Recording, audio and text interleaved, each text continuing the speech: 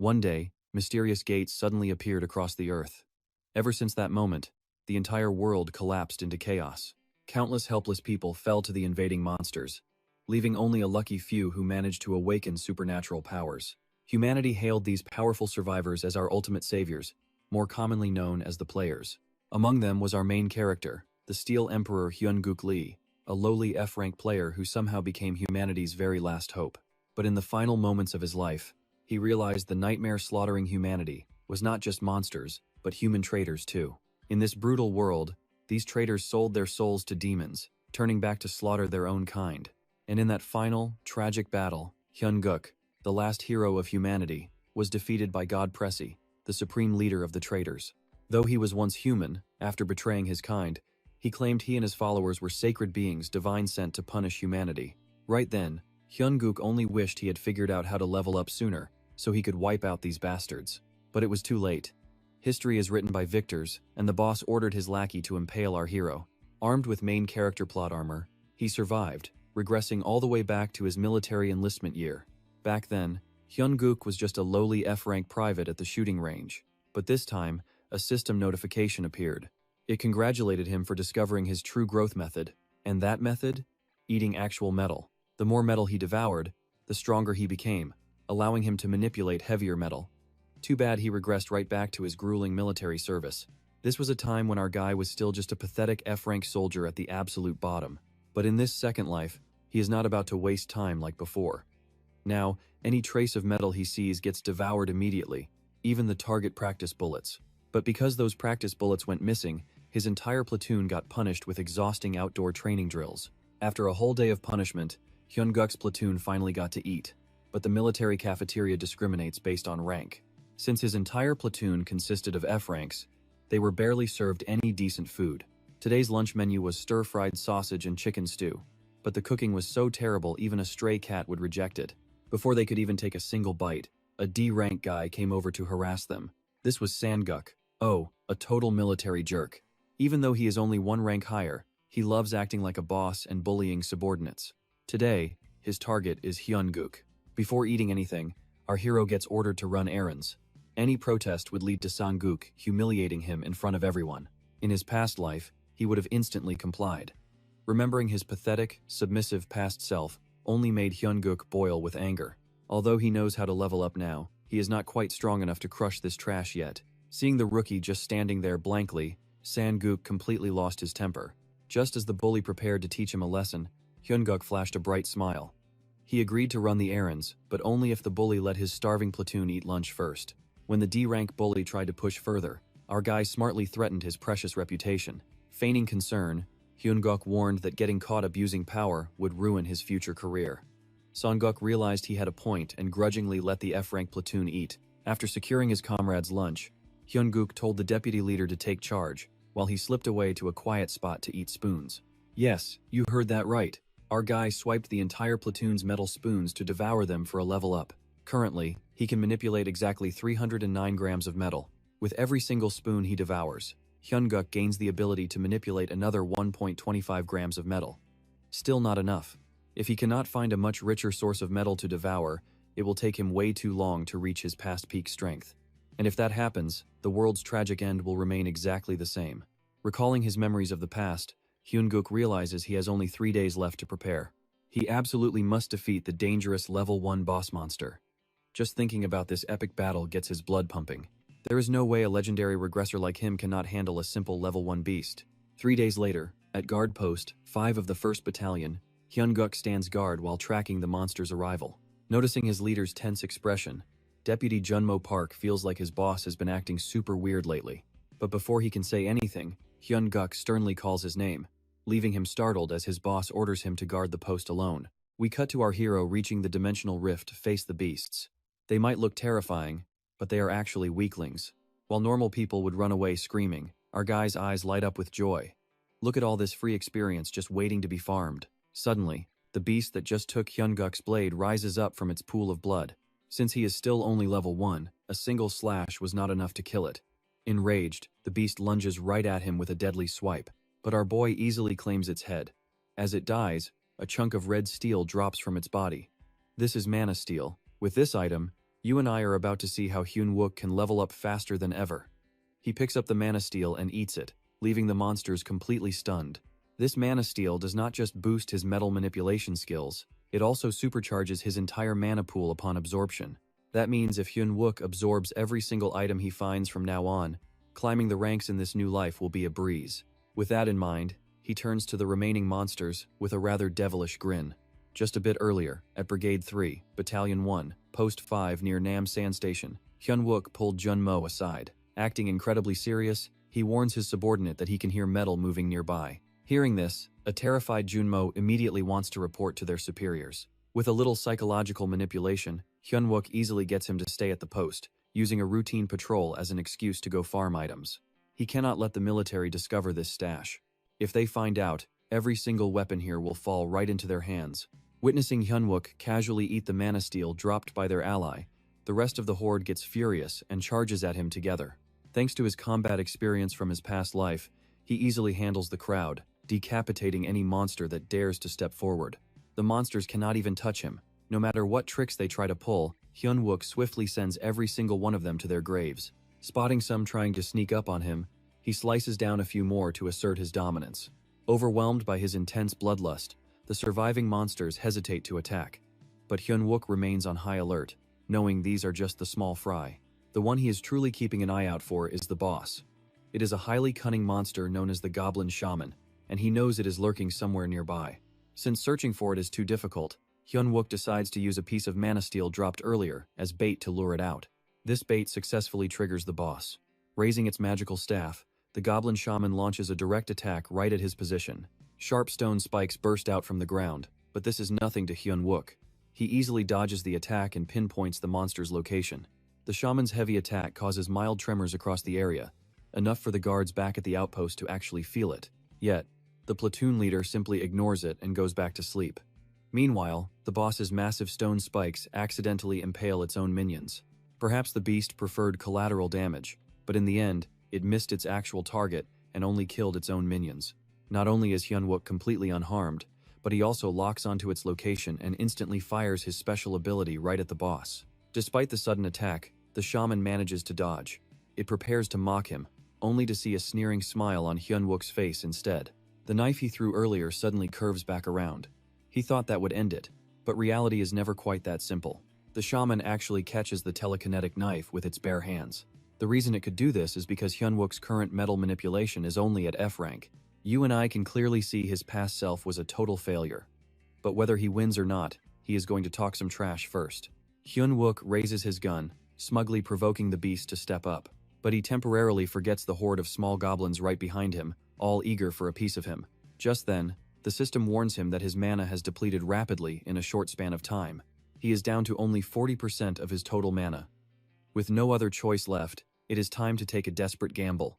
As Hyun-wook prepares for a final showdown, the boss looks past his shoulder and flashes a highly disturbing, wicked grin.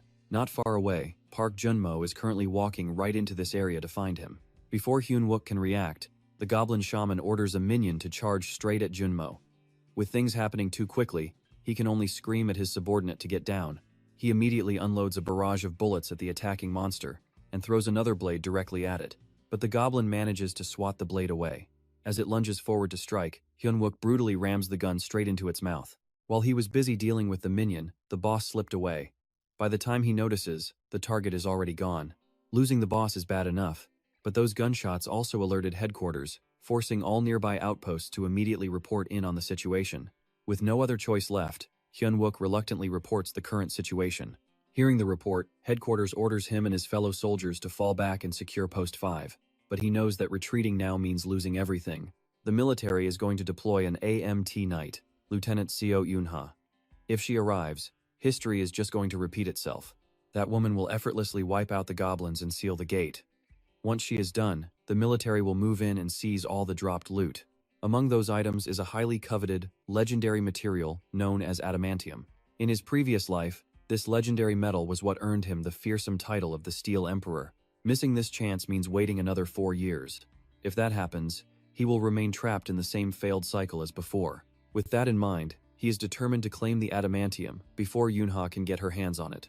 While Hyun-wook tracks down where the goblins fled, Junmo finally wakes up terrified, just as an urgent report comes over the radio. Realizing his chance has come, we are about to find out if Hyun-wook can pull off this insane gamble by heading to Post 6.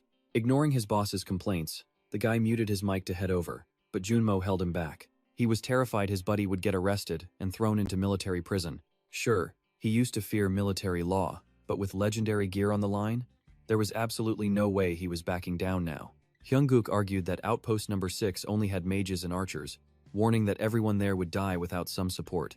Junmo desperately clung to his friend's leg, terrified they would both get wiped out trying to carry the team. Hyung-gook just smiled back with absolute confidence. "Why are you worrying? I'm not going over there alone anyway, because you are coming with me." Right then, Outpost 6 blasted a distress signal. A corporal inside had already been killed by the goblins. Now, only 2 soldiers remained inside, desperately holding the line while higher-ups ordered them to defend the post with their lives because a response team was on the way, so they could only grit their teeth and pray. But with these goblins going completely wild, they would probably get their heads bashed in before help ever arrived. Suddenly, the monsters outside stopped their assault, leaving behind an eerie, bone-chilling silence. Turns out the goblin shaman boss decided to step in, summoning a massive hailstorm that rained death straight onto the outpost. Their defenses took a massive hit. Just one more heavy wave of ice, and the entire outpost would come crashing down. Terrified of being captured and tortured by goblins, one soldier actually prepared to end his own life just as the boss conjured another strike. In the nick of time, Hyung-gook contacted the archer, Park. He ordered him to aim his crossbow directly at the brightest light, shoot, and stay put. He quickly reminded him once more to activate his fire skill and aim straight for that flashing light before pulling the trigger. Even though he had his doubts, given their desperate situation, Park raised his crossbow to give it a shot. That was when he spotted a bright flash piercing the darkness, coming straight from a lamp on Hyung-gook's shoulder. Right then, the young man was pinning a goblin down, shouting for his archer ally to lock on and fire. Once everything lined up, he used his special ability to pull the gun's trigger, timed the incoming flaming arrow perfectly, and leaped off the monster. Caught completely off guard, the goblin took the flaming arrow head-on and exploded into pieces. This clever strategy saved Hyung-gook plenty of mana while quickly clearing the field. Annoyed by the slaughter, the shaman boss hurled massive stones, but he easily dodged them. Too bad for the boss, its attacks completely missed Hyung-gook and ended up crushing its own unfortunate minions instead. Hyung-gook quickly called out to the archer, urging him to repeat that awesome combo. With one aiming and the other firing, just the 2 of them easily thinned out the goblin horde until they were barely visible. While those 2 fought like a well-oiled machine, poor Park Junmo was still shivering up in a tree, wondering why on earth his boss ordered him to find the shaman boss. He was terrified that the second he spotted the boss, he would get slapped into oblivion. Looking down, Junmo realized his boss had already decimated half the horde, but as he stood there dazed, a stray goblin suddenly lunged straight for his branch. He figured he was meeting his ancestors, but fate had other plans. A dagger flew in, followed by Hyung-gook landing with his bright LED lamp flashing. The archer aimed, he pulled the trigger, and the monster instantly turned to dust. Watching this high-tier play, Junmo genuinely wondered if someone was impersonating his boss, since the guy used to be a complete noob. Seeing his minions drop like flies, the shaman was absolutely furious but still refused to show himself, leaving Hyung-gook questioning reality as he searched the battlefield. Right then, the system screen flashed a warning that he was down to 12% mana. He realized the boss was likely stalling, waiting for them to completely run out of mana before making its move. But before he could think of a solution, Junmo screamed desperately for help. It turned out that the goblin shaman had captured his teammate, holding him hostage to threaten Hyung-gook. Seeing the boss's smug grin, Hyung-gook decided to turn the tables, putting on a dramatic act of surrender as he threw his weapon to the ground. While the smug goblin shaman barked orders at his minions, he used his ability to trigger the gun in Junmo's hand, shooting the boss before instantly teleporting right next to the shaman to throw another dagger. However, the clever monster managed to spin away just before the blade could strike. Its thick leather armor easily blocked the strike, saving it from fatal damage. Now down to only 9% mana, Hyung-gook quickly realized the shaman was trying to escape through a dimensional portal. As the boss reached the portal, he noticed the necklace around its neck contained steel. Using his remaining mana, he took control of the metal collar and dragged the monster backward. Down to his very last 1% of mana, Hyung-gook put everything into his dagger and drove it straight into the shaman's face. Out of mana but victorious, he successfully took down his first boss in this lifetime, though he immediately realized just how terribly weak his younger body's stamina actually was. Barely even a fight, and he was already gasping for air. But before he could even catch his breath, a brilliant beam of holy light suddenly shot straight into the sky, signaling that Lieutenant Yunha had finally arrived on the scene. So, Hyun-wook quickly digs into the monster's carcass with his bare hands, desperately searching for loot. Just as he pulls it out, Yun-ha and her squad arrive. He quickly swallows the glowing stone before turning around to report to his superiors. Fortunately, it seems none of them realized he just swiped some legendary loot. Reporting himself injured, our main character is carried away on a stretcher. Meanwhile, Eun-ha carefully surveys the entire area. She notices that every single monster suffered identical wounds. That could only mean one thing: one of the 4 survivors absolutely carried the entire team alone. While resting on the stretcher, the system alerts Hyun-wook that he is currently absorbing the legendary item, adamantium. It is going to take nearly 10 hours to finish.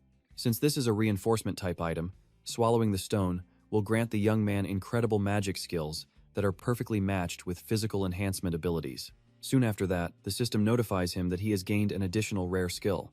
Now, he can detect every trace of metal within his skill range. Hearing this, Hyun-wook can't wipe the massive grin off his face. Seeing him covered in bloody wounds yet smiling like a maniac, Yun-ha finds it incredibly bizarre. But with rumors spreading that goblins are still raiding post number 6, she has to brush her suspicions aside and rush straight to the scene. Honestly, how could Hyun-wook not be thrilled? This new skill allows him to sense the magnetic resonance of any metal surrounding him. With this power, the Steel Emperor has officially returned. A few days after the Goblin raid, over at the 1st Battalion of the 3rd Brigade, everyone in the camp is whispering about a mysterious F-rank soldier. Apparently, he wielded a massive blade like a god, completely slaughtered the goblins, and saved his comrades. However, plenty of people refuse to believe it, dismissing the entire thing as a ridiculous rumor. After all, in their eyes, F-ranks are just pathetic weaklings. And among those who are absolutely furious about the rumors is Oh Sang-guk. He is the D-rank jerk who publicly humiliated Hyun-wook in front of everyone the other day. Standing right beside him is another guy, known as a total madman.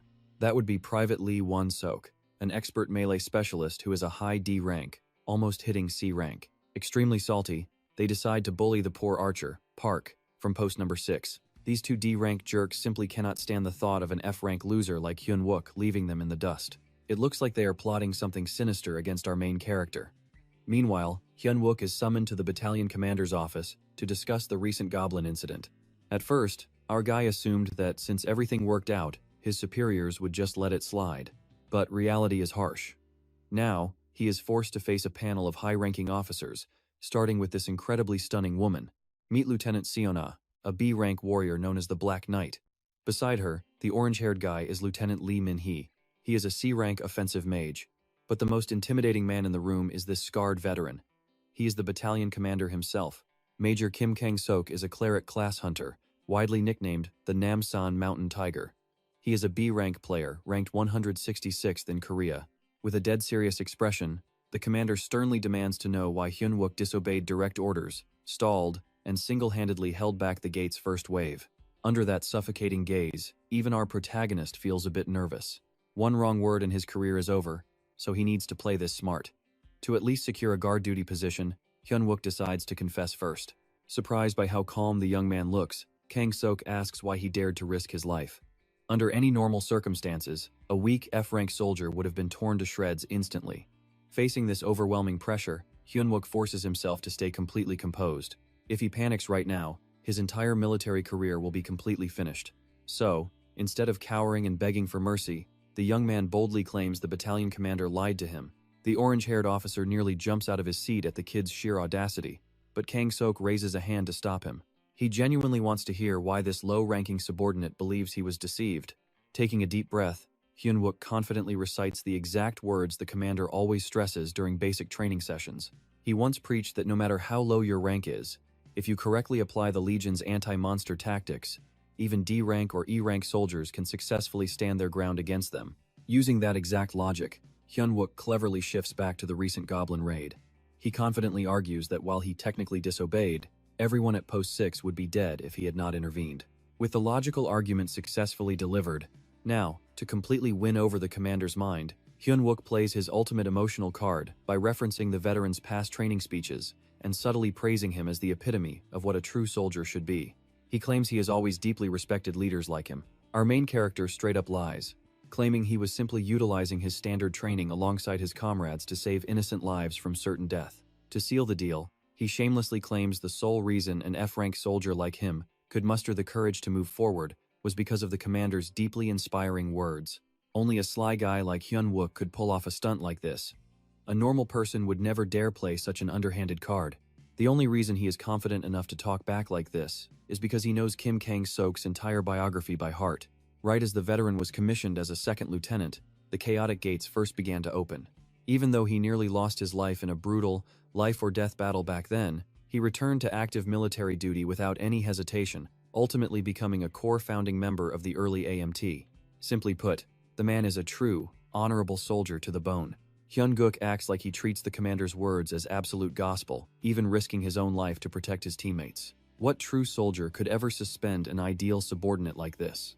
Just as Hyun-guk predicted, Kim Kang-sok pats his shoulder and proudly announces his promotion to a non-commissioned officer. Right then, a system notification pops up. He has successfully absorbed adamantium and unlocked a brand new skill. Hyun-guk's status window appears. He is officially rank D now, and this new skill lets him use mana to temporarily harden parts of his body.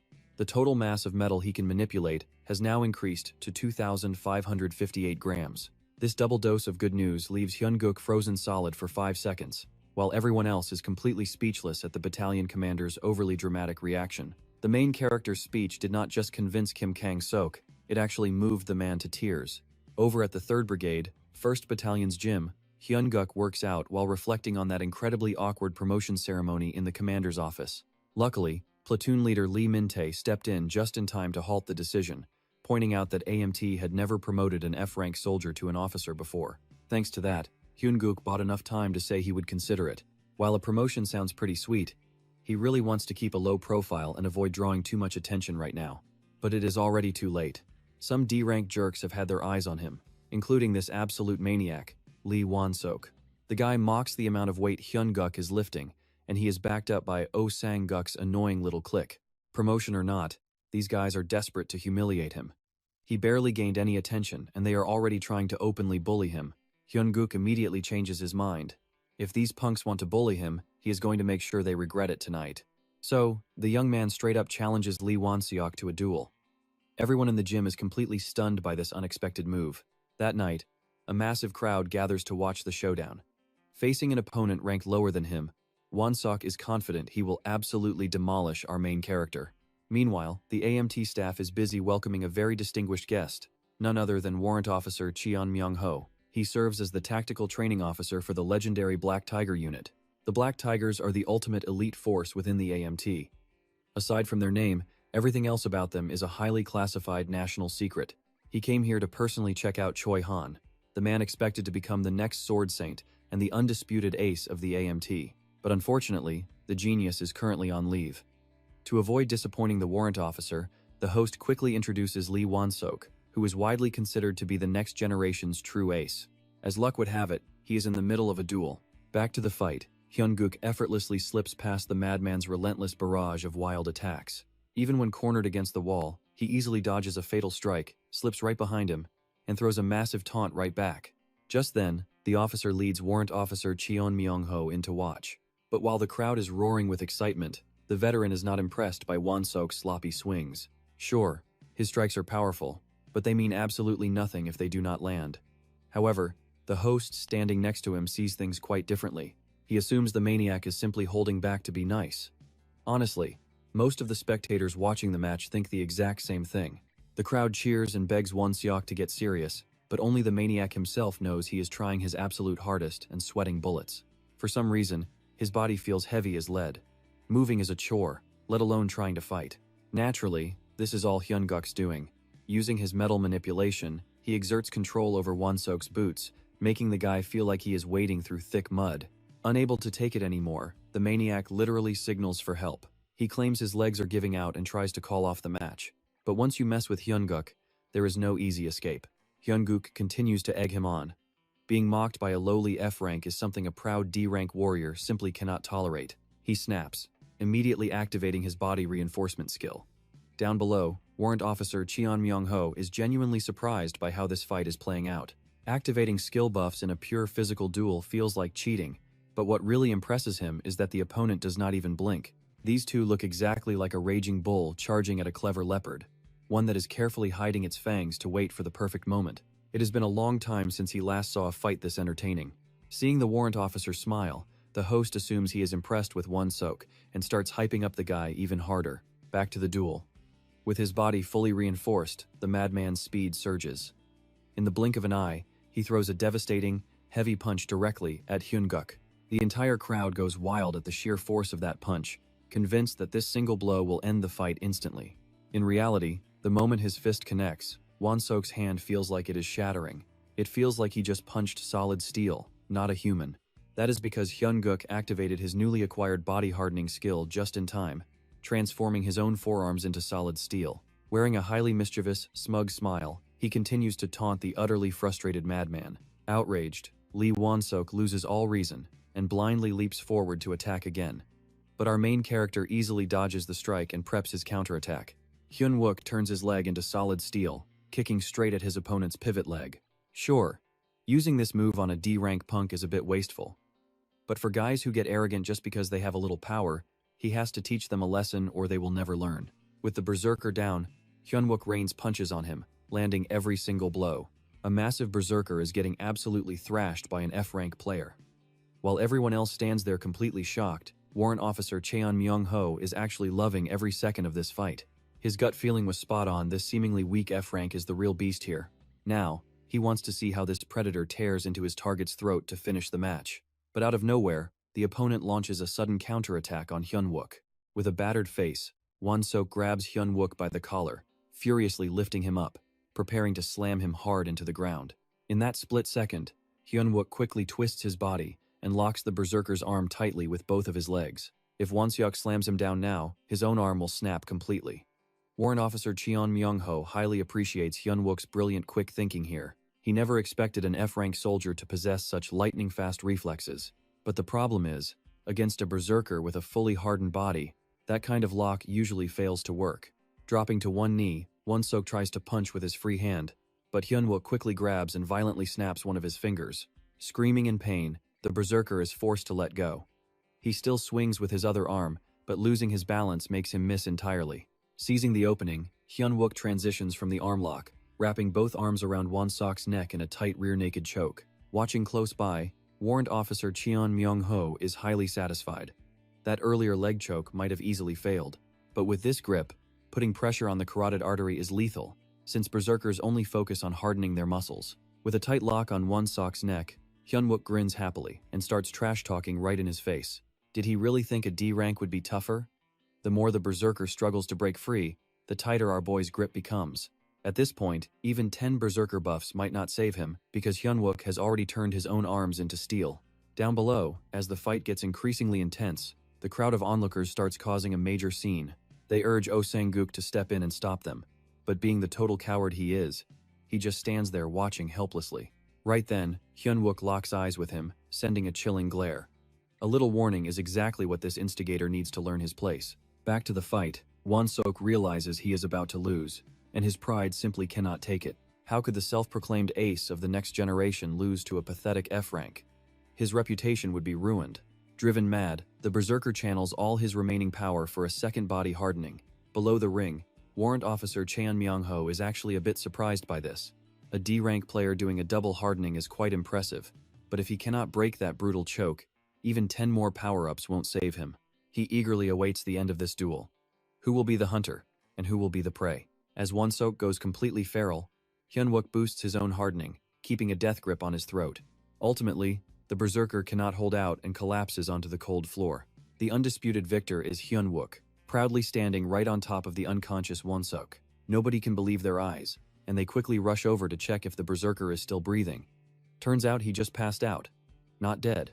After the showdown, only his buddy Junmo runs over with a towel to congratulate Hyun-wook. But right then, Hyun-wook's attention shifts to Oh Sang-guk, who looks incredibly guilty. He was acting like a massive bully earlier, but now he is too terrified to even look him in the eye. Suddenly, Warrant Officer Cheon Myung-ho approaches and asks for his name. After a quick introduction, the officer hands over his business card, inviting him to join the Black Tiger Special Operations Unit. But Hyun-wook bluntly reminds him he is just an F-rank player. Yet the officer could not care less about those silly ranks. He values real, raw combat skill above everything else. Even though this is a sweet offer, Hyun-wook is not ready to accept it just yet. He knows that once the villain army attacks, he will get pulled into the special forces anyway, so he wants to keep his distance for now.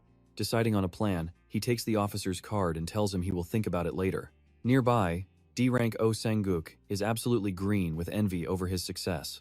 Afterward, the officer heads over to meet Battalion Commander Kim Kang-sok. He complains to his old friend about how short-staffed the Black Tiger unit is, and the commander deeply sympathizes. These days, external guilds snatch up any C-rank player they find. The academy trains talents only for the outside world to steal them away. They share the same fate. But sympathy aside, the commander knows exactly why the officer is visiting. He is eyeing the ace. That would be Sergeant Choi Young-jun. The officer does not deny it, but reveals he just scouted another highly intriguing soldier. And that soldier is none other than Lee Hyun-wook, the rising F-rank player, and our main character. After returning from his solo match, Hyun-guk heads out for a run to build stamina. Right behind him is his shadow, Byun-moo. This persistent guy keeps chasing after him, practically begging for the secret to getting stronger. Hyun-guk is completely speechless. He cannot even enjoy a peaceful run anymore, so their workout quickly turns into a wild game of tag. Little do they know, Battalion Commander Kim Kang-seuk is watching from a distance. He has already ordered a deep investigation into Hyun-guk's background before enlistment. Sorry, kid. I did not want to pry into your business, the commander thinks, but you are just too strong. It triggers greed, so I have no choice. Meanwhile, near Itaewon, a child out shopping with his mother spots a monkey running past. Driven by pure curiosity, the little boy follows the creature right into a dark alley. But that is no ordinary monkey. It is a terrifying monster from a newly opened gate hidden nearby. Back at AMT, Yoonha is currently guiding Hyun-guk to the armory to choose some gear. After the goblin incident, Kim Kang-sok officially acknowledged his achievement, granting him a weapon reward and some well-deserved leave. Still, the commander cannot fully believe that one rookie cleared the gate's first wave alone. Hearing this from Eunha, Hyun-guk is not surprised at all. Some things never change, and the commander is stubborn as ever.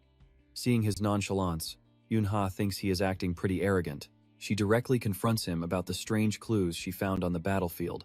Every single goblin was slain with the exact same clean slash, proving one lone guard held off the entire first wave. Eunha tries to probe further to see if he is indeed that mysterious guard, but he barely pays attention. Instead, he pulls out a worn, battered sword and claims it.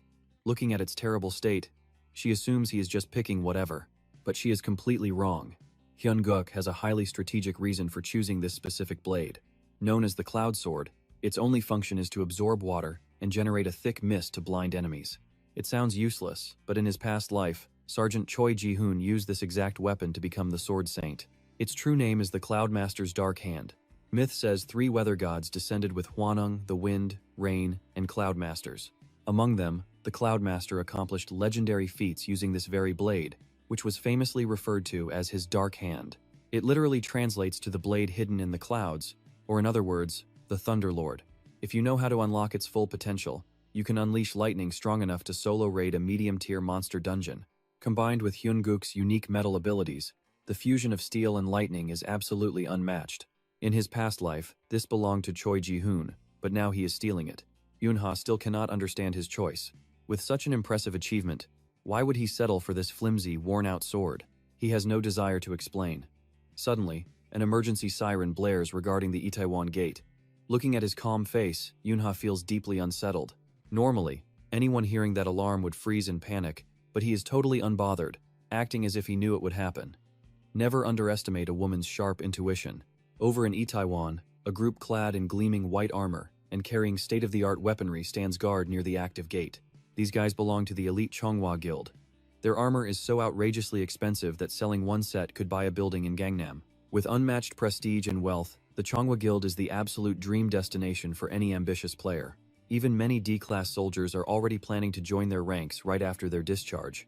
Meanwhile, Hyun-guk is taking roll call for his battalion. Once everyone is accounted for, he briefs them on their upcoming mission. This time, they are dealing with a kobold gate. In this place, even minor monsters can cause massive casualties, mainly because they rely on lethal poison needles and toxic gas. Spotting his buddy Junmo casually rolling up his sleeves, Hyun-guk immediately warns him. One scratch from those needles means instant death. He then orders the entire squad to prepare gas masks in case of a sudden emergency. Right then, a few arrogant D-class hunters show up to mock them, throwing insults and disrespecting Hyun-guk's squad. He offers a final warning to wear gas masks, but they completely ignore his advice. Sighing at their sheer stupidity, he shifts focus back to rallying his team to begin deployment. He instructs them to place motion sensors in every drainage pipe and narrow pathway, giving them exactly 20 minutes to finish. Right before they head out, Hyun-guk pulls Junmo aside. Seeing his friend's clueless face, old memories suddenly flash back. In his past life, he had not gathered the squad this early. Ignorant of the threat, they arrived far too late, and the moment they grouped up, he caught a poison needle directly to his neck, followed by a barrage of toxic gas. Before his squad could even react, poison gas completely weakened them. Then, a horde of kobold monsters dropped down and slaughtered everyone. Hit by a poison needle, Hyung-guk lay paralyzed on the ground. Before he could even figure out a plan, the boss appeared right in front of him. This monster loved collecting its victims' eyeballs to make a sick necklace. At the absolute last second, Junmo rushed in to save his life. Junmo tried to pass Hyung-guk a gas mask, but that was when Hyung-guk spotted the boss charging forward with a massive blade. Just like that, the young man was forced to watch his best friend die, completely powerless to stop it. In this lifetime, Hyung-guk was determined to protect his crew. So, he handed Junmo a top-secret mission. The moment the signal dropped, Junmo had to lead their entire battalion straight out of the active combat zone. Hearing this, his buddy froze in absolute terror. After all, pulling this off was basically launching an armed desertion. And if they got caught deserting, every single one of them would face a military court and end up behind bars for at least 5 years. But Hyung-guk remained dead serious, insisting this was a calculated tactical move, not desertion. Meanwhile, multiple sectors inside the compound had already fallen, with Gamma Squad completely wiped out in the initial phase of Operation Red. Soon after, Beta Team discovered a massive kobold nest in Sector 2, Zone B9. A single nest packed with over 200 of those vicious beasts. Relying on their battlefield experience, Beta Squad pushed right into the center of the nest, quickly setting up a tight defensive formation. They activated magical circles just outside their heavy shields. As soon as those monsters lunged close, deadly bursts of fire erupted from the runes. Elsewhere, Hyung-guk was busy directing his men on how to set up the sensors when platoon leader Min-hee walked up to check on them. Seeing that the young man was using expensive aluminum tape to reinforce the markers, the leader immediately scoffed, calling it a total waste of money. Min-hee completely missed the actual point, assuming Hyung-guk was just trying to show off and compete with the elite units. Even as a subordinate, our main lead refused to back down, raising his voice to firmly explain his reasoning. Naturally, the platoon leader hated the attitude. He snapped right back, raising his own voice to put Hyung-guk in his place. Right as things got heated, a beautiful pink-haired girl ran up to defuse the situation. She was Seonha Choi, a C-rank sergeant and a skilled mage specializing in healing magic. She also happened to command the support squad, and was none other than the girl Min-hee was totally crushing on. Instantly, the guy threw his arm around Hyung-guk, putting on a fake smile to flirt with his crush. But Seonha cut the act short, announcing that the battalion commander wanted Hyung-guk immediately. Just a short distance away, Yoonha and her elite sniper squad kept watch from a rooftop, and she was keeping a very close eye on our main character. Even after talking with Seonha for a bit, Hyung-guk still could not figure out what the commander wanted from him. It made no sense to summon him in the middle of a crisis, but as a low-ranking soldier, he could not disobey direct military orders. So, he headed over to the temporary command post to meet with Kang Kim. Waiting there was not just the commander, but also Warrant Officer Ma Young-ho, the man who had scouted him for the Black Tigers after that insane duel the other day. After they exchanged salutes, Kang Kim got straight to the point, announcing a test for Hyung-guk since Jaeyoon Choi, the undisputed ace of their unit, was currently away on leave. He wanted Hyung-guk to temporarily lead Platoon 1 and take charge of the crucial support assault mission right at the gate. Across 2 lifetimes, Hyung-guk finally understood what it felt like to be completely overwhelmed by unexpected favor. Out of nowhere, his strict boss was handing him a once-in-a-lifetime opportunity for a major promotion. Honestly though, the guy did not care about titles at all. His only focus was saving his comrades. With that in mind, he flatly rejected Kang Kim's offer, refusing to put the lives of Platoon 1 soldiers in unnecessary danger. He even raised his voice, reminding the commander that this was not a basic training drill, but a live, brutal combat zone. But the battalion commander shut him down with 2 cold words. "This is an order." Amidst the tension, an urgent alert came in from Delta Squad. The kobold boss had left its nest, forcing the evacuation zone to immediately escalate from Phase 2 to Phase 3. Hearing the news, Hyung-guk realized the beasts would target the support unit next. If he did not act immediately, their rear defensive line would be totally obliterated. He hated resorting to this option, but with the crisis escalating, he knew he had to play his final card with the commander. The perspective shifts to Yoonha on the rooftop. Looking down, she suddenly spotted Hyunguk sprinting like a madman toward the support unit. He screamed a desperate warning about the toxic gas, but it was already too late. Canisters rained from the sky, instantly blinding the entire area with thick smog. Right then, Hyunguk realized this toxic fog was rolling in much faster than it had in his previous life. Flashback to the command tent moments earlier. It turns out Hyunguk had decided to ruthlessly rip open the commander's oldest, deepest wound. He openly brought up the tragic incident where Kangseok Kim lost every single member of his squad on his very first mission. Then Hyun-wook calls him out to his face for disrespecting the troops, sending a lowly F-rank hunter to lead a whole platoon just to test his skills. Kim Kang-sok stays totally calm. Instead, he orders Hyun-wook to join Platoon 1 directly under his own personal command. To anyone else, getting an offer like this would be a dream come true. But having lived 2 lifetimes, Hyun-wook does not care about rank, and he obviously cannot just tell them he knows the future. Ultimately, the young man refuses to gamble with his teammates' lives, straight up defying the battalion commander's direct orders. At that, Kim Kang-sok's face goes dark, and Warrant Officer Myung-ho quickly steps in to warn Hyun-wook. Disobeying orders in the middle of active combat carries a swift death penalty. Our hero knows the risks, but if he does not act right now, everyone in the rear guard will end up dead. Following a tense silence, the commander lets Hyun-wook stick with his original support unit. But before our boy can celebrate, the leader drops a warning. Punishment for this insubordination will be dealt with later, and he will have to face the consequences alone. Back in the present, Hyun-wook desperately holds his breath while searching for a gas mask. Once his mask is on, he pulls his sword from inventory and drenches it with water. He wants to rush over to save the others immediately, but he is stuck. With visibility this pitch black literally darker than your chances with your crush, Hyun-wook needs some serious night vision to see anything. Right now, he just hopes Junmo gets a brainwave and leads the group to safety. Nearby, a squad member named An Tae-min gets grabbed by a monstrous monkey. Seeing his teammate getting thrashed, Junmo rushes in to help. He unloads his gun on the monkey beast, ordering his squad to pull the wounded man back. Even though they have Sergeant Seon-ha on healer duty, she is completely panicking and unable to cast a single spell. Junmo cannot bring himself to blame the pretty girl. She is only 20, and it is her first time in a war zone, but honestly, he is feeling just as desperate and helpless. The squad is trapped in a brutal situation. Their ammo is completely dry, and those creepy monkey monsters just keep swarming in. At this rate, it is only a matter of time before they all get wiped out. In this absolute crisis, Junmo racks his brain, trying to figure out what his captain would do here. That is when he remembers that these kobold monsters are highly attracted to bright, glowing objects. So Junmo decides to pull a crazy stunt. He plans to turn himself into a walking flashlight to lure the pack away. While he acts as bait, the rest of the squad can grab the wounded and escape. Basically, it is a complete suicide mission. The squad is utterly shocked, but since he uses his authority as deputy leader, they have no choice but to follow Junmo's final orders. Right before making his move, the deputy leader thinks back to his otherwise useless ability. Despite wielding electromagnetic powers, his skill is so weak he cannot even take down a common, low-level mob. But realizing he can finally use this power to save his friends, Junmo charges his hammer with electricity to make it glow and takes off. Sure enough, the beasts are drawn to the light and chase him. Just as the kobolds are about to tear him apart, a flashing blade cuts through the mob. Hyun-wook has finally arrived. By now, his sword has fully absorbed all the necessary water.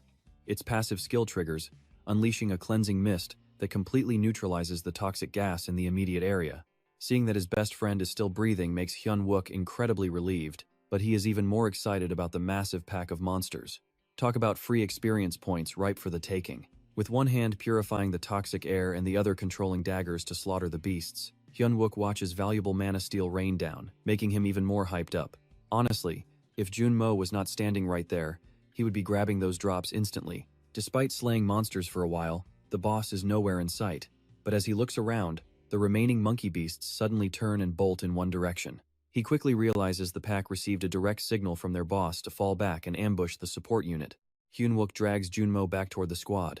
Meanwhile, Yoonha's sniper team is still providing cover fire from a nearby rooftop, but with the thick fog blocking their vision, they cannot hit a single thing. She orders them to hold their ground and coordinate with the heavy weapons team, sniping any kobolds attempting to escape the toxic zone to reach civilians. Meanwhile, Yoonha puts on her gas mask and leaps down to check on Hyun-wook herself. The guy acts like he knows exactly what is coming, and she definitely needs some real answers. Elsewhere, the squad begs Seon-ha to heal An Tae-min. but she is too terrified to snap out of it. To make matters worse, the boss uses magic to yank away their defensive barrier. They are struggling to hold the line just as the entire swarm returns. With the squad completely helpless, two figures suddenly appear, chasing right behind the charging monsters. There they are, Hwanguk and Junmo. Before even getting close, Hwanguk hurls a knife straight at the boss, but the beast easily dodges. Seeing this, Guk immediately uses his powers to steer the flying knife back toward the boss. But this monster is incredibly agile, dodging every single one of his strikes. It is not until his very last shot that he finally hits the jar on the boss's back. Poison gas leaks from the broken jar. Suddenly, the boss and its minions leap out from all directions, shooting venomous needles at Hwanguk through the toxic fog. He quickly runs toward Junmo, using his metal manipulation skill to redirect the incoming barrage of poison needles. Right then, a system warning pops up, alerting him that his metal manipulation speed is far exceeding his current capabilities. Because of this, Hwanguk completely loses control of his M7 sword that was tracking the boss. By now, the young man realizes this boss monster is commanding the monkey pack to attack them. If he launches a direct strike at the boss to scare it off, he can buy some critical time for the rest of his team, but Junmo is still right beside him. Dragging his friend into a direct confrontation with the boss is just way too dangerous. So, Hwanguk tells him they need to fall back behind the barrier first before making another move. Seeing them try to escape, the monkey monsters shoot another round of poison needles.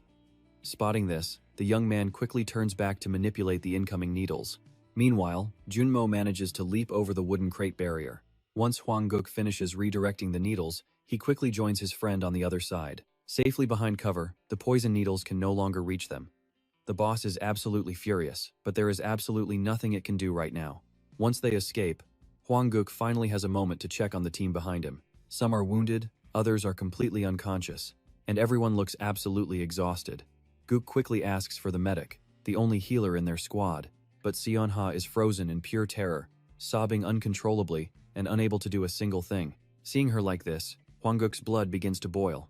He knows she is completely panic-stricken, but if their only healer breaks down like this, the entire squad is as good as dead. With a grim expression, he shouts Seonha's name. Startled mid-sob, she snaps her head around to look at him in surprise. Hwanguk bluntly demands that she pull herself together, warning her that her panic is going to get everyone in the squad killed. Being called out so harshly serves as a harsh wake-up call for Seonha. She forces herself to calm down and activates her healing skill on Private Taemin. Even though it feels a bit late, driven by her heavy guilt, Seonha pours all her energy into treating her injured teammate. Seeing her work, Hwanguk finally breathes a sigh of relief. He then borrows knives from everyone in the team, ready to pay the boss back.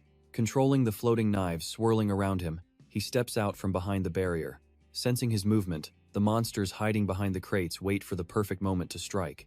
Little do they know, Hwanguk has already set up a trap, just waiting for these monkeys to jump right in. Earlier, he had marked and placed sensors right at the center of the area. Now, the young man moves directly toward that pre-marked central position. Now, Hwanguk just needs to pinpoint the location of the alpha, the one directing the monkey pack from the shadows. Once he takes that boss down, this whole nightmare will finally be over. With that in mind, he activates his metal detection skill to sweep the entire sensor zone. By spotting any anomalous metal signatures in the area, he can easily pinpoint the exact location of every single monkey beast. With their coordinates locked in, Hwanguk commands his blades to impale the hidden monsters. They are completely wiped out, except for the boss, who uses magic to deflect the blades. Having located his target, he launches several more knives straight at it. But this boss is no pushover either. It manages to catch and block all of Hwanguk's knives. Having locked down his weapons, the boss orders its minions to spit poison needles at him. Since Guk's focus is entirely on controlling his blades, he cannot redirect the needles this time. Left with no choice, Hwanguk has to let the poison needles pierce straight into his arms. Seizing the opportunity, the boss orders an all-out attack. If this were his past self, he would have been dead and buried by now. Fortunately, he is different now. Utilizing body hardening, he turns his arms into solid steel, rendering the poisonous needles completely useless against him. Immediately after, Hwanguk commands his blades to slice through the monsters one by one. Under his control, the knives form a deadly metal hurricane, shredding the remaining monkey beasts to pieces. In the end, only the Dark Mage boss is left standing. And now, the fierce one-on-one battle between our main character and the boss Koban begins. Furious that teaming up did not stop Hwanguk, the Dark Mage plays dirty, launching a massive cloud of toxic gas straight at him. He quickly uses metal detection to analyze the monster's next move. If he carelessly swings his sword like last time, the boss will easily exploit it, so he must proceed with caution. Strangely though, the Dark Mage remains completely frozen in place, not making a single move. By the time Huanguk realizes something is off, it is already too late. The boss had cast a magic circle on the ground, summoning vines to snare his legs. It hurls him into the air, slamming him violently back down to the ground. A normal person taking a hit like that would have had their entire body shattered. Believing Huanguk met the same fate, the Dark Mage grins triumphantly. But before the boss can celebrate for even a single minute, the young man stands tall on the ground, glaring right back at it. Turns out right before hitting the ground, our guy hardened his legs into solid steel to save his own skin. Seeing that, the boss uses his insane speed to slip behind his back for a sneak attack. But too bad, because Hyunguk absolutely hates cheap shots. Seriously, whenever someone tries to backstab him, he gets a massive power boost. Talk about a ridiculous broken cheat code. He lands an absolute haymaker right on the monster. Then, he hardens his legs and drives a brutal kick straight into its face. The boss spits blood as it goes flying. Being the nice guy he is, Hyunguk tells it about his reincarnation before slicing it up with throwing knives. These knives belong to his comrades who died in his past life. But despite getting absolutely shredded, the boss is somehow still breathing. Before delivering the final blow, Hyunguk remembers Junmo, the loyal friend who was brutally slaughtered by this monster just to save him. Channeled by pure rage, he drives his cloud sword deep into its chest. Suddenly, the system alerts him that his blade is absorbing its life force. Ripping his sword back out, Hyunguk slices the monster's face right down the middle. This beast gave him a lifelong facial scar in his past life. Now, the boss is officially dead, while his cloud sword continues draining the rest of its life. Finally, he has successfully rewritten his dark, tragic future. Suddenly, a strange badge drops from the dead Dark Mage. After picking it up, his system alerts him that he has obtained the Inferno Demon Badge. It holds the dark power of Hellfire, deeply sealed within the demon race. It also happens to be a top-tier item among the Divine Badge collection. Staring at the badge, Hyunguk remembers a legendary figure from his past life who originally owned this item. The Necromancer. He was known as one of the most terrifying villains in human history. People feared the Necromancer because he controlled a massive army of undead, turning the world into a living hell for anyone left alive. While details are scarce, Hyunguk is absolutely certain this villain possesses the exact same non-growth trait as him. In this world, the non-growth trait allows someone to level up in unique ways rather than standard training in combat. With so many unknowns surrounding the Necromancer, Hyunguk has to lay low for now. If he could truly go all out, his power would skyrocket even faster. Thinking back to his past life, after successfully punching that villain in the face in his past life, he only scored a cheap knockoff version. Yet somehow, Hyunguk just stumbled upon the real, authentic deal right here. He has no idea why it is here, but free loot is free loot. Just as he prepares to claim it, a voice calls out. It is Yunha. There is no telling how much of the battle she actually witnessed, but she immediately draws her sword, demanding to know who he really is. Just as things are getting incredibly awkward, another person suddenly enters the scene. It is a stunning, drop-dead, gorgeous woman with a giant spider perched casually on her shoulder. The moment she arrives, she and Yunha share a very tense, sarcastic greeting. Yunha tries to block her from entering the secure military zone, but the mysterious woman completely ignores her and walks straight over to Hyunguk. Turns out, she watched his entire fight with the Dark Mage, and now she wants to recruit him into her guild. She introduces herself as Catherine Yu, the chief strategist of the powerful Soon Guild. Her real name is Yu Hina, daughter of the Chunghwa Guild Master and an A-rank player. Seeing Hyunguk stare blankly, she assumes he has no idea who she is. To be fair, she is a massive celebrity among top-tier players, but our guy is frozen because he remembers Yu Hina as one of the ruthless villains who helped wipe out humanity in his past life. Back then, Unha was brutally slaughtered by this very woman while trying to protect him. Back in reality, Hina is still trying to scout Hyunguk. Feeling completely ignored, Yunha steps in and loudly repeats her demand for the intruder to leave the military zone immediately. Annoyed that her scouting is being interrupted, Hina turns around to mock the stubborn knight. No weapons are drawn, but the absolute death stares between these two women are more than enough to give Hyunguk serious goosebumps. Just as the tension peaks, headlights cut through the dark as Captain Kim Kang-so pulls up in his military vehicle. Scanning the pile of dead monsters, the captain instantly knows who is responsible. Under his boss's intense, highly judgmental stare, Hyunguk wishes he could just vanish on the spot. Sizing up the situation, the captain steps forward to greet Yu Hina. He exchanges polite words before tactfully telling her to leave. Facing Kang-so's serious military authority, Hina has no choice but to back off. She blows a kiss onto her business card and slips it right into Hyunguk's shirt pocket. Giving him a highly seductive look, she tells him to call her before finally walking away. While our guy stands there completely dazed and confused, the captain suddenly snaps him back to reality. He officially appoints him as the acting tactical squad leader over at the Gone Gate. His mission is to protect the surviving citizens and recruit new members. Talk about a sudden, heavy promotion out of nowhere. What on earth? Hyun-wook still had absolutely no idea what his company commander was trying to pull. Right then, Kang-sok ordered him to handle all the cleanup duty once the final report was wrapped up.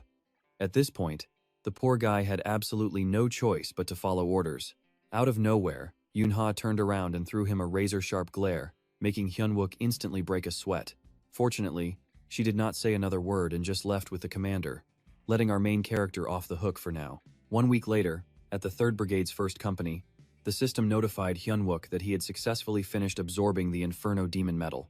His metal control limit had now increased to 3,458 grams. On top of that, the system announced a brand new subspace was forming inside his stomach. But thanks to this painful system update, Hyun-wook ended up clutching his stomach on the toilet, too miserable to face anyone. Even though he had been through this process before, his current body was still too weak, making the pain way more agonizing. Seeing his best friend spending an unusually long time in the bathroom, Junmo naturally assumes he is secretly enjoying some spicy adult videos without sharing. While Hyun-wook struggles with a massive stomachache, his friend keeps demanding to share. Furious, Hyun-wook roars, lights up the room, and kicks him out.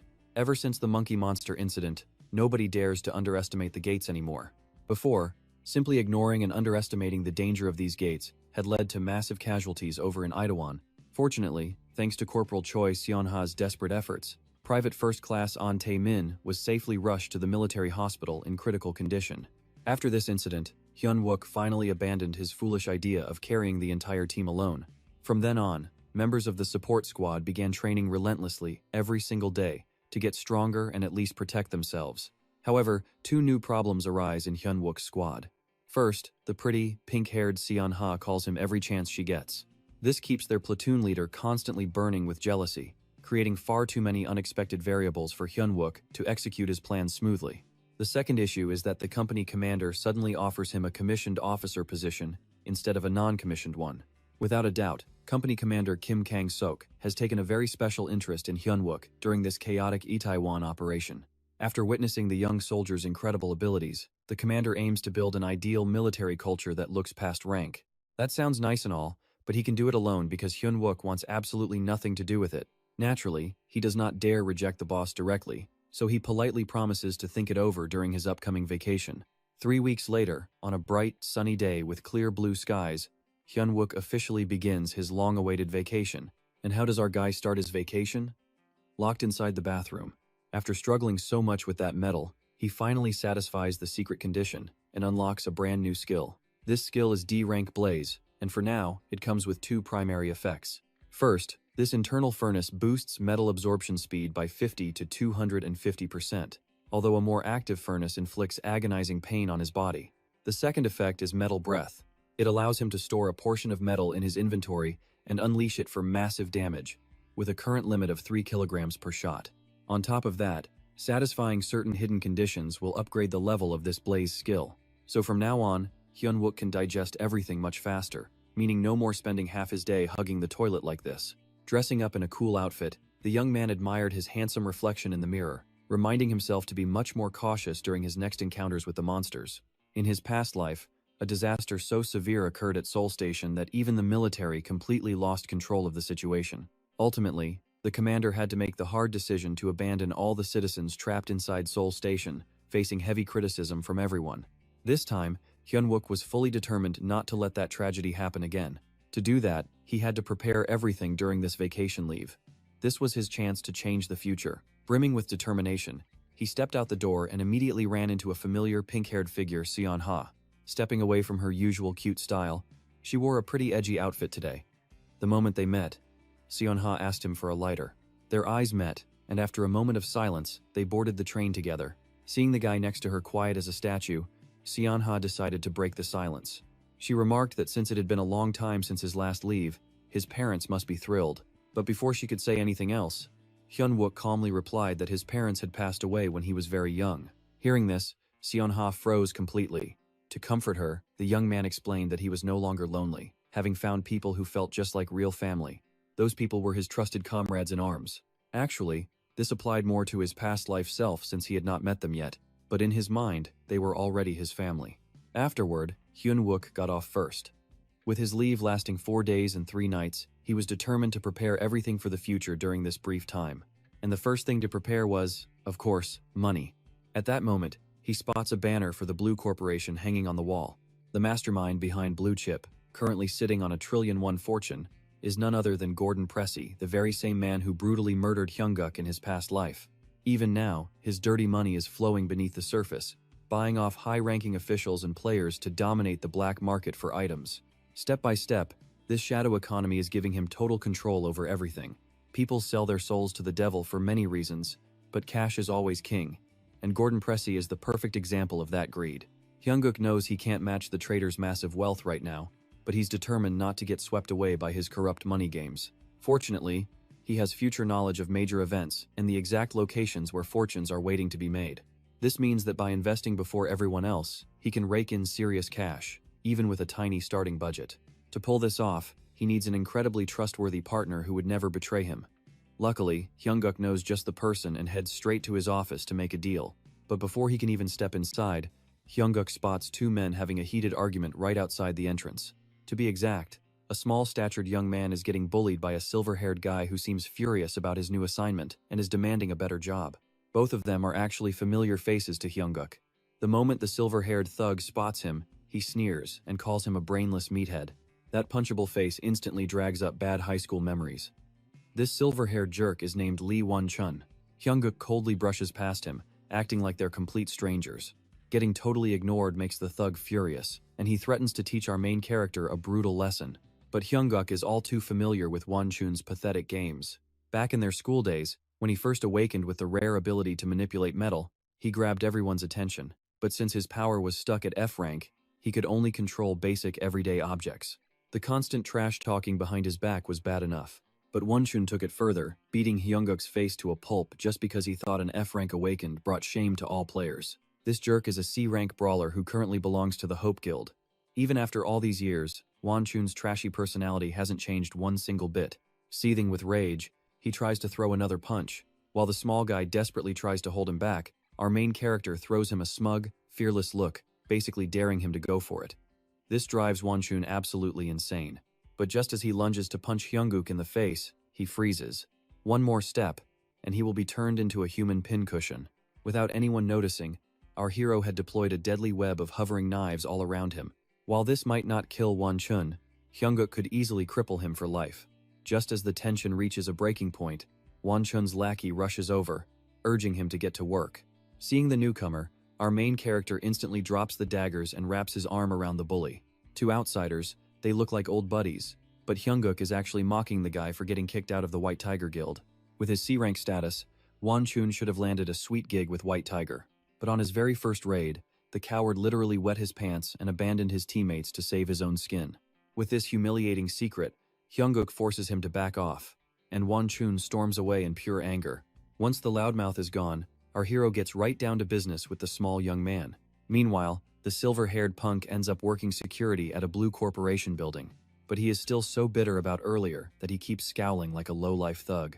The client gets annoyed by his attitude and calls him out. Snapping completely, Won-chun floors the employer and brutally beats him. After a bloody beating, he walks off the job. Still consumed by pure rage, he orders his lackeys to hire someone to shadow Hyung-guk. The mere thought of getting threatened by a weak F-rank makes him boil. Meanwhile, the man Hyung-guk seeks out is Park Cho-soo. He is the leader of the Hope Guild and a brilliant analyst. He is celebrated as the top player behind the F-rank rediscovery project. Our hero sees Cho-soo as a true savior, since he was the one who helped him unlock his true potential. Now, Hyung-guk shares highly confidential data with him. This secret intelligence is their golden ticket to massive wealth and a brand new life. But Cho-soo is still skeptical about these wild claims. Our main character totally understands his hesitation though. After all, if some guy suddenly showed up promising to change your life, if you just followed him, who would actually believe it? To earn Cho-soo's trust, Hyung-guk stakes his entire identity and credentials on this bet. After all, this invaluable information cost him a whole previous lifetime to acquire. With no other collateral to offer, betting his own identity is his only real choice. He even pulls up private chats between him and his superiors to prove he is the real deal. Every single detail he brought is absolute gold. With that said, Hyungkook hands his entire life savings to Chosu and asks him to manage the investment. The card holds 20 million won. It might not be a massive fortune, but it is the precious inheritance left by his late parents. The young analyst is completely blown away by this level of trust. After listening to Hyungkook's pitch, he finally agrees to help. That warm, familiar look on Chosu's face instantly reminds our hero of his past life. Back during his darkest days, when he had lost his best friend, his appearance, and all respect from those around him. She was the only one who stood by Hyungkook during his darkest times. That's why you and I see him sharing his profits with Chu, returning the warmth she showed him in his past life. Hyungkook isn't just looking out for himself here, he's doing this to repay Chu's kindness. After leaving the Hope Guild, he recalls major events from his past life. In the future, humanity will discover another world and actually start communicating with the beings living there. Armed with advanced technology from those otherworldly exchanges, the brutal Dungeon Gate War will hit a massive turning point. The advanced techniques brought by these otherworldly beings are absolutely crucial to stopping gate outbreaks and the massive monster waves destined to appear in the near future. To make that happen, humanity has to connect with these visitors and learn their incredible technical skills directly from them. Before this major event goes down, Hyungkook needs to gather materials and recruit top-tier experts to his side. With that in mind, the young man heads to a local blacksmith alley to buy magic stones. For this second round of preparing for the future, he must work with 7 dwarf experts to forge the absolute ultimate gear. At this critical stage, finding master-level blacksmiths is his absolute top priority. He absolutely must find these masters before the dangerous villains notice them. The first target on his radar is this incredibly muscular, silver-haired master blacksmith named Kang Dong-gu. Due to his explosive temper, he got kicked out of his guild and fell into severe financial trouble. The man is undeniably bad-tempered, but his incredible forging skills are second to none. Watching Dong-gu work, Hyungkook instantly recognizes that he is crafting a spear made of orichalcum.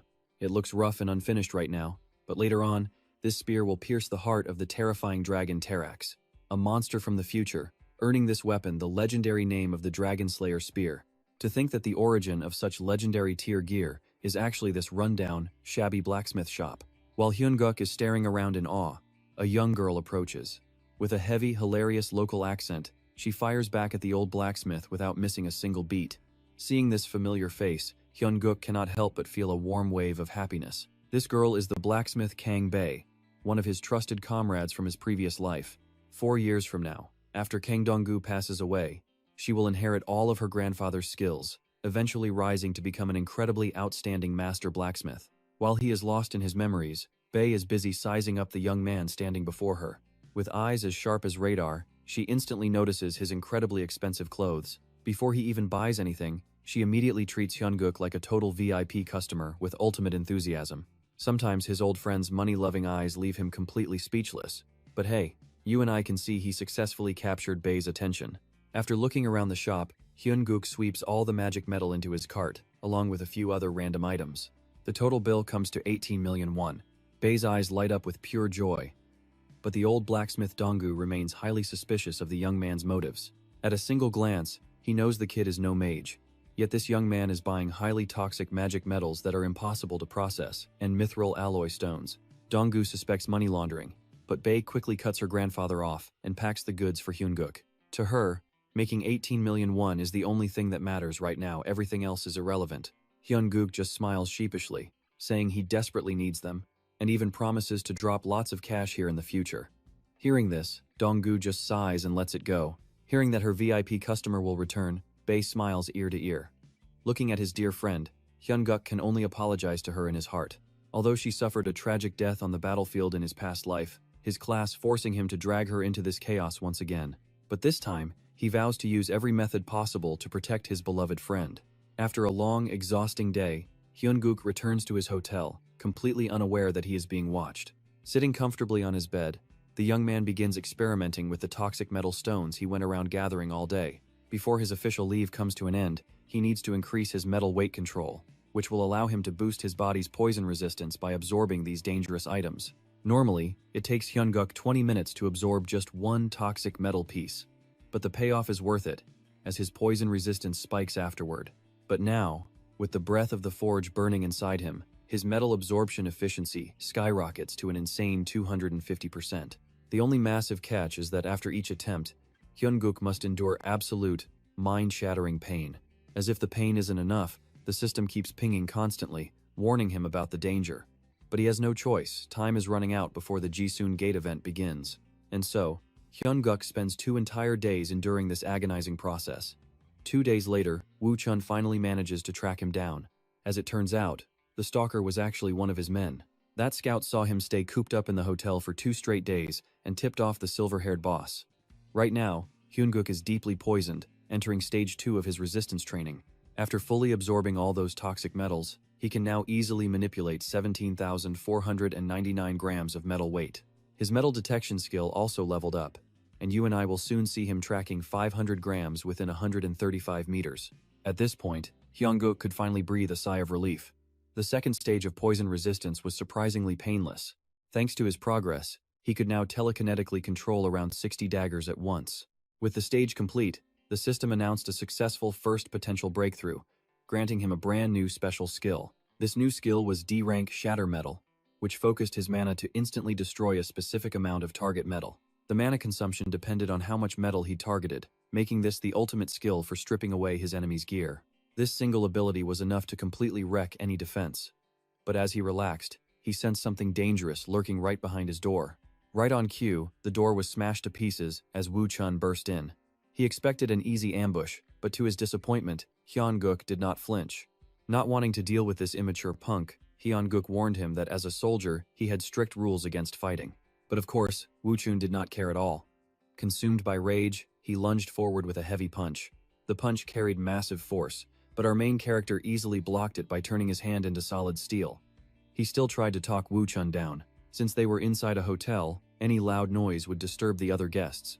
But this crazy bastard did not care about that at all. Woo Chun unleashed a rapid wind-splitting kick, but Hyunguk slipped past it, spun around, and delivered a heavy counterpunch straight to his gut.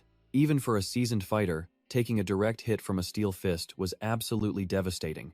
Doubled over in pain, Woo Chun collapsed to the floor, clutching his stomach, but he still refused to yield. He quickly channeled mana into his legs to prep another deadly kick. Seeing this, Hyunguk warned him that unleashing such power would seriously injure innocent people in the hotel.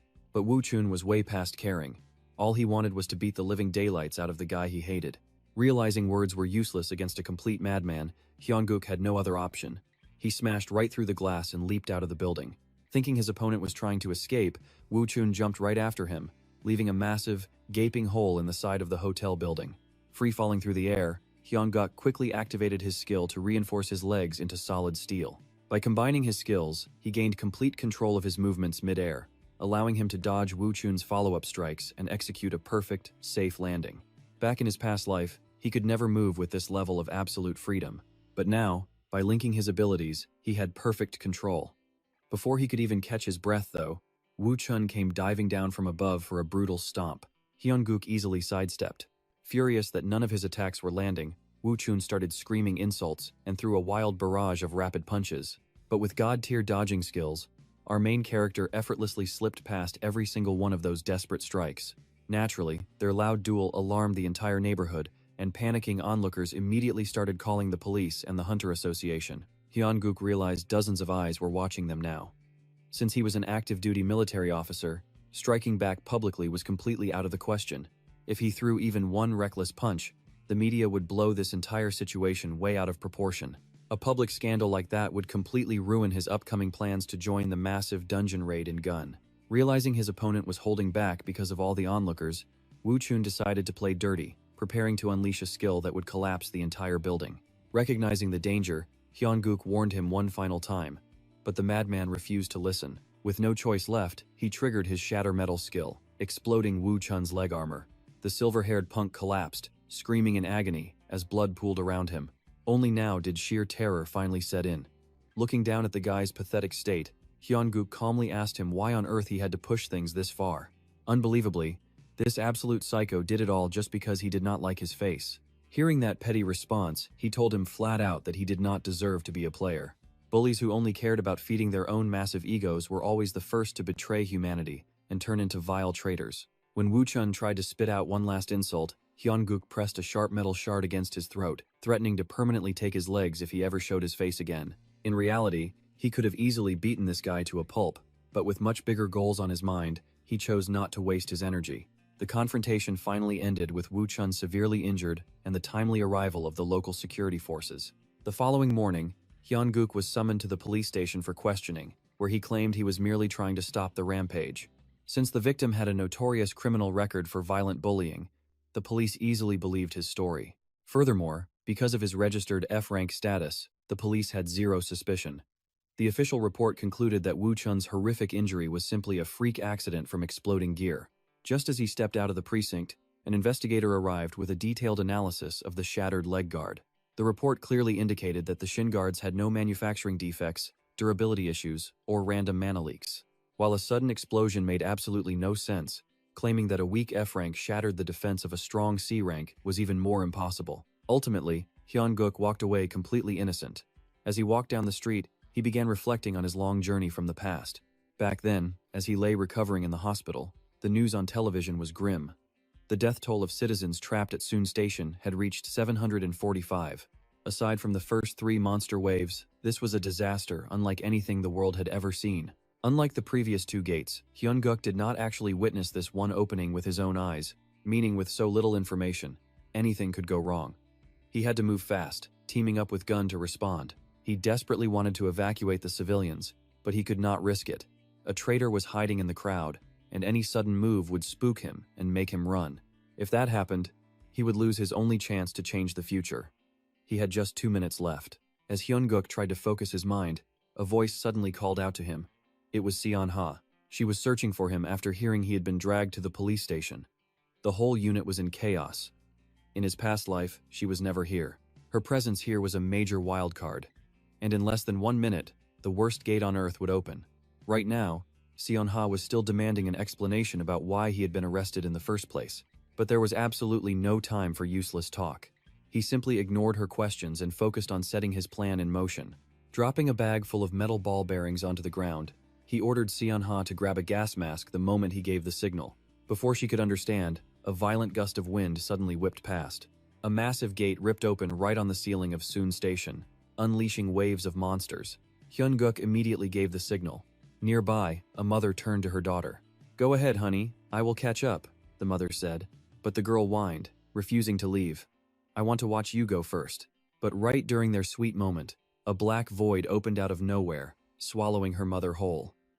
The girl collapsed in absolute panic, screaming out, "Mom!" Just then, the system blared an alert. A special emergency quest had begun. Survive for 6 hours, or defeat the boss monster. Looking up at the massive, swirling vortex, Hyun-guk turned to the deputy platoon leader. "The second I give the signal, go find a gas mask." Suddenly, a massive spider dropped from the ceiling, prompting him to scream. The giant beast opened its terrifying, bottomless maw, sending the panicked crowd screaming and running in every direction. Hyun-guk yelled at his deputy to focus entirely on evacuating the civilians. Gritting her teeth, she shouted back, "I am a soldier too. I am not leaving you behind. Just tell me what to do and I will cover you with everything I have." Hyun-guk roared back, reminding her that combat was not her specialty. She needed to stay in the rear, manage the evacuation, and treat the wounded.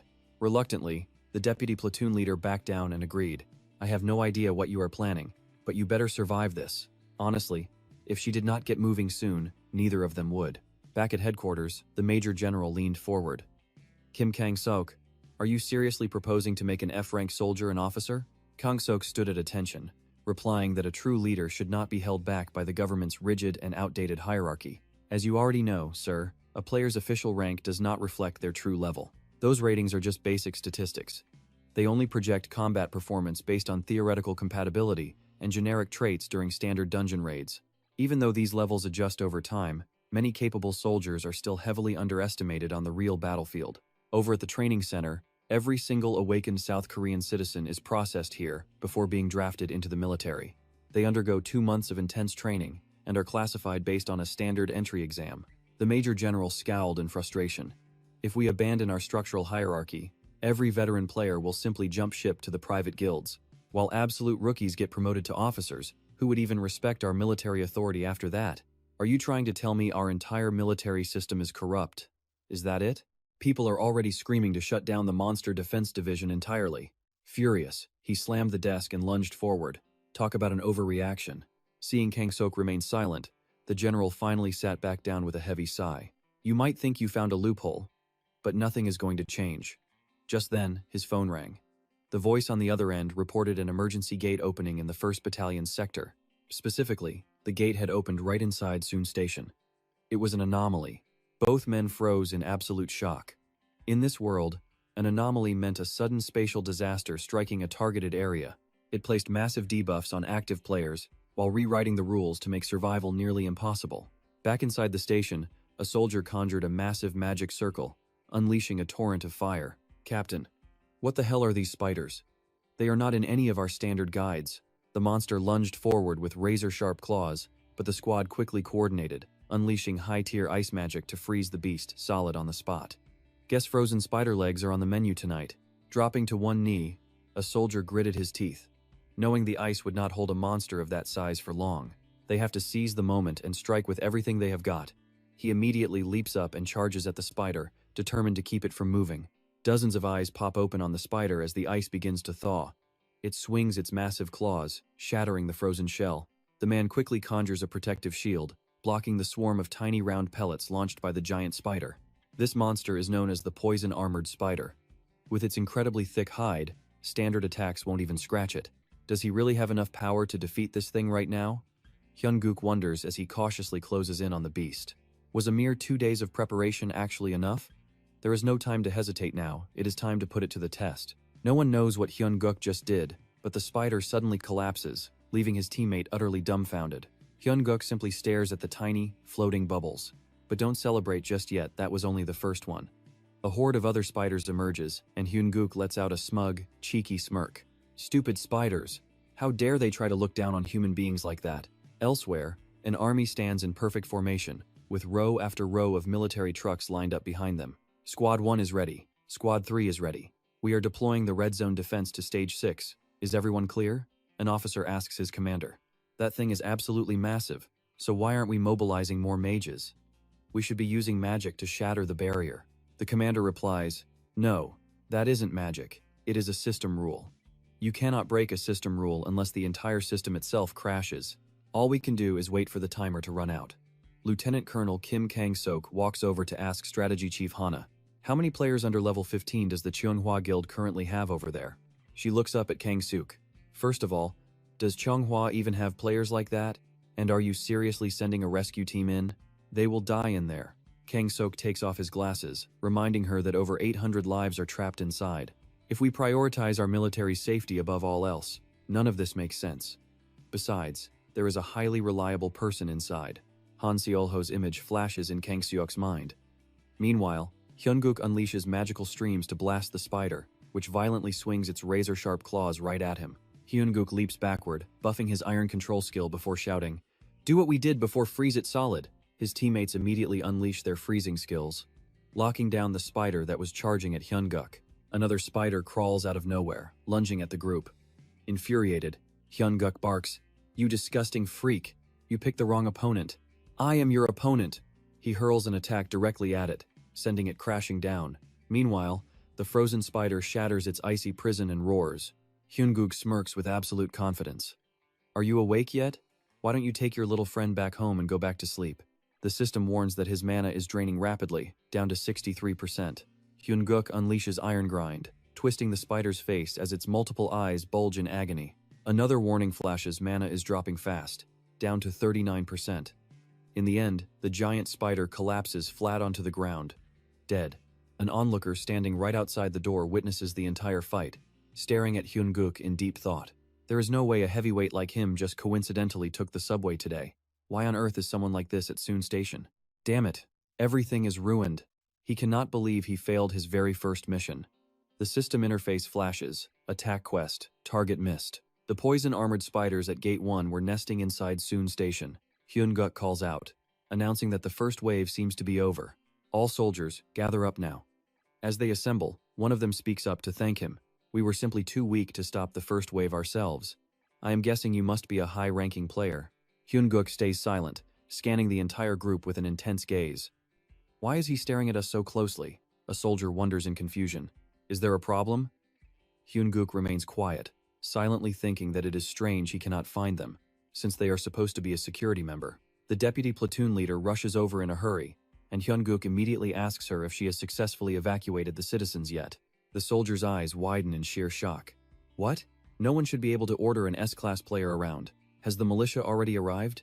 The deputy platoon leader stands with hands on her hips. Because those spiders were massive, they split the citizens into smaller groups. They evacuated everyone into a room down a narrow hallway. Fortunately, no one has sustained any serious injuries. But did they seriously manage to stop the first wave? We need to report everything to Squad 6 immediately. Someone asks Hyun-guk about his player level. He merely glares back with utter contempt, thinking he has no time to waste on this. He says that doesn't matter right now. Instead, he believes they are actually facing a double gate. Hearing this, both the deputy platoon leader and the soldier are shaken to their core. Hyun-guk scowls in deep frustration. If they go searching for all 800 citizens, that culprit will definitely hide. The second monster wave might even give him the perfect chance to escape. Back at the command, Kang-sok announces that he is appointing Lieutenant Lee Min-hee as the frontline commander for the Son Station rescue mission. The lives of those innocent citizens are in your hands. Everyone salutes in unison, shouting, "Yes, Commander." Inside the double dungeon, a mysterious guy stares at a system alert. Apparently, local monsters will not attack him. As he stands there totally clueless, Hyun-wook suddenly looms over him.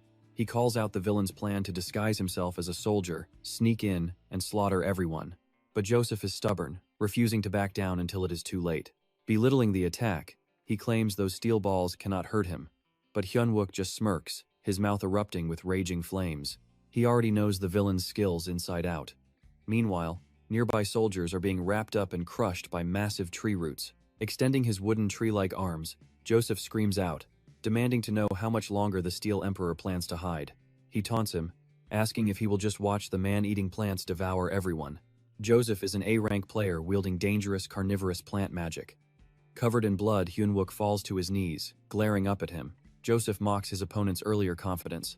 Rewinding the clock just a bit, Hyun-wook was actually moving like the wind. This speed shocks Joseph. How is a long-range fighter moving like a high-speed assassin right now? Hyun-wook lunges forward, launching a barrage of steel bearings. Joseph quickly summons thick branches to block them while Hyun-wook flips mid-air. Joseph glares, confident these basic attacks can never reach him. He wonders if his opponent has lost his mind rushing forward like this. Hyun-wook targets the exposed blind spots, but the villain is too quick, instantly sprouting new wooden shields to block the incoming projectiles. He laughs, calling the attack useless as a massive wall of branches completely wraps around his body like armor. Suddenly, Hyun-wook leaps forward and grabs the branches, treating them like cheap firewood. Joseph just smirks, mockingly asking what he hopes to achieve up close. He claims his opponent is clueless about his monstrous power. This man-eating plant is about to shred those arms to pieces. Hyun-wook shoves his arm straight inside. Joseph is completely shocked when the plant fails to bite it off. Suddenly, roaring fire blasts right from his mouth. Joseph freaks out, completely baffled by how this metallic tank of a guy could suddenly unleash such intense fire magic. Terrified, the villain begs for mercy, promising to make it worth his while if spared. He offers to hand over every single reward as compensation. Patting himself on the back, he feels absolutely certain no one could ever refuse such a massive bribe. Hyun-wook shuts him down instantly, calling out his trash excuses that match his past life. As Joseph stands there completely confused, Hyun-wook wastes no more words and turns him into a human torch. Meanwhile, Kang-so's squad approaches the gateway. A red system alert flashes, warning them of extreme danger ahead. Once inside, there is no escape until specific clear conditions are met. Suddenly, a soldier spots a terrifyingly massive spider and screams in absolute panic. A voice calls out from the dark, prompting a soldier to quickly explain they are the military rescue team sent to help. They came to evacuate survivors, but looking around, they find nobody. The baffled rescuers ask what on earth happened here. A soldier reveals that a single military member already evacuated every single civilian safely. They are still following his orders right now. One asks if this hero happens to have spiky hair and a somewhat devious grin. Seriously, what a hilarious way to describe the main character. The soldier immediately confirms that is indeed him. Junmo guesses it must be Corporal Lee Hyun-wook. Instantly jealous, the platoon leader scoffs loudly, pointing out that the guy is just a lowly F rank. He claims authority since he is a C rank, far outranking him. The soldier can only grimace at this arrogant display. He admits he was skeptical of the rank at first, but the corporal's flawless leadership totally won him over. He points out the irony of a rescue team showing up this late. Suddenly, the deputy platoon leader rushes over in a panic. A massive crisis has unfolded as the trapped citizens realize this is a double gate, sparking intense outrage outside. They demand to know why the double gate was kept a secret, accusing the military of using them as human shields to buy time. By now, Hyunwook has completely beaten Joseph down. Nursing a heavily burned face, the villain growls that he had planned this mission perfectly. Losing all patience, Hyunwook delivers a finishing blow, telling him to just hurry up and die. A brilliant, divine light shines from above as two gorgeous winged entities descend. Instantly, Hyunwook feels his mana rapidly recharging to full power. A system prompt offers him the chance to become humanity's protector, asking if he will accept the quest. Without wasting a single second, Hyunwook flatly refuses. The two entities hover around him, waiting for his final decision. But his resolve remains completely unshaken, leaving the cosmic beings absolutely stunned by his total rejection of greatness. Becoming a savior and protecting humanity is something that simply does not interest him in the slightest. Asked one final time, he refuses again. He knows protecting humanity is a noble cause, but at the end of the day, these so-called guardians are just pawns for the system. Even though acting as a savior might grant better loot, it would severely limit his freedom. Besides, a job is still a job, and dealing with humanity is never that simple. If a mission fails, any guardian can turn traitor at any moment. Trust me, we are talking about another Godfrey-level disaster. After all, that traitor started out as a guardian too. Thinking about it, our hero grits his teeth and flatly rejects the mission. Hearing his refusal, the blonde fairy looks completely devastated. Meanwhile, the red-haired fairy just glares at him, absolutely boiling with rage. After an intense staring contest, the two fairies finally head back to the heavens together. With a wave of his hand, a blue light reveals a key. The system congratulates him on pulling his first reward from this lucky event. He just unlocked the key to Akashic Armory number 2. This is the exact prize that traitor Kang Yoshik would murder innocent people to get. Staring at the key, he realizes something. If this is a main quest reward, then the traitors are definitely going to target him for it. Naturally, he has to keep it safe, so he happily slips it right into his coat pocket. In this lifetime, he is going to mess with those traitors big time. Elsewhere, security guards try their best to calm the crowd, but the citizens are only getting more and more panicked and aggressive. Since the previous security team hid the truth about the double gate, everyone fears they are just being used as human shields. Watching from nearby, Hyunguk is amazed. He never expected that even in death, the traitor Kang Yoshik could still cause this much chaos. The platoon leader steps up, shouting for everyone to stay calm. Speaking as the head of the AMT rescue team, he begs the crowd to follow his lead, but the crowd immediately fires back. A rescue team of only 6 people? How are they supposed to protect anyone with those numbers? Suddenly, a loud shout cuts through the noise. Hyunguk steps forward and warns them that if the monsters strike again, none of them will make it out alive. Hearing this grim reality, the crowd instantly freezes in absolute terror. Someone in the crowd complains that they simply cannot put their faith in these rescue workers. Hyunguk snaps back with pure frustration, asking if they honestly think they have any other choice. Those guards down on the tracks are currently fighting for their lives. Is that still not enough to earn their trust? He challenges them, asking if any of them have the guts to fight like those rescuers. A soldier suddenly points right in his face, accusing Hyunguk of acting completely disrespectful toward the terrified citizens. He demands to know where Hyunguk has been hiding. But when Hyunguk reveals he was busy sealing the double gate, the entire crowd falls dead silent.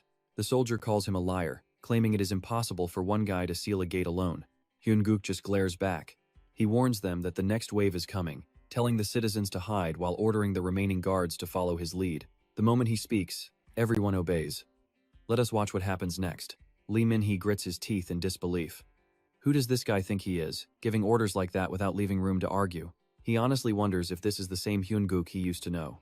Right then, Juno steps up and hands him his sword. Soon, the group gathers near the station entrance. Hyunguk explains that the monsters from the first wave were just the beginning. These creatures are not listed in any guidebook, but thanks to his armor and the security force, they managed to hold the line. Still, against a Calamity-class boss, this is not nearly enough. One of the guards chimes in, admitting things felt a bit off earlier, but he simply assumed it was just because of the initial chaos. But for this next wave, they definitely cannot afford to let their guard down. He expects the upcoming monsters will attack using deadly, toxic spider venom. Watching this play out, Lee Min-hee is totally baffled. Why are the vice platoon leader and all these seasoned guards obeying this kid's commands without question? To counter the poison, Hyunguk advises everyone to get their gas masks ready immediately. To keep the civilians safe, they need to lure the beasts outside. With that established, he begins laying out his tactical strike plan. Once the monsters breach, he will take the risk of acting as live bait. The rescue team and guards will split into squads, waiting in ambush to strike the monsters from behind secure cover. Just like before, the goal is to trap them and buy time. Do not get close under any circumstances. Once they secure a good position and he manages to strip off the monster's heavy armor, everyone must unleash absolute maximum firepower. To guarantee this plan actually works, the platoon leader and his deputy need to direct the entire battle from high ground. If the platoon leader can assist him with a timely short-range teleportation skill, then he can dump all his mana and stamina into destroying the spider's armor, while the deputy replenishes his energy. With this strategy, he calculates he can keep blinking around until the fight is won. He turns his gaze to Lee Min-hee, their expert at spotting risks and handling raid tactics. Getting called out like that makes him a bit self-conscious. He chuckles, praising the tactic. You and I can finally breathe easy, knowing they might actually survive this nightmare. Hyun-guk smiled to himself, confident that Min-hee's teleportation skill would make this mission an absolute breeze. Once they finalized the plan, everyone pulled on their gas masks while the dimensional portal began to spin wildly. Knowing the battle was about to begin, he quickly yelled out a warning to the team. A massive spider crashed down, and he flashed a wild, crazed grin. Bring It On the plan was finally coming together, but luck was not on their side as things took a sudden turn. A notification popped up, demanding they survive for 6 hours or defeat the boss to escape. The massive 50-meter-tall spider reared up on its hind legs. A red alert flashed the boss monster had arrived. Hyun-guk's excitement instantly dissolved into sheer panic. Realizing the future had changed, he screamed for everyone to run. The timeline was completely broken. This terrifying boss was supposed to appear in Stage 3. Yet here it was, wreaking havoc in Stage 2. Their original strategy was completely shattered by this change. Consumed by panic, Hyun-guk screamed at everyone to evacuate the area immediately. The sudden retreat order left the entire squad completely confused, but the captain ordered them to hold their ground and stick to the original plan. Meanwhile, the towering boss slowly scanned the area, sizing up the battlefield. Spotting the corpses of its fallen kin, the beast ground its massive fangs, making a horrific, screeching noise. The next second, it let out Bambunan Budav Butanide, Butanhai. Bursting with dark energy, its razor-sharp legs lashed out in a frenzied strike toward him. He leaped high into the air just in time.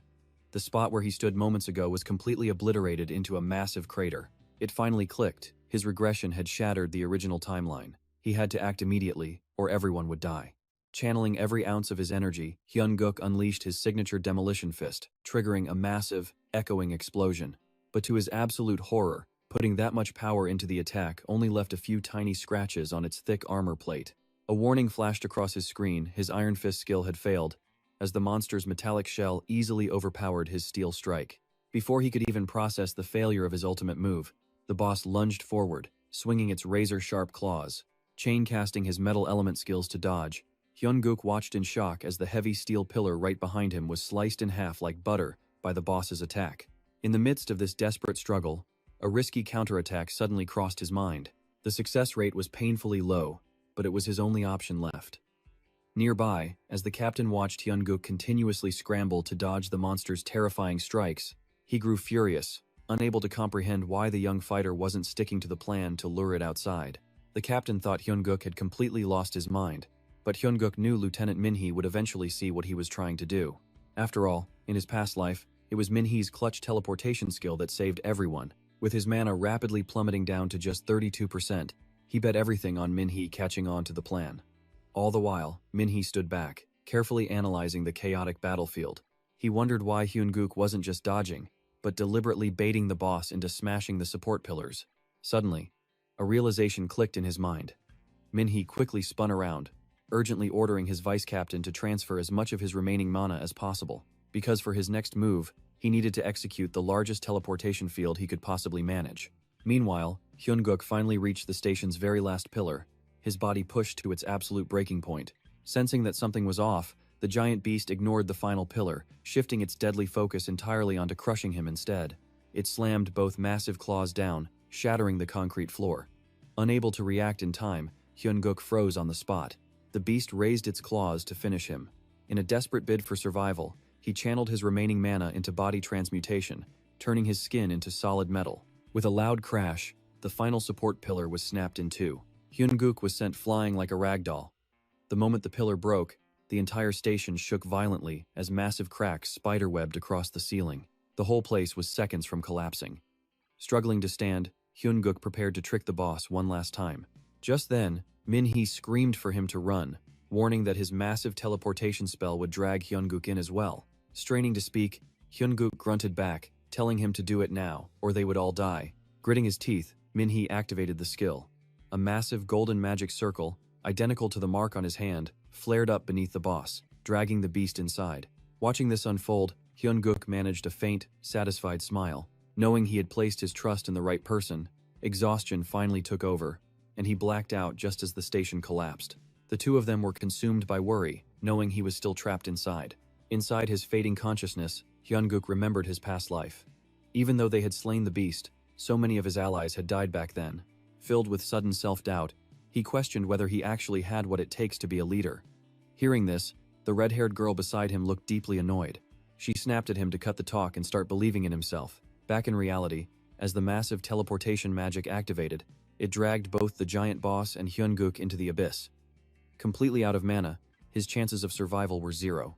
In a daze, he saw the red-haired girl once again. She looked at him with eyes full of encouragement. Do not carry everything on your own. When anxious, look into the eyes of those around you who believe in you.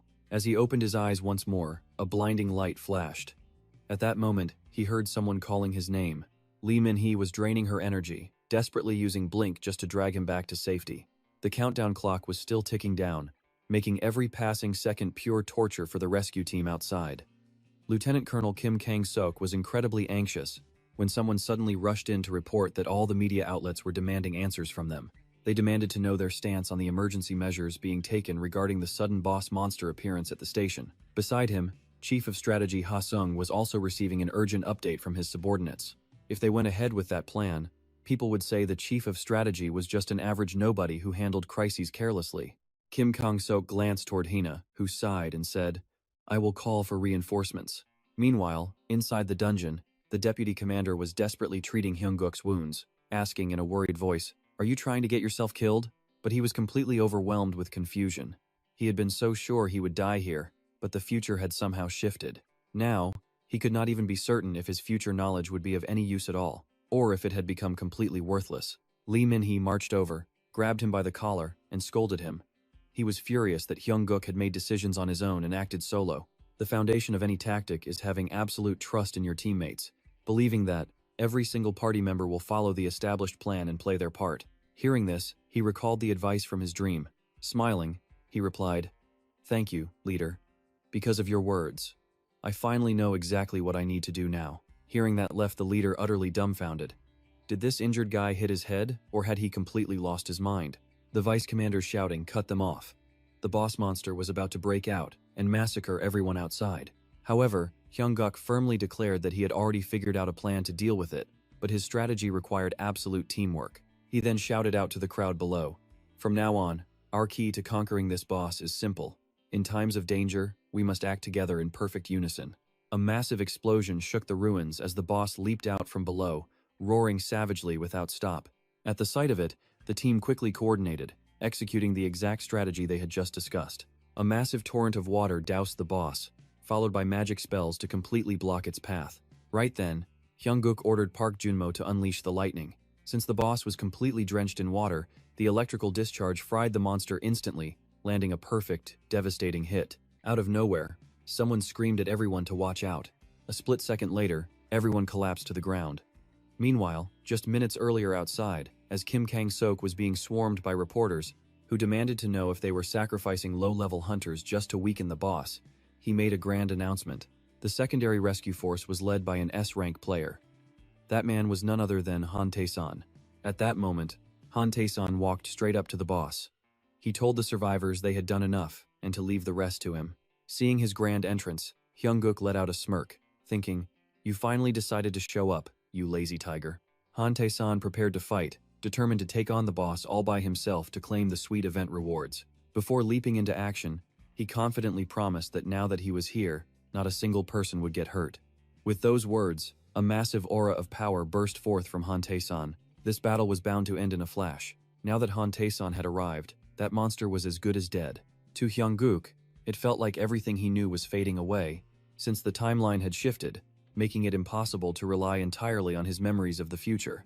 In that tense moment, he had resolved to forfeit the rewards and wait 5 hours. But boom, his faded smile suddenly returned. And there was no other reason for that than the arrival of the handsome Han Tae-san. Seriously, not a second too early, not a second too late, showing up exactly at the climax. Only this guy could pull off such an entrance. In his past life, Han Tae-san was an S-rank powerhouse who suffered absolutely no level restrictions. They cleared the dungeon only because Han showed up at the last second to salvage the disaster. The rewards from that brutal event had transformed him into an invincible warrior, especially after securing the hidden item, the secret cloak of Manhwa Dealer. But this time was totally different. This run was no longer just about winning or losing, it was a direct matter of survival for everyone. But no worries, the big boss has this. He looked straight at the beast and insulted it to its face. I am telling you now, I hate getting hands-on, but if you dare raise a finger against me, you are dead. Combined with his incredibly deep voice, the guy looked insanely cool. Talk about the absolute peak of confidence, Han Tae-san. Hyun-wook lets out an amused laugh.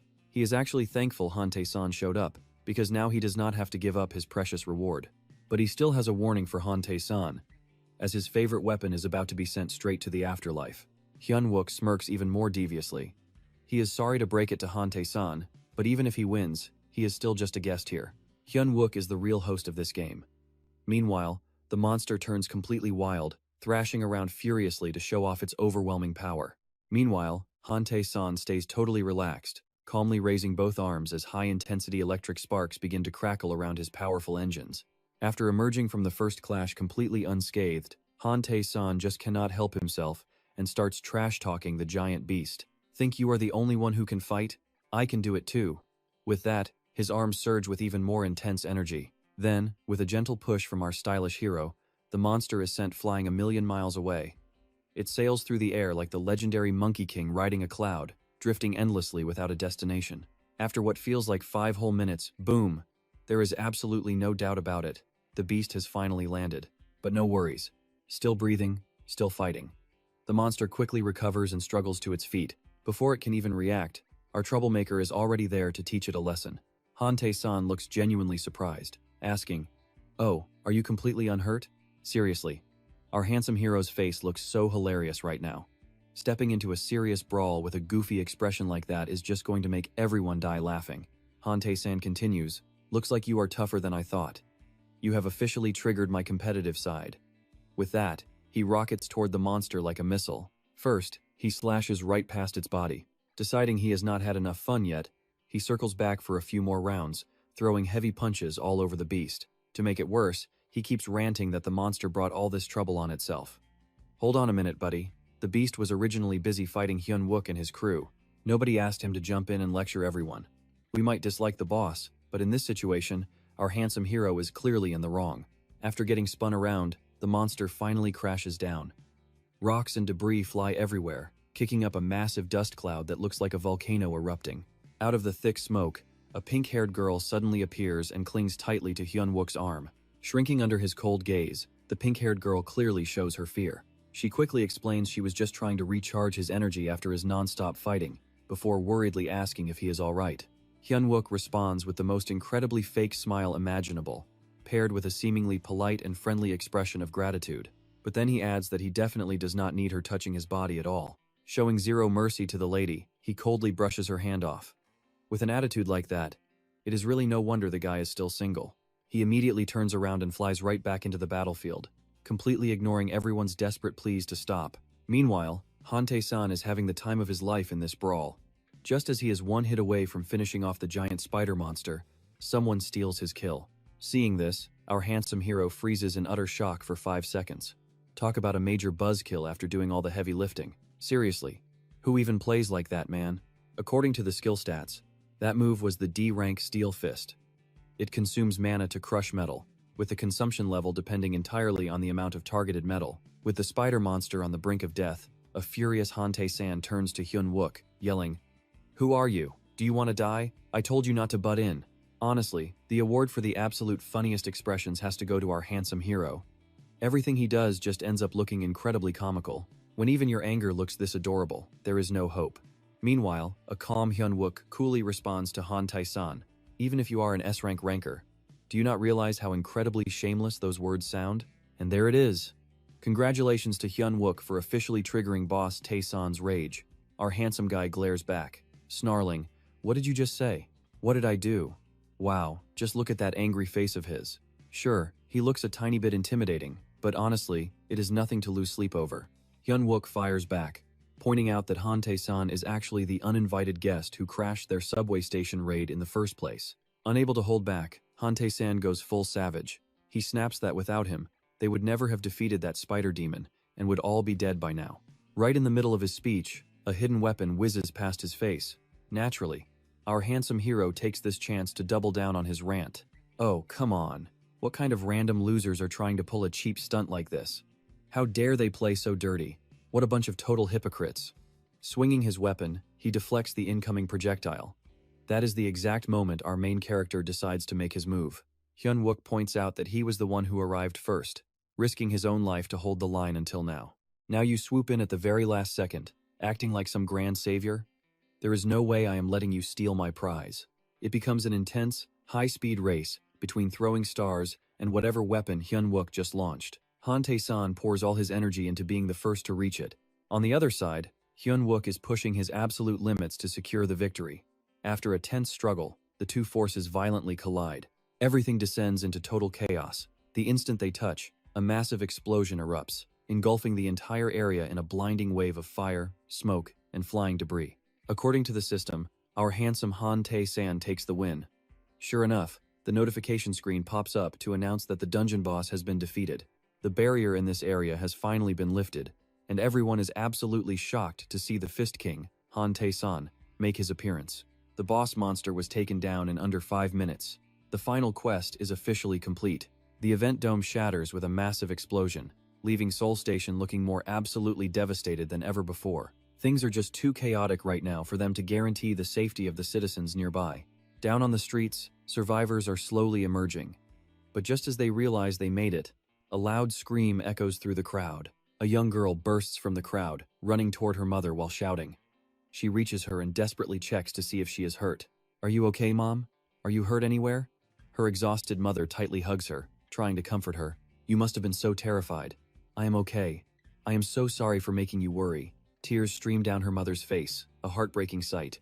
By evening, the emotional reunion of the mother and daughter is all over the hot news, labeled as a true miracle. Every single citizen at Seoul Station survived. The news anchor solemnly repeats that a literal miracle has just occurred. But back to the battlefield, Tae-san is not celebrating. His face darkens the moment he looks at the system notification board. Landing in second place is a huge blow to his pride, and the top rank goes to none other than the handsome Hyun-wook. The grand prize is the secret necklace of Manhwa Lear. Hyun-wook looks absolutely thrilled with a smug grin. He protected his team and got exactly what he wanted. But before he can even celebrate, Han Tae-san silently approaches and startles him. "Hey, you bastard. Explain this. What about my reward?" Honestly, how is anyone even supposed to answer a question like that? Hyun-wook's expression says it all. Like, seriously? We were the ones who actually stopped the second boss wave. You should be grateful for even getting second place since you only jumped in at the very end of the fight. Cry about it all you want, but the facts are not going to change. Do I need to explain how the system works again? Tension rises as these two hotheads get ready to throw hands right then and there. This is getting totally out of hand. Both of them believe they deserve that necklace, making the atmosphere incredibly intense. Well, this is a total disaster. It is definitely not just trash talk anymore. A clash is imminent as their battle lust spikes. With a dark expression, Han Tae-san demands one last time, "How are you going to compensate me for this?" Hyun-wook sneers, telling Tae-san that he has absolutely no right to talk about wasted time or compensation in front of him. Did you seriously re-enlist just to do this kind of garbage manual labor? Han Tae-san unleashes a murderous aura so intense it completely blanks out everything around them. He roars, accusing Hyun-wook of wasting his precious time. It looks like he is about to say more, but bystanders quickly step in to hold Han Tae-san back, telling him to stay put. Go ahead and whine about your independent training or contributions all you want, because if they were actually paid fairly for the massive amount of time they spent fighting, no reward would ever be enough. At this point, the anger completely goes straight to Tae-san's head. Acting before thinking, he lunges straight at Hyun-wook. Fortunately, our handsome guy is quick enough to dodge the sudden strike. Seeing Tae-san attack Hyun-wook, the bystanders scream in shock. What on earth do you think you are doing? Both of them freeze and snap their heads toward the gate. Captain Kim urgently shouts out that the exit door is completely closed. What are you two doing? Meanwhile, Hyun-wook flashes a highly dangerous smile. Suddenly, he grabs Han Tae-san's hand with a friendly smile, saying he did an amazing job and it was an honor. Wait, what is going on? Weren't they literally just fighting? Even Tae-san is completely dumbfounded, standing there utterly confused by this sudden shift. With that, Hyun-wook walks away, leaving everyone utterly stunned. Captain Kim bows slightly and asks Corporal Hyun-wook if he is okay. Lee Hyun-wook stands at attention and salutes Captain Kim, replying that he is perfectly fine. Only then does Han Tae-san realize he got played, chasing after Hyun-wook and yelling to stop. But hey, our handsome guy is definitely not stupid. Hena watches this entire mess unfold, probably needing a massive headache cure to even process what is happening here. Hena steps in to stop Tae-san, reminding him that they are currently live on broadcast. The entire country is watching this. Causing a scene here will make cleanup nearly impossible, even for a major power like the Blue Flower Guild. Han Tae-san looks furious but is completely powerless to do anything. Just then, an announcement warns that the Major General is arriving as the portal opens. The Major General steps through the teleportation gate. He glares at Tae-san and demands to know why he is still standing around here. Still incredibly annoyed with Hyun-wook, Tae-san completely ignores the Major General, leaving the high-ranking officer totally embarrassed. He then turns his attention to Hena, the daughter of the Blue Flower Guild leader, asking if there is some kind of issue. She responds with a touch of sarcasm, saying nothing is wrong since the gate is already closed. The officer arrogantly responds that such a thing is only natural. Seriously, if you already knew, why did you even ask? Hena can't help but look at his smug face with pure disgust. Talk about a sly old man.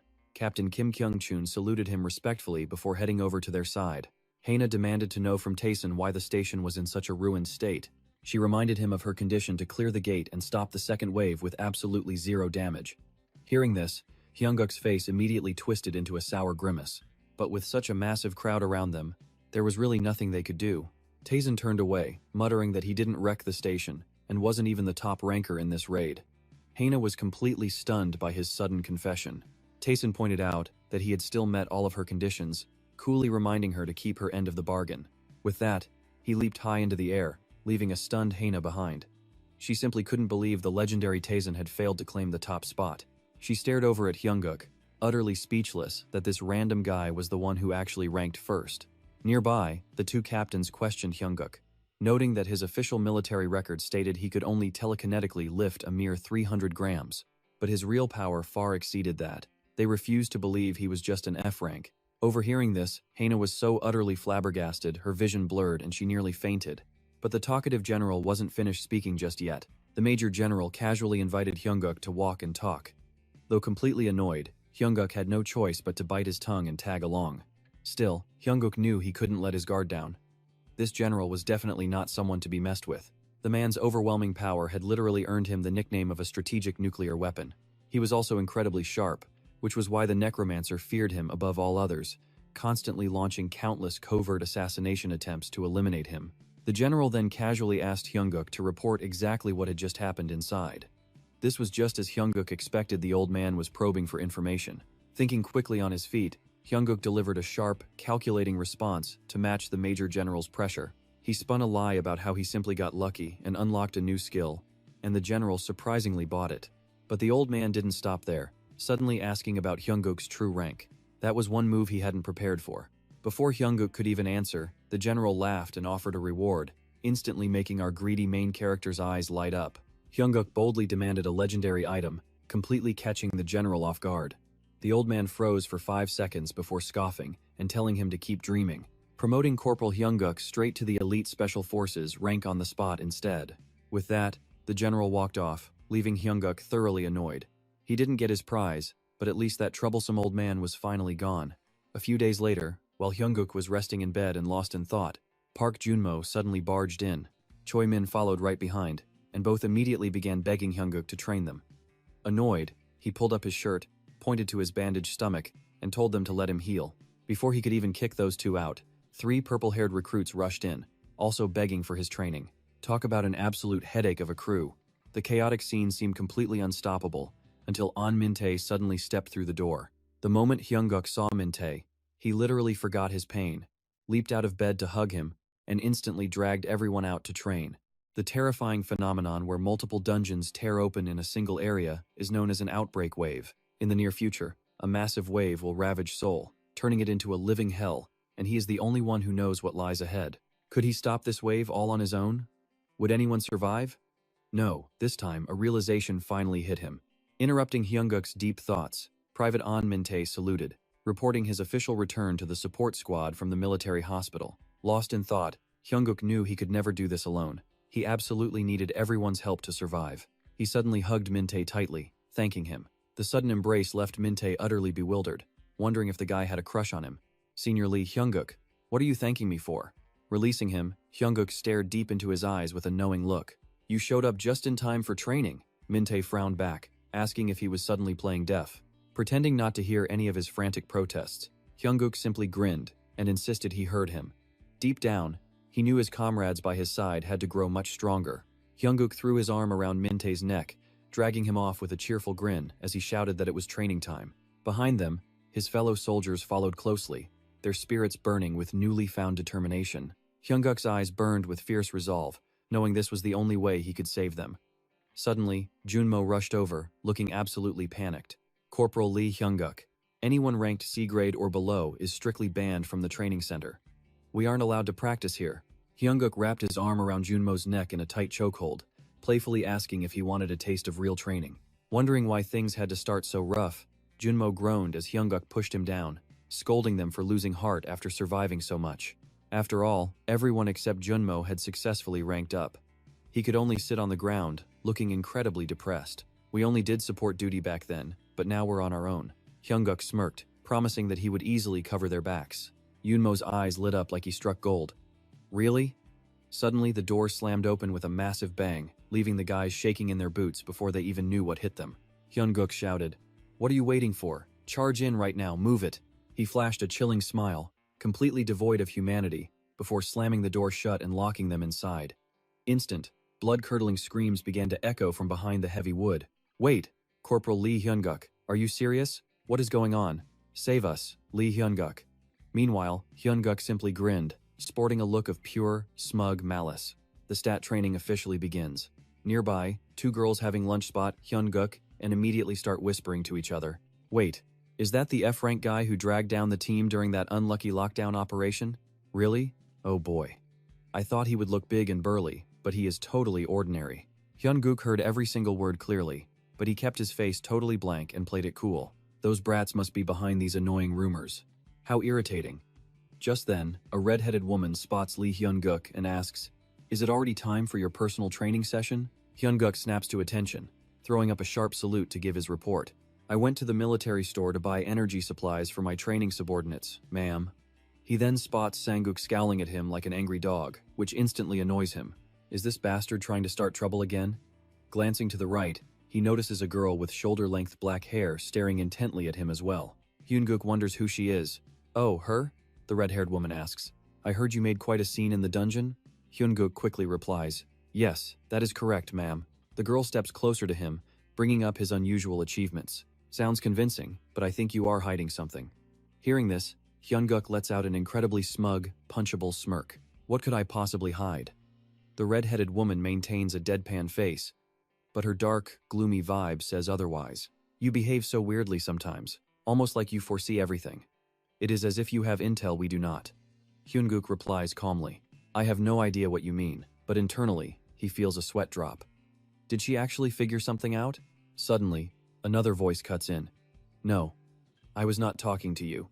Sanguk quickly raises his hands, claiming he did not say a word to Sergeant Kim Shi. See, he clarifies that she was talking to Sergeant Ogio. Just then, the PA system blares. "Corporal Lee Hyunguk. Repeat, Corporal Lee Hyunguk. Report to the battalion commander immediately. Looks like the battalion commander wants you." The red-headed platoon leader places her hands on her hips in sheer annoyance. "Gosh, what perfect timing. Remember this, I do not care what your goal is, but I will be watching you closely." Dismissed. Hyunguk steps outside and lets out a massive sigh of relief. Whew, safe for now.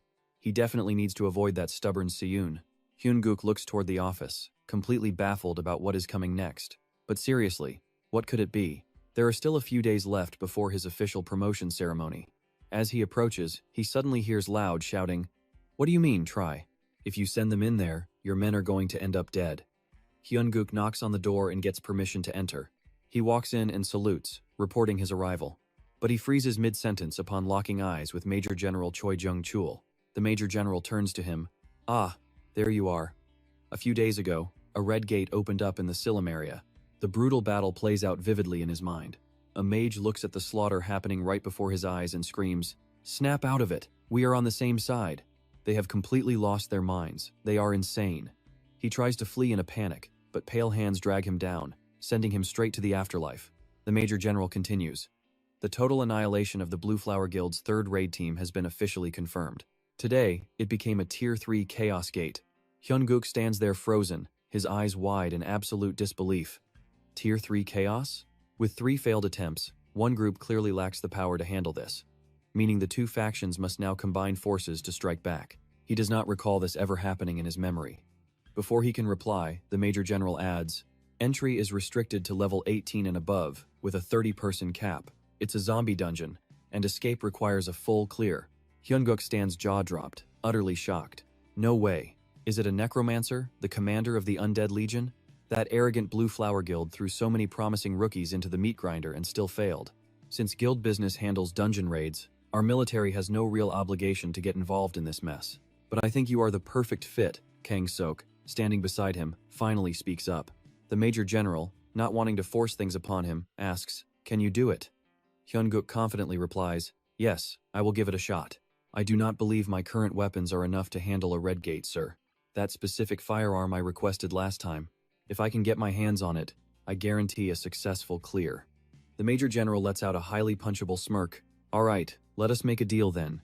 Should you fail, you must take full personal responsibility." Hyun-guk grins confidently. Of course, high risk yields high rewards after all. Hyun-guk thinks to himself, sending high-ranking commanders on raids is standard procedure. Even so, he specifically chose him. Appointing an ordinary soldier as raid leader is probably because he and the master of the Blue Flower Guild are bitter rivals. If he succeeds, this will be a crushing victory over the elite vanguard of the arrogant Blue Flower Guild. Even if they lose, it will not count as a military defeat, since they are merely stepping in to assist the Blue Flower Guild. Besides, this victory would prove the monster defense force was far from useless, while securing a massive win in their ongoing battle of wits against the Blue Flower Guild. Either way, the Major General stood to profit. Smirking deviously, he agreed, promising to hand over the potion right away. Knowing how tough the mission would be, he promised a promotion to sergeant as soon as the raid was over. Lee Hyun-guk stared, silently calling him an old fox while refusing to be used. Out loud, he demanded the extra reward the Major General had promised him. If he pulled this off, he wanted another reward, and the general quickly assured him that success would get him whatever he desired.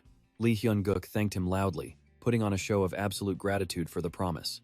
Guaranteeing the raid would succeed at all costs, he returned to his squad, who had just managed to take down a massive, terrifying beast. Their faces were splattered with blood as they looked up, jokingly complaining that he was getting back a bit too late.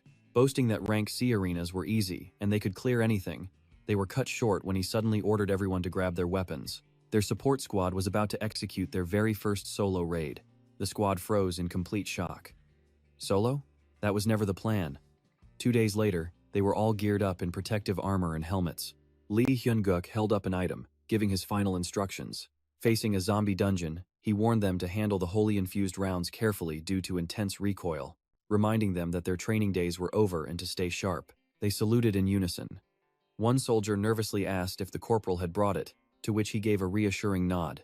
A mysterious blue arrowhead peeked from his sleeve.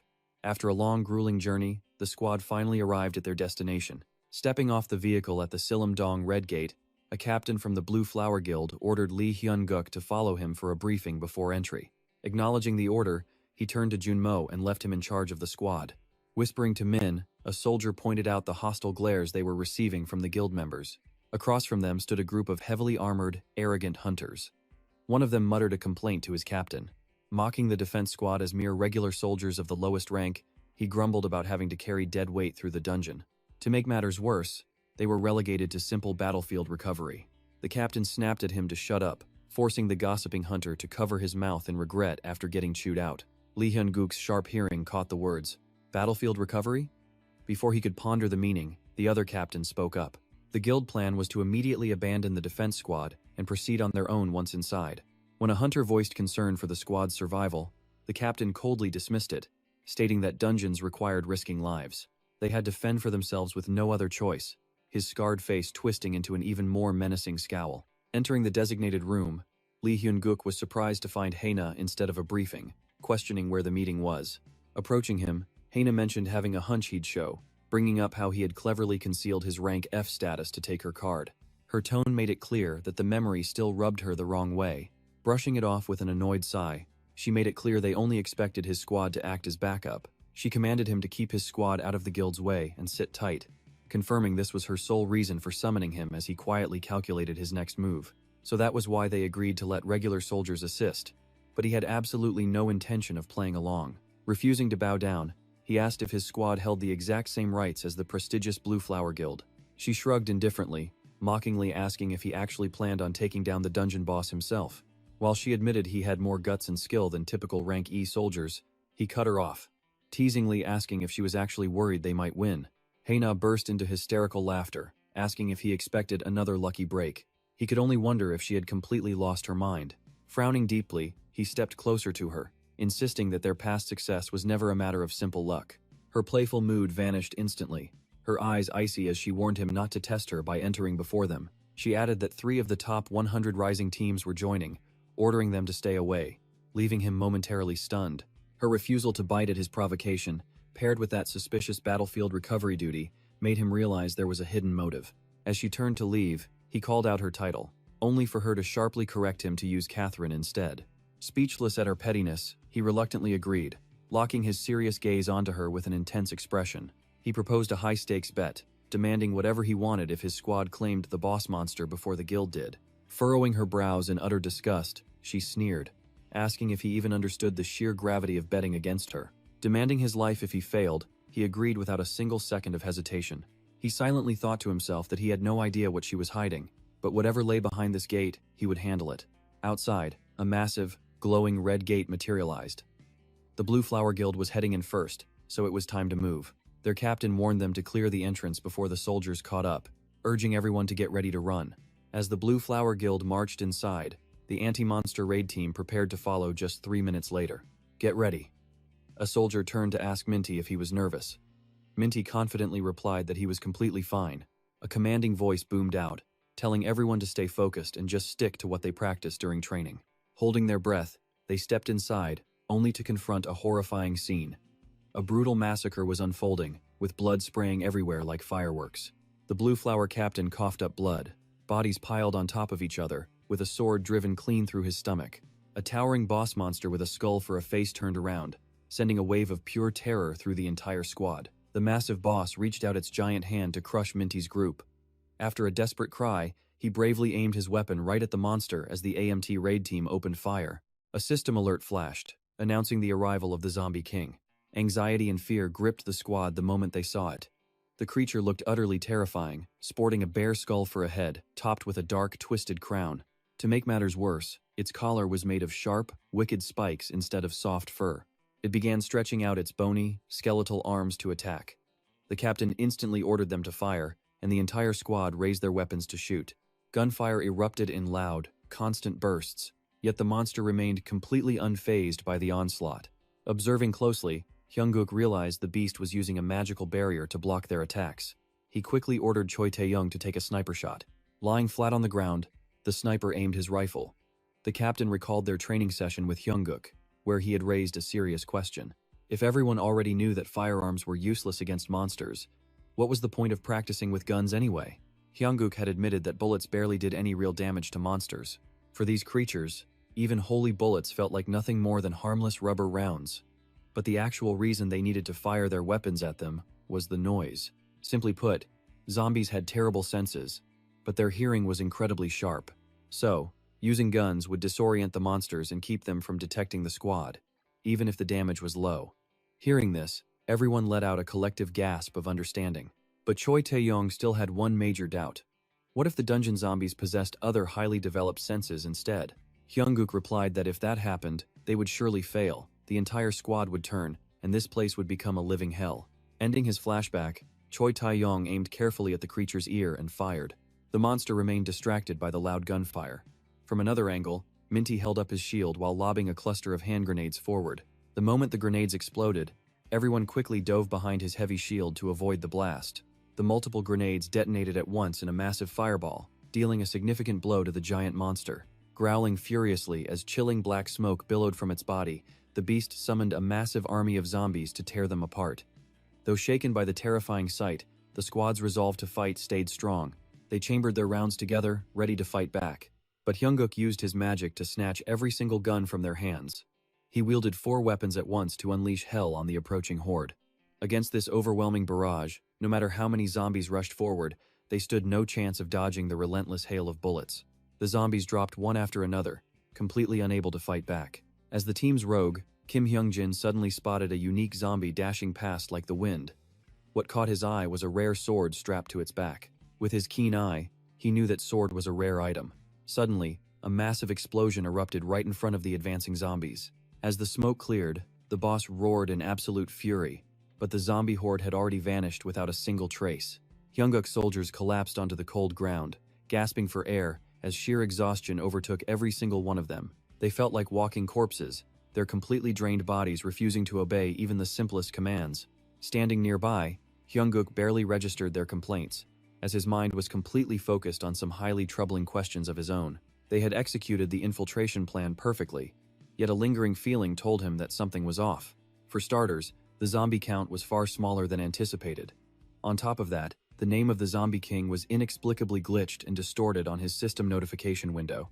Shaking off the thoughts, he called the squad to group up, reminding them that this gate was far from cleared. Once the squad gathered, they quickly retreated from the area. From a hidden vantage point, a mysterious man with a snake draped over his shoulders quietly monitored the squad's every single move.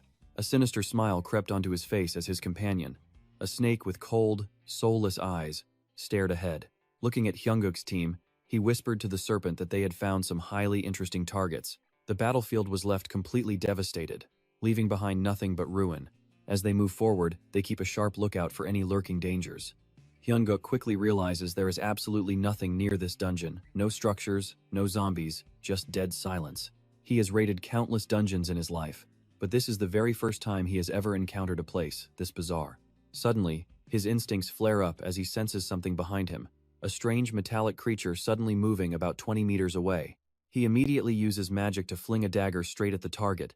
A young man's voice desperately screams out, begging for mercy because he is human, but the squad instantly aims all their guns at him anyway. Stepping out from behind a tree, he raises his hands high while desperately trying to explain himself. He was hiding because he thought Hyunguk's group were flesh-eating zombies, claiming he is actually the only survivor left from the third raid team. Looking incredibly gaunt and exhausted, he clearly hasn't eaten in days.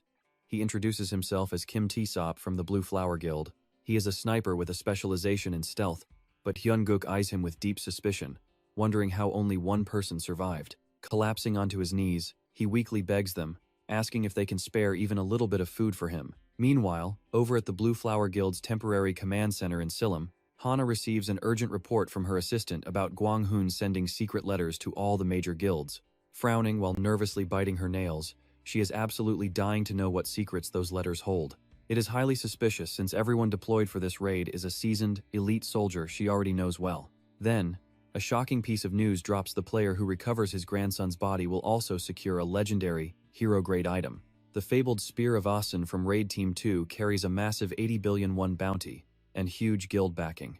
Back with Hyunguk, a starving T-Sop quickly wolfs down food while explaining that retrieving this spear is their ultimate goal. Hearing this, Hyunguk quietly chuckles to himself as he finally pieces together exactly why Juhina was being so incredibly cautious.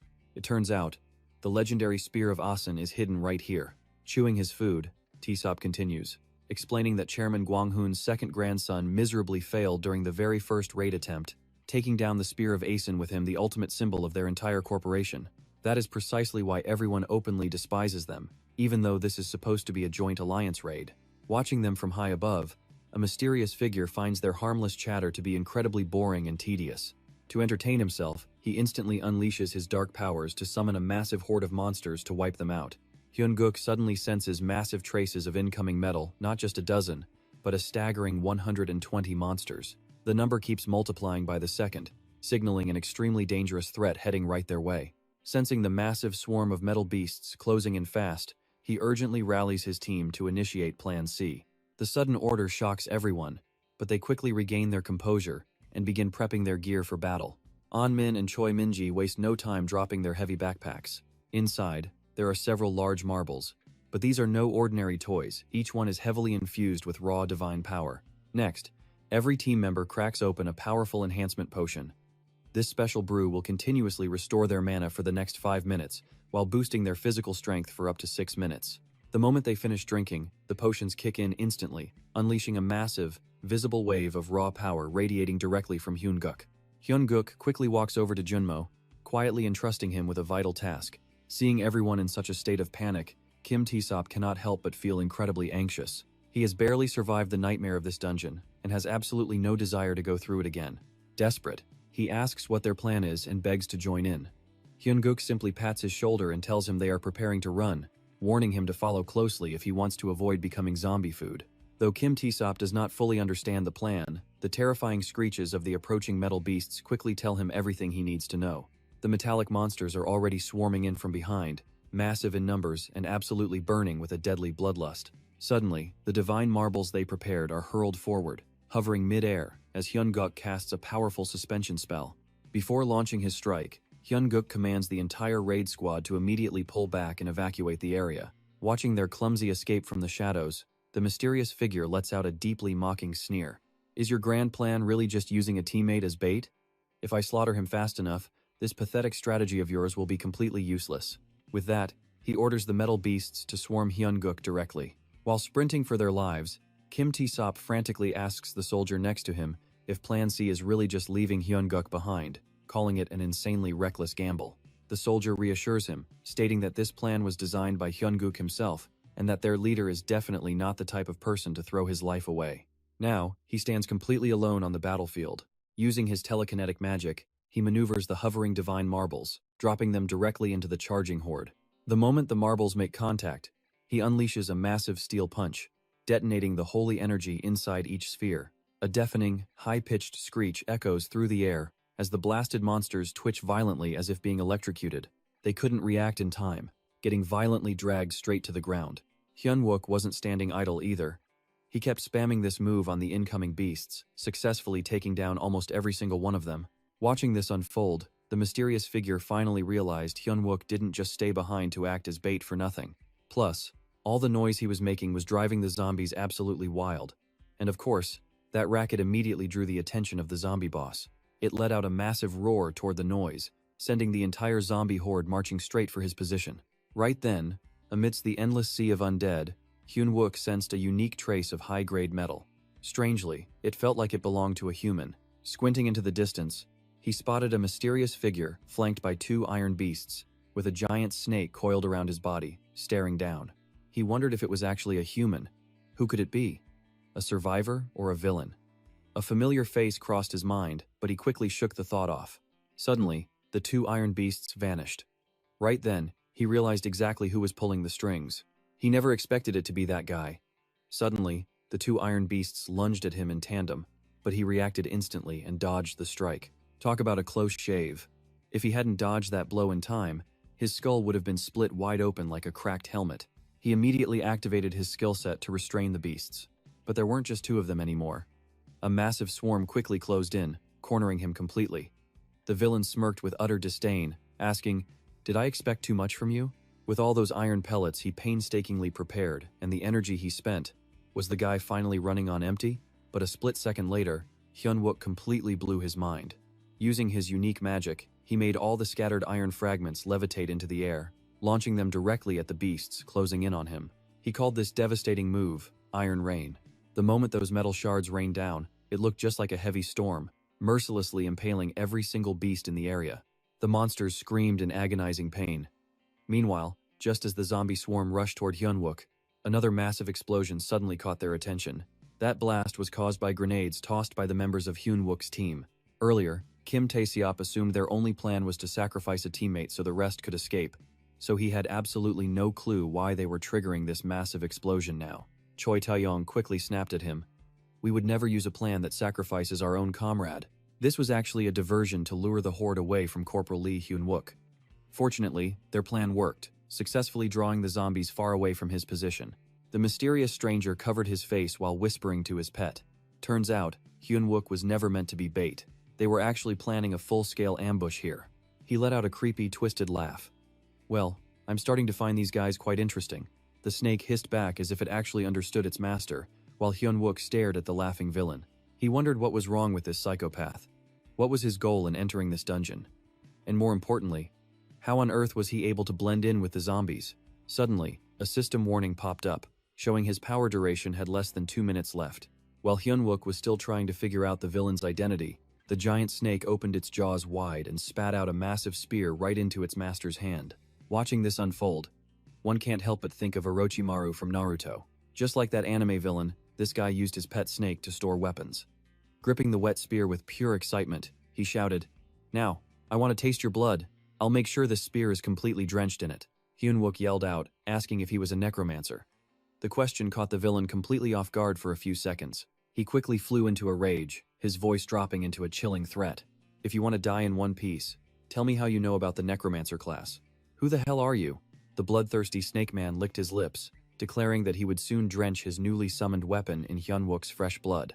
The spear was still covered in disgusting, slimy snake saliva, which looked absolutely gross, but Hyun-wook just shouted back, asking if his mom and girlfriend fell into the water, who would he save first?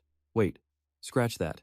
He actually asked if he was a necromancer. The snake man froze in his tracks as if his pressure points had been struck, stammering, "How do you know about necromancers? What even are you?" The fallen zombies weren't resurrecting. Judging by his completely shocked reaction, it was time for an identity guessing game.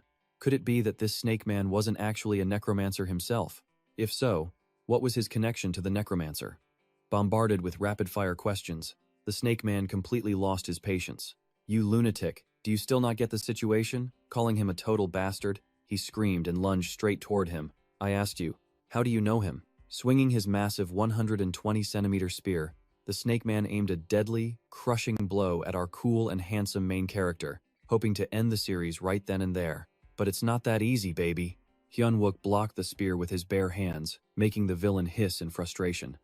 Not only did the strike fail, but it actually helped him unlock a brand new skill, the C-grade diamond body, which is compatible with hero-grade weapons by absorbing energy from the mana barrier's secret armor. This also triggered new abilities like Mana Shield, Secret Rune, and one more slot that remained locked.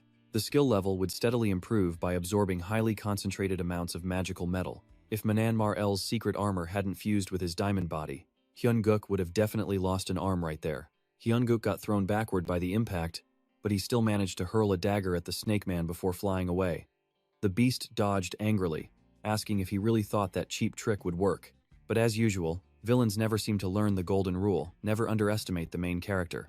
Hyun-gook yanked the chain in his hand, sending a swarm of razor-sharp iron fragments flying straight at the snake man. The massive serpent behind him quickly coiled up, forming a defensive shield. Safe inside, the snake man glared out with a savage, enraged expression. Was this really an attack from a mere level 18 player? Hyun-gook quickly measured his opponent's strength. Blocking that easily meant the monster had definitely surpassed the Red Gate realm. He asked again, "How did the beast get inside the gate?" "Show him the way." The snake man responded with a smug, mocking grin. Actually, it looked more like a painful, constipated grimace. Talk about cocky. That's when Hyun-gook noticed the shards embedded in the creature's hand. The fragments of the holy bead were burning his skin. Only a player killer would take damage from pure holy energy. A vampire. The very demon race that slaughtered innocent citizens and his own comrades during the soul attack. So this creature wasn't a snake man at all, but a vampire. With a twisted face, the vampire mockingly praised Hyun-gook. "You really have a knack for annoying people. I take it you don't plan on answering my question?" It looked like he would have to tear off Hyun-gook's limbs to get him talking. Suddenly, Hyun-gook sensed a massive surge of hero-grade energy. Was that the Spear of Achilles that the Gwang group was searching for? Even his fused armor wouldn't stand a chance against it. If that weapon unleashed its true power, a single hit would instantly end Hyun-gook's life. A system alert popped up, warning him that his potion's duration was below 60%. His mana and strength star buffs were fading fast, with barely 2 minutes remaining. He had to secure a victory before time ran out. The vampire snarled that he would force him to speak, even if he had to rip his jaw apart. With that, he thrust his spear directly at Hyun-gook's face. If Hyun-gook hadn't dodged in the nick of time, his head would have been pierced through. But our main character wasn't about to back down, retaliating with a brutal mace strike aimed right at his head. But the serpent blocked the blow once again. The vampire smugly reminded him that those desperate struggles were completely useless. Hyunguk was incredibly frustrated. That annoying serpent blocked every single ranged attack, making it impossible to strike with the holy fragments. Worse, the Spear of Achilles made close combat suicide. Fine, it was time to change tactics. The vampire pressed his advantage, unleashing a flurry of attacks while mocking Hyunguk for mentioning someone he didn't even know. Hyunguk had to play his trump card early. He asked if the vampire was curious about his background. Had the demon ever served in the military before? The sudden self-introduction actually made the vampire laugh, wondering if Hyunguk was trying to flirt with him. But that brief distraction was enough to plant a claymore mine directly onto the serpent. Definitely not a military man. Meanwhile, the other soldiers stopped a comrade who was about to throw a mine, yelling at him to hold back. With the boss gone, this was their chance. There were too many zombies for even a raid team to survive. Fearing Hyunguk had already fallen, they wanted to run. But Junmo refused, arguing that Corporal Hyunguk wouldn't go down that easily. Tae-soo immediately snapped back, asking how he could be so sure. Junmo firmly responded that they hadn't received the signal yet. Before heading out, Hyunguk had instructed him to strap a claymore to his back. An explosion meant he was down to his absolute last resort. At that cue, he had to lead the squad to safety. Back at the fight, Hyunguk detonated the charge right on target. Barbecued serpent? Anyone? The vampire went absolutely ballistic when he saw his beloved snake charred to a crisp. How dare you? That person chose it for me. He never expected his pet to be blown up like that. With the vampire's shield gone, Hyunguk delivered a deadly arrow straight into his chest. Blown backward by the impact, the monster gasped in shock, wondering what had just hit him. How could any attack be too fast for the naked eye to track? Hyunguk smirked at his naivety. The claymore was just a distraction to eliminate the snake. The arrow was the real trump card. Any attempt to pull it out would be completely useless since it carries his direct power. Hyunguk held off on finishing him, deciding it was his turn for questions. Meanwhile, starving hordes of zombies swarmed toward the waiting soldiers. As Tae-soo and Junmo bickered, a deafening blast suddenly shook the area, absolutely terrifying everyone. Kyungjin asked Junmo with a trembling voice if that massive explosion was actually their claymore. Junmo stood frozen, completely pale. He couldn't believe the mine had gone off. No way, this was Corporal Lee Hyunguk they were talking about. Finally, Tae-soo realized the dark meaning behind Junmo's earlier words. You mean that signal from earlier, right? He smugly brags about being totally right. See? He knew it. He casually points out that wandering off alone is a one-way ticket to a pointless death, coldly telling Runmo to keep a level head if he ever wants to survive a real battlefield. His advice? Just hide in a safe spot and wait for the raid team to back you up. He might have a handsome face, but his mouth spews absolute garbage. Runmo scowls, warning him in a low, furious growl. Hey, we just got word that one of our comrades might be dead. How can you stand there laughing about it? Hearing Tisp's preachiness, the surrounding soldiers freeze, staring at him with pure, unfiltered disgust, as if he is a pile of trash. Feeling the absolute hostility in the air, Tisp stammers, desperately trying to talk his way out of the hole he dug. Hey, I was worried too. But come on, the rest of us still have to keep moving forward, right? Tisp actually tries to start a sing-along to get their adrenaline pumping. What are you waiting for? Move it, let's go hide. But right at that dramatic moment, rocks rain down right next to him, scaring him half to death. What now? The entire castle begins to shake violently. A system notification pops up. The legendary fortress of the Skeleton Lord Dako is being summoned. The Skeleton Lord obliterates anyone who dares step foot on his domain. Panic spreads through the ranks like wildfire. What is going on? An entire fortress materializes out of nowhere. Something completely absent from their training. And look, an army of zombies is rising right alongside it. Tisp stares at the massive horde of 500 summoned zombies, completely paralyzed by fear with a look of pure despair. As chaos erupts, Runmo raises his hand high, signaling for everyone to quiet down immediately. But a stupid ally is always more dangerous than a strong enemy. While everyone else stands completely frozen, Tisp shoves his comrades aside and takes off running like a coward. The loud racket he makes immediately alerts the zombie horde. They go completely feral, swarming the soldiers with terrifying speed. Runmo quickly barks out an order. Raid team, open fire. But they soon realize bullets won't stop this wave. There are just too many. They need to find cover, and fast. Meanwhile, let's head back to our incredibly cool main character and his extremely unlucky vampire prisoner. The vampire desperately clutches the arrow in his chest, trying everything to yank it out. But Hyunguk casually warns him it is pointless. since the arrow is infused with his own heavy magic. He even reassures the vampire, telling him not to worry since he won't kill him just yet. First, he wants some intel on the necromancer. The vampire just laughs, asking if he really thinks a measly little arrow can end him. Sure, without holy power, Hyunggook cannot finish him off instantly. But with the massive blood loss he is suffering right now, even a powerful vampire is bound to experience a pain far worse than death. Realizing his secrets are out, the vampire completely loses his cool. You brat. Just how much do you know? Hyunggook simply channels magic into the arrow, making the monster scream in pure agony. He coldly reminds him who is running this show, and that he is the one asking the questions here. Time for the first question. What is your connection to the second young master of the Guang Corporation? Is that wealthy brat the one backing you? The arrogant vampire snarls. How dare you? That pathetic insect is nothing but a low-class piece of prey. Ding dong, wrong answer. Hyunggook delivers another shock to the vampire. He already warned him right from the start that good boys do not get hurt, while bad ones get punished. Unable to bear the agony, the vampire begs him to stop, which brings a satisfied smirk to Hyunggook's face.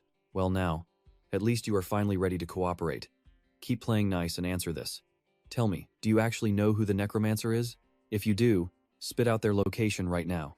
But the vampire is incredibly stubborn, still finding the strength to mock him. You fool, you actually have no idea. If I knew, why on earth would I even ask you? He could be anyone, like a trusted comrade fighting by your side, or maybe even someone in your own family. Unfortunately, that is the wrong answer. And the vampire just crossed a major line. Hyunggook presses a cold dagger directly against his neck, warning him to shut his mouth and keep his family out of it. This monster clearly prides himself on his status, yet here he is, stalling. So, Hyunggook decides to drop a massive truth bomb. You have never actually met the necromancer, have you? Seeing the vampire's instant panic, Hyunggook knows he has hooked his fish, and he begins to mock him relentlessly. Wow, how pathetic.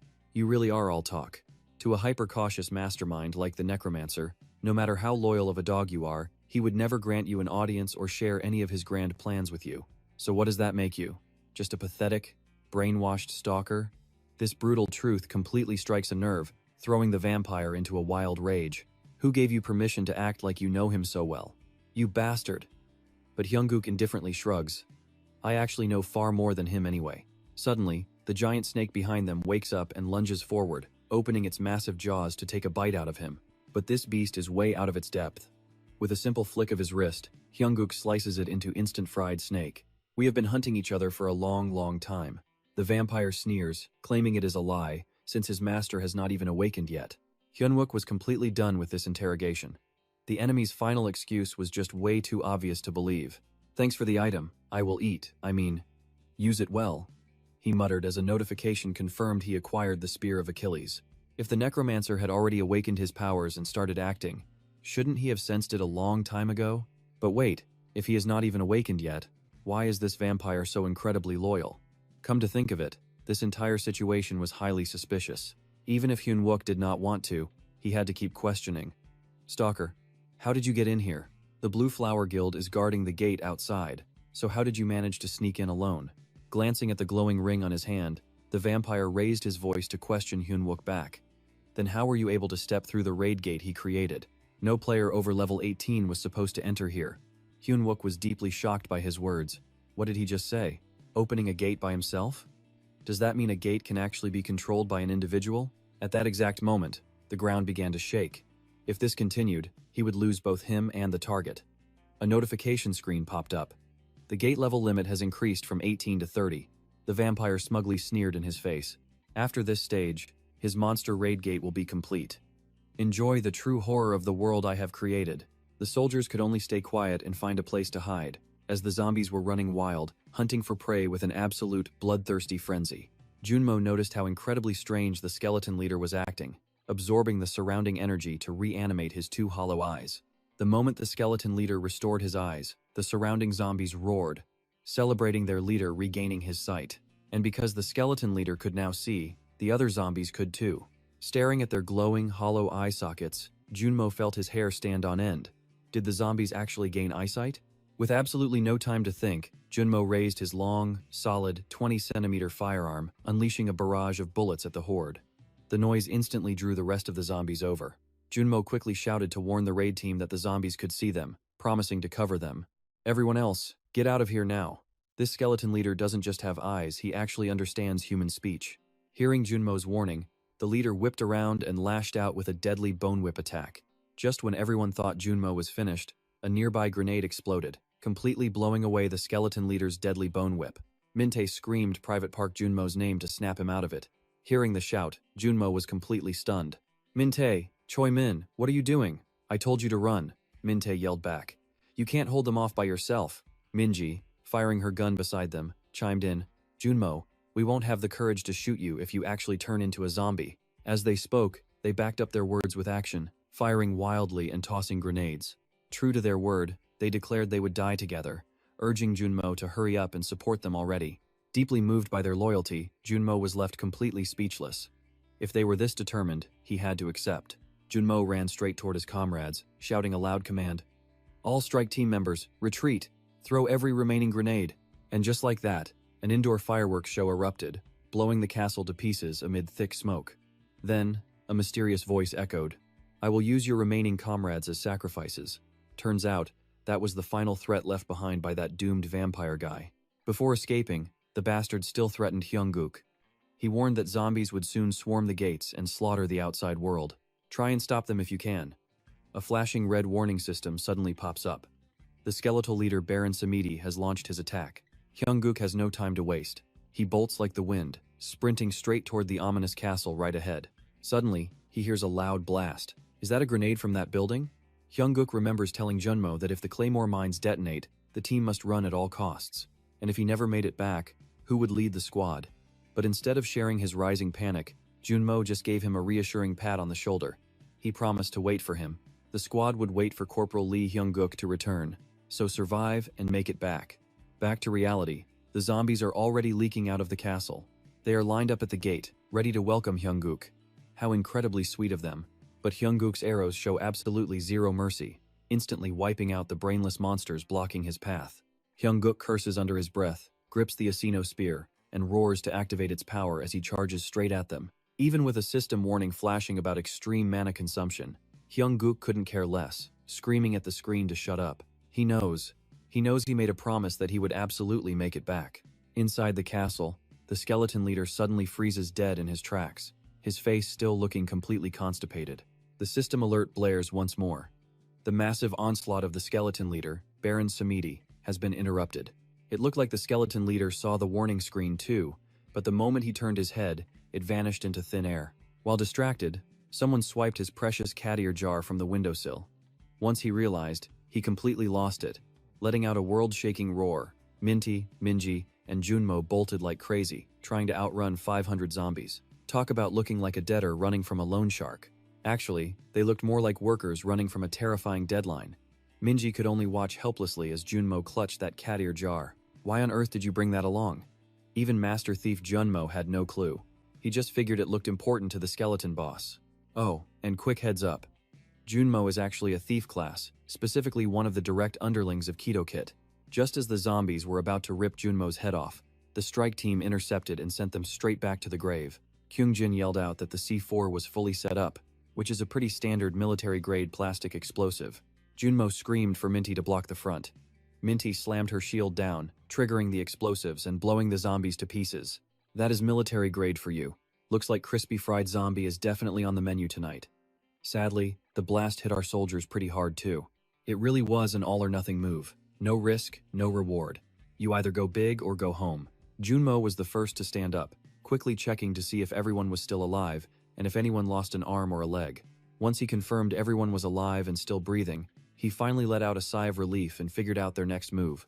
They successfully blocked the zombies for now, but nobody knew what to do next. Why? Because they were officially trapped in here too. Staying here meant they would eventually run out of oxygen. With the immediate threat cleared, finding an escape route was the absolute priority. Right at that exact second, a massive crack split the wall directly in front of them. The skeleton leader whipped his bone chain straight through the wall, bursting in. Junmo locked eyes with the boss and froze completely for 5 seconds. The skeleton leader flashed a creepy, mockingly affectionate smile that sent shivers straight down the soldiers' spines. His eyes were locked dead on the cat ear jar sitting right at Junmo's feet. And right in the nick of time, our main character finally made his grand entrance. Looking incredibly cool, He immediately roared at the skeleton boss to freeze. Hearing his voice, Junmo felt like he just grabbed a lifeline. Trembling all over, he muttered that Corporal Lee Hyun-guk took way too long. Lee Hyun-guk was exhausted out of his mind but still had to rescue his team. Talk about protagonist energy. He yelled out heroically, "Who is it? Who dares touch my squad?" Right when things got incredibly chaotic, our hero Hyun-guk showed up to save his terrified teammates. Hyun-guk then dropped a line straight out of a cheesy romance movie. "Listen up, Glow Eyes. I am the only one allowed to mess with these guys."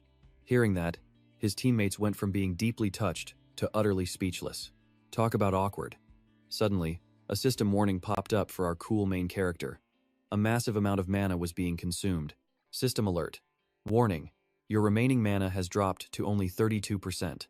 He was mostly talking big to buy time and scare the boss, because the truth was, Hyun-guk was out of mana and had no strategy to win. But while Hyun-guk was busy plotting his next move, the skeleton leader launched a sudden attack.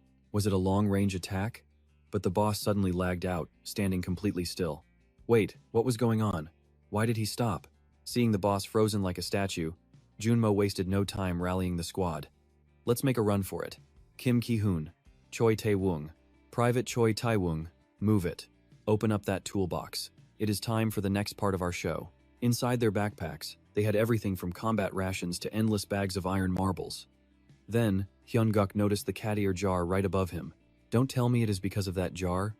Meanwhile, the skeleton boss got some crazy power buff and grew absolutely massive, like a literal giant. With that giant body, the boss started stomping around, crushing his own zombies to pieces, and now, he was aiming his massive foot right at our protagonist.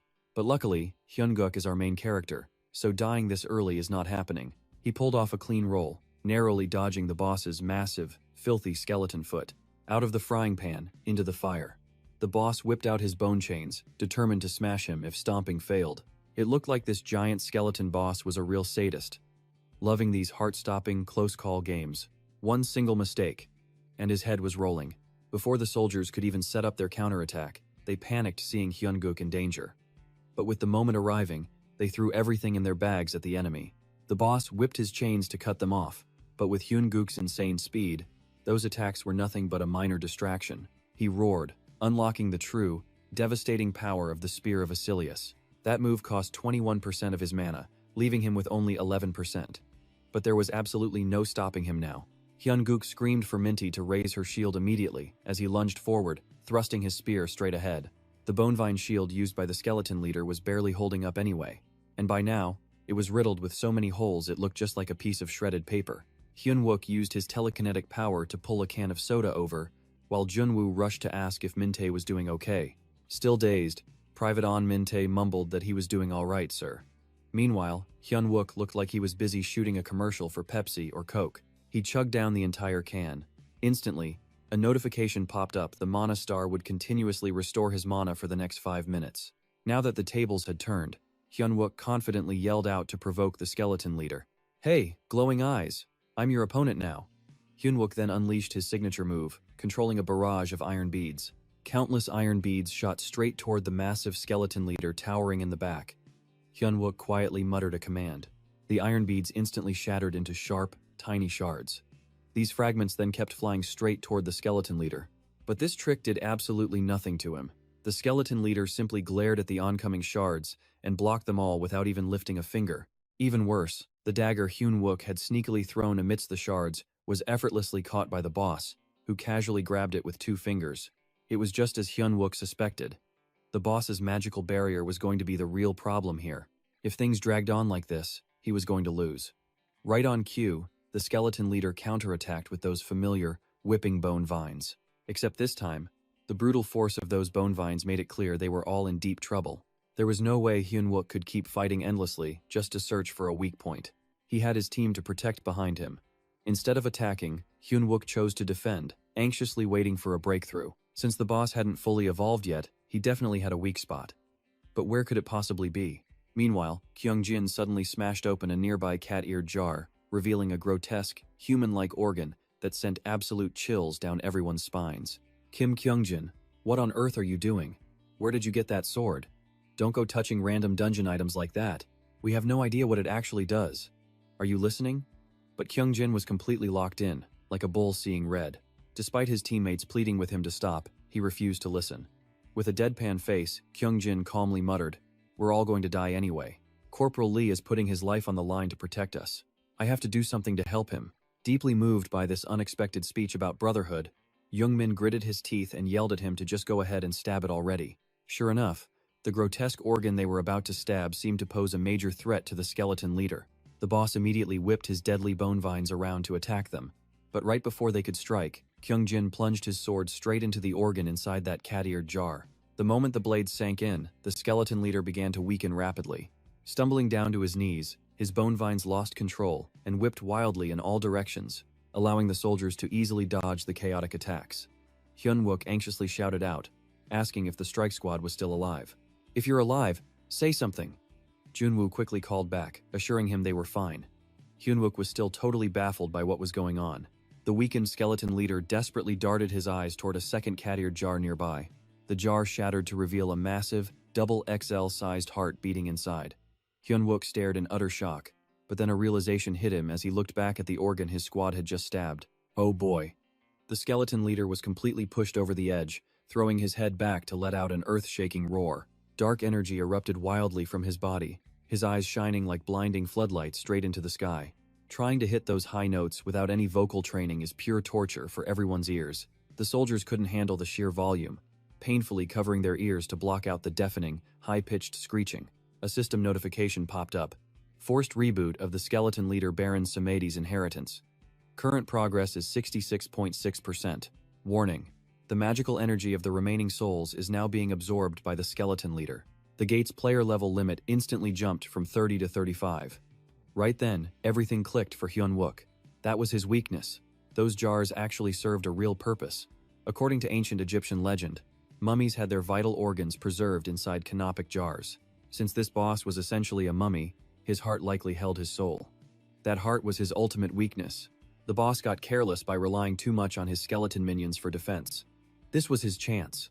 But then, Hyunwook froze, staring at his depleted mana bar. "I'm doomed," he thought. Meanwhile, the skeleton leader still looked incredibly energized, thrashing his deadly bone vines around in a total frenzy. Just as Hyunwook was desperately dodging left and right, Min-tae suddenly rushed in and blocked a massive blow with his shield. Panicking, Hyunwook screamed out in sheer worry. "On, Min-tae, what the hell are you doing?" Min-tae quickly used his power to form another protective barrier over his shattered shield, looking back to ask if Hyunwook was doing okay. Well, he was slightly better now. Hyunwook stared in utter shock at his teammate's newly awakened skill. What is that skill exactly? Let us break it down while it is fresh. Ever since entering this dungeon, his level had been rising at a dizzying pace. Just by blocking that single attack from the skeleton leader, he managed to level up. With that, he reached level 20 and unlocked a new skill called Magic Shield, which uses mana to conjure a barrier that greatly boosts the user's defense. He finally had a defensive shield skill. It was still at a low level, but it would definitely help the team a lot. Hyungook was acting like a worried parent raising reckless kids, nearly losing his mind over Hyunjin's sheer recklessness. "Hey, you idiot. How could you trust a skill you have never even tested before? You almost got yourself killed out there." Kyungjin, who had just been puffing his chest out like a proud peacock waiting for a compliment, shrank back from the scolding, deflating instantly like a punctured balloon. He only wanted to protect his leader and the team. Hyungook sighed and patted his head, saying he knew, but his job was to keep everyone safe, so do not overdo it. Kyungjin blushed with embarrassment, thanking him, but suggested they save that discussion for later. Hyungook told him to save the thanks until after they escaped. Besides, there was no more time left for any heartfelt conversations. The skeleton leader was losing its temper, and another warning system alert rang out. Having sustained continuous damage, the skeleton leader's inherited power was completely cancelled. Incomplete necromancy energy was spreading rapidly, meaning its body would soon crumble and return to dust. In other words, it looked like this skeleton leader was running out of screen time. Before going down, the monster let out one final grand roar. Its skeletal bone chains began thrashing around wildly in every direction like a bunch of crazed octopus tentacles. Hyungook frowned deeply as he watched the skeleton boss lose total control. This monster could no longer control its own body, yet it was still launching a desperate final struggle. Was it trying to drag everyone down to hell with it? The raid team took their positions with rifles ready. The commander ordered Choi Tae-woong to shoot and block its line of sight.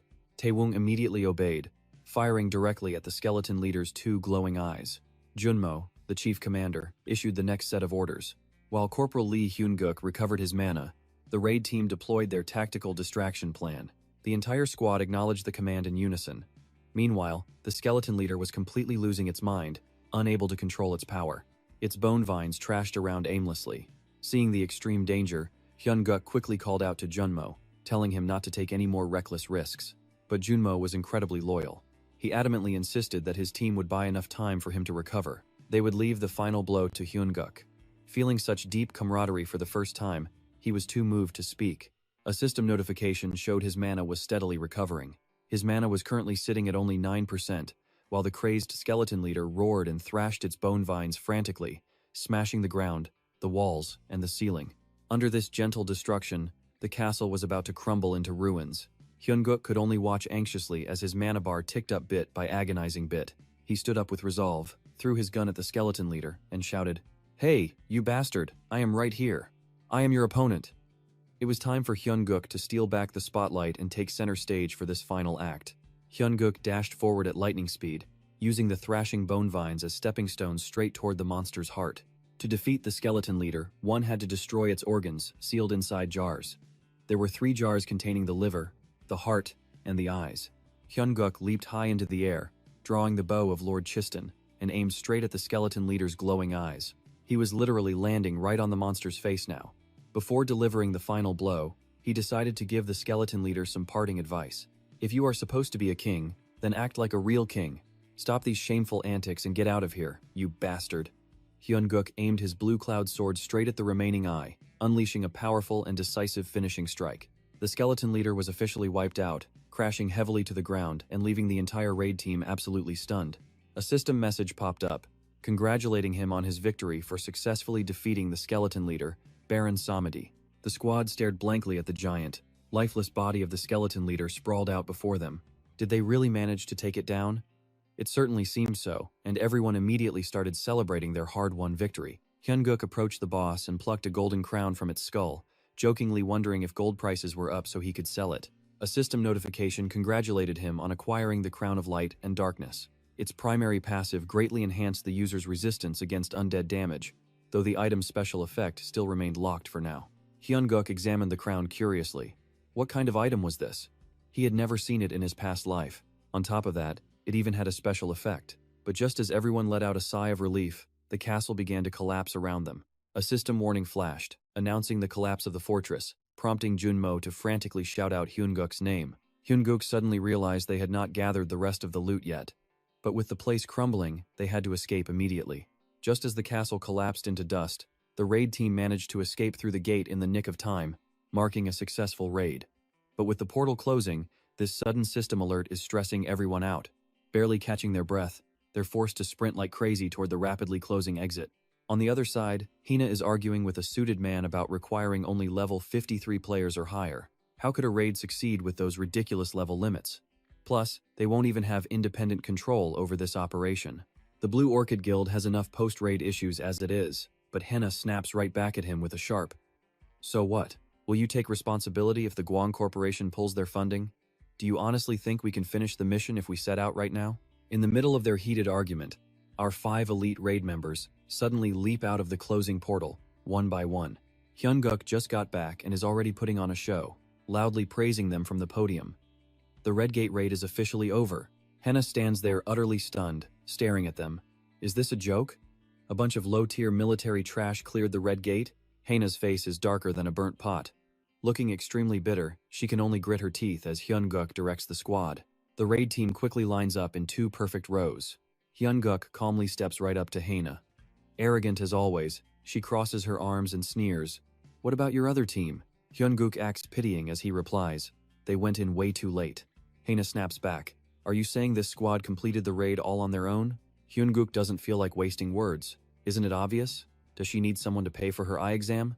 Exactly. But Hina refuses to believe it. How is this possible? Hyun-guk indifferently tells her she can verify it once the portal's analysis is done. Refusing to accept this, she demands to know his true identity. Is he really just an F rank? Hyun-guk looks down coldly at the fuming, helpless Hina. Does she finally believe that his success wasn't just a stroke of luck? Shut down completely by his sharp words, Hina stammers, claiming she will only make a decision after reviewing the data. But tell me, Did you happen to see a specific spear in there? It might be held by a zombie from the Blue Orchid Guild, or stashed inside the dungeon's treasure room. Hyun-guk just shoots her a look that is 90% pure contempt and 10% absolute disbelief. Honestly, even a doctor couldn't cure her delusion. During the escape, Hyun-guk already swiped the diamond body scroll and hid it on his person. Why would he admit to seeing anything? Hyun-guk plays dumb, claiming he never saw any spear at all. Haena is left speechless and utterly panicked. It's impossible, it must be there.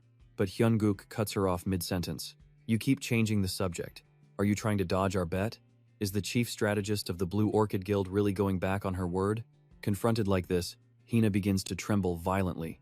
Disgusted by her pathetic display, Hyun-guk turns his back on her and walks away. It seems she needs some time to calm down, so he'll just come back to collect his winnings later. But Haena isn't letting him off that easily, screaming at him to halt. She demands that he join the Blue Orchid Guild immediately. She promises him the absolute best treatment and benefits, far superior to any other guild. But Hyun-guk saw right through her. She just wants to be his boss and control him. Suddenly, as they argue, a soldier shouts an announcement. The Major General of the Monster Countermeasures 3rd Division has arrived. Dong-chan eagerly welcomes Hyun-guk back, but notices Haena clutching the man's coat. Don't tell me she is trying to recruit an active duty key soldier right from under their noses. Caught red-handed, Haena flusters and waves her hands. Of course not, she was just making a friendly introduction. Dong-chan asks her casually, by the way, didn't the Blue Orchid Guild disobey direct orders to prep their own secret raid team? Haena freezes like a statue, completely speechless. Dong-chan shoots her a knowing look, noting that they already have massive issues with the Guang group, yet her guild still overstepped at the Red Gate. He intends to file an official complaint regarding this matter directly to the leader of the Blue Orchid Guild. Furthermore, he believes a copy of this official document should be sent to and discussed with the other guilds. Unable to argue, Haena can only clench her fists so hard they bleed. As Dong-chan and Hyun-guk walk into a private room, the old man happily listens to Hyun-guk's detailed battle report. Unbelievable. A total. 100% clear. This is absolutely outstanding. He never expected him to bring back such a flawless victory. Dong-chan looks 10 years younger as he praises Hyun-guk endlessly, dying to see the look on the Blue Orchid Guildmaster's face. Hyun-guk watches the old man grinning like he just hit the jackpot. He's clearly thrilled to have completely ruined their plans. Dong-chan declares that at over 70 years old, he has never met anyone quite like him. Hyun-guk just humbly downplays it. But about the promise he made, Dong-chan cuts him off, completely ignoring the topic to shower him with even more praise. He'll promote the entire raid squad by 1 rank, and grant him an official rank re-evaluation. Hyun-guk maintains a calm exterior, though internally, he's already slicing Dong-chan into 100 tiny pieces. Here we go again, this crafty old man still has to open his mouth and deliver a textbook thank you speech. With team promotions, rank upgrades, and the promised rewards, he actually felt deeply moved and grateful for the old man's generosity. Jung-chan clears his throat with a sour face, admitting this guy is not easily fooled, and asks what he really wants. He asks for weapons imbued with holy power for his entire team, leaving Jung-chan even more confused by the bizarre request. The skeleton gate is cleared, so why still demand holy weapons? Cut to the next morning, where hot news is buzzing everywhere. The support team had single-handedly cleared Stage 53 during the gate closure raid. Gossiping soldiers stand aside with their jaws dropped, hearing that Hyun-guk even received a scout offer from the famous Blue Flower Guild. Doesn't that put his record above Sergeant Choi-hyun? Once Sergeant Choi-hyun returns from deployment, they will definitely need a showdown to see who is truly on top. Meanwhile, Minji and Min-tae are sitting together, sharing a cozy heart-to-heart. Minji sighs deeply, complaining that while everyone used to ignore them, they are now the center of attention, and he just cannot get used to it. But Min-tae wonders why that does not seem to affect Junmo at all, who is currently busy bragging to others. He is showing off to 2 pretty girls, recounting their epic battle as if he just narrowly escaped death, which is actually pretty close to the truth. A short-haired girl asks out of curiosity why the other team members are so incredibly powerful, even excluding their captain. Junmo leans in and whispers mysteriously that it is all thanks to Hyun-guk's brutal special training methods. Meanwhile, the man himself is busy sitting alone in his room, literally biting the crown he swiped from the skeleton boss.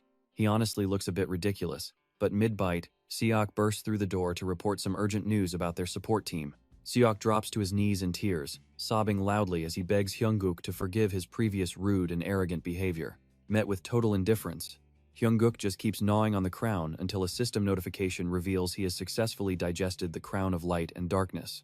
It does not taste good at all, but now is not the time to be picky. because the massive soul monster wave is about to begin. They cannot possibly save every single soldier, but securing an extra powerful ally in battle will definitely help save more lives. Hyungkook decides to accept his new disciple, offering a gentle smile as he warns Suk he should probably prepare for death. Meanwhile, the leader of the Daesan Guild is talking to an associate about how their candidate failed at the Soul Gate. It seems his faction is preparing to execute a sinister new plan. Once he gathers all the details, he plans to send men to the black market to scout for intel and prepare for any unexpected complications. He tells the contact on the phone that he will do absolutely anything to lay his hands on that key. Staring at the monitor, he guesses the thief used fire as a weapon, instantly pointing suspicion toward the monster defense team as he plots his next move during the soul attack. This time, he will open 4 gates simultaneously to scatter their forces, allowing his men to completely wipe out the 1st Battalion of the monster defense team. Before hanging up, he confidently reassures the person on the other end of the line. He will personally handle everything here in Korea, promising to call back and update them immediately if any issues arise. He instantly crushes the phone in his hand right after hanging up. While agonizing, blood-curdling screams begin to echo from behind the heavy door he is standing near. As he steps inside, he is greeted by a horrific sight of countless bloody corpses covering the floor, surrounded by his savage henchmen, who are completely drenched in blood. He coldly raises his voice to give them their orders. Thrilled at the mention of new prey to hunt, the killers instantly grow excited, and a blonde girl who just finished draining her latest victim stands up to say, "Yes, master, please command us." He commands them that once the attack begins, they must infiltrate the 1st Battalion of the monster defense team stationed over at Namsan.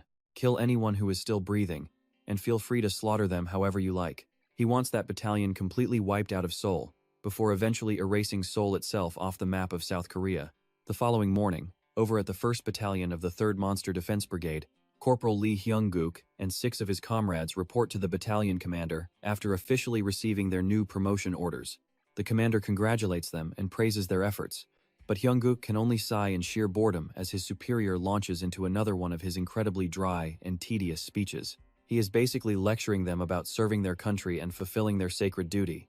But right in the middle of his passionate speech, he receives an urgent call mentioning someone named Kaido. He quickly instructs the 2nd platoon leader to wrap up the promotion ceremony in his place, and he immediately rushes out the door.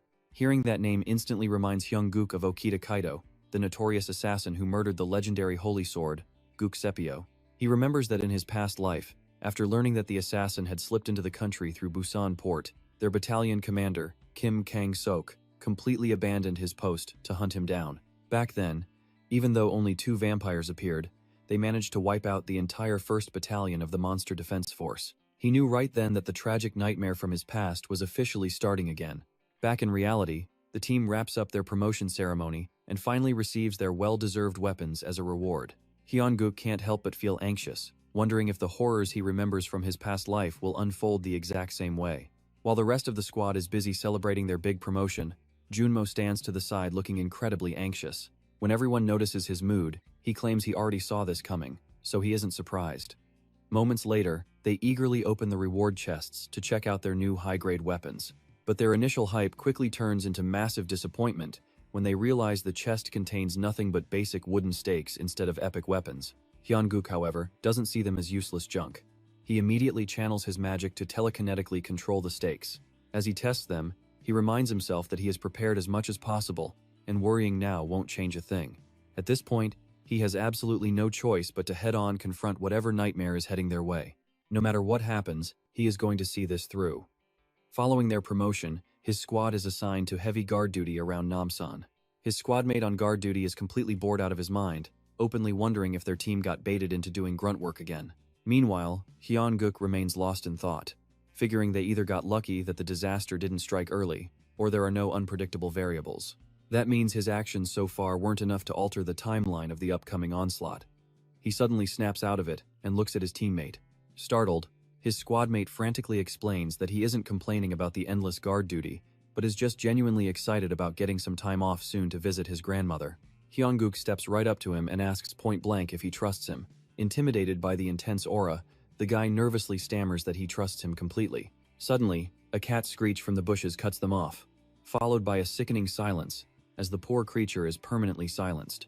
Over at the main gate, the vice platoon leader checks in on An Min-tae and Park Sung-mo to see if they are staying alert.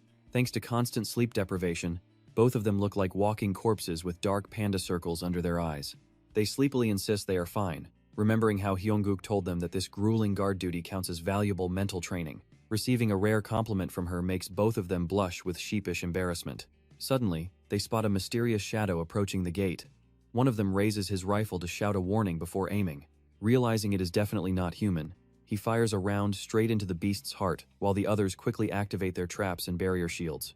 But to their absolute horror, a massive swarm of those exact same monsters begins pouring in from outside the gate. They fire their weapons non-stop, but the sheer numbers are overwhelming. Forced onto the defensive, they deploy a magic shield to temporarily hold the horde back. Meanwhile, Hyungkook is moving at top speed to reach the gate. He knows the nightmare is about to unfold, the devastating attack that will turn Seoul into a living hell. Inside the operations headquarters, Sung-ha is busy working when a sudden, terrifying chill runs down her spine, forcing her to grab a flashlight and investigate outside. She gasps in horror as she finds the resting soldiers completely wrapped in a swarm of deadly snakes.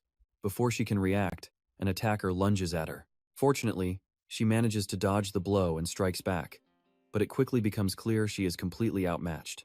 To her absolute shock, the wound she just inflicted instantly heals up as if nothing ever happened. Witnessing this terrifying regeneration, she demands to know who this monster with such immense healing power is. He smugly sneers that she doesn't need to know, since she is going to end up dead by his hands anyway. He even mocks her, saying it's such a tragic waste to kill a girl as beautiful as her. That's when Seung-ha notices an active portal nearby, with endless waves of vicious monsters being ushered straight into the base. Infuriated that she is ignoring him, the villain lashes out with his whip to teach her a lesson. Being completely disarmed and defenseless, she is easily captured by the brutal weapon. The whip tightens around her neck, dragging her across the floor. But just as he raises his weapon to finish her, a hail of gunfire forces him back. While he scrambles to dodge the bullets, Seung-ha manages to free herself from the tight bind. Furious that his fun was ruined, the villain glares at the newcomer, who is none other than Hyungkook. He instantly recognizes Hyungkook as the exact soldier who stood in his way during their last battle. Boiling with rage, he snarls, "You military bastards are always getting in my way." Hyungkook takes off his cap with a smirk, mocking him by asking if he plans to run away again. That perfect insult drives the monster absolutely insane with anger. Back at the gate, the monster onslaught continues relentlessly, while the squad desperately holds the line, praying for the rapid response unit to arrive. The vice platoon leader casts powerful support spells to stabilize their mana barriers. Just as the gate is about to burst open, the rapid response unit finally arrives, letting the exhausted defenders breathe a sigh of relief. But a horrific twist occurs when a mysterious woman appears out of nowhere. Wielding dual daggers, she obliterates the entire rapid response unit in a blink, leaving them absolutely no time to even scream. As the purple-haired assassin prepares to execute the survivors, a drunk soldier stumbling right through the zombie crowd suddenly catches her attention. He casually chugs his alcohol while stumbling forward, muttering nonsense under his breath. The horde of zombies actually parts ways to let him walk right through. They must be wondering why on earth this guy isn't terrified, or if he's just completely out of his mind. One bold zombie steps up and smashes the bottle right out of his hand. Seeing his precious drink shattered, he lets out a heartbreaking scream of pure grief. To vent his absolute rage, he moves like the wind, slicing through the entire horde instantly. After clearing out the undead, he points the jagged, broken bottle right at the purple-haired girl watching him. "Are you the one leading these freaks?" he demands. "How are you going to pay me back for this?" Amused, she replies with a cold sneer, "You seem pretty confident in your speed. How about we play a little game then?" But before she can even finish her sentence, he vanishes, reappearing right behind her. He immediately strikes, using the jagged edge of his broken bottle. She reacts in a split second, but still gets slashed. Down below, his squadmates look up in absolute awe. Their savior has finally arrived, Sergeant Choi Yoon. Flushed red from the alcohol, he points the shattered bottle at her and barks, "Before I slice up anything else and settle this score, you better bring me some booze." 36? Shocked to hear his name, she stares at him in disbelief and asks, "Wait, weren't you reassigned to another outpost?" He just scratches his head lazily, muttering that he was sent to handle a few chores, and now that they're done, he's back. He goes right back to demanding booze. Driven absolutely mad, she unleashes a flurry of slash attacks. But no matter how many times she swings, she can't land a single hit. Choi Yoon leaps down from the roof with a heavy sigh, realizing this annoying woman is about to completely ruin his fun. With that, he asks his squadmate to lend him a bayonet. It's not that his buddy is reluctant, but he's seriously worried that a standard, basic bayonet won't stand a chance against a monster like her. Plus, she's actually a vampire. Half drunk and dazed, he just blinks and asks, "Wait, she isn't a zombie?" His buddy sighs in pure frustration. Since when do mindless zombies talk, man? Knowing Choi Yoon is a prime candidate to become the next Sword Saint, she waits for a moment of distraction to unleash her absolute maximum power against him. Moving at blinding speed, she's incredibly confident that she can end his life right here. The deputy platoon leader tries to scream a warning, but before she can even finish shouting, "Watch out!" the vampire is already sent flying back by a single, brutal counterstrike. Only a sturdy wall stops her from launching into orbit. Coughing up blood from the heavy impact, she struggles back onto her feet, desperately trying to figure out her next move. Choi Yoon just sighs, claiming he tried his best to hold back and regulate his body's metabolism, because the moment his metabolism spikes, he immediately sobers up. Glancing at her coldly through his glasses, he mutters, "Well, the fun is officially over now." Choi Yoon raises his bayonet, asking calmly, "So, how exactly do you plan to take responsibility for this mess?" Realizing she stands absolutely no chance in a fight, she decides to employ the single most effective strategy from Sun Tzu's Art of War. Running away is the best option. She uses every ounce of her remaining speed to flee, but Choi Yoon catches up instantly. He ruthlessly severs her tendons, leaving her completely immobilized and pinned flat on the cold ground. Choi Yoon frowns deeply, demanding to know how a human like her is able to command the undead. When she refuses to speak, he gives her an angry kick. Standing over her, he mutters, "Just lie here and take a nap. Once I sweep the rest of these pests, I'll be back to question you." Before heading out to slaughter the remaining horde, he orders his squad to tie her up securely. He tells the nearby deputy platoon leader that he'll officially report in after finishing his cleanup. Seeing Choi Yoon head into battle, armed with just a cheap bayonet, a fellow soldier pulls out his newly rewarded sword and offers it, but Choi Yoon flatly refuses to take it. Choi Yoon looks at the approaching horde with a wicked, sadistic grin. He is about to make their deaths incredibly painful. He leaps into the air and unleashes his strikes. A true master really does make it look easy, slicing down zombies like dry grass wherever he steps. Behind the gate, Min Tai-an and Jungmo Park are talking. They agree that if Hyungkook ever changed his attitude, he'd act a lot like Choi Yoon, mainly because whenever either of those two smile, it sends a wave of pure terror down everyone's spine. Back to Hyungkook. The moment he finishes offering a casual greeting, his opponent furiously lashes a whip directly at him. Easily blocking the lethal whip with some spare blades, Hyungkook quickly hands over a few extra weapons to the platoon leader and commands. The skeleton soldiers are charging toward the cafeteria. "You must go rescue the soldiers trapped there immediately." She protests in worry, warning him that the enemy is a vampire, and without any holy power, he won't stand a chance. He uses some incredibly harsh words just to push her away. Trying to fight while babysitting you is way too much trouble. Reluctantly, she orders him not to die before quickly retreating. Watching her run, the enemy sneers that they should have fought together. Hyungkook just smirks, replying, "Honestly, I'm just glad you're still breathing." The vampire is completely baffled by this, his face practically screaming. "And why does that matter?" Hyungkook explains, "Because if you're alive, it means your leader knows nothing about me. You only kept your head because you hid your last pathetic failure, right? If you had actually reported it, you wouldn't even be standing here today." He handed his weapon to the platoon leader, warning him that the skeleton soldiers escaping from the gate were heading straight for the cafeteria.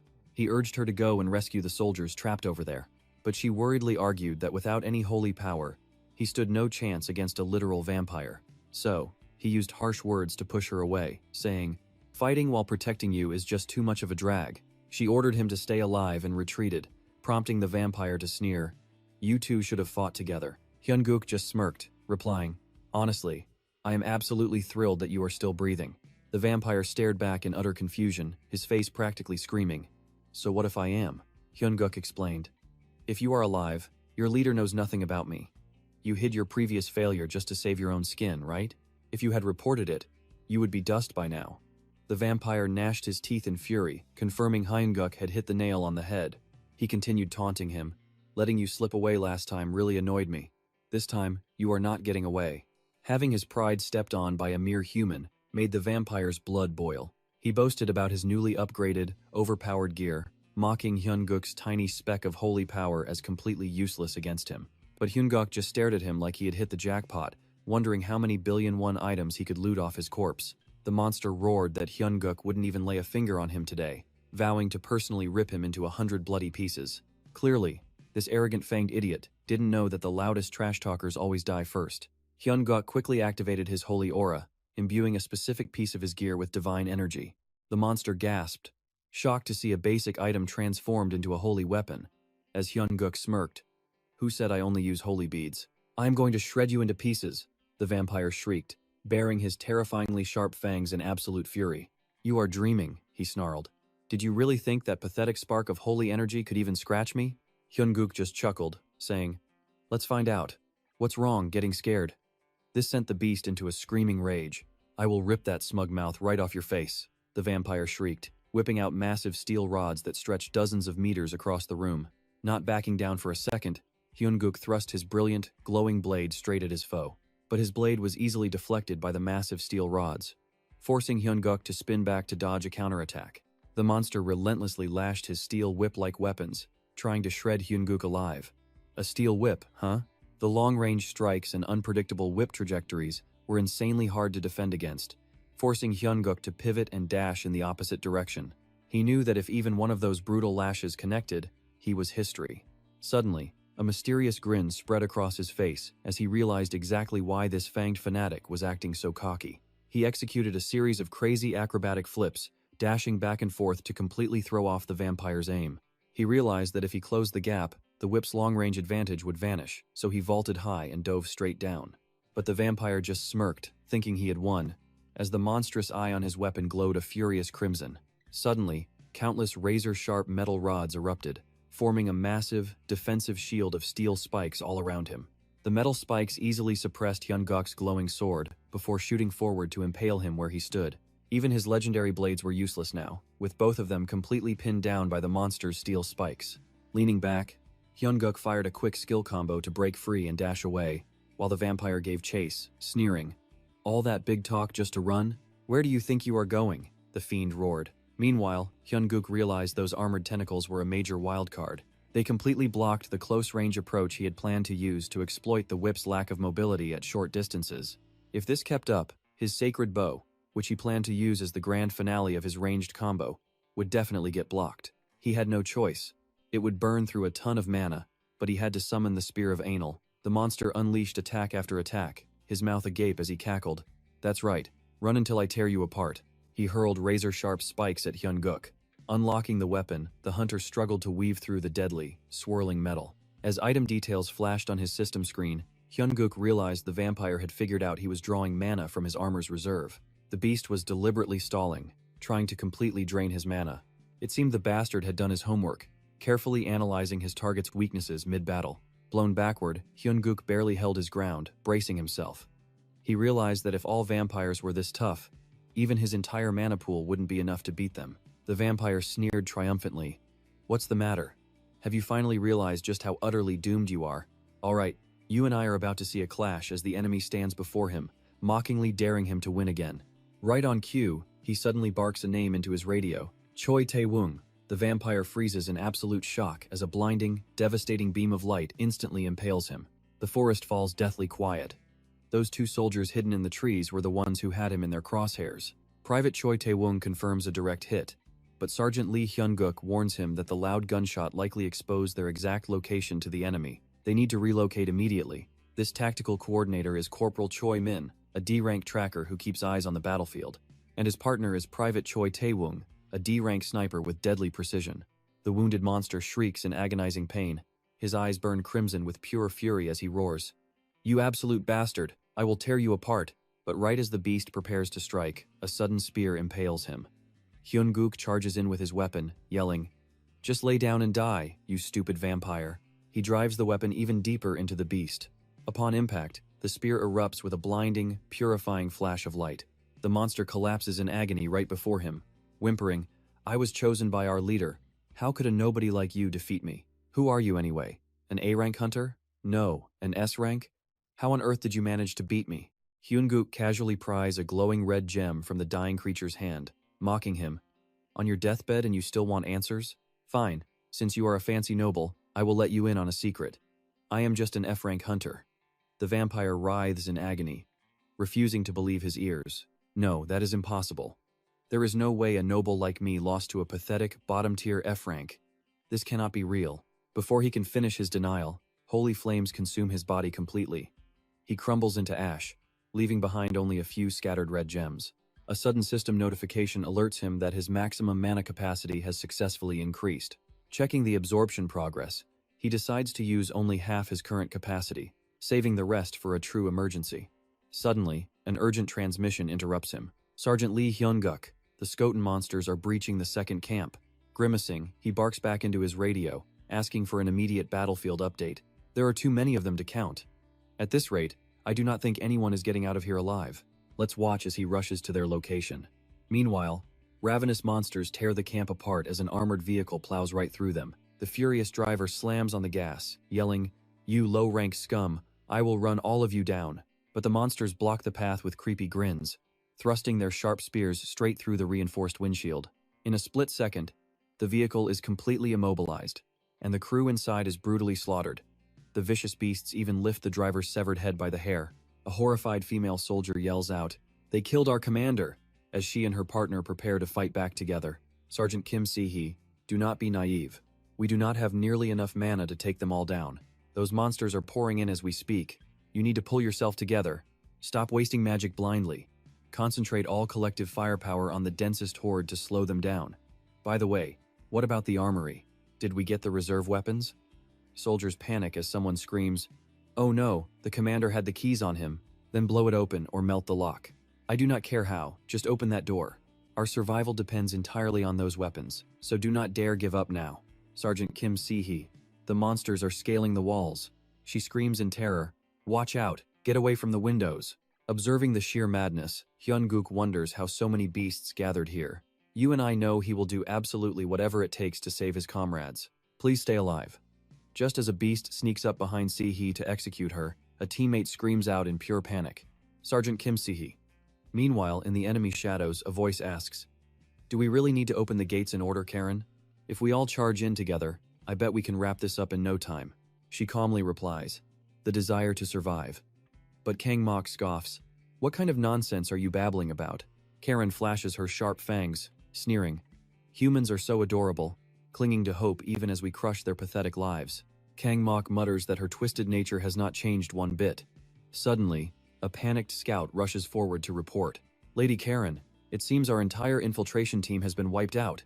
He gasps in disbelief. Both of them? They completely disabled all active communication links and monitoring cameras during the mana release phase, then moved directly to the designated point to await final breach orders. The messenger delivers the grim update, but absolutely no one showed up. He demands, "Did you not clearly state that both the main hunter team and the Sword Saint candidate were absent?" The scout stammers, "Yes, that was exactly what we confirmed beforehand." So, could that girl actually be Seola, daughter of the Holy Knights leader?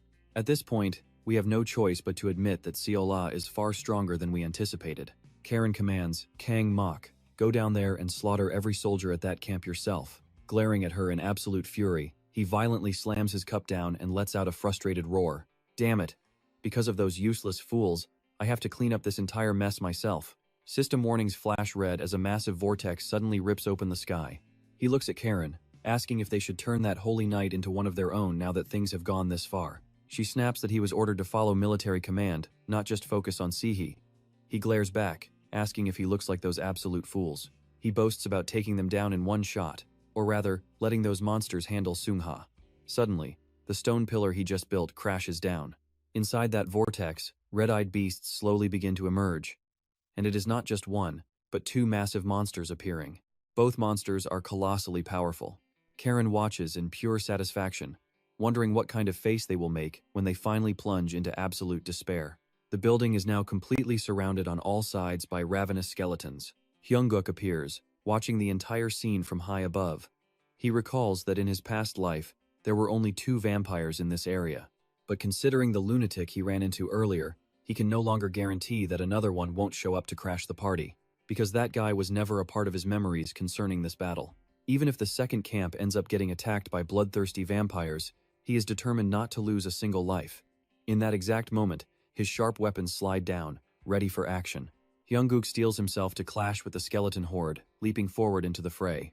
The skeletons suddenly sense his presence, but before they can even react, his deadly weapons pierce straight through their chests, shattering their ribs into countless pieces. His weapons fly forward like deadly rockets, sending the monsters crashing down. It is a relentless storm of Hyunggook's sharp blades, obliterating every single skeleton. As the blades hit, the monsters burst into flames and crumble. Hyunggook fights like an absolute god with absolutely zero fear, his only silent prayer being that everyone makes it out alive. His arrows tear through the air with terrifying speed.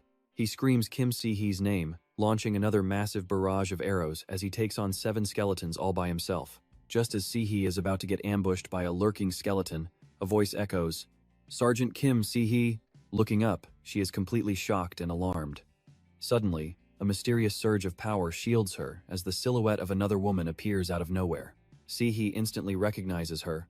She glares, asking who gave her permission to barge into the women's barracks completely naked like that. Without saying a single word, she unleashes a devastating strike to crush the skeleton. Meanwhile, Hyunggook finally makes his way over to join them. He calls out, asking if everyone is all right, but freezes as he spots something incredibly bizarre. He came here to rescue them, but he is completely bewildered. Who is saving whom here? He grabs onto a broken door and drops down. Oh, he thinks. She is actually way stronger than he ever expected. Si-hee stares at him with suspicion, wondering what his deal is. Why is he trying so hard to look cool after crawling out of nowhere? He reminds himself that even though Kim Si-hee is a necromancer with a legendary assassination record after the second wave, she was still handpicked for a highly classified mission to go and assassinate the Orc King in the Shanghai Orc Kingdom, ultimately leaving a massive mark on history during her brutal, life-or-death duel with the Orc King Stonos. And that is exactly why, when he officially set out on his own mission, he did not start his journey alongside her. Wait, isn't that actually him? The crowd finally gathers the courage to crawl out, recognizing him as Sergeant Lee Hun. They stand there whispering, complaining that he was supposed to be handsome. He apologizes, saying he barely saw the photo, while looking around anxiously. He asks who is currently in charge here. Si-hee lazily replies that, for now, it seems to be her. Suddenly, a female soldier yells out, "Sergeant Kim Se-hee, the armory is wide open now." Hearing this, Hyunggook replies, he promises to hold this area down while they quickly gear up. Si-hee asks with deep concern if he can really handle this alone. Given the current situation, he should be fine. Standing on high, he looks down at the skeletons he just slaughtered, reminding them that mana is not infinite. They cannot hold out for long, urging everyone to move fast. Suddenly, the radio crackles as non-commissioned officer Park Junmo reports in. As previously instructed, most of the soldiers at Camp Number 1 are fully prepared and have been safely evacuated. He grins, praising Park Junmo's great work, while the platoon leader has already been transferred to Camp Number 2. Before he can even catch his breath, another horde of skeletons suddenly appears right in front of him. He is totally caught off guard, but a woman charges in and obliterates them instantly. She slowly walks over to him, thinking to herself that it is Lee Hyunggook once again. She asks if he cleared the skeletons here, and he replies everything has been fully taken care of. Si-hee quickly salutes to report, assuring her that Sergeant Kim Si-hee will have the forces at Camp Number 2 fully prepared shortly. Hyunggook looks at her in absolute shock, wondering how on earth she already managed to evacuate Camp 1, support Camp 2, and completely handle this entire chaotic situation so quickly. While he is still deep in thought, the system suddenly blares another warning. The slain skeletons suddenly begin to regenerate, potentially becoming even more powerful than before. Si-hee and her superior are utterly shocked, wondering if a totem is involved. It is actually a highly dangerous magical item, capable of casting a powerful spell over an entire area, a totem, an item linked directly to a few demon crests. Suddenly, he smirks as if finally piecing it all together. He urges the other two that they must move fast to find the artifact before anyone else, warning them that the vampire back then definitely wasn't acting alone. She agrees, admitting she doesn't get why they sent skeleton monsters first, but it's clear this entire assault is part of a much bigger, calculated plot. Immediately, she orders all soldiers to get ready and hold a tight defensive formation until backup finally arrives. After acknowledging the order, she instructs Lee Hyunggook to accompany her directly to the main control room. Stunned by the command, he questions going with her. Inside the control room, hundreds of monitors track every single move outside. Deep inside this subterranean bunker control room, 2 operators monitor the screens while 2 armed guards stand watch. Screen after screen flashes, disconnected alerts, signaling that their magical defense barrier is on the absolute brink of collapsing. Panic sets in. Anyone capable of tearing through a double-layered magical security door must be a monster easily on par with an orc.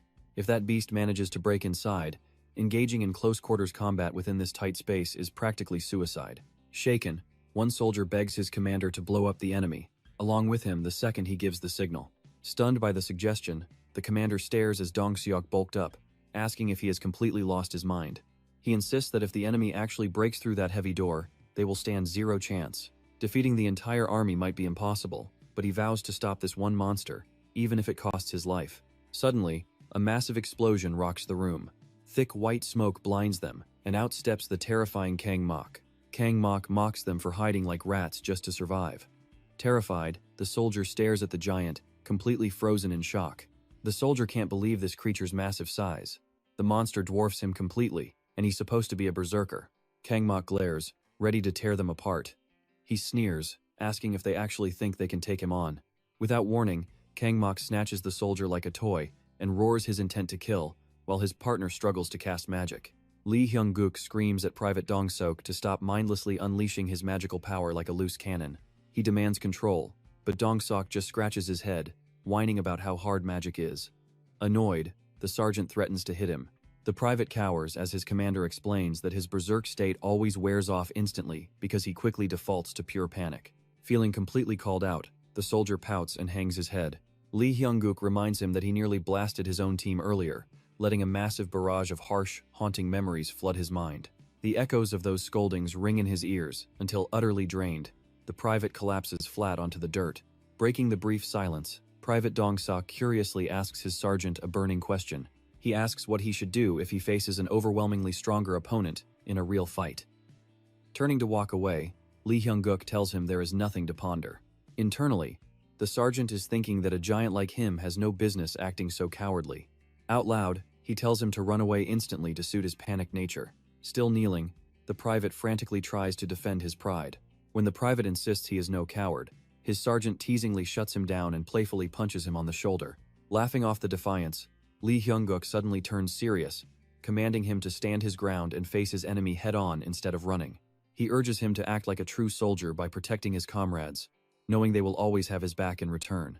Terrified but refusing to retreat, the soldier steels his resolve as he stares directly into the furious eyes of Kang Mok. The monster laughs off the challenge, but with a sudden, roaring war cry, the soldier charges forward, determined to put the beast down. Lieutenant Lee Min-hee arrives on the scene only to find the brave private locked in a brutal, desperate clash with Kang Mok. Knocking the beast off balance, the private seizes the opening and charges up his magic for another devastating blow. Unfazed by the attack, the monster sneers as the soldier channels his magical energy, watching his uniform rip to shreds as his physical body swells to an absolutely colossal size. He calmly replies that this cramped bunker is simply too small for a real battlefield. The monster is intrigued, realizing he is a brawler. Gritting his teeth, Dong Seok desperately prays to control his wild magic just this once. His massive buff frame expands, totally blocking the view behind him. He actually pulled it off. He has successfully unlocked and stabilized the second tier of his body reinforcement technique. Dwarfing the monster just like his sergeant said he would, the towering soldier proudly steps forward, ready to defend everyone behind him. He easily crushes the monster. Meanwhile, deep inside the underground bunker of the 1st Battalion, the soldiers of the 3rd Anti-Monster Brigade charge into action with weapons drawn. Lee Hyung-guk knows they must destroy the totem first, but wonders why they are heading toward the control room. Just as they draw close, a sudden explosion rips through the command room. The two instinctively step back, shielding their faces. Slowly, Kang Mok steps into view, mercilessly dragging Gunsuk by the neck. He is covered in blood, his body battered with gruesome wounds. Hyun-wook looks on in absolute horror. "What happened?" he screams out. "Lee Gunsuk." Barely breathing, Gunsuk wheezes out, "Sergeant Lee Hyun-wook, I told you, I am not the type to run away." Before he can even finish, Kang Mok violently kicks him right in the face. The villain snarls, "What are you blabbering about?" "Shut your mouth!" Yoonha screams. "Stop. What do you want?" Hyun-wook turns to her. "Commander, I'm sorry, but you need to head to the control room first. Once you reach the control room, order a search for the totem and quickly organize the team to begin the evacuation process." As for him, his expression turns icy cold. "I am going to slaughter this bastard, then I'll meet up with you." Yoonha stands stunned by his reckless decision. Suddenly, Kang Mok locks eyes with her. Well, the Holy Knight President's daughter. "Man, I really didn't want to slaughter everyone just to find you, but here you are, walking right into my hands." She reluctantly nods. "Fine. I will go to the control room. But do not die, that is an official order." Seeing her turn to flee, he barks out, "Hey, where do you think you are going?" Hyunwook mutters, "Lee Gun-suk, I never liked you. You're just a brute who relies entirely on raw power." Kang Mok looks confused. "Huh? What nonsense are you talking about now?" "But you see," Hyunwook continues, "he risked his life to fight today, all because of a single word I said. So if I want to keep any of my self-respect, I have to risk my own life to avenge him." As the system screen flashes with item details, Hyunwook suddenly charges right at him. Kang Mok sneers mockingly. "Look at this absolute lunatic. Fine then, bring it on." Sliding right past his opponent, Hyunwook catches him off guard. Standing directly behind the villain, he points a finger, leaving Kang Mok utterly clueless. Suddenly, a massive arsenal of weapons materializes. From the distance, a brilliantly glowing spear hurtles straight toward the villain. He roars, "Unlock!" Swinging the glowing spear forward with absolute determination in his eyes, he invokes his skill, Iron Pillar. Hyunwook watches as Kang Mok writhes under a barrage of sharp arrows. But a second later, the brute easily breaks free. "Is that pathetic trick all you've got? This is pathetic. Didn't you boast about getting revenge?" With a brutal sneer, Kang Mok slams a heavy punch right into his shoulder. Activating his indestructible diamond body, the monster hurls Hyunwook away. He crashes hard, but instantly forces himself back up. Hyunwook glares at his enemy, teeth clenched, before glancing over at the heavily injured Gun-suk. Enraged, Kang Mok roars, "Where do you think you are looking?" Dragging himself up, Hyunwook looks up. Suddenly, massive stone slabs materialize in the air, aiming directly at him. The sheer scale is overwhelming. Kang Mok closes in, mocking him. "Are you just going to scurry around like a filthy rat?" He launches a barrage of homing projectiles, screaming as he charges. "Gotcha." With no other choice, Hyunwook activates his own indestructible diamond body and charges head-on into the terrifying beast. Bracing with both hands against the villain's colossal strength, Hyunwook looks up at a body that has mutated into something truly horrific. The monster scoffs.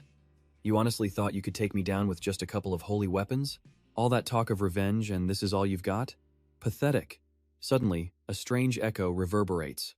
"Huh? What is that sound?" "You are right," Hyunwook wheezes. "A few weapons would never be enough to end you. That is exactly why I brought you here. Witness the indestructible flow, and it is all yours." You are standing in the restricted zone of the 3rd Anti-Magic Brigade, 1st Battalion Armory. Staring in disbelief, the villain notices Hyunwook's chest glowing brilliantly, even as fresh blood trickles down the corner of his mouth. Hyunwook glares right back. "Let's see which one of us hits the grave first, you bastard." A colossal vortex rips open, and countless skeletons begin pouring out of the void. They turn their hollow eyes upward. Where is that sound coming from? I have blocked some of them, but this is my absolute limit. We are running out of time, hurry. Minhee struggles desperately to hold back the surging skeleton army. With a strained, tense expression, he shouts to his squad, "Comm Center, re-establish our communication channels right now. Prepare to fire, ready your weapons." The soldiers take their positions, aiming their rifles from behind cover as the swirling vortex turns pitch black. Minhee's eyes widen in sheer terror as a fresh wave of skeletons emerges. He falls backward, scrambling away as the monsters lunge directly at him. Paralyzed with fear, he can only watch them close in. Suddenly, a voice booms, "Fire!" Eunha finally arrives, her face etched with deep worry. "Lieutenant Lee Minhee, are you all right? Lieutenant Lee Minhee, are you all right?" He forces a weak smile. "Lieutenant Seiyuna, we actually managed to clear every single skeleton from the command room." Yuna stands silent, while he remains completely dazed. He sighs in relief. "Thank you. If they had overrun the command room, none of us would have made it out alive." Suddenly, a soldier shouts, "Commander, we've successfully restored the communication link. We are connected to the main battalion. Hurry, ask for backup." But then, the soldier's face pales as he realizes something terrible.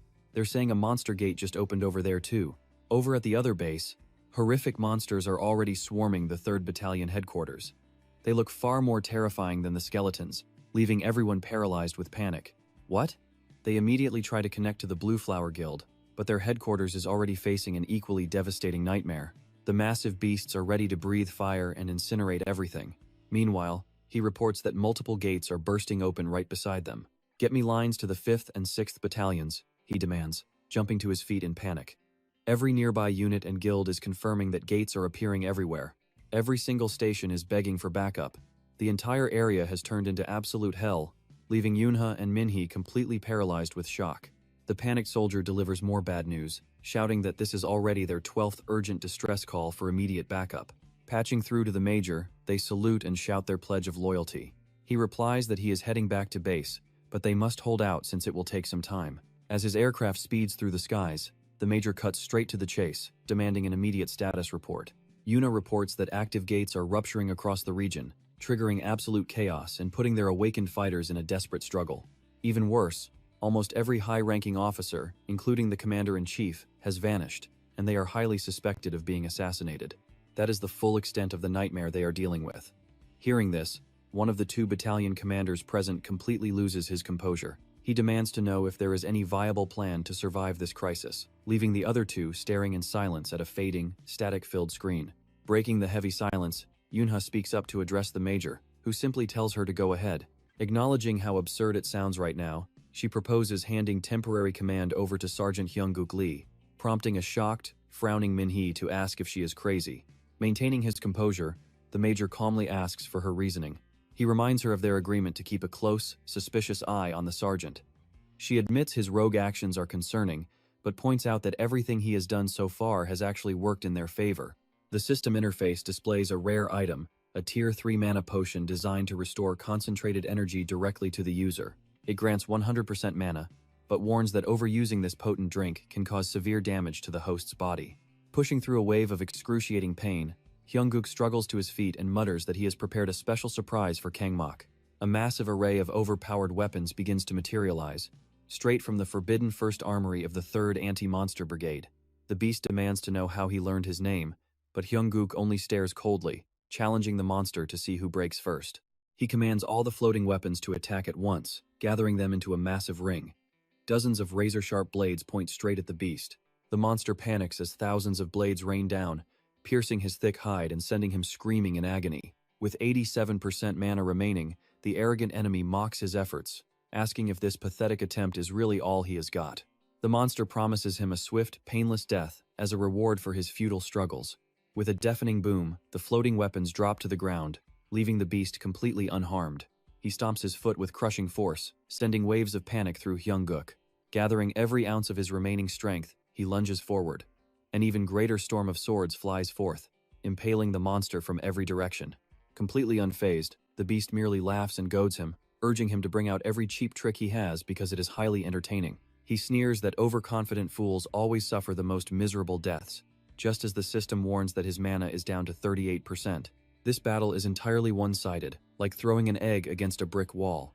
The monster laughs, mocking him for thinking he is any stronger than his pathetic, dead teammates. With a thunderous boom, the beast smashes his massive fist directly into the ground.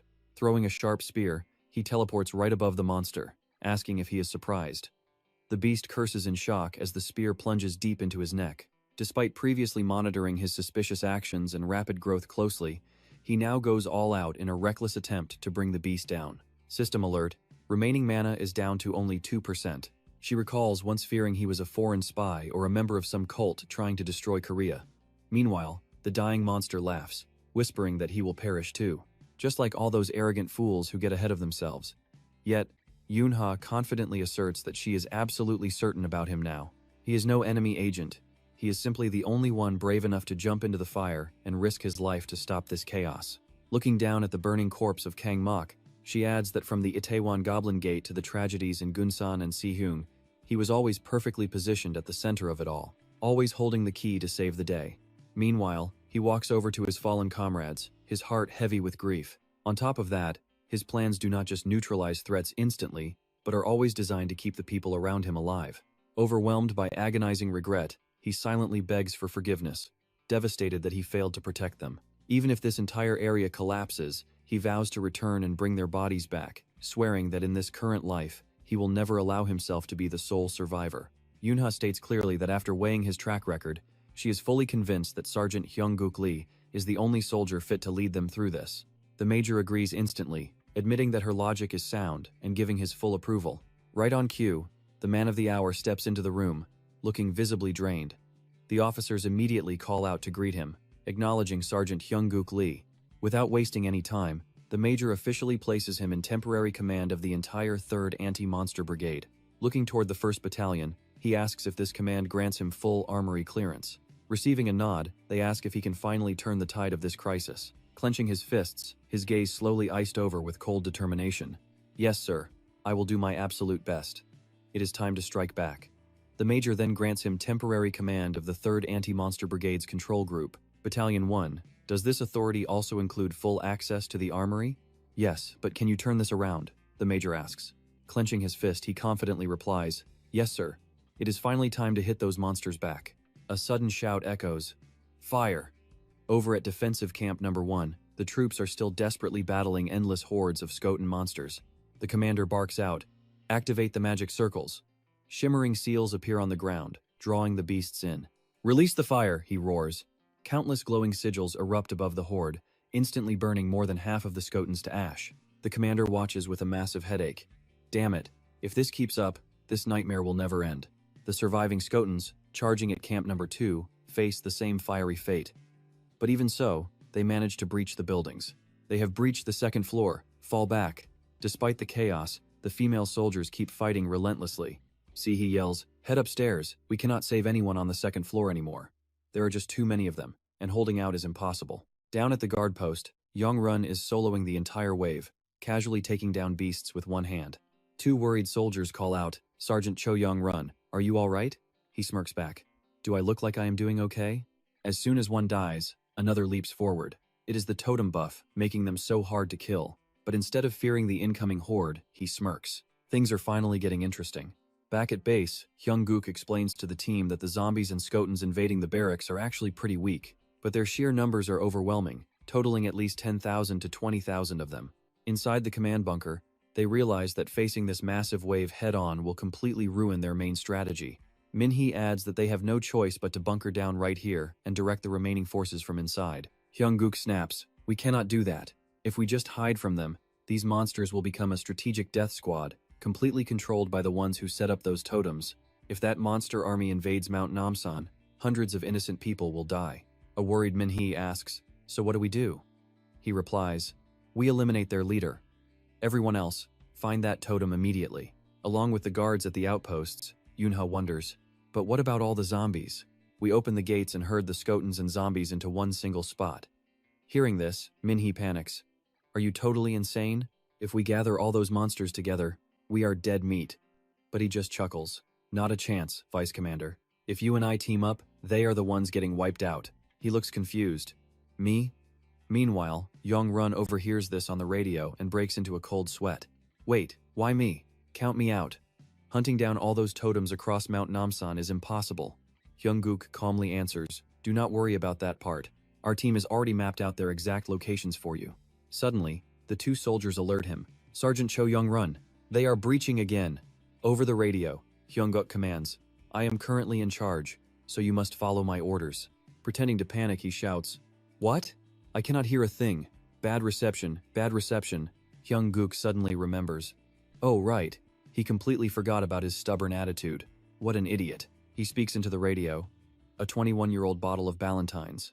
Getting exactly what he wanted, he grins and says, Make it 30. Hyung-gook sighs. Typical of him to never take anything seriously. Young-run negotiates again. So, do you want me to go or not? He reluctantly agrees. Fine, deal. Instantly cheering up, he says, Got it, I am on my way. Yunha then turns to them. Then I will head to the forge too. Hyung-gook tells the strike team leader, See you later. In the meantime, look after my squad members. She replies, Do not worry. I have no intention of losing another soldier. Suddenly, a loud siren blares from the battleship. The command center announces, All forces, halt your attacks and move inside. Fall back to the bunker immediately. The worried commander orders, Mages, cast the protective barrier now. Brace yourselves for the incoming attacks. Where are the reinforcements? The zombie horde is already breaking through the outer defense posts. 200 meters from barracks number 2, then 100, then 50. The Skotans and zombies arrive simultaneously. Both factions collide, violently tearing and biting each other in a truly horrific scene. Get everyone inside now. Mages, cast the protective barriers and prepare for the incoming onslaught. Watching the chaos, he mutters, Trying to stop them with just a barrier? Are they completely out of their minds? A voice crackles over the comms, Lieutenant Kim Si-hee, control the wind inside the camp. Keep the wind speed below 3 meters per second. She wonders what on earth they are planning. Meanwhile, inside the armory of the 3rd Anti-Monster Brigade, Hyunggook anxiously thinks, "My maximum space domain is only 90 meters." He has never thought about connecting spatial zones to a fixed target just to increase his overall precision. He stares at the swirling vortex that Minhee is currently holding, which has already stretched over 800 meters. Minhee stops in her tracks and looks up at him. "You and I know that this spatial reconstruction ability is rare," pushing their communication range to its absolute limit of 1 kilometer. Then, he orders the drone to hold this exact position. Minhee quickly reports that the spatial zone has reached its absolute maximum limit.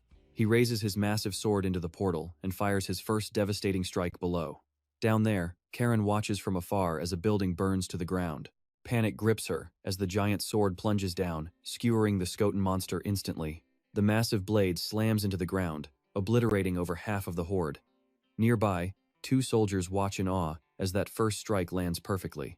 Sergeant Lee Hyun-gook can't afford any mistakes now, but a sharp pain suddenly grips his chest. The system displays a level 3 mana potion.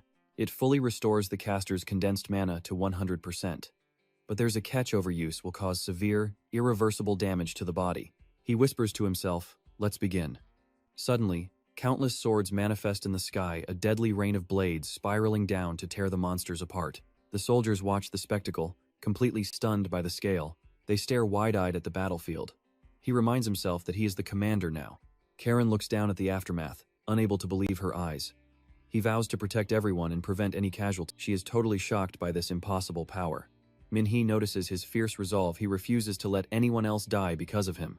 Chaos erupts across the battlefield below as an urgent announcement blares from the command center. She can only gasp in disbelief, calling him absolutely insane. Meanwhile, the emergency speakers blare instructions to evacuate the wounded and wipe out the remaining monsters. Repeating, "Immediately evacuate the wounded soldiers and clear out any surviving monster forces." The wounded soldiers are stunned, wondering how Hyun-gook got this strong. High above, Choi Young-jun is equally shocked. He wonders if they had a hidden A rank in their unit all along. Seo Eunha replies that he probably can't explain this either. Choi Yoon gasps in confusion. Meanwhile, the focus shifts back to Hyun-gook. The brown-haired squad leader silently realizes that Hyun-gook used his high-altitude acceleration, amplifying it into an area of effect strike that easily surpasses A-rank power. This guy is definitely no joke. Suddenly, Hyun-gook collapses, screaming in agony. The brown-haired leader can't help but panic with worry. He asks if Hyun-gook is actually alright, but the young soldier urges him to stay focused on maintaining the teleportation gateway. The leader shouts back that he has reached his limit too, and can't hold it much longer. In agony, he begs him to hold on for just a little bit longer. Meanwhile, Karen paces through a deserted forest, biting her nails in a fit of absolute rage. Her subordinate rushes over with news that Oh Kangmok is completely unresponsive. Since the monsters are wiped out, he asks if they should wait for the portal to open. Furious, Karen snaps at him to shut up because she needs to think. She fumes, realizing this isn't the power of a reserve Mountain King sword saint or a holy swordsman. They have zero intel on this guy, yet he unleashed a massive wide-range attack. Could he be a high-ranking army commander? Suddenly, her subordinate calls out to interrupt her. He detects a scout nearby, catching Karen completely off guard. Behind a tree, the hidden spy freezes in absolute panic. Karen glares at the tree, ordering her men to capture the spy alive so she can interrogate him. The young scout immediately bolts, but her dangerous subordinate is already hot on his heels. Running for his life, the young scout raises his radio to his mouth, desperately shouting that the enemy has been spotted at location B39, repeating the message over and over. Back with the main group, Hyun-gook is stunned to hear the urgent transmission. "Stick with me," because Choi Young-jun and the others suddenly freeze. On the radio, the scout warns that the enemy is closing in, but he might lose them. But before he can escape, the enemy tackles him, sending both of them crashing to the ground. Sensing extreme danger, Hyun-gook screams into his radio, ordering Kim Kwang-jin to send a command drone to those coordinates immediately. A surveillance drone deploys through the active teleportation gate. Meanwhile, Seo Eunha and her squad advance cautiously, urging Choi Young-jun to pick up the pace. With a grim look, he calls for immediate backup. Suddenly, a massive shadow plunges from the sky directly into the grass behind them. Looking down, Karen scoffs, annoyed to find there is more than just one.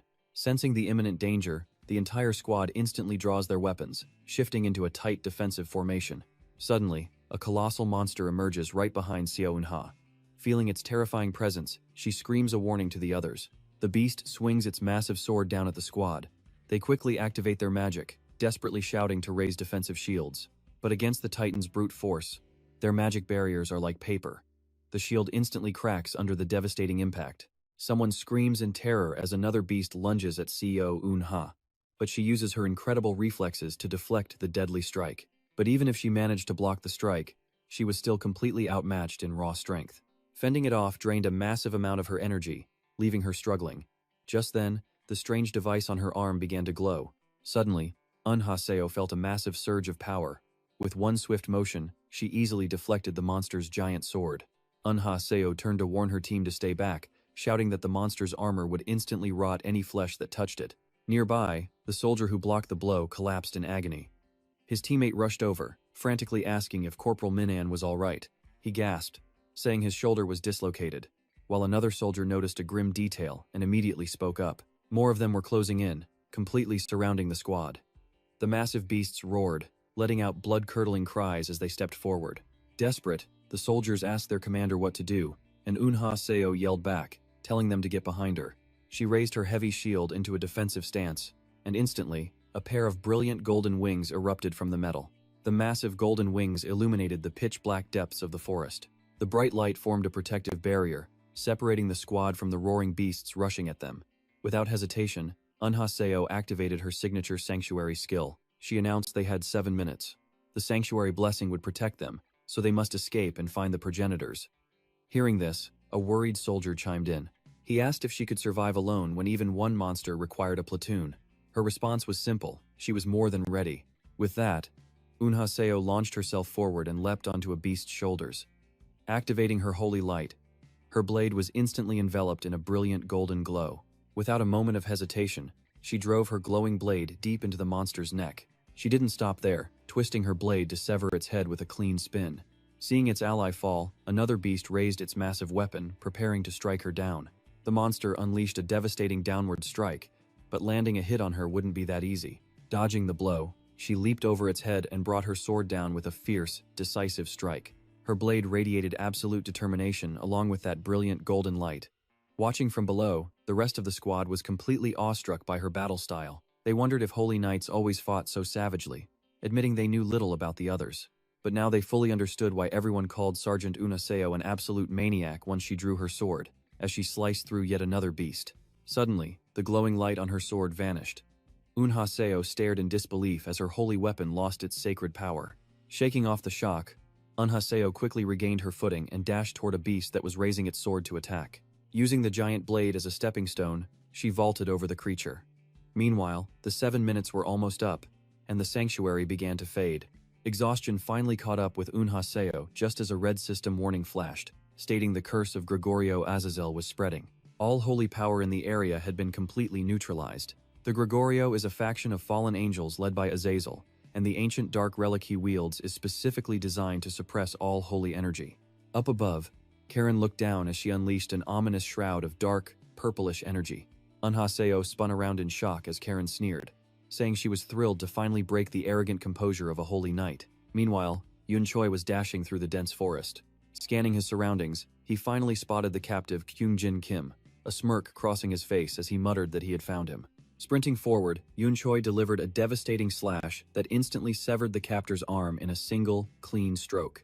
Sensing the imminent danger, the enemy dropped Kyungjin Kim and fled, leaving Yunchoi to stare after him in deep thought. Realizing his sword could not pierce the black smoke, he turned and called out to his comrade. He told Kyungjin Kim to wake up, joking that if he died, Hyung-guk would never give him his favorite whiskey again. Suddenly, the enemy's severed hand lunged at him, but he easily pulled Kyungjin Kim out of harm's way. Mocking the creature's speed as too slow, Yunchoi leaped backward, but the enemy surprisingly kept up and launched another relentless attack. Shock registered on his face as he realized the enemy was actually matching his high speed. A sudden slash grazed his back, but he managed to roll away before sustaining any truly fatal damage, facing the killer's bloodthirsty expression. The foe realized his target was indeed the sword candidate based on those insane reflexes and speed. The enemy sneered that he now understood how the infiltration squad got wiped out, but claimed swords were useless against him. He added that killing him would be a waste. Urging him to join them, the monster promised that the power of a vampire would let him rule over the entire world. Upon hearing those words, Yunchoi's gaze shifted slightly. The creature kept whispering, claiming he could become the chosen one, just like him. Furious, Choi Youngrun yelled, "Cut the nonsense! How are you going to pay for my A-rank uniform? The other guy looked at him in disbelief, wondering if he was completely out of his mind. He sneered, realizing that mere words were clearly not going to make him understand. He unleashed his skill, the swamp of River Aran, instantly turning the solid ground into a flowing purple marsh. This deadly swamp dragged victims down with contaminated mud from the River Aran, which served as the legendary gateway where souls of the dead crossed over into the afterlife. Choi Young-run gasped in shock as the ground turned to mush, immediately looking down at his teammate lying helpless at his feet. He urged his ally to open his eyes because they were sinking, while the enemy gloated, saying their legs were locked and struggling would only pull them down faster. He grew anxious, wondering how to protect his teammate, knowing it was nearly impossible to fight while carrying dead weight. Before his ally could recover, the enemy charged directly at Choi Young-run with a brutal strike, mockingly asking if those were his final words. Meanwhile, his feet kept sinking deeper into the mire. The enemy quickly slashed at Choi Young-run's arm, but Young-run reacted instantly, drawing his knife to clean-cut the attacker's arm off. The enemy simply laughed and mocked him, reiterating that physical attacks were useless, before lunging forward to aim a deadly slash directly at his throat. Refusing to back down, Choi Young-run counterattacked, sparking an incredibly fierce exchange of blows between them. Inflicting another wound, the enemy mocked him again, calling his performance shameful for someone nominated as a Holy Sword candidate. He pointed out that the young warrior's back was completely unguarded, but Young-run suddenly realized something. Realizing the pattern, Choi Young-run spread his arms wide, declaring that a scar on the back was a swordsman's ultimate shame, and demanded his foe face him directly. Hearing that bizarre statement, the villain questioned his own sanity, convinced that his opponent was a complete fool. The enemy spat, expressing pure regret and shame over ever inviting such a ridiculous person to join their ranks. Choi Young-run calmly agreed, flashing a devious smirk as he revealed that this swamp would no longer trap them, thanking the fool for falling so easily for his diversion. Livid and dripping with intense bloodlust, the villain snarled that his silly tricks were officially over. But Choi Young-run remained completely unfazed, quietly stating that his opponent's luck had just run out. Asking if the villain had ever been sliced at the speed of light, he smirked as his opponent lost all remaining patience. Declaring that he had no use for a lunatic companion, the enemy raised his weapon and lunged forward to execute him. Choi Young-run met the oncoming assault with absolute calm as a brilliant golden aura suddenly enveloped his entire body. With his fist clenched, he charged ahead, utterly ignoring the toxic swamp beneath his feet as if it were solid ground. After freezing the swamp, he broke free effortlessly, blitzing forward to stab and instantly sever the villain's arm. He unleashed a rapid-fire flurry of slashes, leaving his opponent paralyzed as he prepared to deliver a finishing blow. With a sharp, determined gaze, leaves rustled softly under the quiet moonlight. The devastating strike sliced the enemy into 8 clean pieces, sending a powerful wave of energy rippling outwards as he stood victoriously over the remains. He noted that wielding a wholly infused sword naturally inflicted far more severe damage on creatures of darkness. But since that still was not enough to finish him, he realized he would have to expose his true form. The defeated villain screamed in absolute fury, calling him a crazy lunatic and protesting that this was nothing but a blatant cheat that he refused to accept.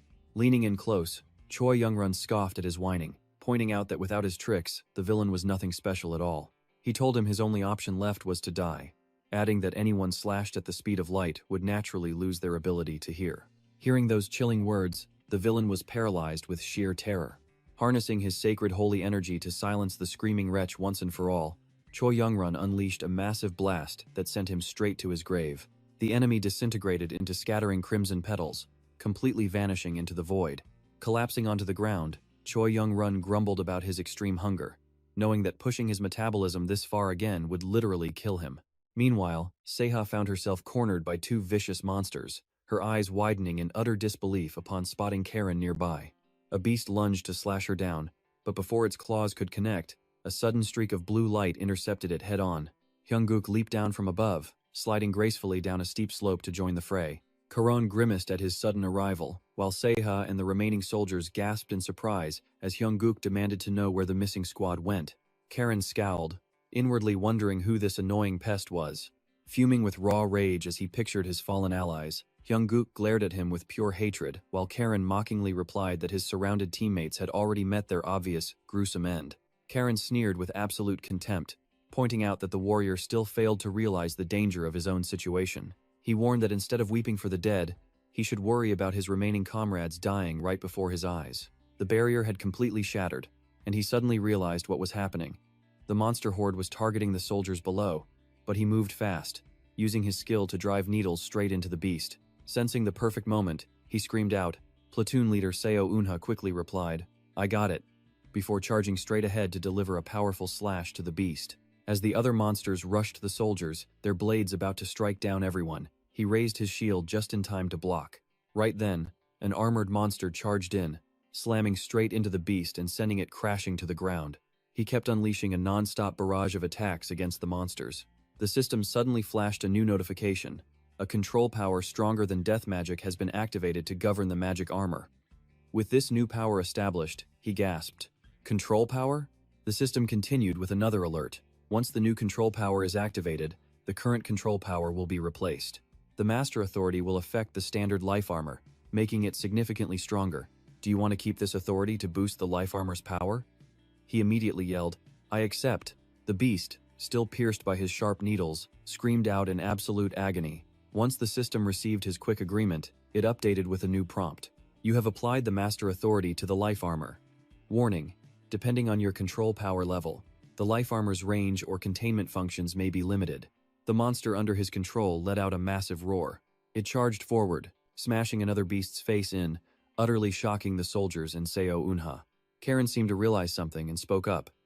"So it's you, the one who ruined my fun." Hearing this, he angrily yelled back, "Fun? What fun? If you do not want me to smash your face in, give back my comrades." Meanwhile, Seo Unha was still fighting hard against the monster. Quickly, she took down another beast. Karen looked completely bored, mocking them. "What's wrong? Is that all you've got? Such a grand entrance, yet you bore me." He glanced back, muttering, "It is not over yet," before unleashing a spell that shot through the forest.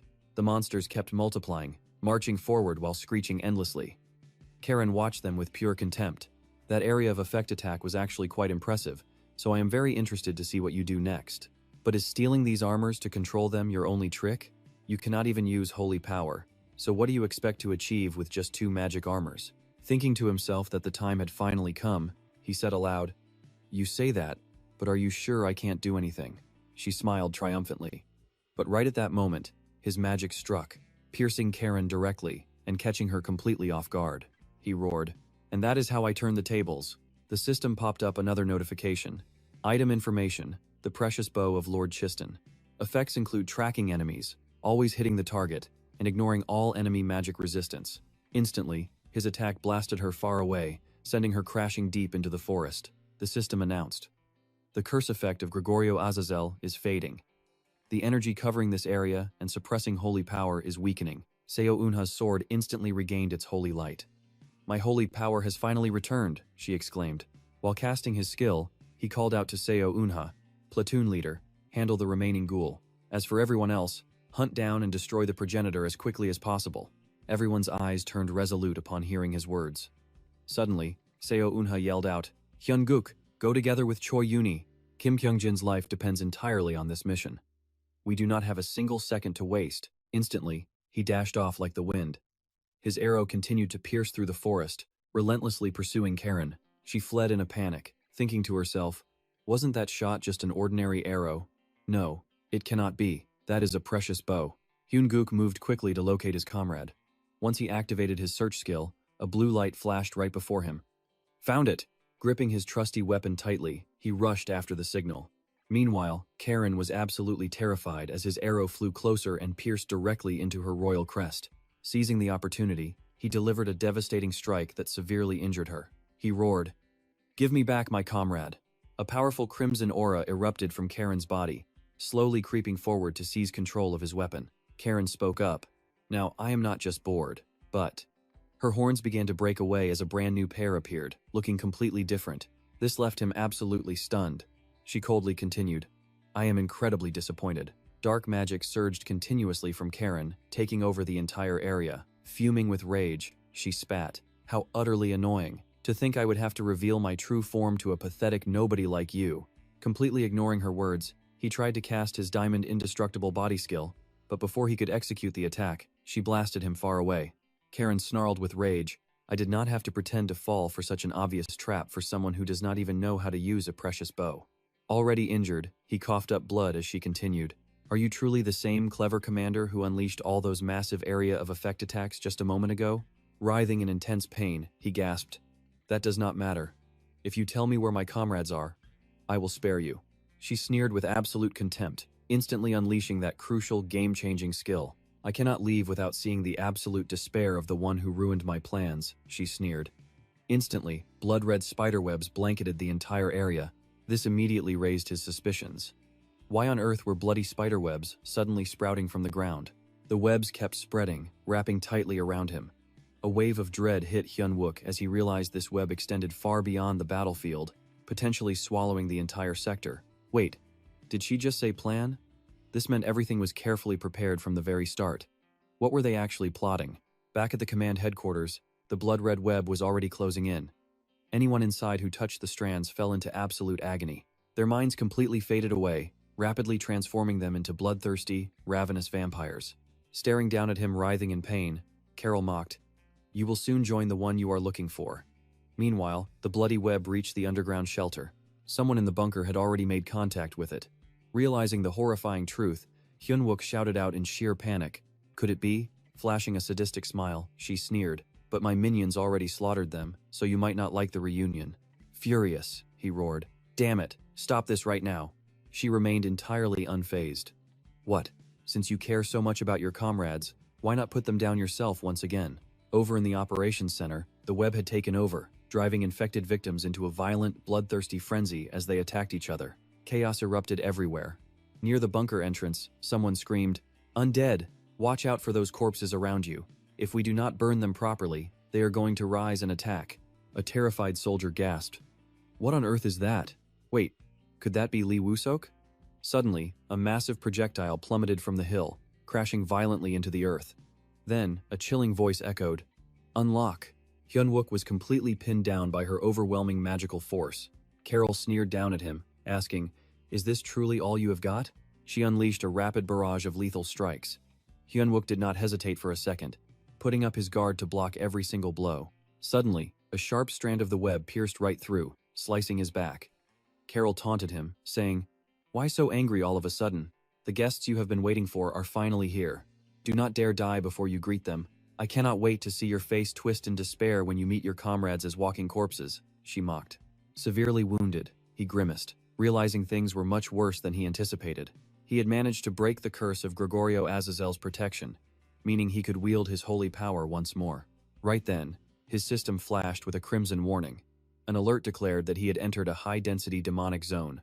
Dark attributes were boosted by 50%, while the undead healing power surged by another 50%.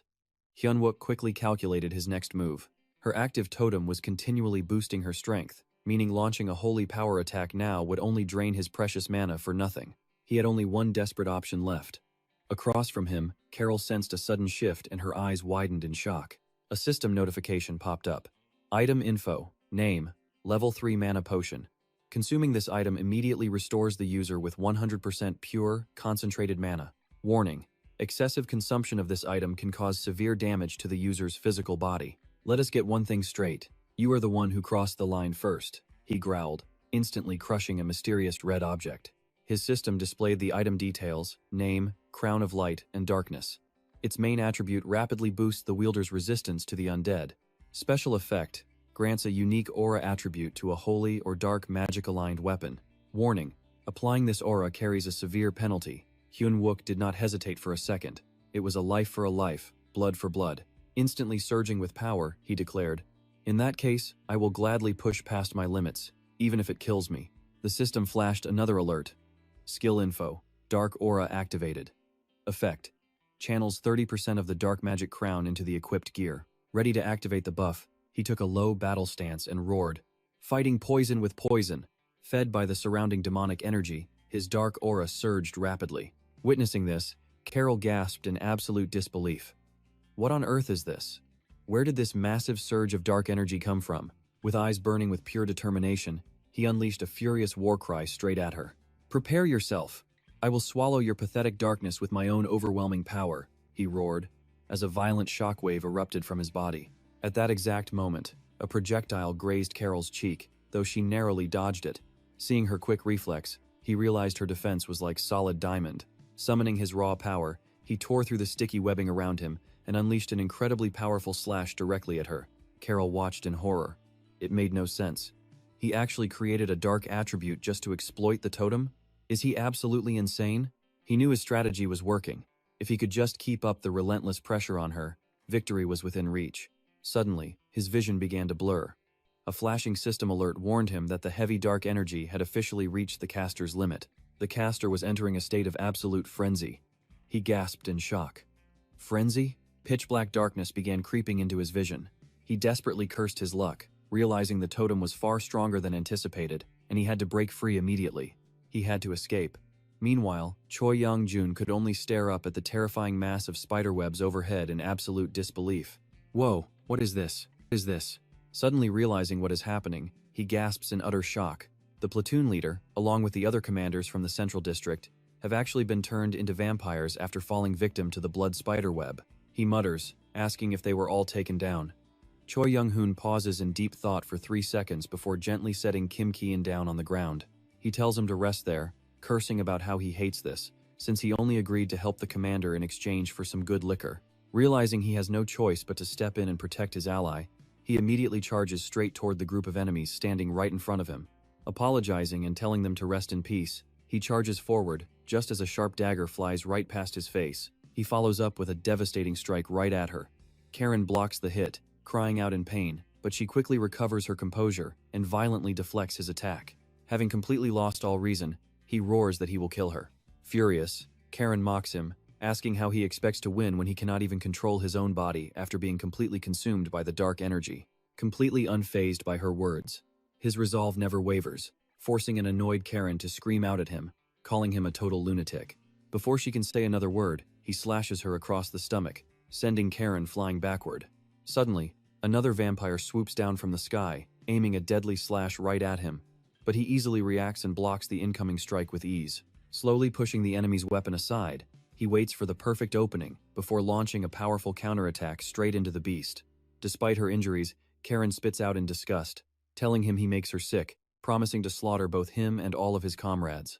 With that, she unleashes a massive blood web toward him, but he casually and effortlessly steps aside to avoid the attack. He lunges straight at the vampire, grabbing him tightly by the throat. Though all reason and hesitation have vanished from his actions, deep down in his soul, he still struggles to comprehend what he is doing here. He tells himself to snap out of it and find a way out, when suddenly, desperate cries for help echo out, begging Hyung-guk and the captain to save them. It feels like he is drowning alongside the corpses of the fallen, but back in reality, his hands are still wrapped tightly around the vampire's neck. Finally, snapping back to his senses, he slowly releases his grip on the creature's throat.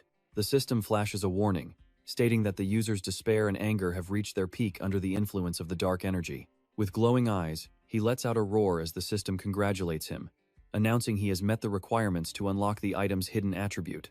An intense blue light suddenly erupts from his body, generating a powerful shockwave that blasts the nearby vampire far away. Brimming with newfound power, another system notification pops up before him. The hidden attribute of the hellish devil's metal, the Hellfire state, has been unlocked due to the user's dark energy peaking. This hellfire will burn relentlessly until all dark energy is depleted.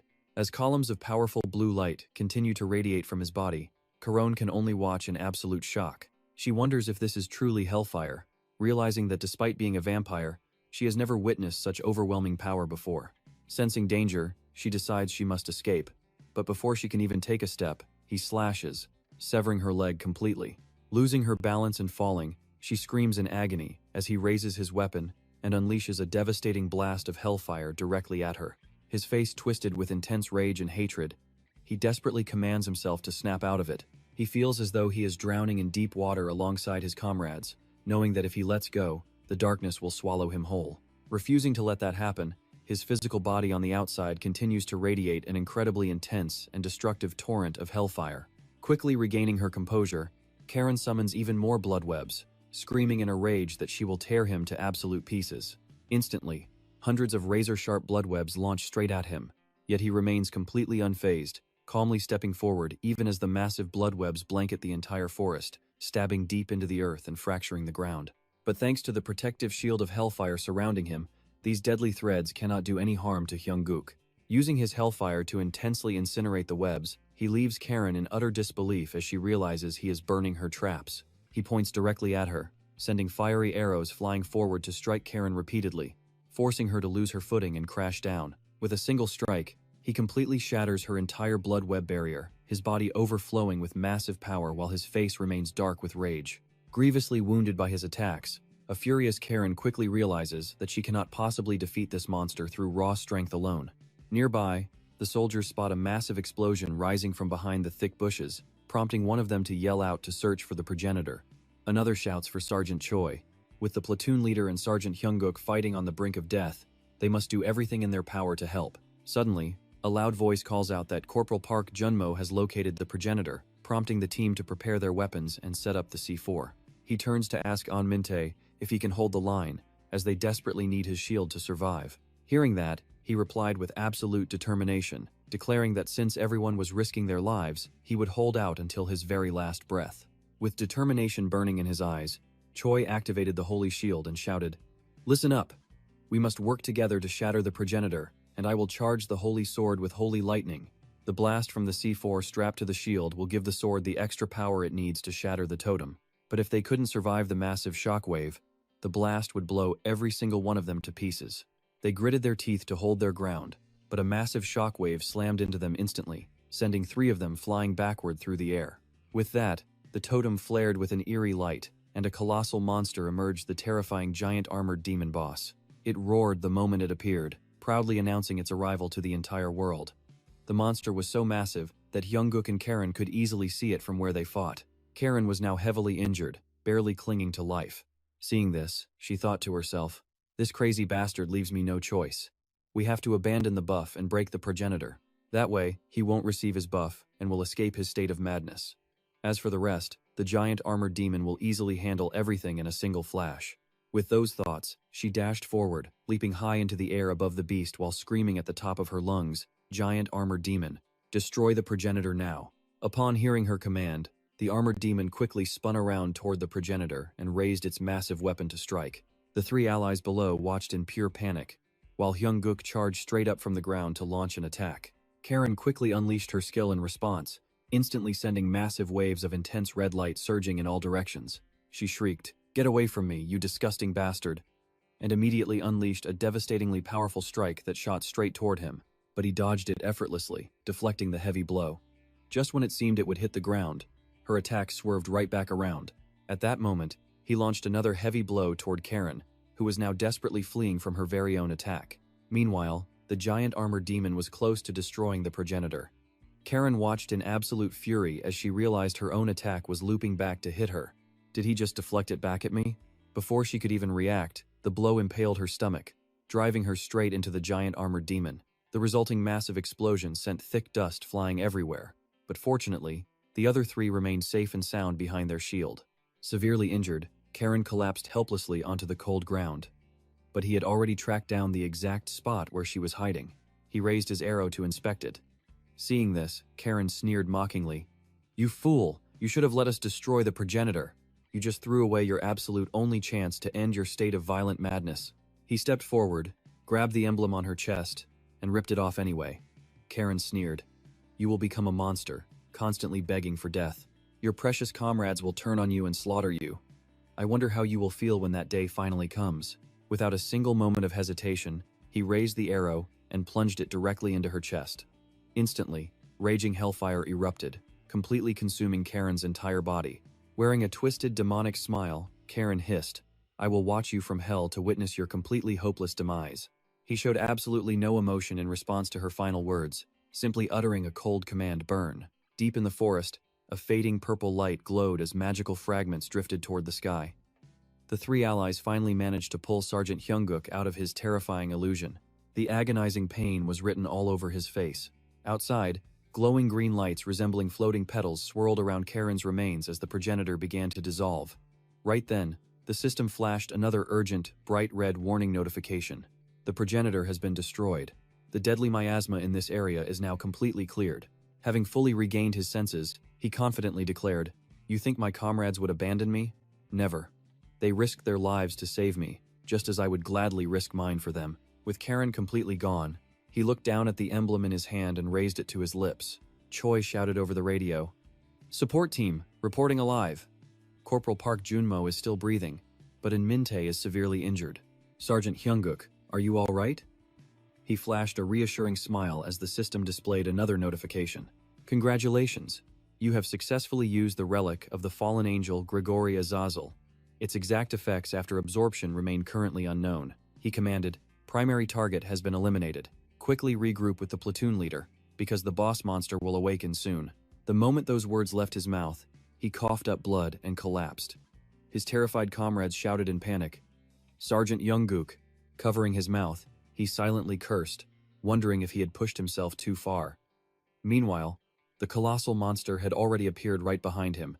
He quickly hurled his weapon at the beast, delivering a clean slash to its massive leg, before screaming out, "Support team, evacuate this area immediately!" As the monster stepped closer, shattering the earth and sending debris flying with every stride, Choi tightly gripped his gun and charged straight ahead.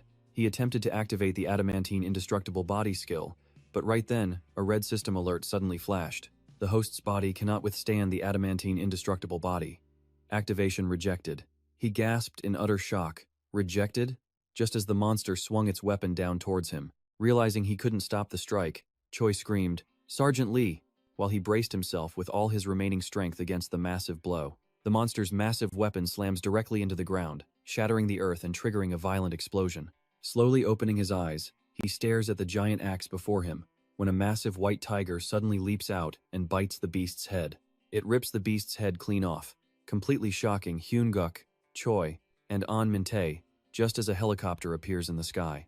While the tiger roars fiercely below, a figure leaps from the helicopter, crashing heavily into the ground and shattering the earth on impact. The man slowly stands up, calling out to ask if everyone is safe. It's Lieutenant Colonel Kim Kang-sok. Everyone is instantly relieved to see their battalion commander. Meanwhile, he quietly sheathes his weapon behind the giant axe as the system alerts him. Congratulations, you have defeated the giant armored zombie boss monster from the Abyssal Gate disaster event. That giant tiger is actually Kim Kang-seok's divine beast, Sangoon. Looking around, the commander sighs, glad he didn't arrive too late. While he is busy collecting the badge, Kim Kang-sok speaks up to address him directly. Sergeant Hyun-guk, I heard you were granted access to the battalion armory, but I never expected you to carry the entire stockpile with you. It seems the terrorist threat against our battalion has been resolved, so report in. Meanwhile, the moment he retrieves the badge, he pops it into his mouth. A system alert flashes. Congratulations, you have consumed the Demon Legion medal. It grants unknown effects once the absorption is fully complete. After swallowing it, he stands at strict attention, reporting that the terrorist strike against the 3rd Anti-Monster Brigade's 1st Battalion was a planned attack by 5 players. 4 of those players have been eliminated, while the survivor is in custody. Unfortunately, most of our military officials went missing during the chaos. Elsewhere, Choi Young-jun feels a bitter ache in his heart after completely wiping out the remaining vampires. Could this location be accused of disobeying military orders? Still, he continues reporting that regular soldier casualties must be assessed, and the remaining monsters will be cleared soon. Therefore, as of 6:37 in the morning, we officially report that the battalion's defense operation has succeeded. Dawn has finally broken, casting morning sunlight over the ruined city. Kim Kang-sok looks at him with a faint smile, saying that Hyun-guk's reports always contain exactly what he wants to hear. Choi collapses to the ground, wondering if it's over, then looks up to ask why the sky is still so pitch black when dawn should have arrived. He speaks up to warn his commander that, unfortunately, this time he will have to hear a report he absolutely does not want to hear. Kim Kang-sok looks puzzled. He explains that, based on the high concentration of gates around Seoul when he took command, the terrorist attack and the Abyssal Gate outbreak were merely a prelude. Their real objective is to trigger the terrifying 4th wave that humanity has dreaded, and the ground zero for that catastrophe is right here. Seoul, the absolute worst disaster zone in this entire game. Monsters will flood in like a massive tidal wave, taking over human cities and transforming this land entirely. It will slowly erode until it belongs entirely to an otherworldly realm. Unlike the previous crisis, this area is completely isolated, making entry or escape totally impossible. Everyone stands absolutely stunned by his words. Kim Kang-sok grows furious, realizing they had a different goal from the very start, and immediately barks out a command. Everyone fall back to the battalion and prepare to regroup. Hyun-guk, you are officially in charge of organizing our next assembly. By now, his body has reached its absolute limit, causing him to tremble violently. Seeing this, Kim Kang-sok calls out in deep worry. Just then, a critical warning flashes from the system, stating that he is currently digesting the Demon Legion medal. A signal core is forming in his central nervous system at 1%, warning that severe abdominal pain will accompany the assimilation. Since his exhausted body cannot possibly withstand such agonizing pain, he loses consciousness and collapses heavily onto the hard ground. Terrified, Kim Kang-sok rushes over to check if he is all right, while Choi is equally unable to hide his mounting panic. They desperately beg their comrade to wake up. Later, during an emergency military meeting, Choi Youngjun asks how Captain Hyung-guk is so certain the fifth wave will strike Seoul. The survivors are currently gathered together inside a ruined, dusty warehouse. Hearing the question, he calmly explains that the pattern is surprisingly simple. First, California. Second, Shanghai. Third, Berlin. And fourth, Seoul. The single common factor is that the frequency of high-level gate appearances in those areas spiked dramatically exactly 3 months before each wave, always following the same pattern. Every single one of them has been gathering massive energy to explode simultaneously. A red-haired young man speaks up, demanding to know what they can actually do, even if they successfully predict the wave's origin. What about the villains blocking their path? Their unit is already running dangerously low on combat gear and vital supplies. He calmly responds, agreeing that those enemies are incredibly strong and armed with even more advanced, high-tier gear. During the fourth wave, they barely stopped the enemy from unleashing the mythical weapon Mistletoe, a victory bought with the tragic sacrifices of heroes like Leon, Han Tae-san, Choi Dong-chon, Kim Kang-seo, and Steve Marine. Those villains are extremely formidable because they possess the terrifying power to trigger these apocalyptic disasters, commonly known as waves. They can unleash waves of destruction upon humanity just to farm experience points, all to gather loot and grow stronger. But now, the game has completely changed. We finally know their next target. Instead of letting them pull the strings, we can prepare and strike back. That alone gives us enough reason to act and defend humanity from evil. Meanwhile, back at the last human resistance base with Hyunwook, approaching footsteps echo through the halls. Spotting the intruder, the guards yell, "Hands up, do not move, and take off that hood." The mysterious stranger suddenly flashes a bright smile. His friend Yoonha walks in and calls out, "Hey, Hyunwook." He turns around and calmly asks, "What is going on?" She frowns and asks, "Why would you bring an outsider to such a critical place?" "I told you, this is strictly off limits." He replies, "Don't worry, I vouch for him. We need him. If he had not risked his life to help us, we would not have survived. He is a comrade just like us." Suddenly, the door swings open, catching Hyunwook's attention as his face brightens with a warm smile. "Welcome and thank you for coming, Gordon Price." Nearby, 2 other people are quietly sipping their wine. The red-haired girl smiles and happily tells Gordon, "That orichalcum you brought us is incredibly rare. Thanks to your delivery, we have forged a true masterpiece." He chuckles warmly and says, "That is wonderful. But tell me, what exactly did you create this time?" Hearing this, her expression turns dead serious as she asks, "Why do you want to know?" "This is Snow White, the first elder blacksmith chosen by the 7 dwarven artisans." She continues, "Gordon, everyone says you are actually a traitor." He quickly protests, No, I am just curious." Upon hearing his defense, her eyes flash with a sharp glint. "Yes, of course, I know. I was only joking. Who would ever brand our favorite merchant as a traitor? I would love to tell you, but my hands are tied." Knowing Snow White's firm stance, Gordon awkwardly replies, "Yes, I understand." He glances over to find everyone gathering food. Nearby, Hyunwook stands alone by the window, staring into the distance as if lost in deep thought. Suddenly, Young Jun's voice cuts through the quiet room. "How boring. We are having a great time, and someone has to go and kill the vibe." Startled, Hyunwook stammers, "Sorry, I was just..." But Young Jun keeps right on teasing him. "Hey, are you actually crying? Are you hurt?" Looking incredibly sad, Hyunwook admits, "Seeing everyone so happy reminds me of the comrades we lost. If only I had been stronger, I could have saved them." Hearing this, Young Jun punches his shoulder and says, "Fine, let this blow serve as a tribute to our fallen brothers. Now take that, you useless idiot. You fool, we cannot change the past." "What, do you seriously think you can turn back time like some comic book hero to fix everything? Just look at what you have actually achieved right now. Think of the people you saved. Without you, the Flash Squad mages would have perished on the front lines, and the Artifact Team blacksmiths would now be slaves to the villains. The Search Squad's casualty rate would be way higher than 9%. Honestly, we all might have been completely wiped out by now." Cutting him off mid-sentence, Hyunwook whispers, "Honestly, if I could go back in time, I would save absolutely everyone. Every single time we go on a mission, I cannot stop thinking about them." Young Jun sighs and tries to talk some sense into him. They fought knowing the risks, just like we do.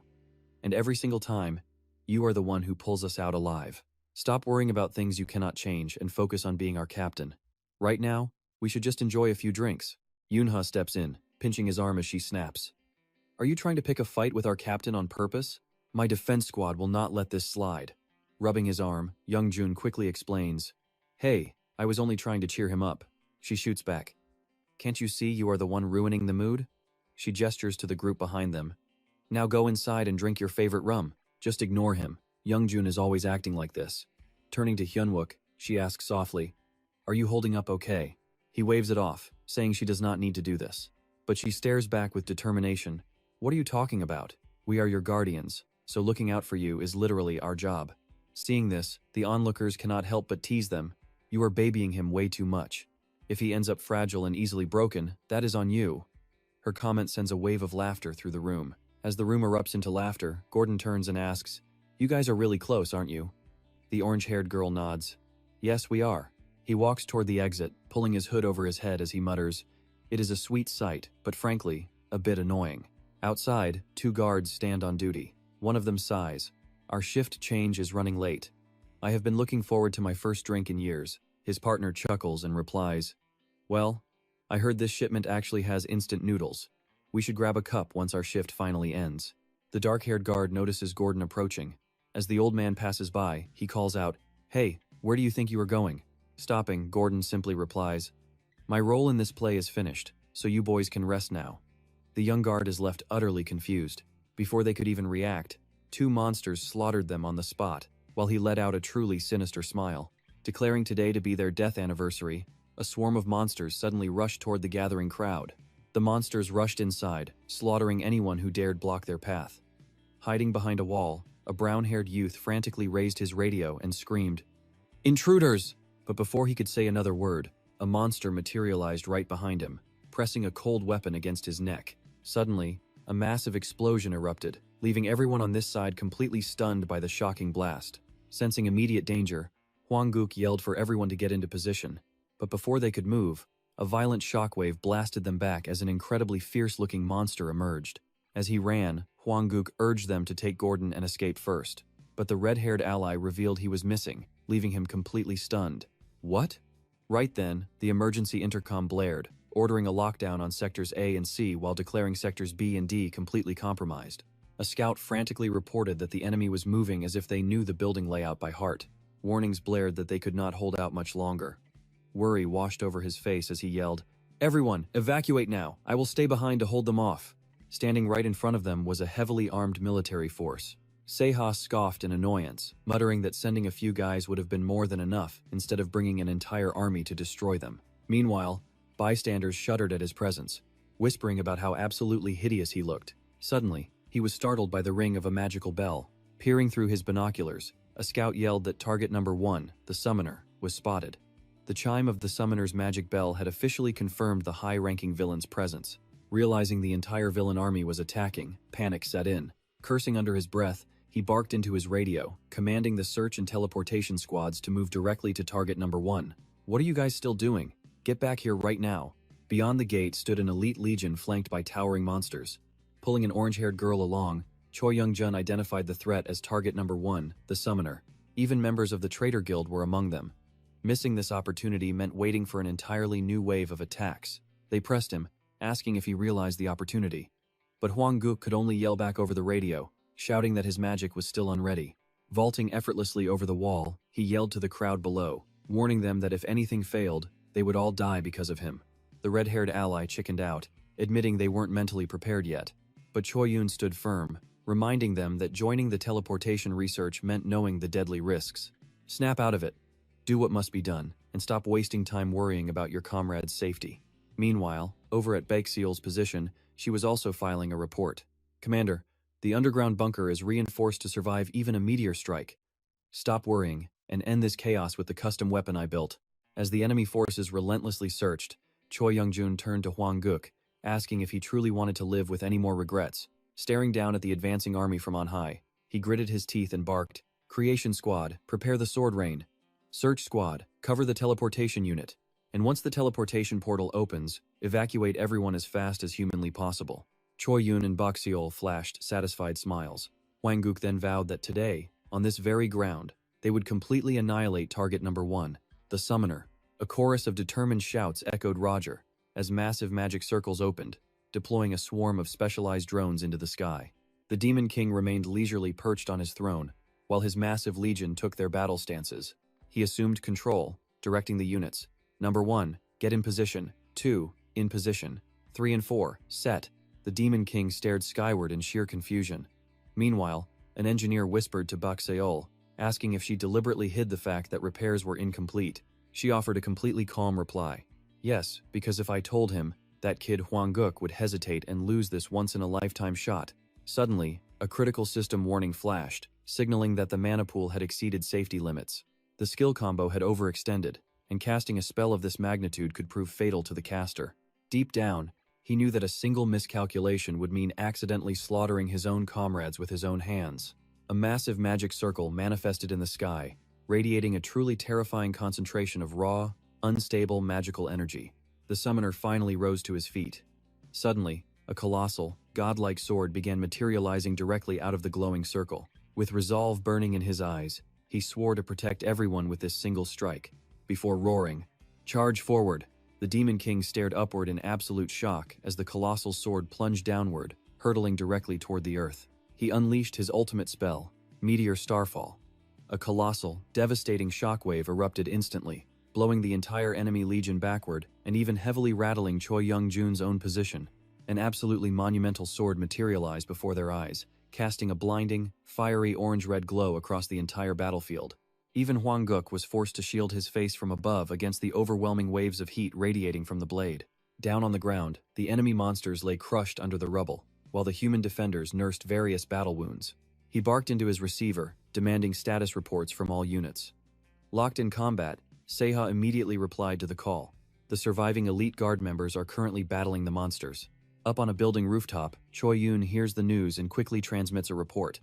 The scout unit confirms that the reserves have lost contact with 60% of their squad, and they are assessing the situation.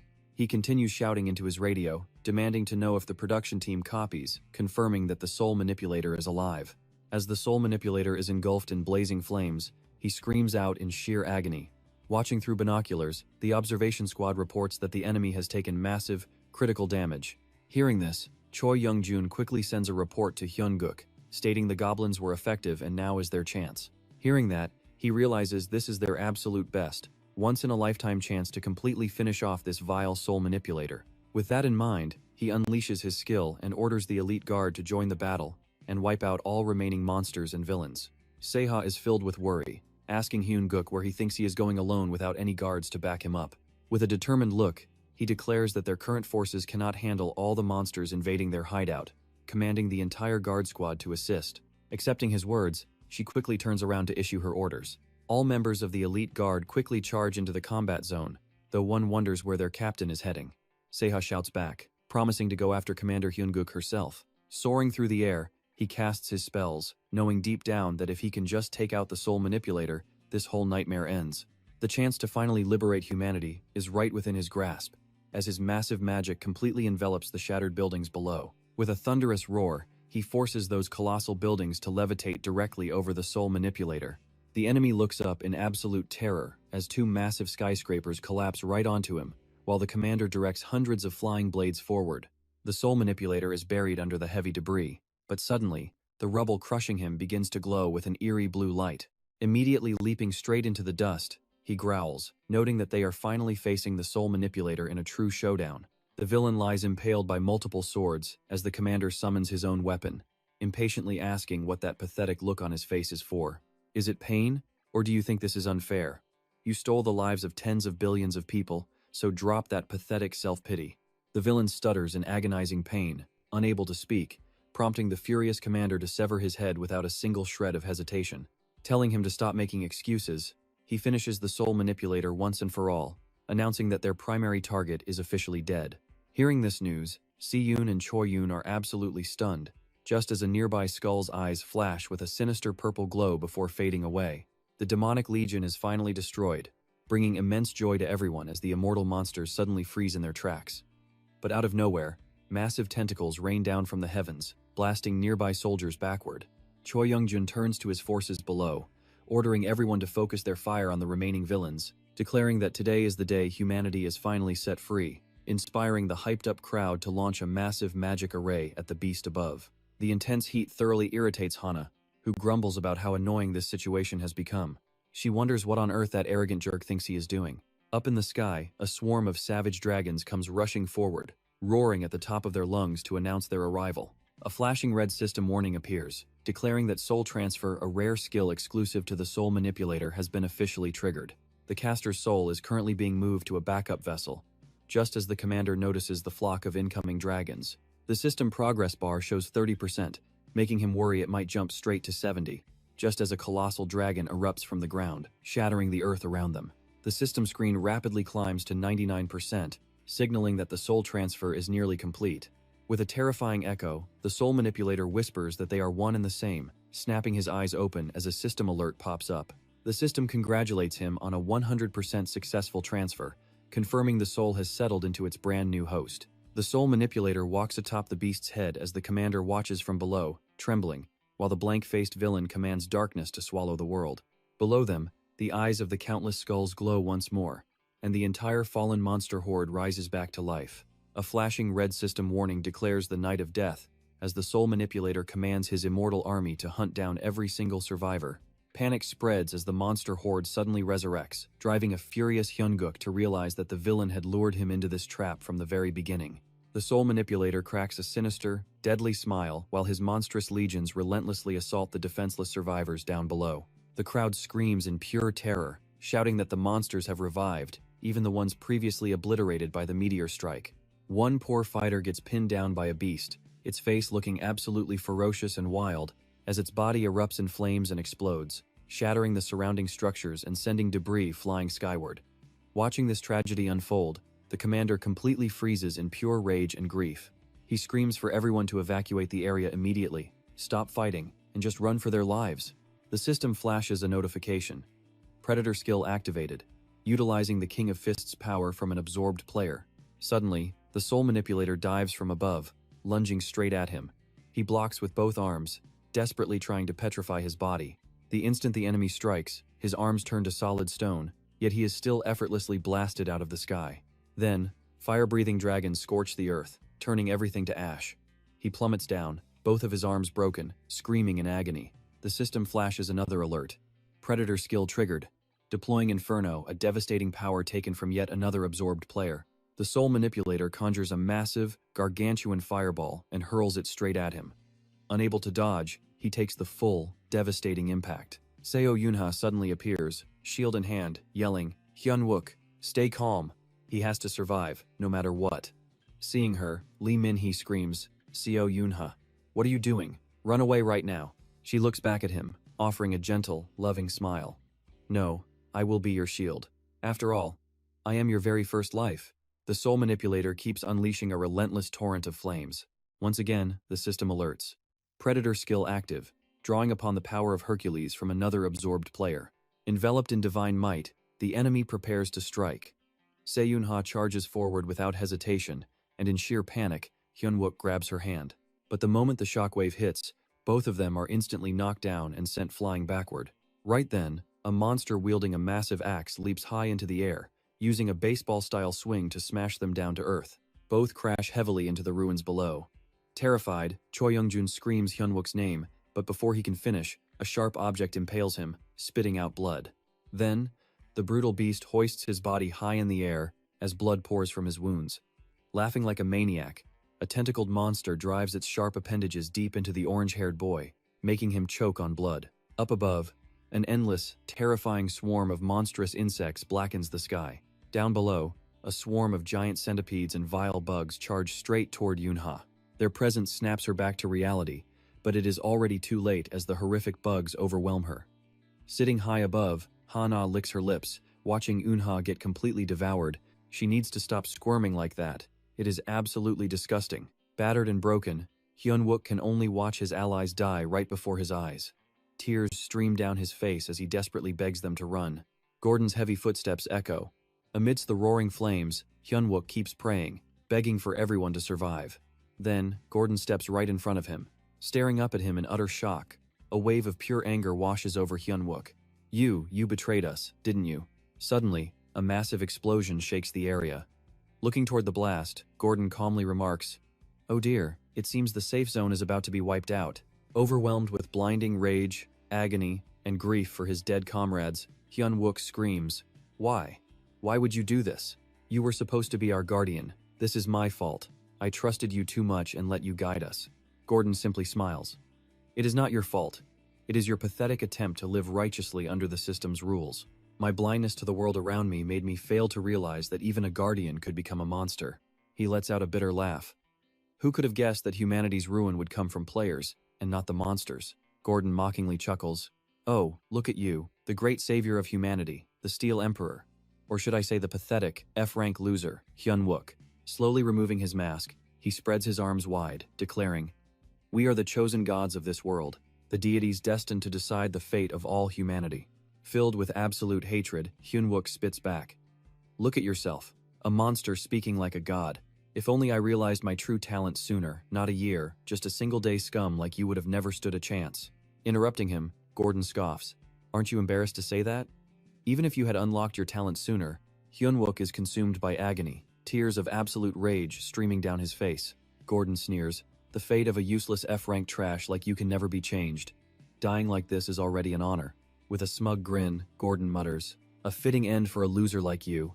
As he walks away, a massive monster carrying a giant hammer steps forward to crush him. As the crushing hammer swings down, he screams with every ounce of rage and grief left in his soul. Gordon Price.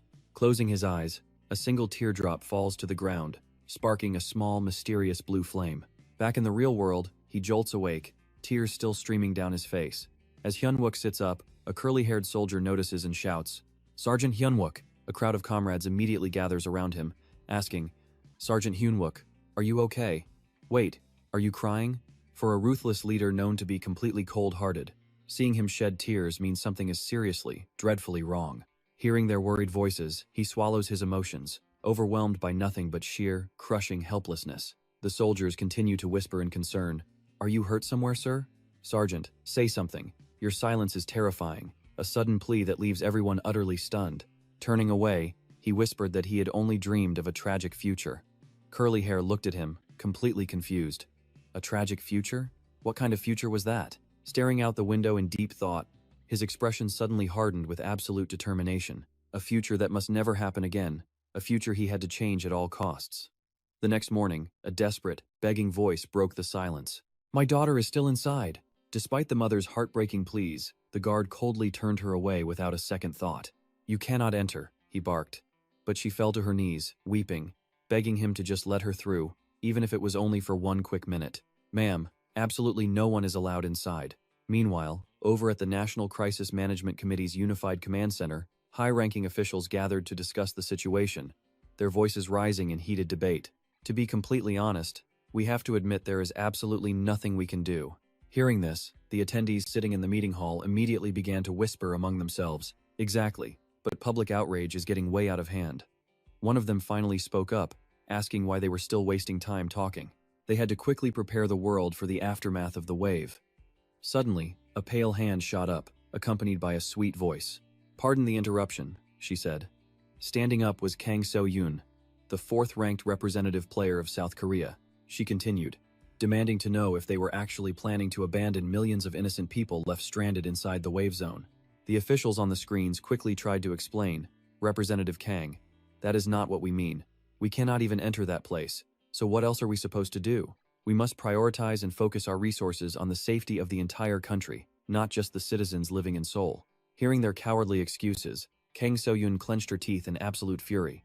That is just a fancy way of saying you care more about protecting your own political seats than saving the lives of the citizens.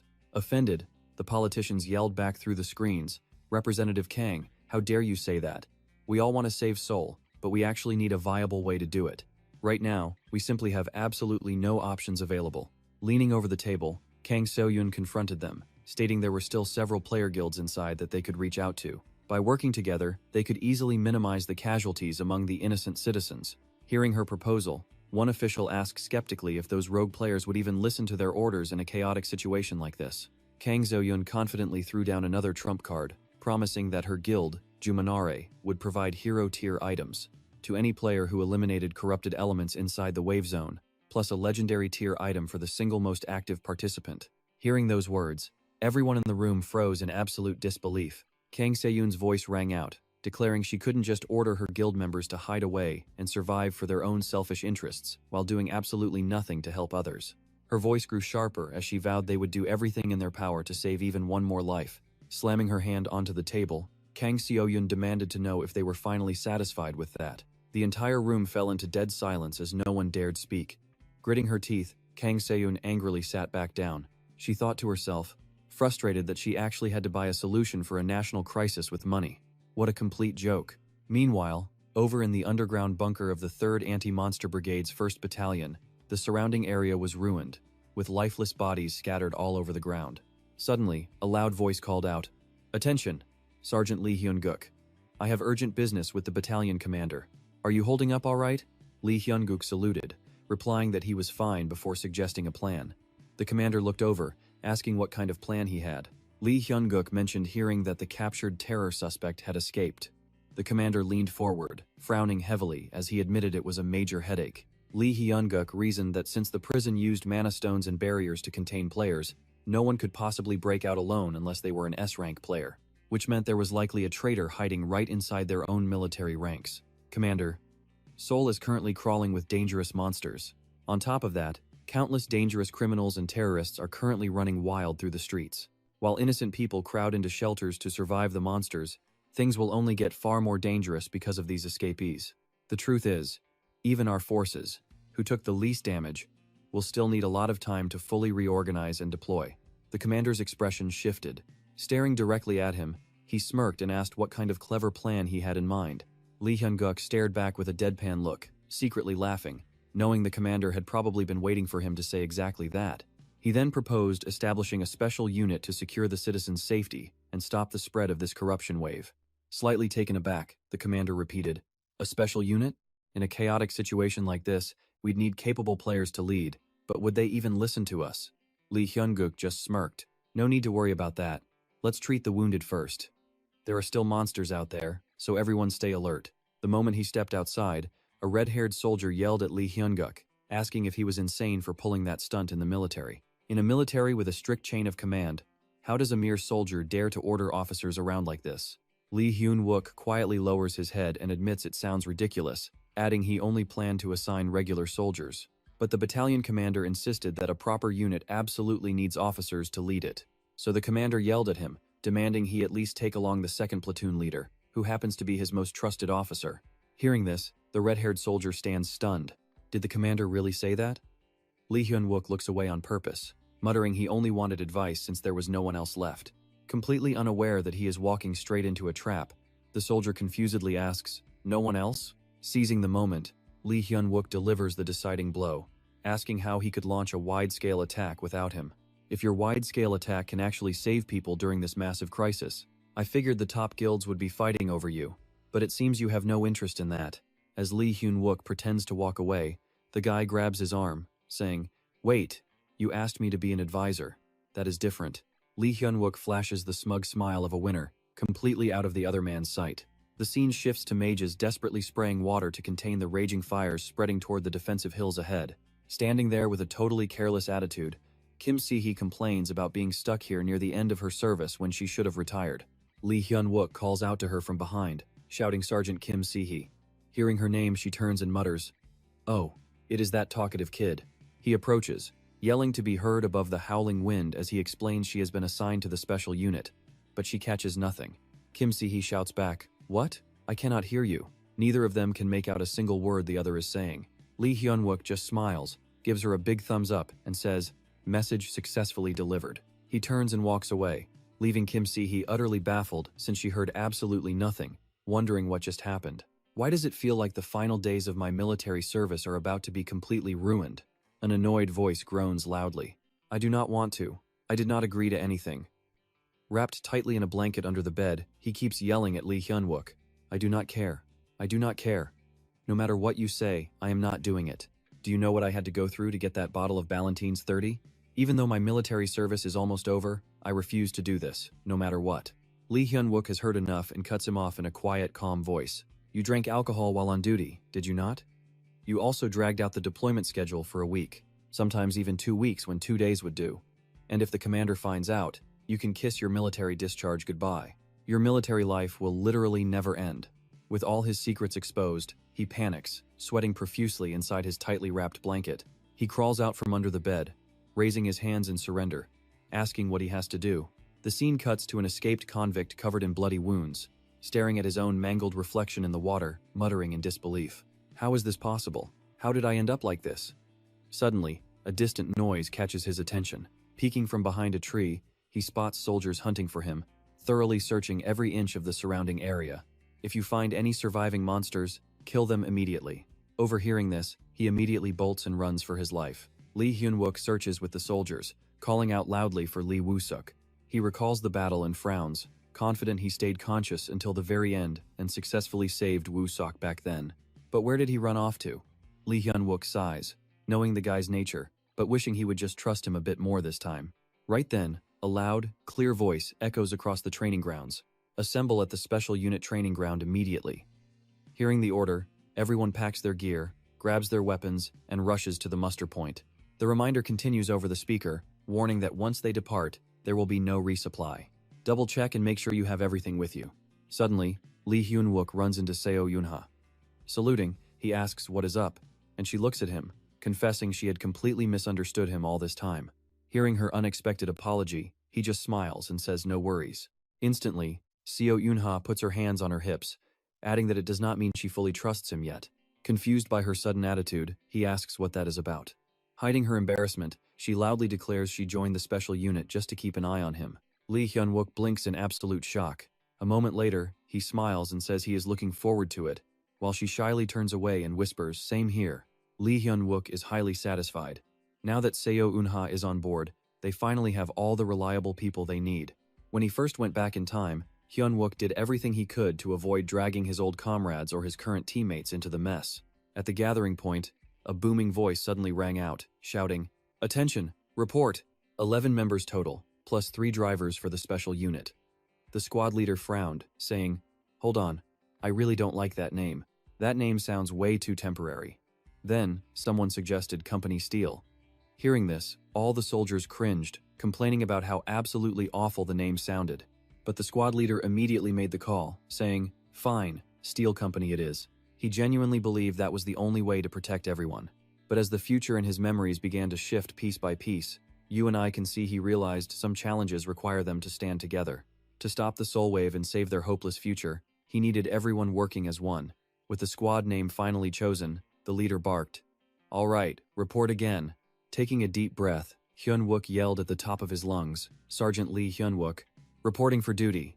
Our mission is to rescue civilians and execute mobile strikes during the wave. Steel Company, ready." Inside the dark cave, Hyun-wook was panting heavily, drenched in blood, with sweat dripping onto the cold ground. Looking around, he saw monster carcasses piled everywhere, with glowing mana stones from their shattered bodies scattered across the floor.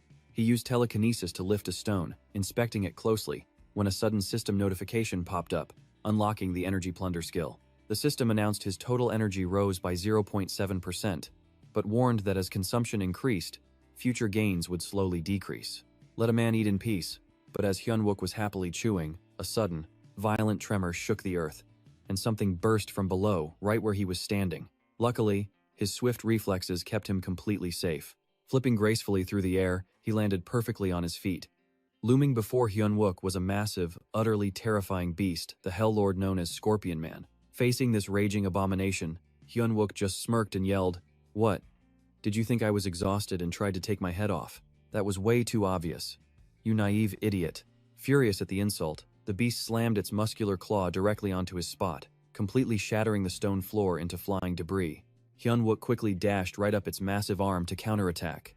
Charging up his weapon with raw energy, he thrust his spear forward and roared, "Die!" But as he swung at its face, the monster opened its gaping, abyss-like maw and swallowed him whole in a single gulp. The beast gnashed its razor-sharp teeth as disgusting drool dripped down, presenting an absolutely horrifying sight. Sliding down into the monster's slimy stomach, Hyun-wook remained fully conscious, mockingly thinking to himself, "What an idiot. You think way too simply. I knew you'd eat me." Now I can end this fast, using my transmutation barrier to block your stomach acid. Let's wrap this up with a massive blast. Suddenly, his eyes flashed with brilliant blue light. Gritting his teeth, he roared, "Shatter! Explode!" Right then, a system warning flashed, advising him that he could suffer severe backlash if the skill wasn't executed flawlessly. A massive surge of energy erupted from him, causing the monster's belly to swell up like a balloon. Boom! A deafening explosion and blinding light ripped through the cavern. The monster popped like an overinflated balloon, sending its shredded remains flying everywhere. The system chimed once more. "You have successfully cleared all enemies. You have received a gold card. Using this gold card triggers a special awakening. Item ownership is locked and bound directly to your soul upon acquisition." Holding the shining card, Hyunwook grinned, saying, "Awesome, a gold card. Totally worth putting up with that giant beast's rotten breath." The system then prompted him to activate it, and without a single moment of hesitation, Hyunwook accepted. Naturally, the card burst into flames as the system announced, "Congratulations. Through special awakening, you have learned the new skill, metal manipulation."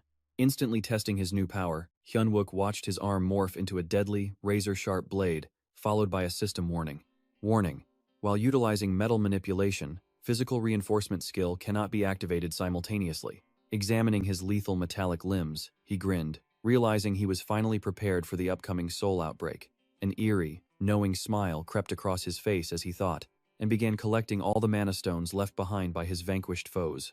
Clutching a handful of glowing mana crystals, he smirked and whispered, "It has been a while. Time to enjoy this feast." A week later, you and I are thrown right into the action as the chaotic soul raid begins with a chilling warning. "Attention citizens, a massive gate is opening over the city.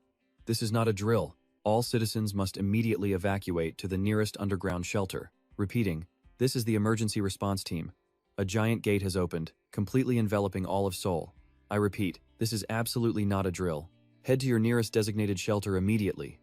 Meanwhile, out on a ruined street scarred by the aftermath of absolute slaughter, a lost child stood weeping loudly, his cries attracting a massive horde of flesh-eating zombies. When the first monster lunged right in front of him, the poor kid froze in sheer terror, tears streaming down his face. Just as a vicious zombie is about to grab the young boy, a military vehicle roars in and slams right into the monster. The soldiers have arrived just in time, quickly jumping out to deploy and fight the entire undead horde. Every soldier focuses their fire to hold back the monsters. Seeing the kid who just narrowly escaped death sitting on the ground, a soldier walks over to comfort him, asking, "Hey kid, are you okay? You do not have to worry anymore." The boy looks up and calls him sir, but as the soldier recognizes his face, his eyes widen. Frowning, he yells, "Damn it, Park Junmo! I told you not to venture this deep into the zone." As the kid runs off, the soldier calls out to Kim Si-hee. She appears in a flash, responding with a sharp, "Yes sir." Holding two swirling tornado spheres in her hands, she hurls them straight into the raging zombie horde. The monsters get swept up into the violent wind, trapped and floating helplessly in midair. Not far away, a mysterious man secretly watches the battle before gesturing to his comrades hiding right behind him. What in the world is going on with those soldiers? Kim Si-hee leaps into the air with dual swords in hand, shouting, "Now is our chance, Lieutenant." The soldiers behind immediately provide cover fire, pushing forward. A glowing magic circle suddenly appears and targets the exact spot where the zombies are clustering. At the same time, Kim Si-hee slashes through the zombies one by one. As she fights, she grumbles, "That talkative old guy completely played me." She remembers her earlier conversation with Lee Hyun-guk, asking him, "Are you seriously planning to go in there all by yourself? You promised to let me join the level up raid if I signed up to come here." But Lee Hyun-guk simply replied, "I will head in first just to scout things out. Actually, I have an event quest, so you cannot assist me anyway, right?" Kim Si-hee worries, saying, "Everyone knows that, but what if you go in alone and end up in serious danger?" Lee Hyun-guk just smiles and says, "Commander, there is absolutely no need to worry about that. I will be back before you know it. Trust me, I have got this." Back in the present, Kim Si-hee realizes she was played, muttering, "Liar. You promised a quick return, but look how long it has been." Mid-March, a massive green monster suddenly crashes down from the sky, blocking the path of the commander and her soldiers. The beast scans the area, takes a deep, heavy breath, and unleashes a deafening roar straight at them. The shockwave hits them like a violent storm, leaving the soldiers completely paralyzed and unable to move. Veins bulge across their faces as they scream in agony, and the young boy from earlier quickly loses consciousness from the sheer pressure. The zombies grow stronger, snarling as they prepare to pounce. But just as they lunge to tear the squad apart, Lee Hyun-guk arrives at the perfect moment. Raising his hand, he activates his metal manipulation skill, cleanly slicing the hideous beast's head off and sending it rolling onto the ground. Lee Hyun-guk shouts to snap everyone out of it. Snap out of it, everyone, open fire. Hearing his command, the soldiers shake off the paralysis, raise their weapons, and unleash a hail of bullets on the horde. Kim Si-hee joins the fray, carving through dozens of the undead all on her own with her blade. She smiles and calls out, "You are late, old man. If you had taken any longer." But before she can finish, her cheeks turn bright red, her mind goes blank, and she suddenly freezes up. Another soldier calls out in relief, "Sergeant Lee Hyun-guk." But as he gets a good look at Lee Hyun-guk, his jaw drops. "Wait, what happened to you?" Our main character is standing there completely shirtless, showing off his muscular physique. He raises his hand, controlling a cluster of steel spheres that float ominously in the air. "Steel Squad, hold the line and attack. I will provide fire support." Even though he hears the command, the soldier cannot help but stare directly at his shirtless leader. He quietly wonders what on earth he is staring at, but an impatient shout quickly snaps everyone back to their senses. "Stop staring. Do you want me to finish you off before those monsters actually get the chance to do it?" Working together, the entire squad launches a coordinated assault. In just a matter of moments, the zombie horde is completely wiped out, and Lee Hyun-guk finally manages to find some spare clothes. A mysterious voice speaks directly to Kim Se-hee, asking, "What exactly are you saying? Keep it to yourself if you just wanted to see him shirtless." Once Lee Hyun-guk is dressed, he spots her muttering to herself and asks, "Wait, what?" Kim Se-hee scoffs, "You claimed you would finish the mission alone, yet you end up looking like this?" Not that there was anything worth looking at anyway. Caught off guard, Lee Hyun-guk asks her, "Wait, really? Nothing worth looking at?" "Yeah, it is just way too cold out here anyway." Just then, a soldier walks over with the boy, calling out, "Sergeant Lee Hyun-guk, are you okay? What in the world happened to your uniform?"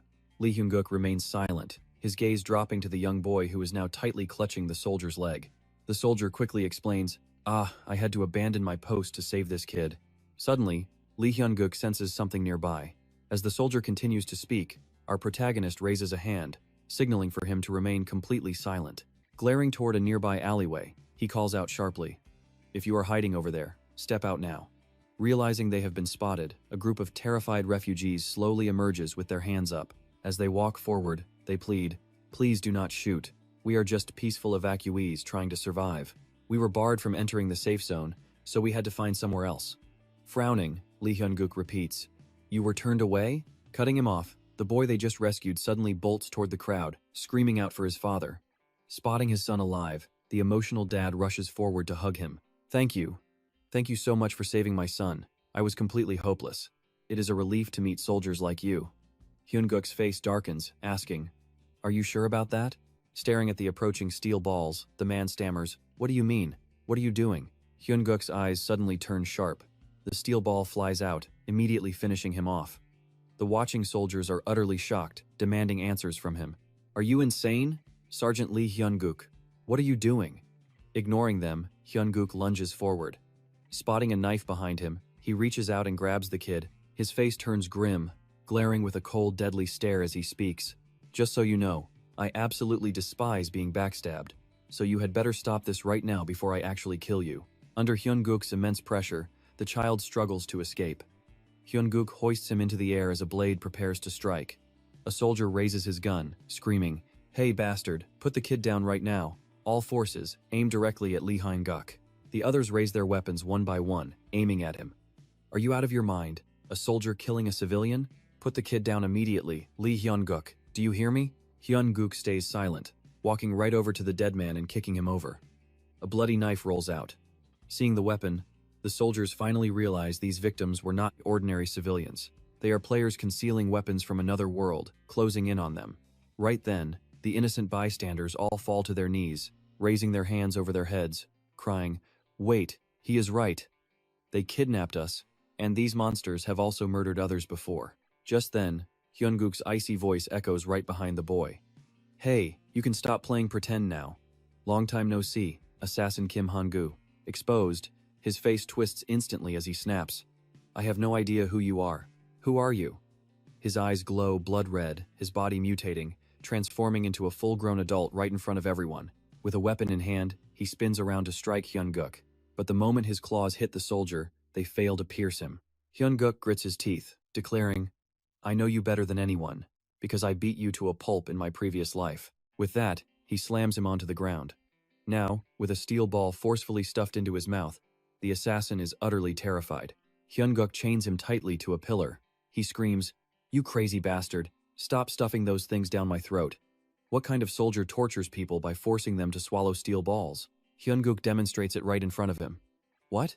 You call this torture? I eat these all the time. If you keep eating them, you will get addicted to that metallic taste." The assassin is literally scared to tears. "Why on earth would you eat that?" Hyun-guk forces his jaw open, shoving another ball inside. "Talking yet?" He screams out in sheer misery. "Wait, all right, I will talk." Gongtae.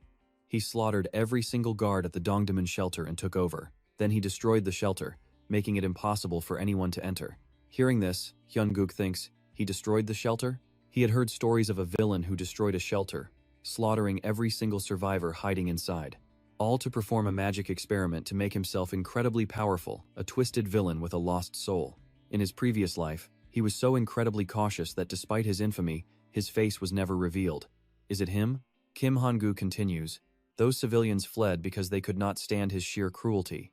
We were only ordered to bring the escapees back. I disguised myself as a child so they would not get hurt. That is the truth.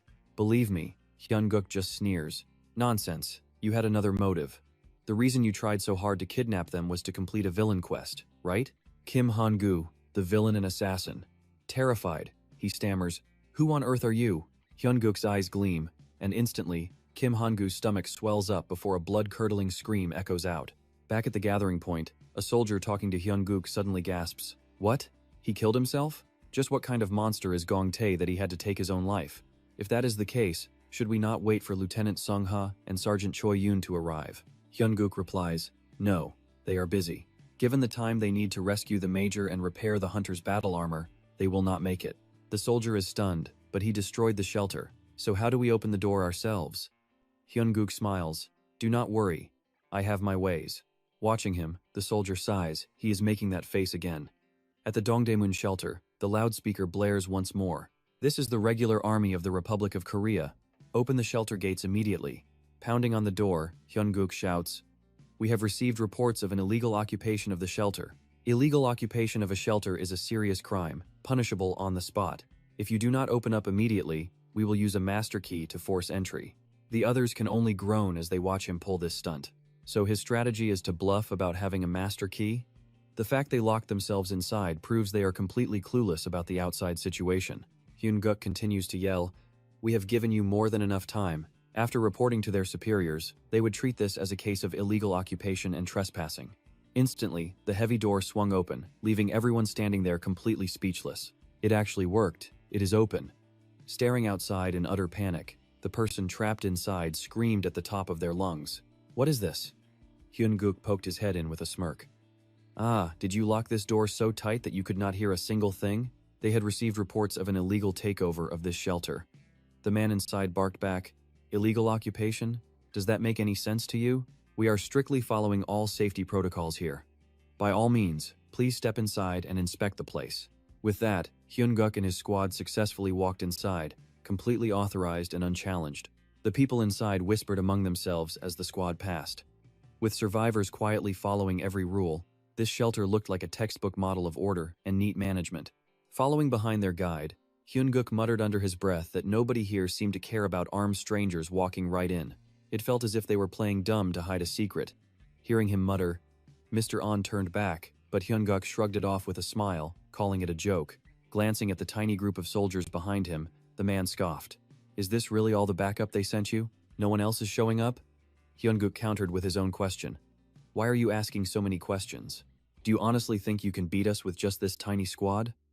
The man scowled in anger and spat. "What did you just say?" Hyun-guk waved his hands. "Relax, just a joke. But hey, what if you guys are actually criminal players? That is a real possibility, right?" The man roared, "Hey, what the hell do you think you are doing? Testing me? Is this a joke to you?" Hyun-guk scoffed. "Actually, you look like the joke here. Just look at how you packed this entire entrance hall with heavily armed players. It is painfully obvious." The villain froze, unable to comprehend how his cover was blown. Hyun-guk instantly turned and gave the order to open fire, plunging the entire bunker into chaos. Gunfire erupted alongside the deafening screech of clashing weapons. Hyunguk shouted through the noise, "Gong Iktai, if you want to pull off a scam, at least find a protective suit that actually fits you first." Hyunguk unleashed a vicious sword slash right at Gong Iktai, making the giant roar in fury. "You arrogant brat, I'm going to crush that loud mouth of yours." Controlling a massive stone fist, he grabbed the hero tight, mocking him. "Quiet now, are we?" Suddenly, a loud bang echoed as a bullet struck Iktai in the head, forcing him to let go. "So, you are made of stone too?" Hyunguk smirked. "Actually, I am steel." Around them, soldiers from both factions clashed in a chaotic, unending shootout. Iktai clutched his bleeding head wound and spat. "You bastard. A soldier attacking innocent civilians?" Hyunguk could only laugh. "Innocent civilians? Are you serious? In an emergency, the army's absolute duty is to protect real civilians from garbage like you. You slaughtered all the real guards. What was your goal with this fake setup, Iktai? Where are the actual survivors?" Ignoring the question, the villain lunged forward, screaming at the top of his lungs. But Hyunguk lightly leaped into the air, easily dodging the massive, heavy attack aimed at him. With a fierce battle cry, Hyunguk hurled his spear, impaling the villain's arm. Standing over him, he demanded, "Did you destroy this sanctuary just to experiment on innocent people?" Iktai spat back in confusion. "What the hell are you blabbering about? What experiments? What am I supposed to be hiding here?" This shelter was already at maximum capacity, but those idiotic guards kept cramming more refugees inside. Forget the monsters outside. Because of those freeloaders, we were going to starve to death. You are a player too, you should understand that. If this country loses elite players like us, it would be a massive disaster. Hyunguk gritted his teeth, growling. "Someone else once told me that exact same thing." Iktai nodded. "Exactly. We risk our lives fighting monsters every single day, so we deserve better treatment during times of absolute crisis like this. Everything I did was just following the natural order of survival of the fittest." Hyunguk muttered. "Ah, I see." Hyunguk's voice turned ice cold. "So that is your logic." Lunging forward to attack, he roared, "Who cares if you are a traitor? I am just going to beat you first." As Hyunguk's fist collided with the stone armor, the rock shattered instantly, exposing the vulnerable flesh and bone underneath. Iktai switched to his other arm, grabbing Hyunguk by the collar and hoisting him up. "You underestimating me, brat? Know your place and die." With that, he spun him through the air and slammed him hard onto the concrete. Looking up with a smirk, Hyunguk asked, "Is that all you got?" He instantly activated metallurgy to counterattack.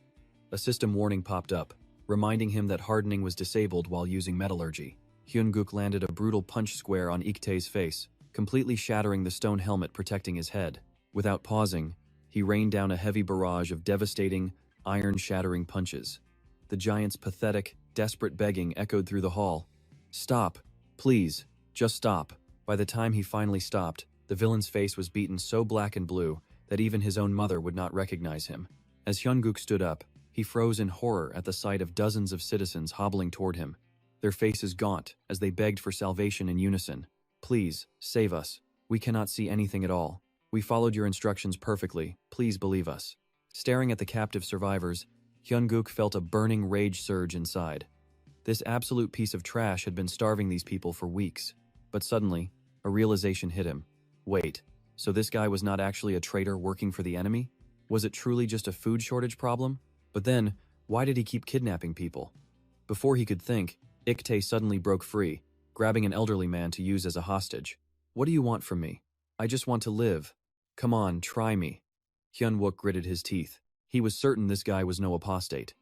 As the terrified captives shrank back, Gong Iktai began throwing threats at Hyunwook. "I did what you said. You gave me no choice. Apostate." But the next second, Gong Iktai was brutally slaughtered right before everyone's eyes. Unable to accept this, Hyunwook gritted his teeth. The real apostate was still hiding here. After rescuing the survivors, Hyunwook received a status update. Corporal Park Junmo stepped up to report. Out of 32 players who illegally occupied the shelter, 21 are dead, and 11 of the instigators have been detained. Hyunwook asked, "Park Junmo, what's with that face?" The corporal stammered, admitting that executing these criminals was still pretty hard to stomach. Looking down at the bodies scattered across the floor, Hyunwook said, "Listen to me, this is never going to be easy. But if we hesitate during disasters like this, we will fail to protect the innocent people who cannot protect themselves. That is our duty as soldiers, so steel yourselves." Suddenly, a harsh, demanding voice cut in, echoing through the room. "Where is the person in charge? I need to speak to whoever is running things. Hyun-wook looked toward the door, asking, "Who is that?" Park Jun-mo replied, "The civilian representative." "A civilian representative?" A man walked in, politely introducing himself as Assemblyman Park Gil-sang, claiming he had an official order concerning the defense of this shelter. The man beside him chimed in, "I am Lee Hong-jin, representative of the Merchant Association. First, I want to discuss food distribution." But right in the middle of this, the two men suddenly started bickering. "I am a member of Congress. He should listen to me." "Oh, please, you stayed completely silent when this shelter was being illegally overrun. So why throw your title around now?" Meanwhile, Park Jun-mo walked over to an old man helping clear the bodies, telling him to leave it to the soldiers. Sitting on the ground, the elder waved his hand. No. You saved an old man like me. I cannot just sit back. Even for soldiers, clearing corpses is not easy. Let me handle it. More importantly, there is something very dangerous lurking in this place." Park Jun-mo asked, "Something dangerous?" The old man explained, "I could not speak up before because of Gong Ik-tae, but I keep hearing a heavy, beastly breathing sound drawing closer. Please investigate quickly. I fear something terrible is about to happen." Shocked, Park Jun-mo wondered if there was actually a gate hidden right inside the shelter. Nearby, the two civilian leaders continued their petty bickering. "Then we must elect a shelter representative first. What nonsense are you talking about? As a congressman, the leadership belongs to me." The real apostate used Gong Ik-tae to spread terror, letting him pull the strings from the shadows. But now, his puppet, Gong Ik-tae, was dead. With the military holding the line, the easiest way to hijack this shelter would be to become their official leader, or perhaps pull the strings of the crowd. The deeper Hyun-wook analyzed, the more his head throbbed. Where is that bastard of an apostate hiding? Down in a dark, grimy basement, massive test tubes held human corpses, while grotesque half-man, half-beast monster carcasses hung grimly from the walls. One figure dragged a corpse across the floor, while another sat in the corner, tearing into flesh. Suddenly, the squeaking sound of rolling wheels echoed, leaving a thick, smeared trail of blood across the floor. The old man who volunteered to move the body stepped inside. Nearby, a fanged girl busily drinking blood suddenly froze, snapping her head toward the noise. But by the time the old man dragged the corpse over, she had already vanished. The old man looked startled, unaware that the girl had materialized right behind him. But just as she lunged to attack, the old man reacted with blinding speed, striking her down. His expression twisted into something utterly terrifying. Staring down at her, he growled, "I told you not to touch my things." Collapsing on the floor, she whimpered, "Blood. Please, no more dirty blood. Give me clean blood." Meanwhile, he stood by his lab table, examining a vial of solution. Chuckling, he muttered, "You fool. Drinking raw blood is like drinking salt water to quench your thirst. It only makes you crave more." She spat back, "You crazy, sick old bastard. Why did you drag the military into this turf war anyway?" He let out a manic laugh. "Once this invasion truly takes root, what can those pathetic soldiers actually do? Instead of doing the dirty work myself, I can just manipulate them into taking all the risks." She hissed, "You are the idiot here. Do you even know why we failed? Those defense soldiers have a completely different level of power." Slamming his fist on the table, he snapped, "Stop making excuses. You lost simply because you are worthless. Look at this. Everyone's life in this shelter is in my hands." Meanwhile, in another room, the starved refugees were finally receiving free meals, shoveling food into their mouths with desperate hunger. Walking past with his hands in his pockets, Park Gil-sang sneered, "What is this? Why are we handing out rations so hastily? Is it just because they are hungry?" A man eating nearby angrily pointed toward the little children. "Look at these kids. How can you say that when they have literally been starving for days?" Before any formal rationing rules could be finalized, the head of the Merchant Association took it upon himself to feed the desperate crowd. The civilian pressed on, "You are not planning to control us using food as a weapon like Gong Ik-tae did, are you?" Baek-jan snaps in anger. "What do you think a congressman is? Stop making these completely baseless accusations." Spoken like a true politician, the congressman makes a reasonable point while holding his ground. It is hard to label either of them as traitors just yet. Hyun-guk watches from a distance when a soldier approaches him. "Sergeant Lee Hyun-guk, are we really not allowed to take any of the food rations?" Hyun-guk gives it to him straight. No one is backing Gong Ik-tae, and he is hiding for a reason. What if he poisoned the food? Our entire security will collapse if we get poisoned. Do you see my point now? Hearing this, the soldier stares at the food bag in his hands, fighting his hunger. Just then, the old man held hostage walks over, carrying a hot meal. He says, "Oh my, why are you not eating this freshly cooked rice? The meat is delicious. Come and grab some quickly." Hyun-guk flatly refuses. Supplies are the most critical thing during a disaster. We cannot waste the reserves meant for the refugees. We already have military rations, so do not worry. Right then, a voice calls out, Lee Hyun-guk. He turns away and says, hold on a moment. Raising his radio, he responds, Sergeant Lee Hyun-guk here. I will head down myself. The old man glares at Hyun-guk's back, thinking, no way. Was he born a soldier? How is his judgment so sharp, this bastard? Then he turns to the soldier next to him and asks, more importantly, what about the matter we discussed yesterday? The soldier replies, yes, we are looking into it. Do not worry. Good thing. Hyun-guk arrives at the room he was called to. Inside the room lie things that are absolutely horrific. The soldier beside him says, this is not Earth vegetation, and the temperature here is totally off. It looks like this place is one of the core reasons for the monster wave invasion. Hyun-guk nods. Agreed. If we cannot stop this, it will be just like the first wave in California, the second wave in Shanghai, and the third in Berlin. Seoul will also be overrun by monsters. Now, you must head up with the platoon, while Sergeant Kim Se-hee and I stay here. Spooky, skin-crawling noises echo through a dark, gloomy tunnel, and a voice groans. Of all places, we had to end up in this tight tunnel. What bad luck. A polite little girl hands over a cup of water, saying, please have some water. The old man pours water into the cup. Receiving it, the little girl smiles brightly and says, thank you, sir. The old man lets out a highly satisfied, twisted smile. You really are cursed with bad luck. Just try using your strict military discipline here. This place is on a whole different level compared to your usual dungeon gates. Back with Hyun-guk, he is standing with Kim Se-hee. Gripping her sword while floating, she anxiously asks, Sergeant, can just the two of us actually handle this? If this thing is the root cause of the invasion, then is it not on an entirely different scale than other gates? Hyun-guk replies, you are right. Because of its extreme difficulty, we would usually need an S-rank team to clear it. Se-hee's eyes widen in shock. Then are we not on a suicide mission? Staring at the massive alien flora looming right in front of them, Hyun-guk says, we can stop this. Inside the dark, gloomy tunnel, that chilling voice echoes once more.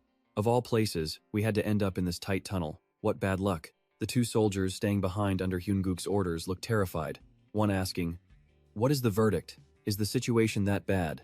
The other replies confidently, no, we are actually lucky. The ones with bad luck are the monsters. Suddenly, beasts emerge and charge at them. Hyun-guk yells, since they nested inside this narrow passage, there is only one straight path forward. All we have to do is hold this tunnel. Sergeant Kim, the monsters keep swarming out of the dimensional rift in massive numbers. Se-hee calls out, how long do we need to hold them off? He orders, slowly fall back. Fighting for her life, she shouts back, this is not falling back. We are getting pushed around. These invasive monsters rely heavily on the corruptive elements of the environment around them to survive.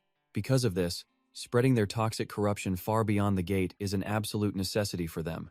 Once they leave that corrupted zone, their high defenses immediately plummet to average levels. To maximize our damage, we are going to wipe out this entire horde of monsters in a single blow. Analyzing the situation, Hyun-guk conjures several iron ball bearings, sending them flying straight toward the advancing beasts. He sneers, do you beasts know what a blender is? I'm going to grind you all to dust. Unleashing a combined ultimate attack with Se-hee, they completely obliterate the stubborn monsters in one go. Surprisingly, the source of this invasion turns out to be a massive advantage. If we do not finish this right now, we are done for. We have to stop them. A man walks down the stairs, stumbling with a pale face as his stomach growls in pain, wondering what is happening. Suddenly, he lets out a horrific scream and mutates into a hideous monster. Suddenly, a flash of light cuts through, instantly killing him. A hidden quest notification suddenly pops up. Leave the light and step into the darkness. 1. Live experimentation. Complete 30 beast transformation experiments. Completed. 2. Use any method necessary. Slaughter 1,000 civilians. Currently in progress. 3. Provide nutrients to the otherworld armies, taking root underground to raise 30,000 soldiers. Currently in progress. Congratulations! By successfully completing the live beast transformation experiment, you have officially unlocked a special item, demonic education. By channeling mana into the very entities that drained him, he can summon a hidden form under the glowing moonlight. Turns out, this creepy old man was the killer all along. With a sinister grin, he claims his experiment is a massive success, and it is time to take over all of Seoul. Turning toward the dimensional portal, the horde of vicious monsters slowly begins stepping through it. Dark clouds roll over the city as torrential rain pours down. Horrifying beasts emerge to wreck everything. each one far more brutal than the last. Suddenly, a colossal monster bursts onto the street, instantly tearing an entire building to shreds, leaving terrified citizens huddled together and clutching their heads in absolute panic as relentless lightning strikes down from the skies. These towering beasts march forward, effortlessly crushing every single house and road in their path.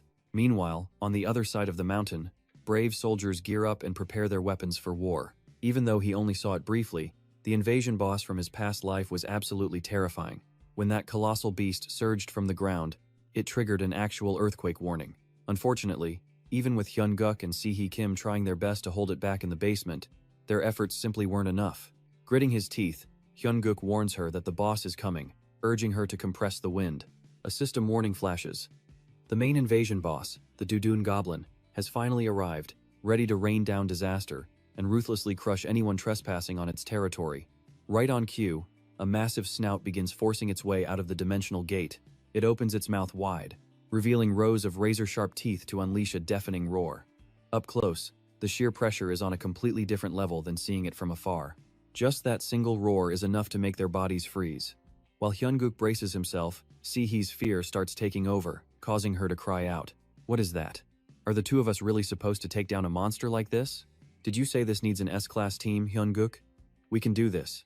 The intel says it's already using everything it's got. Meanwhile, up on the surface, massive water vortexes surge around the skyscrapers, violently sweeping away houses and cars in their wake. At least they will be out of its range in a split second. This first invasion is a heaven-sent stroke of luck for them. Controlling his glowing spheres, Hyun-guk calls out, I'm counting on you again. Unleash every single drop of your mana. Si-hee quickly coordinates. Summon the strongest winds you can. If we can just crush its head, this whole nightmare will be over. As the smaller minions are instantly pulverized, Hyun-guk locks his sights on the giant boss, poking its head out and yells out. He discharges a barrage of lightning, hitting the monster's head with full force. Back in the laboratory, feeling the ground tremble, the old man tells the vampire girl that the main invasion boss is finally here.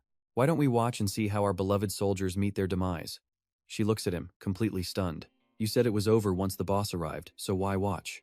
Glaring at her, he mocks, tell me, do you actually know why your kind was wiped out? Because you ignored the details, smugly believing that absolutely nothing below S-class could ever dream of bringing you down. That naive arrogance is exactly what doomed you all. Personally, I don't share such a overly optimistic point of view. Shut your mouth and follow me, he snaps as a yellow portal swirls open. Junmo Park stands guard with his gun raised, muttering under his breath. You absolute bastard, Hyun-guk. He remembers asking them if they were actually going to attack the source. Hyun-guk confirmed yes. Junmo gestured, look here. This is an actual invasion. Normal rifts are nothing compared to this. But Hyun-guk points out that they're lucky since they're in a narrow, dry concrete tunnel where a boss controlling water and the skies is forced into a tight space, creating a legendary, once-in-a-lifetime opportunity. Before it manages to break onto the surface, it won't even be able to unleash a tenth of its power. So please trust us and handle another task, Chief. Stunned, Junmo Park stammers, Who, me? What exactly do you want me to do? Hyun-guk explains that he needs him to track down the hideout of whoever was controlling Tae-Soo-gong. If that mastermind is planning something big, he must have a secret lair set up somewhere. It could be a hidden lab, possibly locked away or even masked by an illusion circle to keep it invisible. Shaking with worry, Junmo Park asks, what exactly am I supposed to find in there? I need to know what I'm looking for. Hyun-guk simply responds with, the antidote. Based on Tae-Soo-gong's death, the villain is likely using a mana-based toxin. Panicking, the chief asks, what poison? Are we all poisoned too? Noticing Junmo Park's sudden panic, Hyun-guk quickly whispers, please keep your voice down, Chief. If this leaks, both the military and the civilians are in grave danger. Corporal Kim and I will neutralize this invasion even at the cost of our lives. But if you fail to locate that antidote, absolutely everyone dies. You are the key to solving this. You must find it. Junmo Park gritted his teeth and muttered, sure, I'm the key, but how am I supposed to find a tiny vial in this massive hideout? Unleashing their combined attack, she thought she could easily take down the monster, but Kim Se-hee was completely shocked to find her attack was way too shallow. Recovering quickly, the beast opened its eyes in pure rage and let out a deafening roar. It bared a mouthful of razor-sharp teeth, shooting out deadly tentacles to rip them apart. Gripping his holy sword tightly, Hyun-guk skillfully dodged right through the monster's relentless attacks. They had to destroy it at all costs before North Sion became a completely unlivable, monster-infested wasteland. Kim Se-hee cried out, What do we do now? Hyun-guk grit his teeth and charged forward, shouting, I'm going inside its mouth. Hearing this, she panicked completely. Are you out of your mind? I don't know what you are trying to do, but if you make one mistake, you will never return even if we defeat the boss. Hyun-guk replied, I know. Before it escapes back to the other world, I'll finish it with one strike. Please, use the spirits to pin down the beast's hardened head. Mid-battle, he thought to himself, I've never had to put my life on the line like this before. Screaming, he dove straight into the beast's gaping maw, which swallowed him whole. At that moment, the spirits summoned by Kim Se-hee rushed forward, binding the monster's head to save Hyun-guk. But no matter how hard she tried, she simply couldn't pry the monster's jaws open. Despair washed over her. It's no use, I've hit my limit. Watching the beast fade away, she screamed in panic. Lee Hyun-guk, wasn't this part of his plan? But just at that moment, an eerie voice echoed from right behind her. Look at that, there's still a survivor left. Startled, Kim Se-hee turned around and demanded, Who are you? The old man smirked, turning to the vampire behind him. What are you waiting for? No action, no food. Hearing his words, the female vampire's face twisted with absolute annoyance. Don't look down on me after handing me that rotten blood. I have never seen that girl before, and luckily, those soldiers are not around. With that, she immediately lunged forward to attack Kim Se-hee. Watching from behind, the old man quietly analyzed the situation. She seems tougher than I thought. Well, makes sense, since that goblin has to fight with only its head sticking out of the portal, which must be quite difficult. Suddenly, the monster squeezed its eyes shut as sharp spikes sprouted all over its head, looking exactly like a giant hedgehog. Out of nowhere, its eyes snapped open, and its skull split clean in half as black blood splattered everywhere. The three onlookers were left completely speechless. Right then, a system notification flashed with a celebratory chime, congratulating them on defeating the Dudun Goblin. Right out of the beast's severed mouth, a hand reached out, followed closely by a head of messy blue hair. It was Hyun-guk. He crawled out of the mouth with great effort and collapsed on the ground. Kim Se-hee couldn't believe her eyes. No way. Don't tell me he's naked again. The vampire girl stared at Hyun-guk and shrieked, This is ridiculous. It's him. It is him again. Hyun-guk stood up. Seeing him, the old man grit his teeth, muttering, Impossible. How is this happening? Right now, Hyun-guk was completely covered in monster blood. He looked up at the old man nearby and grinned. Finally, I get to see your face, you traitorous bastard. Let's rewind a few minutes to see how the beast was actually destroyed. In that moment, Hyun-guk's mind had been screaming one thing. Tsar Bomba. A system warning popped up, stating that continued use of this forbidden technique would shorten the user's lifespan. Hyun-guk gripped his blue cloud sword and cursed. Shut up, I'm about to die anyway. But this damn blue cloud sword was just too greedy for blood. Item info, blue cloud sword. By absorbing the blood of boss monsters, an unidentified energy is currently charging the blue cloud sword, which will unleash its absolute maximum potential once fully charged. At that moment, holding his breath deep inside the stomach, he swore, Why is this goblin's belly so damn hard? Just blow up, Tsar Bomba. Right after, the beast's head completely blew apart, and a bright orb of light materialized from deep within its corpse. Seeing the notification that the Dudun Goblin had been defeated, the soldiers waiting outside were absolutely thrilled. They gasped. I didn't think they could actually pull it off. Did those two seriously take down a raid boss all by themselves? Yeah, I'd believe it if Sergeant Lee Hyun-guk claimed he was S rank. More importantly, if what the sergeant said is true, this place is going to turn into a living hell very soon. The citizens gathered together, staring intently at the announcement screen. Watching them from a safe distance, the soldiers quietly warned each other, Everyone, stay on high alert.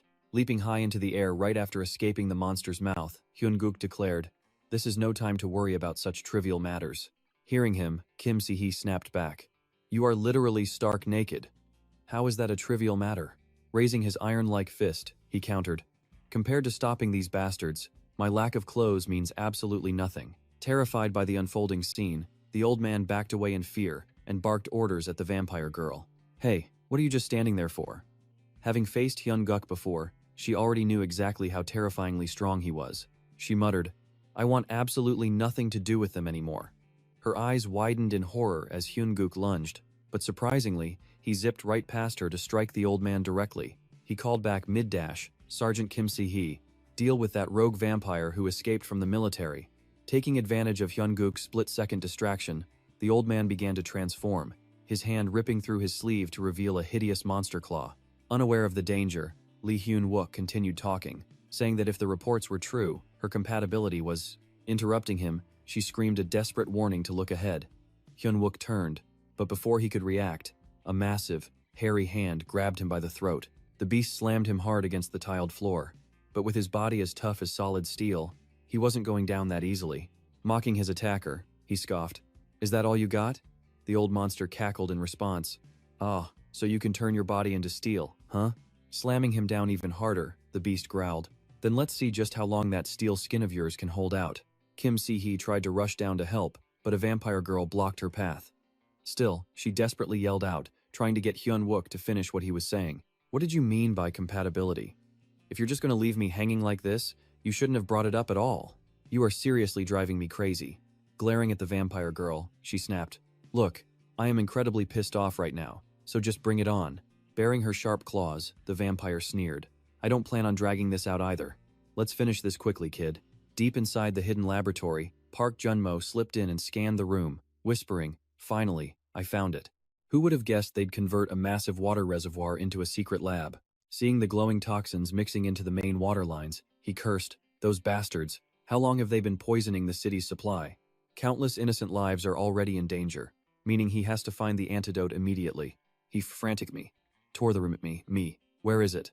Where would that old bastard hide the cure? He must have kept some for himself. Suddenly, a chilling realization hit Park Jun-mo. If he thought about it, the only things left undisturbed were the corpses floating inside those glass test tubes. Could the main reservoir really be infected too? While we worry about that, Hyun-wook is locked in a brutal, life-or-death struggle. Seizing a split-second opening, he hurled his weapon to strike, but the agile old devil managed to dodge it. Spinning around with a wicked smirk, the old man mocked, "Oh, so you can do close quarters and ranged attacks? What else you got, kid? Bring it on." The old man's arrogant attitude was seriously getting on Hyun-wook's nerves. Sensing this, the monster sneered. "What is it? Planning something?" Hyun-wook fired back. "Why are you so damn stubborn, old man? Can't you see I'm running out of breath here?" The old man's expression hardened. "What's wrong? I actually thought you had some brains, but it turns out you are just a useless piece of trash." In his past life, this cult leader was notoriously cautious and cunning, always pulling the strings from the shadows without ever fighting himself. So why is he fighting so desperately right now? Is he trying to buy time? Standing before Hyun-wook, the old man raised his hand, summoning an eerie blue flame. Suddenly, a system alert flashed. "You have activated the demonic covenant, using mana to summon the shadow hidden within the moonlight. Warning: the duration of this summoned shadow depends heavily on the physical condition of its user." The old man cackled. "No matter how smart you think you are, once every single refugee falls under my complete control, all your clever little plans will be utterly useless." Hyun-wook gripped his weapon tighter, aiming it straight at the monster as he yelled, "Release them!" Down in the main hall, the poisoned citizens were already beginning to show horrific symptoms, gasping, "Hey, are you okay?"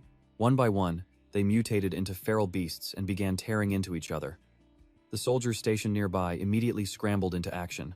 "Open fire, keep those monsters away from the civilians at all costs." But the beasts grew more feral by the second, their hides so thick that bullets barely even scratched them. Just as a monster raised its claws to strike a helpless mother and her child, it froze. Suddenly, water from the overhead sprinklers poured down in torrents, instantly reversing the mutation and turning them back into normal humans.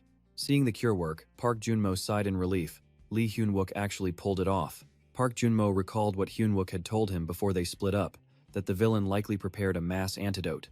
At the time, Jun-mo had scoffed, saying, "Are you serious?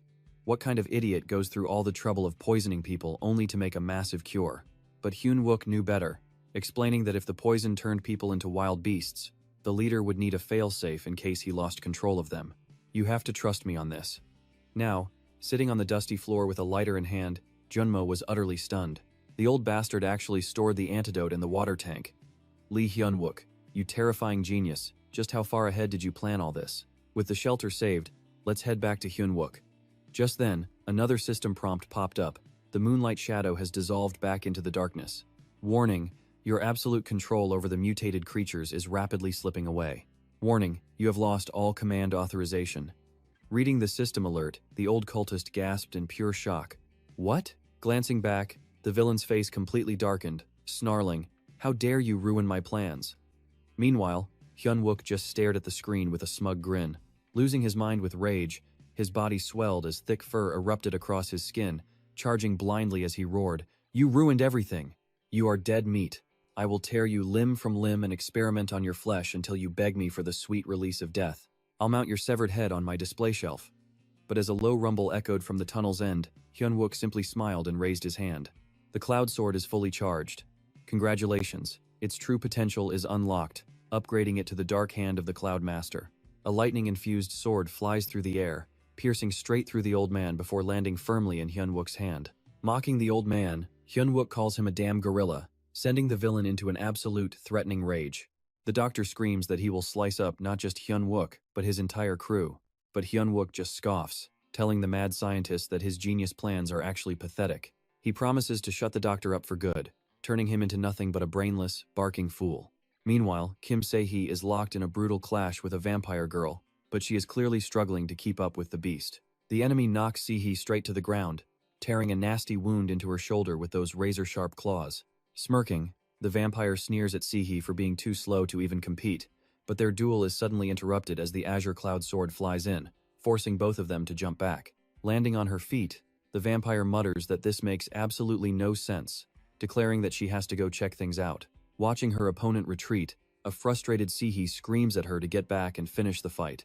Sword in hand, Hyun-wook faces down the doctor, mocking him for hyping up his own master plans so much.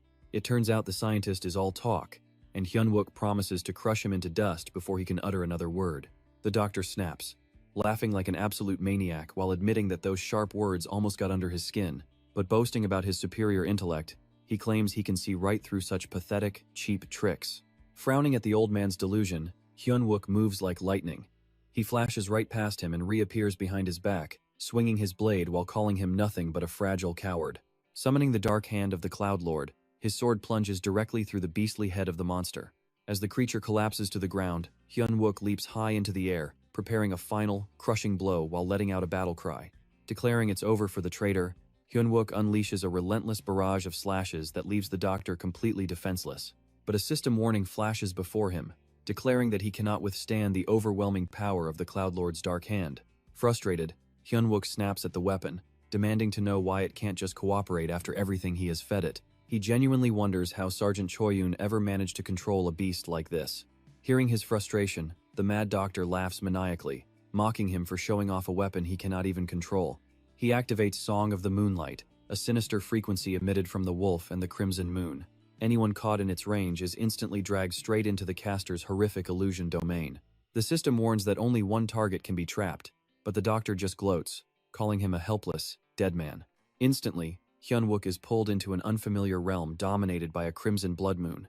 Gritting his teeth, he realizes he is trapped in an illusion. Something is wrong. It is definitely a trick, but the stench of copper and the heavy air feel too real. Realizing this is no ordinary illusion, he looks around, while the mad scientist watches with absolute satisfaction. Mocking his confusion, the doctor brags that this master-level illusion directly hijacks the victim's brain. Unable to tell fantasy from reality, the victim's brain is essentially trapped in a jar. The doctor tells Hyun-wook to rot in absolute despair inside this bloody nightmare. He boasts that there is absolutely no way to break free from his flawless mental trap. He calls it an honorable death for a fool who dared to ruin his brilliant masterpiece. Hearing the voice echoing in his head, Hyun-wook growls that the doctor's skills are just as pathetic as he is, leaving him shocked. Mocking the idea that he can't escape, he displays his item info for the legendary bow of Night Chisten, revealing its effects. Attacks will never miss, and all of the target's magic resistance is completely shattered.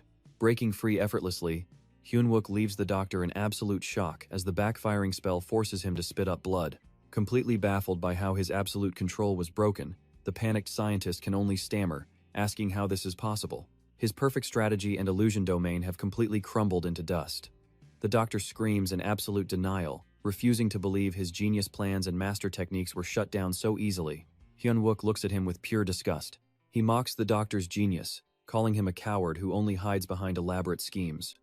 Enraged, the old man screams that he is going to rip out that arrogant tongue. They clash once more as the system alerts flash, listing both the dark hand of the Cloud Lord and the spear of Achilles.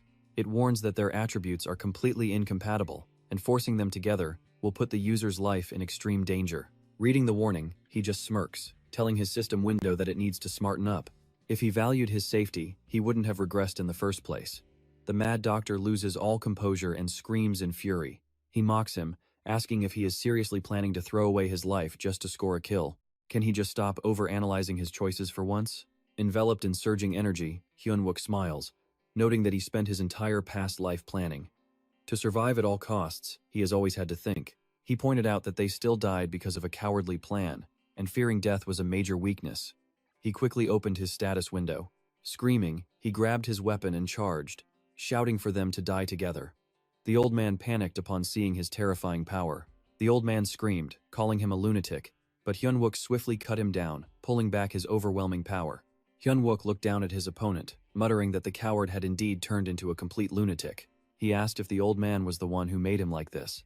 Suddenly, the vampire girl fled back to the streets, muttering that dealing with these soldiers was a massive pain. After escaping from Si-hee, she had quietly observed Hyun-wook and witnessed his terrifying battle firsthand. Fear gripped her as she recalled that terrifying moment. When he unleashed that suicidal attack, he had turned toward her and smiled. She wondered if these special forces were all absolute lunatics. Leaning against the wall and gasping, she realized the rotten blood she drank was draining her energy. She desperately needed fresh, warm blood. Suddenly, she spotted a human silhouette nearby and smirked, wondering if it was just another weak, pitiful piece of trash waiting to be hunted. She pounced, but the stranger instantly dodged and pressed a sharp blade right against her throat, leaving her completely frozen in terror. It made no sense. Aren't humans supposed to be defenseless? She had not even seen him move. The mysterious fighter scoffed, asking if attacking from behind was her idea of warrior honor. Shaking, she stammered, asking if he was some powerhouse. Meanwhile, Hyun-wook stood directly before a massive mana stone. He placed his hand on the glowing crystal, easily shattering it into tiny, glowing fragments. The system instantly displayed a notification.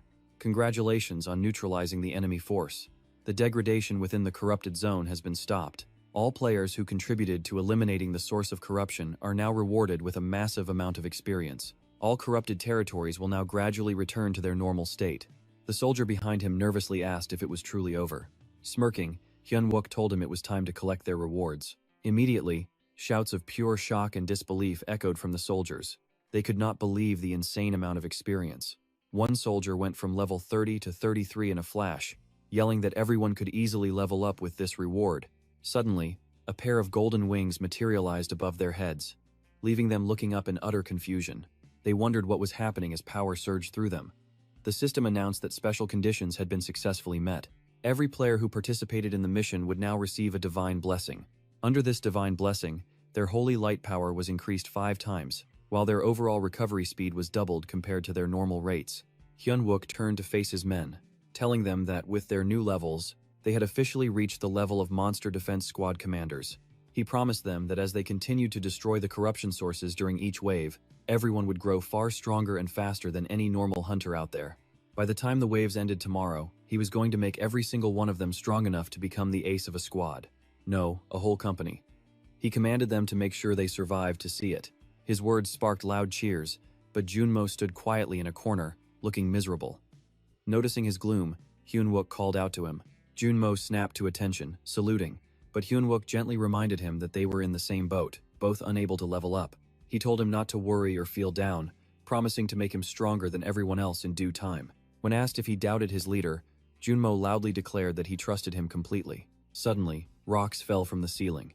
Junmo screamed out in panic, asking if Hyun-wook was alright as a massive steel pillar crashed down between them. He realized it looked more like a giant blade, though calling it a sword felt absurd. Hyun-wook placed his hand on the metal, confirming it was a sword, but certainly not one a normal soldier could swing. His screen identified it as a hero-grade fragment of Morglay, the signature weapon of his previous life as the Steel Emperor.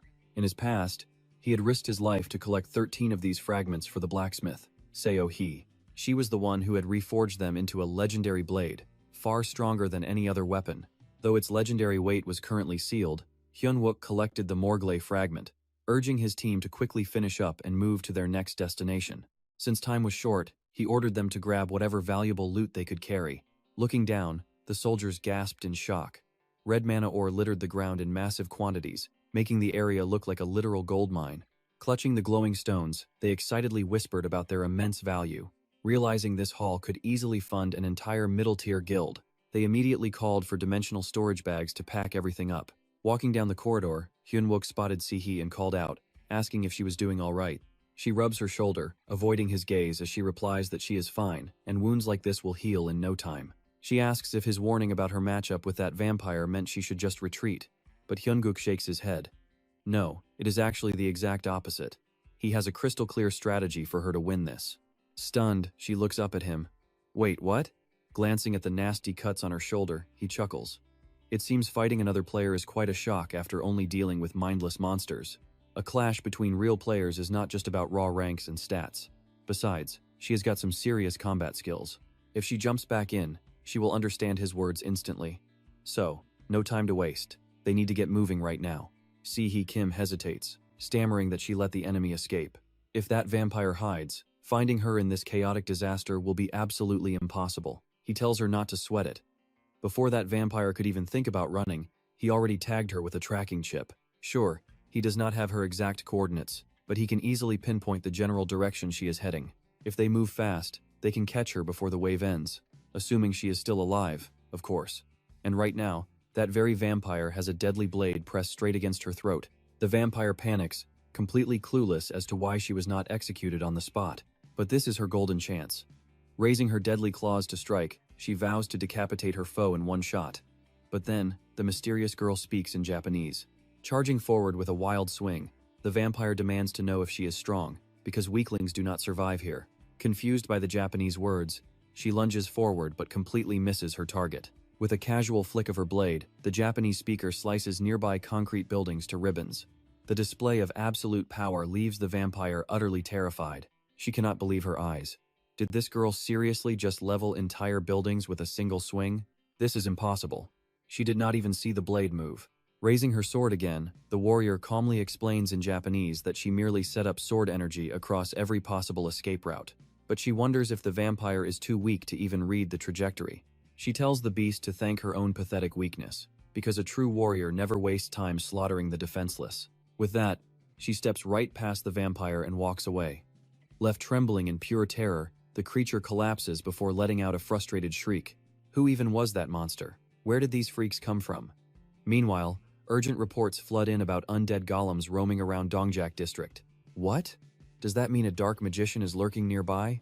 Suddenly, the system announces that number 13 has connected with an unidentified high-rank player. Mage 44 in Darum is trying to reach a B-rank player, while Juhee Lee's connection to Mage 51 has completely gone dead. They are actively being ambushed. Watching the screens, Seo Yun Kang bites her nails, filled with absolute dread.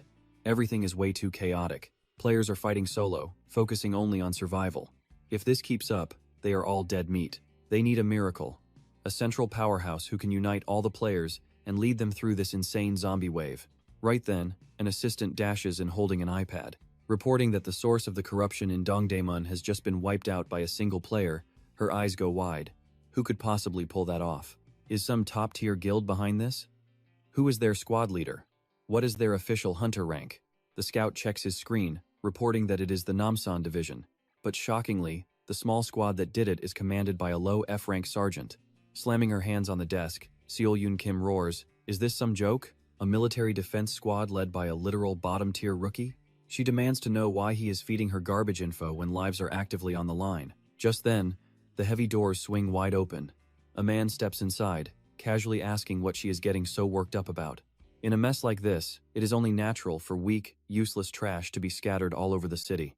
Recognizing the visitor, Seo Yun Kim gasps. She thought he had abandoned the country, so why is he suddenly showing his face here? He scoffs at the idea, claiming he simply chooses not to get involved unless there is a clear, profitable advantage in it. This arrogant man is Kibin, the master of the Daeseon Guild, ranked 3rd in South Korea. He reveals that one of his elite strike forces just cleared the dungeon gate in Huksok and is currently restocking their gear. Once fully prepped, they have agreed to investigate the outbreak source. Led by a highly skilled A-rank captain, this squad is incredibly well-trained and lethal. With them leading, they can rally the other players and save the citizens of Seoul. It is their absolute best bet, so she just needs to trust Captain Juyeon. Meanwhile, we cut to Kyo Young-ju as his soldiers run up to report. They frantically report that terrified civilians are crowding around them, begging to tag along for safety. While the soldiers form a barricade to keep the mob back, desperate citizens scream, begging the military to escort them to the nearest safe zone. They promise to follow any order. But then, Kyo Young-ju speaks up with a harsh tone. He barks at his men to ignore the useless fools. They need to focus on wrapping up their current mission immediately. His eyes gleamed with a terrifying light as he barked the order to wipe them all out so no one could backstab them. Meanwhile, under the pouring rain, 4 girls were running for their lives. Suddenly, they came to a halt. One of them nervously asked if the others had heard that strange noise. With a trembling voice, another girl tried to reassure them, saying it was probably just a dog howling. Passing an oxygen inhaler to the struggling girl behind her, she softly urged her to take slow breaths, promising they could finally rest once they cleared this area. Overwhelmed by guilt, tears welled up in one girl's eyes as she looked at her 3 friends and apologized, blaming herself for everything. She begged them to leave her behind because she was only slowing them down. Unable to bear seeing her friend give up, Jaya gently placed her hand on her cheek. Jaya begged Huimang to stop talking like that, insisting they would never abandon her, so she should stop saying such things. Deeply touched, Huimang softly thanked her friend. But right in the middle of their conversation, a sudden attack rained down on them from the sky. Stepping up to shield the group, the bravest girl warned everyone to stay absolutely still and hold their breath. Tragically, 2 of the girls were instantly taken down. Seeing the monsters descending right on top of them, the remaining 2 quickly scrambled into a dark corner to hide and survive. As the monsters landed, they slung the 2 captured girls over their shoulders and departed. This left 2 other beasts behind, actively sniffing out the remaining girls hiding just a few feet away. Terror gripped Huimang and Jaya. Knowing their time was short, Jaya tried to comfort her friend, whispering that she absolutely had to stay put no matter what. Jaya urged her to survive and find the rescue team, but a weeping Huimang begged her to stop, terrified by what she was hinting at. Jaya suddenly leaped out of hiding, screaming at the top of her lungs for them to follow her. Calling them brainless monsters, she ran as fast as her legs could carry her, but her endurance was no match, and she was quickly snatched up. As Jaya's screams echoed in the distance, Huimang huddled silently in the dark corner, tears streaming down her face as she prayed for someone to save her. She pleaded for anyone to help, but her prayers seemed useless as a massive zombie spotted her, flashing a sickening, gruesome grin. Her mind desperately begged for her and her friends to be saved, and miraculously, those silent prayers were answered in the nick of time. Just as the monster reached out to grab her, a blazing, glowing arrow tore through the night and pierced straight through its chest. Blood splattered everywhere as the beast collapsed before her. Through her tear-blurred vision, a cloaked figure with a glowing halo appeared and spoke to her. He asked if she was okay, leaving Huimang to wonder if she was looking at a real angel. She begged him to save her friends, unaware that her savior was actually Hyunguk. He looked down at her, asking again if she was all right. Before he could even finish his sentence, the poor girl collapsed unconscious. Suddenly, a familiar voice started ringing in his ears. "Corporal Lee Hyunguk, are you making that creepy face again?" "No, I'm not." "What? You're seriously going to deny it? I told you to stop pulling those faces." "That's not fair. I literally did nothing." With the aggressive zombies relentlessly hunting humans, an intense argument broke out nearby, with someone shouting that they had to escape immediately. They needed to run east, but a man objected, saying they couldn't possibly carry an asthmatic patient. Inside the room, a girl loudly protested. She refused to leave Huimang behind, prompting the angry man to point out they wouldn't be able to protect anyone if the monsters caught them. Right then, a zombie smashed through the window, snarling viciously. Dragging Huimang along as they bolted, she anxiously checked on her. She urged her to keep running, telling her she could make it if she just held on a little longer without giving up. Once they cleared the danger zone, Jaya turned back with a smile, praising her friend for pushing through and surviving. But Jaya's expression quickly turned serious again as she gave a final warning, reminding Huimang that she had to survive and find help. With those final words, Jaya sprinted in the opposite direction to draw the zombies away.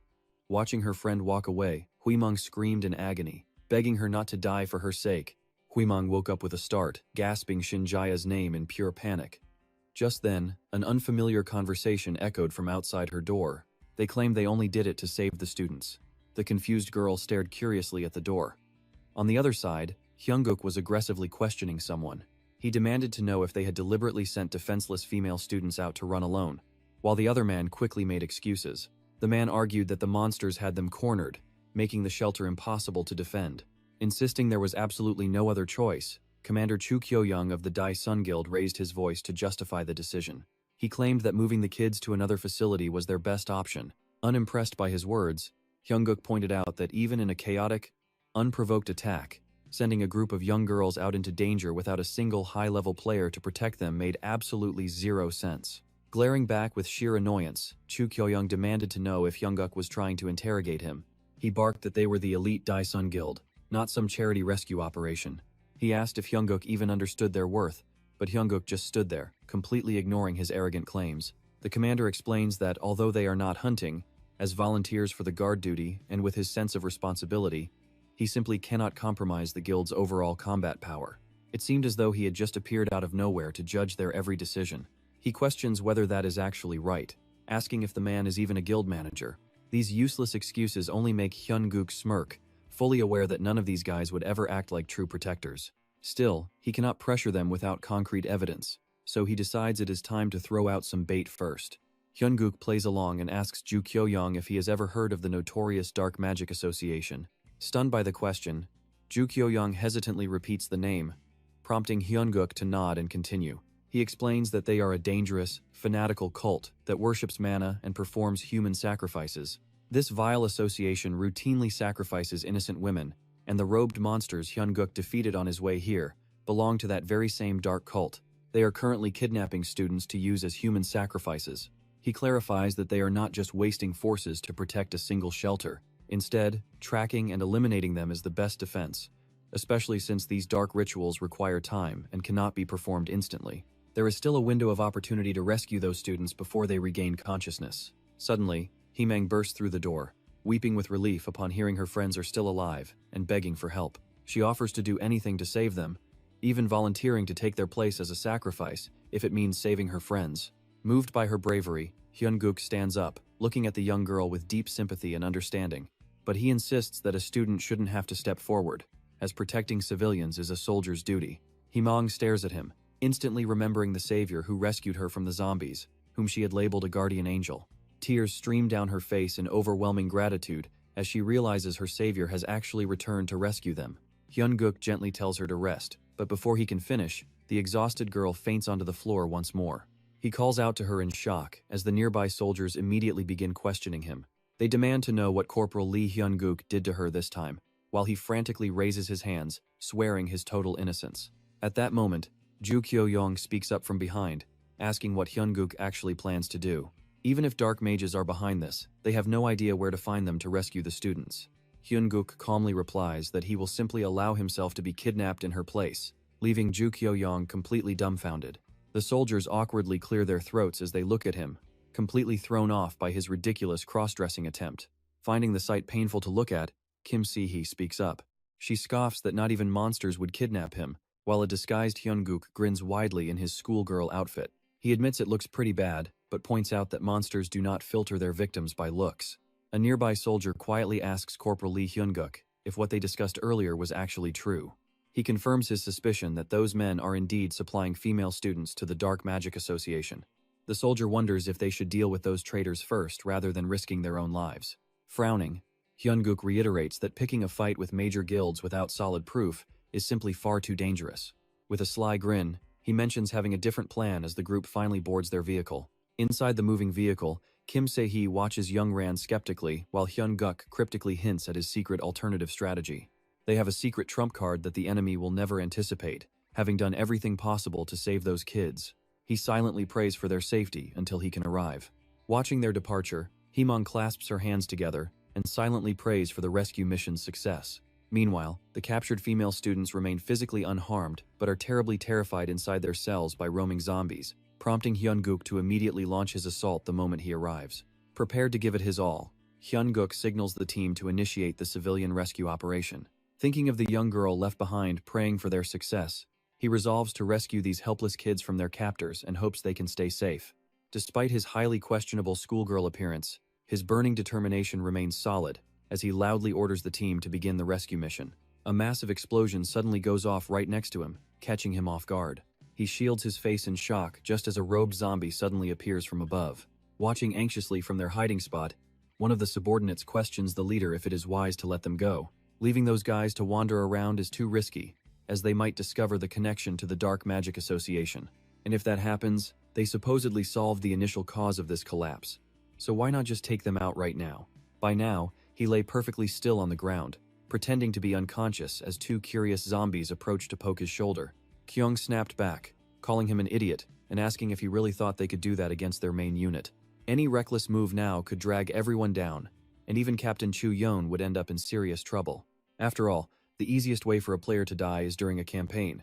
Suddenly, a zombie tosses him onto the ground like garbage. Peeking open his eyes to assess his surroundings, he realizes his hands are bound, leaving his face to take the impact first. He realized that during his brief lapse of consciousness, they had slapped a mana suppression cuff on him and stolen his entire inventory. Struggling to move, he quickly realizes this must be the notorious Siwoon prison, where criminal players are locked away. And indeed, that massive, towering fortress serves as the high-security holding facility for dangerous criminal players.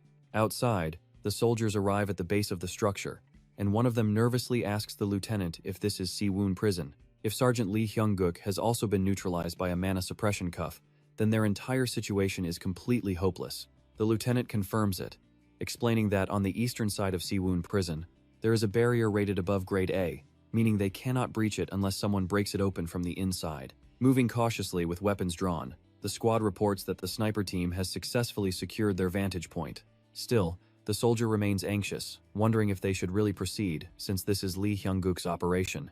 But his comrade reassures him that the guy is always several steps ahead, and must have anticipated this with a backup plan. As orders echo for everyone to hold their positions inside, Hyung-guk realizes he might have miscalculated this time. Staring down at his glowing red handcuffs, he figures he is practically doomed as voices drift in from outside his cell. One of the guards grumbles about cleanup duty for those guys, but suddenly another one shouts for him to wait. One thug complains that the prisoner has been acting weird all day, but his partner warns him to leave the guy alone. Since the Dark Magic Association already claimed him, they should not cause trouble, though some still doubt if those dark mages can be trusted. The association promised to fake their deaths and provide them with new identities, but a noisy group of thugs keeps wandering in and out of the cells to gossip. It cannot be that easy, can it? Surely those dark mages won't stab them in the back once the job is finished. Suddenly, the rowdy gang bursts into a cell holding young female students, mocking the idea of letting anyone get away with anything. The terrified girls cower in the corner, covering their ears in fear, while the gang leader sneers with pure malice in his eyes. Telling them to stay quiet so they can get this over with, the smug criminals sling the girls over their shoulders and march out. The girls scream out in absolute terror, crying for Jiho or anyone to save them, only to be met with harsh shouts. Told to shut up, one thug carries a girl away but cannot help wondering what kind of scheme requires using these kids. His partner turns around to yell at him, reiterating that he should keep his mouth shut and avoid causing unnecessary trouble. As they move out, the thug grinds his teeth in frustration, muttering about how predictable his self-proclaimed boss is. He spots a crippled prisoner mumbling to himself, confidently believing he can easily handle him if it becomes an issue. Aggressively confronting the white-haired man to slap him, he is met with a cold response, with the man stating he will do whatever it takes to escape and kill a certain target. His face turns terrifying as he threatens to rip apart anyone who stands in his way. This psycho is Lee Won-chun, a grade C player and Hyung-guk's former high school bully, who quickly dismisses the threat and walks off. As they all file out, Won-chun suddenly stops in his tracks and peers closely back into one of the cells.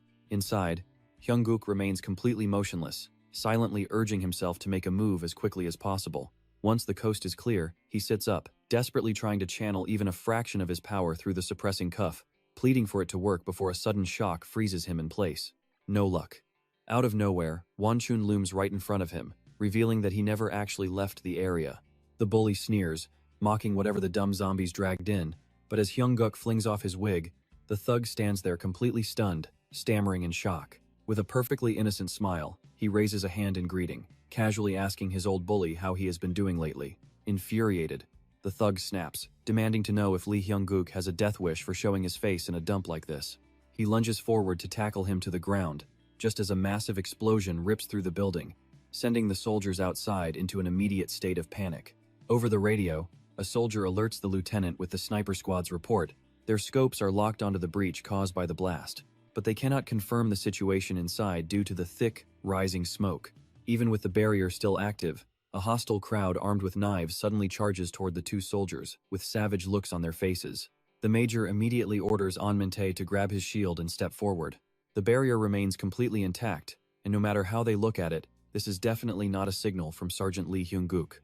They cannot afford to miss it if it is a real signal, otherwise, their entire plan becomes completely meaningless. But what about that barrier? Can they simply teleport past it? This is a critical emergency, so they absolutely must do whatever it takes. They couldn't just sit there and do nothing.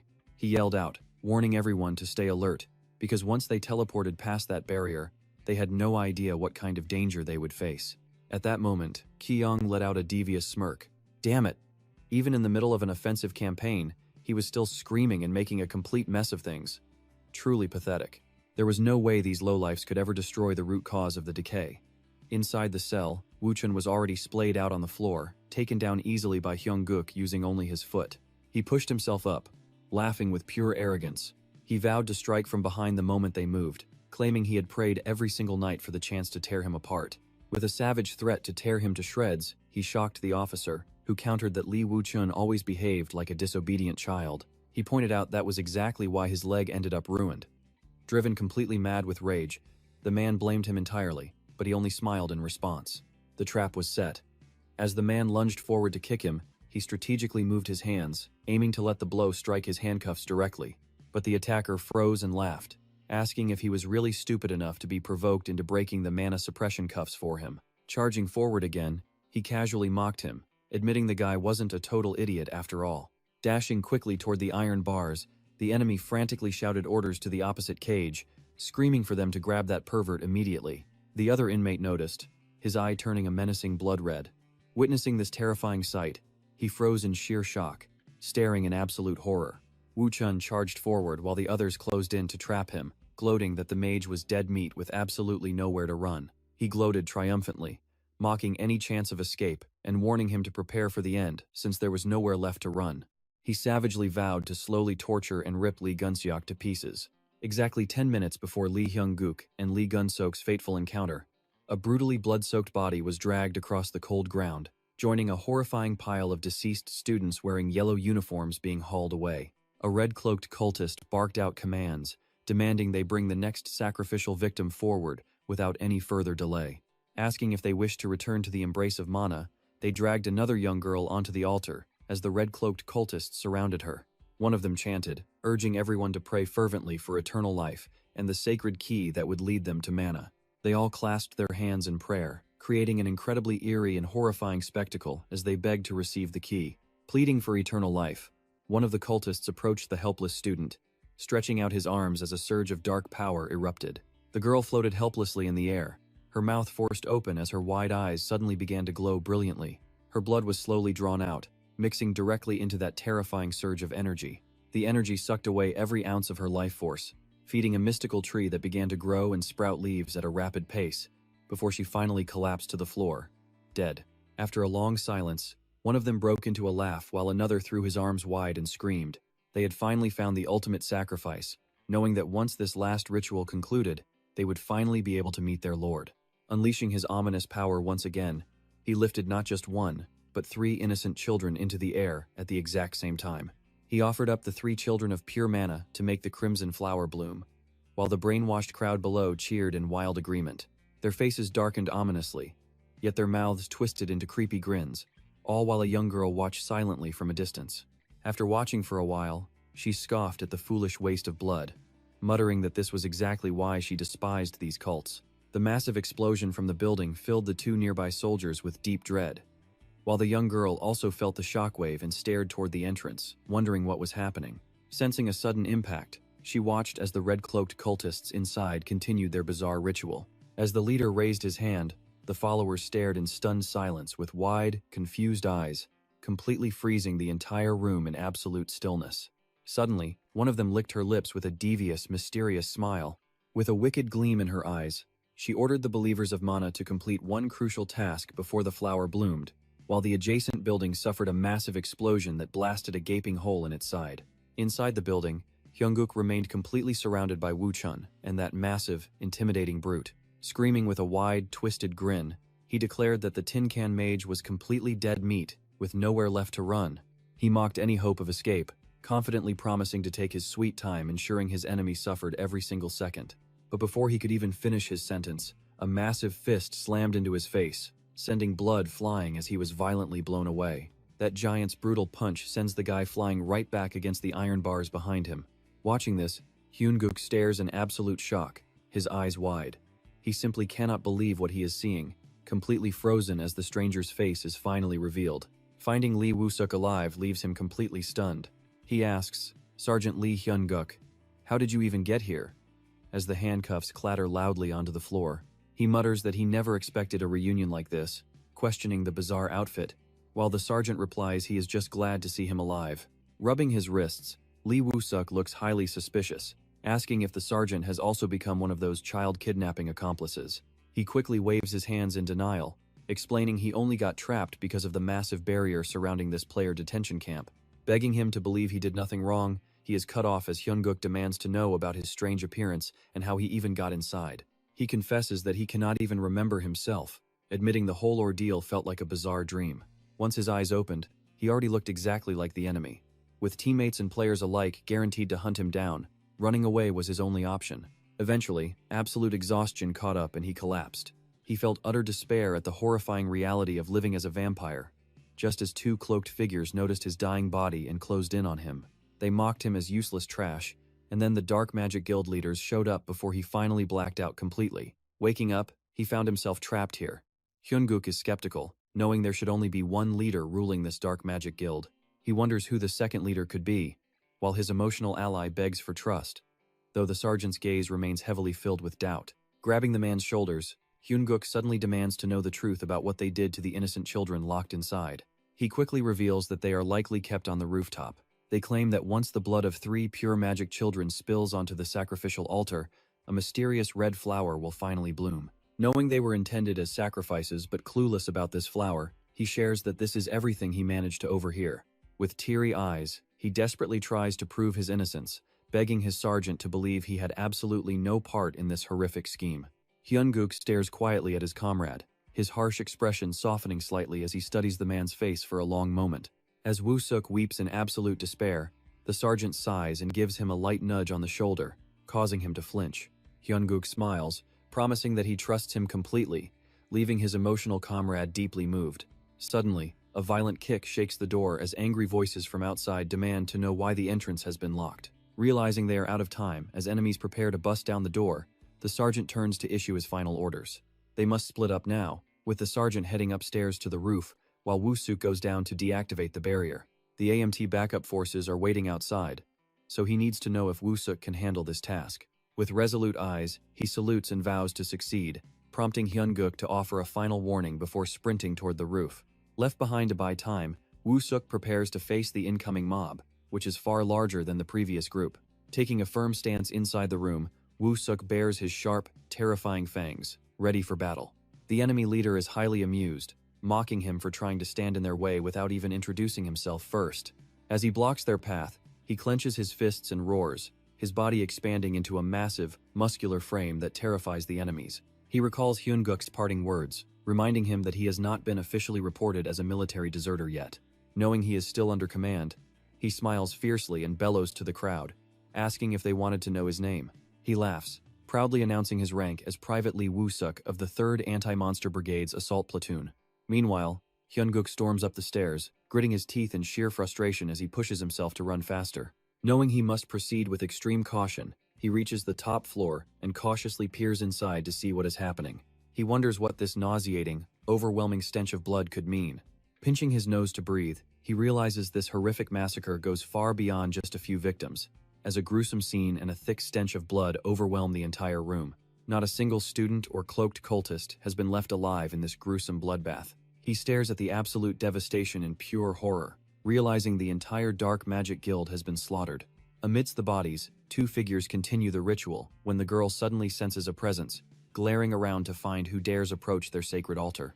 Realizing he has been spotted, he quickly retreats just as another deafening explosion shakes the entire building. Yet another massive hole is blasted through the crumbling building, forcing him to hide in terror as a young girl floats in midair. While the little girl weakly begs for help, the cultist coldly calls him out for scurrying around like a rat. She licks her lips and purrs. "Come on out. Show yourself now, and I'll grant you a quick, painless death." Wait, no, keep hiding. This game is much more fun anyway. That's Parian, the detention center warden. Over by the 2 soldiers, Minji screams. "On, Minji, raise your shield and move forward. The barrier is still holding strong. Listen up, everyone. The exact moment we flash past this barrier, we push." Meanwhile, Kyo Young's group watches from the shadows, warning themselves to stay on high alert because anything could happen. Even though they're right in the middle of an attack, he does nothing but scream and ruin everything. How pathetic. Kyo-young flashes a sly grin, mocking them. How could a bunch of losers like this ever take down the first cause of the collapse? The moment they make a move, we hit them from behind. We're running a decoy operation. Now standing before the massive vortex, one of them aims a gun inside. They lock eyes, their resolve absolutely unshakable. Over with Lee Hyun-guk, he's talking to someone on the comms. A decoy, you say? He glances back at the troops, certain that the Dai Sun Guild is working hand in hand with the Dark Magic Association. But even with that proof, neither side can afford to rush in. They're a massive, powerful guild, while we are a standard military unit. So when the fight breaks out, they'll target our rear. We'll play weak, baiting them to strike first. That's the only way we get a valid excuse to wipe out the Dai Sun Guild. He hesitates, anxious about manufacturing an excuse to attack a massive guild. But look, there's a fatal flaw in this plan of yours. You're heading into this rescue mission completely solo, and we won't be able to adjust our heavy firepower to coordinate with you. Lee Hyun-guk just smiles warmly. Don't worry about that. Just buy me some time, that's all. Lieutenant, you're the linchpin of this entire operation, so it's all riding on me again, huh? Quickly, everyone scrambles into their designated positions. All right, let's start the diversion. Right on cue, they begin scouting and taking aim at the surrounding area. But out in the brush, another enemy squad is already targeting them. Suddenly, a figure drops from above, dual-wielding swords. The girl sweeps her gaze across the battlefield before leaping straight down into the fray. Her landing is so devastating it blows the enemy soldiers backward. With a few swift, basic slashes, she leaves them completely stunned, cutting them down before they can even process what's happening. Blood splatters everywhere as she pins one of them flat to the ground, pressing her blade against his throat. Don't move if you want to keep your head. What are you waiting for? Send the signal that the assassination was a success right now. Across the field, a soldier's wristband flashes a signal, and he immediately reports it. Captain, we've received the confirmation signal from our sniper team. Keon immediately orders. Good. Assault squad, charge. With that, the entire team storms forward, moving with incredible speed. Minji clutches her radio, sweat dripping from her face. Suddenly, a voice crackles through. We've successfully rescued the sniper squad. But standing before that massive vortex, they find themselves completely surrounded by the hostile army, caught in a desperate trap. Suddenly, a loud command echoes out. Minji snaps back. Yes, sir, the shields are up. She then shouts for everyone to open fire. Chaos erupts as a barrage of gunfire echoes through the air. Kyo-young loses his mind, roaring in pure frustration. Damn it, when did they figure it out? What are you all doing? Mage unit, get in here now. Instantly, a massive army charges forward. Armed to the teeth with spears, this group looks way deadlier than the last. The enemy forces crash straight into Minji's defensive line. Her squad struggles to hold up their shields against the impact, feeling the sheer weight of the enemy's overwhelming power. Kyo-young lets out a smug, sadistic laugh, boasting that every single member of the AMT will burn to death fighting the Dark Magic Association. It's the perfect cover-up. Now, slaughter them all. His troops surge forward again, but several are instantly picked off by incoming bullets. Refusing to back down, Minji's squad keeps fighting. An order is barked out for the snipers to lock on and provide cover fire. Kyo-young freezes in absolute shock. A sniper? What the hell happened to our assassination squad? He screams at his vanguard. Damn it, what are you doing? Block them. But Minji's squad is already slipping into the vortex, driving him completely insane. A warp gate? When the hell did they manage to set that up? He screams in panic. Get into position. Hurry. Attack. The two rival forces finally clash head-on in a brutal melee. Minji's squad unleashes a non-stop barrage of bullets, but Kyo-young's troops hold their heavy shields, keeping the battle locked in a stalemate. Kyo-young screeches in absolute fury. You bastards, you set us up from the very start. How dare mere soldiers try to trick the Dai Sun Guild? With a roar, he swings his massive mace. I'm the assault captain, and I'll butcher every single one of you. Instantly, rocks and debris swirl into a violent, howling tornado, ready to flatten them. Sensing the extreme danger, Minji panics. It looks like Keon has gathered every loose boulder in the area for this strike. He's completely lost it now, letting out a wild, beastly roar.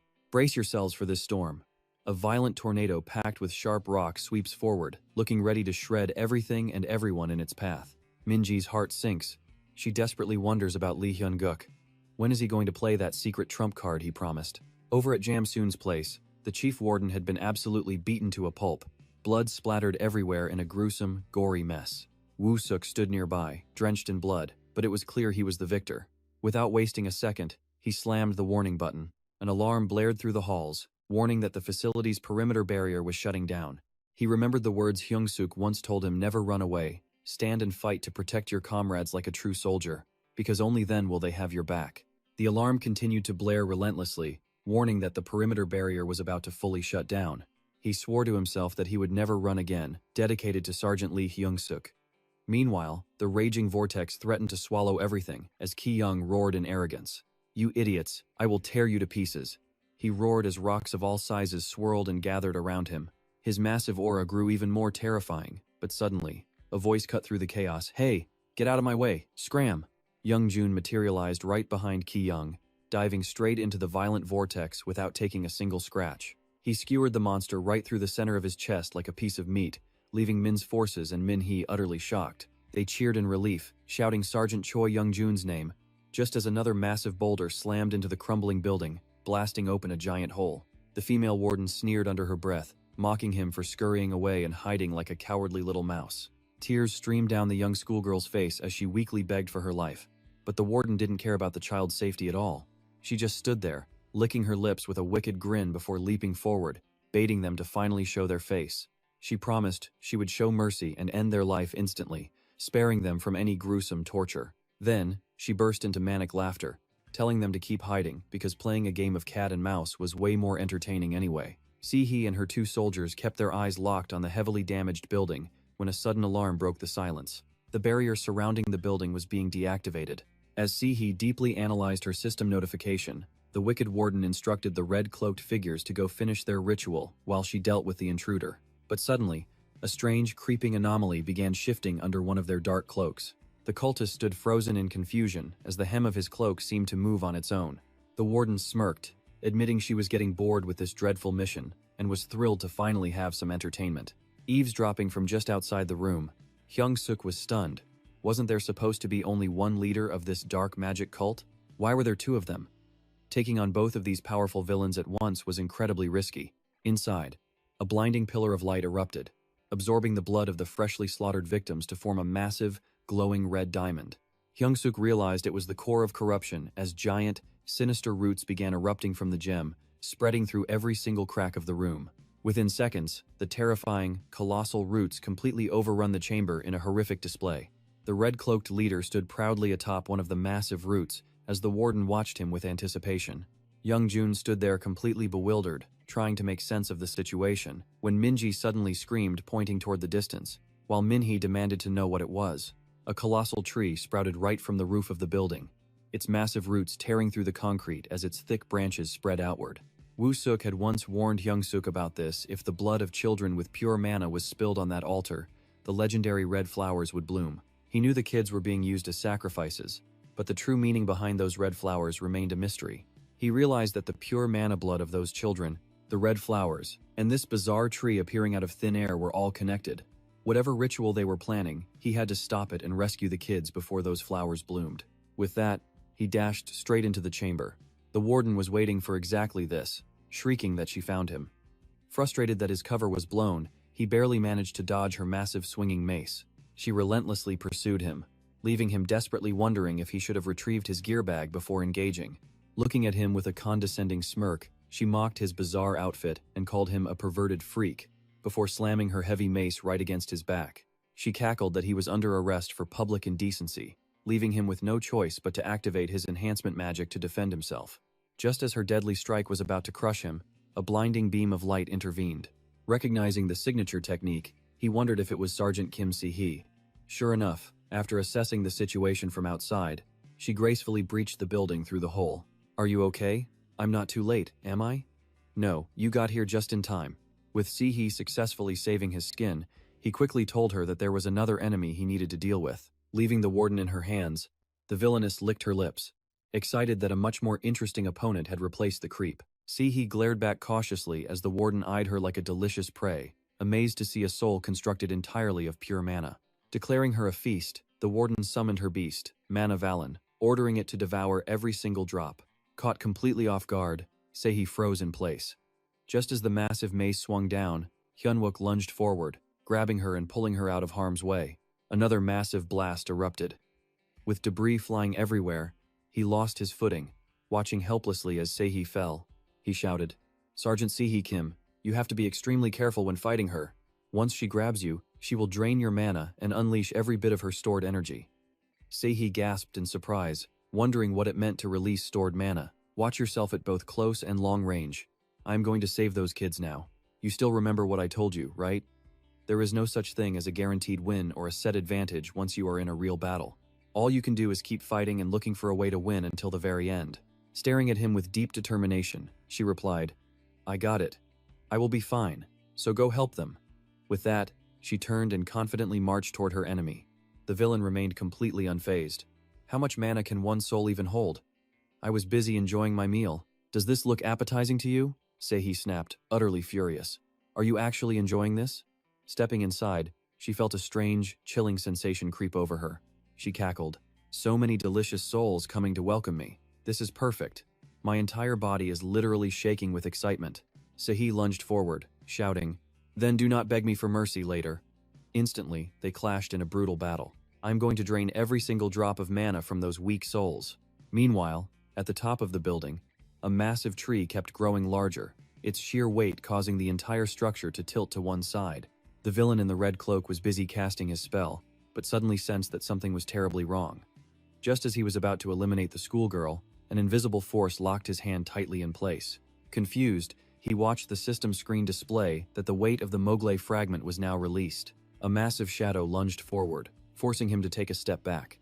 The giant entity completely shattered everything in its path. Hyunwook stepped out of the dust, shouting, "Do not move. You must be the leader of this dark magic guild. I do not care what your evil plans are, but get away from those children right now."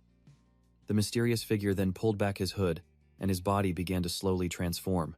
As his true form was finally revealed, Hyunwook stood there completely shocked. Wait, he was not human at all, it was a dark elf. Gritting his teeth, Hyunwook muttered, "You absolute monsters.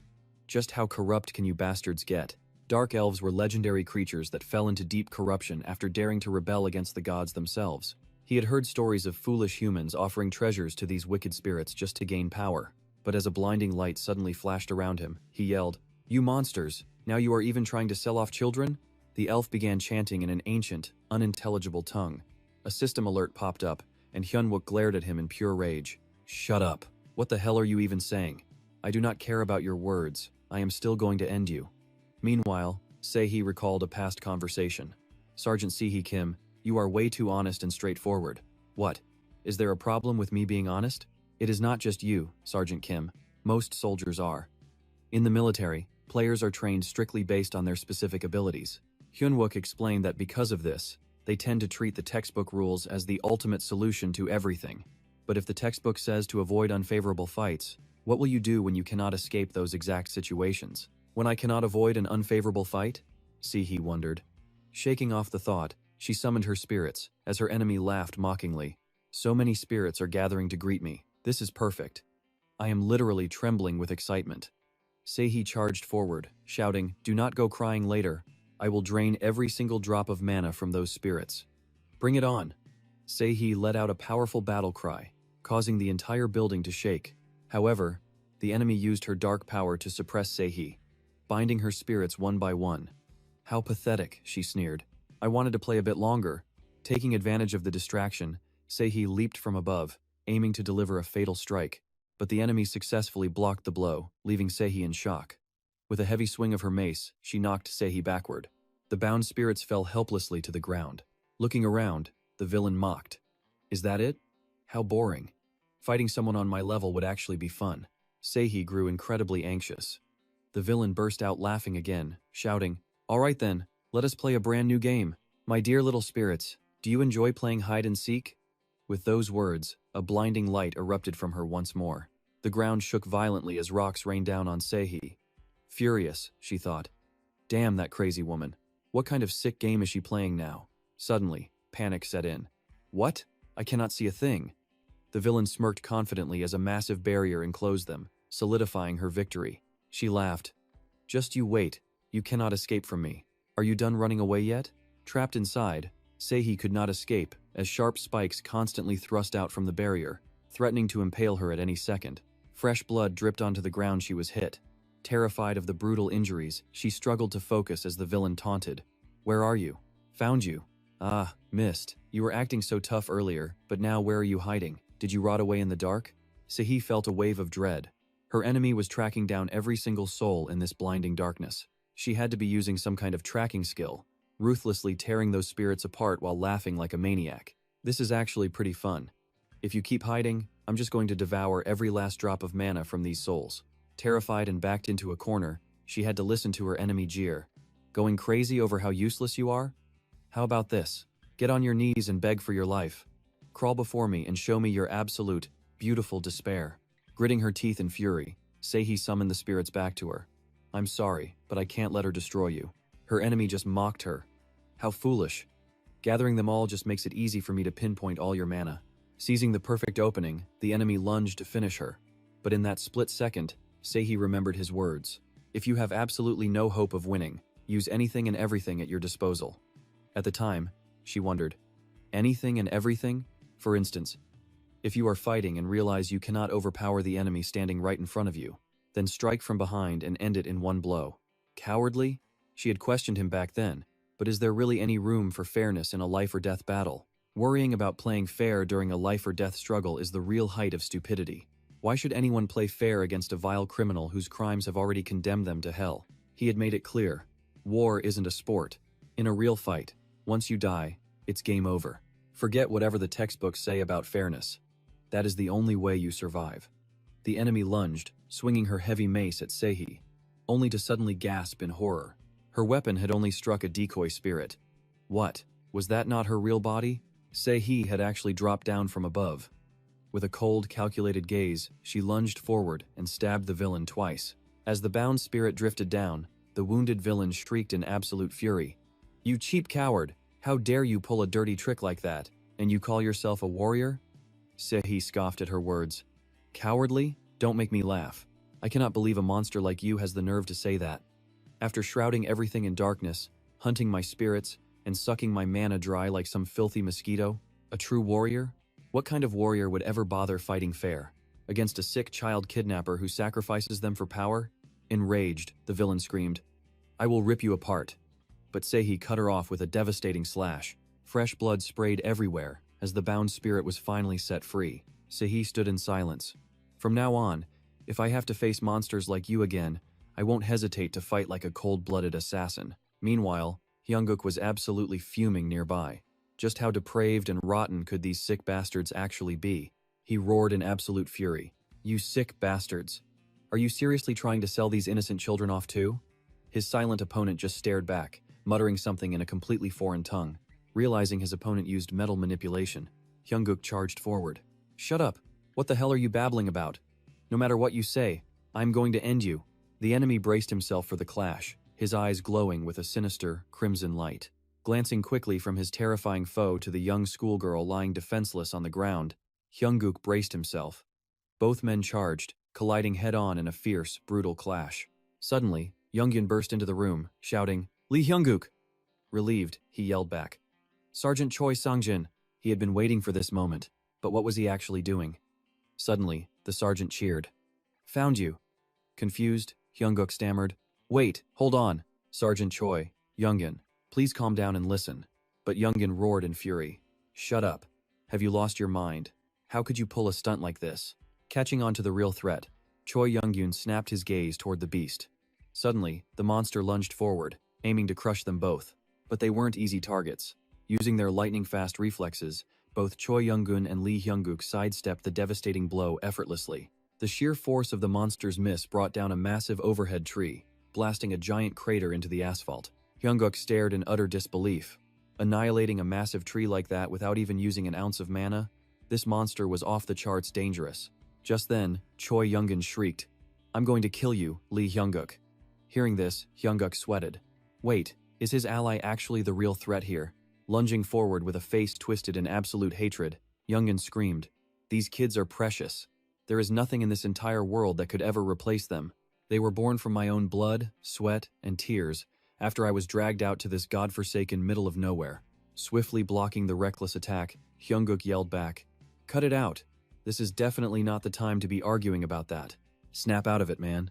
Meanwhile, Kang Baekseol, the brilliant granddaughter and apprentice of the legendary Kang Donggu, stared at the sight before her in absolute awe. She gasped in disbelief. Grandpa, I've never seen this many ancient oracle bone scripts gathered in one place before. Standing right beside her was the legendary master craftsman, Kang Donggu. He was a master among masters, crafting countless legendary items before his tragic passing 4 years down the line. The old man nodded slowly in agreement. Indeed, normally, only B-rank boss monsters or higher carry these, making a massive collection like this incredibly rare and highly impressive. Once finished, she eagerly turns to Sunga, asking if they can actually customize and repair the gear however they want. Sungha gently confirms it, explaining they risked their lives to rescue them. Honestly, you and I can see the greed written on Snow White's face. She confesses she thought he was just a wealthy man, never expecting him to actually be a high-ranking warrior as well. She secretly thinks about how much cash she could make by smuggling a few guns, leaving Sunga completely speechless and stammering. But that is not it. Snow White suddenly rushes toward a set of armor, screaming in pure excitement over the crazy orichalcum alloy. She points out the magical connection linking the helmet and sword. Seeing his granddaughter so thrilled, Kang Dong-soo speaks up to warn her. He tells her to stop running before she trips and hurts herself. Then, Sungha turns and demands to know where Choi Young-jun went. He quickly excuses himself, claiming he was just grooming himself after the mission and still has a mountain of work left to finish. Losing her patience, she demands a straight answer, making Choi Young-jun look absolutely miserable. He complains about being thrown into a dangerous combat and rescue mission right after returning from vacation. It is simply too much. He understands that resting is hard during an active enemy wave, but argues he still deserves a little personal time, or at least a chance to go out for drinks. He laments that he has not even had a spare moment to open the whiskey bottle Hyunggook gifted him. Suddenly, the radio crackles to life with a call for the platoon leader, and Sunga immediately picks it up to respond. Lee Hyunggook reports that he finally established a clear signal, quickly asking if she brought the blacksmith he requested. Hearing this, she glances over at Snow White and notes they are currently admiring some shiny armor. Meanwhile, Choi Young-jun frantically gestures for her to tell him he is dead. Lee Hyung-gook continues, instructing her to have them disable the magic links on a few of those suits first. He asks her to bring the armor sets and armory weapons to provide backup, specifically demanding that she bring Sergeant Choi Young-jun along too. Hearing this, he completely breaks down, shouting a flat refusal with a look of pure disgust on his face. He complains about having to fight continuously for a whole month after finishing his missions. But there is absolutely no way out. Elsewhere, let's look at this mischievous grin. A soldier carries out a container packed with alcohol, and his buddy asks if that is Sergeant Choi Young-jun's private storage box. He stammers in terror, admitting that they are completely finished if the sergeant ever finds out about this. A cunning, highly mischievous smile slowly spreads across his face. He notes they accidentally packed the exact box of alcohol the sergeant has been carefully saving for 2 whole years. He mockingly suggests that if they do not survive this mission, those precious bottles will never return to their owner, leaving them with no other choice. Speaking into the radio, he tells the sergeant he should probably come over and lend a hand. Upon hearing this, Choi Young-jun's entire world instantly collapses in sheer panic. He loses it over the radio, demanding his precious babies back immediately, and yelling that they are driving him absolutely insane with this stunt. The soldier just chuckles, claiming the signal went dead, while Choi Young-jun's expression turns completely terrifying, radiating pure murderous intent. Enraged that they dared to steal his precious stash, he charges straight onto the battlefield, demanding to know if his comrade has already drunk any of them. Lee Hyung-gook insists he would never do that, especially mid-mission. Choi Young-jun refuses to believe him, telling him to stop lying because he definitely saw him drinking earlier. The monster is completely ignored as they squabble, causing it to screech out in some bizarre, incomprehensible language of its own. The mouth on its palm keeps muttering before it thrusts its arm forward, sending a swarm of massive tentacles shooting straight toward them, while Choi Young-jun endlessly nags him, forcing Lee Hyung-gook to fully harden his muscles. He suddenly senses a massive threat approaching. He shouts a warning to look out just as 4 massive, writhing tentacles suddenly burst forward and charge straight at them. Choi Young-jun grabs him by the collar, asking if he can fly since they are supposed to be brothers. Before he can explain that he lacks full control, Choi Young-jun casually hurls him straight up into the air. With no clear plan, Choi Young-jun leaps upward as the tentacles pursue him, completely shattering his weapon in the process. Calling it an absolute pain, Choi Young-jun smoothly dodges the strikes while Lee Hyung-gook drifts helplessly somewhere in the sky. His smooth dodge forces the tentacles to crash into the structure behind him, sending wooden debris exploding in all directions. He effortlessly evades every strike. Now watch closely, because Lee Hyung-guk decides this is the perfect moment and summons his glowing blue chains. A system notification pops up, confirming that the raw energy from the Mjolnir fragment is now sealed. Instantly, an absolutely colossal sword manifests right in front of them, just as the deadly tentacles are about to pierce straight through Choi Young-jun. The system flashes once more, announcing that the power of the Mjolnir fragment has finally been released. The massive blade successfully blocks the fatal strike, slamming deep into the ground while the monster's bizarre arm continues to mutter incoherently. Rejoining his ally, Lee Hyung-guk complains that he nearly died from that insane fall. Choi Yoon dismissed it with a cold shrug, muttering, "Why don't you just die? What bad luck." He calmly added, "Don't worry, I'll kill you anyway." Hyung-guk realized in that moment that trying to have a normal, sane conversation with Choi Yoon was absolutely impossible. Just then, a sinister black energy lifted the two children high into the air. Choi Yoon caught sight of this and casually asked, "Hey, did those damn bug-eyed monsters do that to the kids?" Hyung-guk flinched in surprise. Before he could process it, Choi Yoon continued, "I'm taking them out up close. What about you?" Flashing a confident smile, Hyung-guk replied, "Should I wipe them out too?" "No, scratch that. I'll back you up." The countdown started. 3, leaving the monster totally baffled. 2, 1, and the sword slammed directly down into the ground. Choi Yoon firmly grabbed Hyung-guk by the shoulder to help direct the blade. With a loud shout of attack, Choi Yoon instantly charged straight ahead. The monster's arm suddenly shot out 4 deadly tentacles, aiming right at the incoming Choi Yoon. Fiery sparks flew everywhere as the sword clashed violently with the heavy tentacles.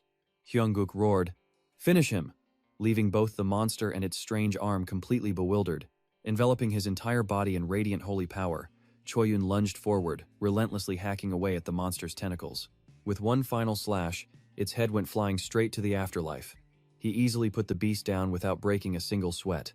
Hyung-guk celebrated their quick victory, but suddenly, the grotesque mouth on the monster's arm snapped wide open. Choi Yoon spun around in shock.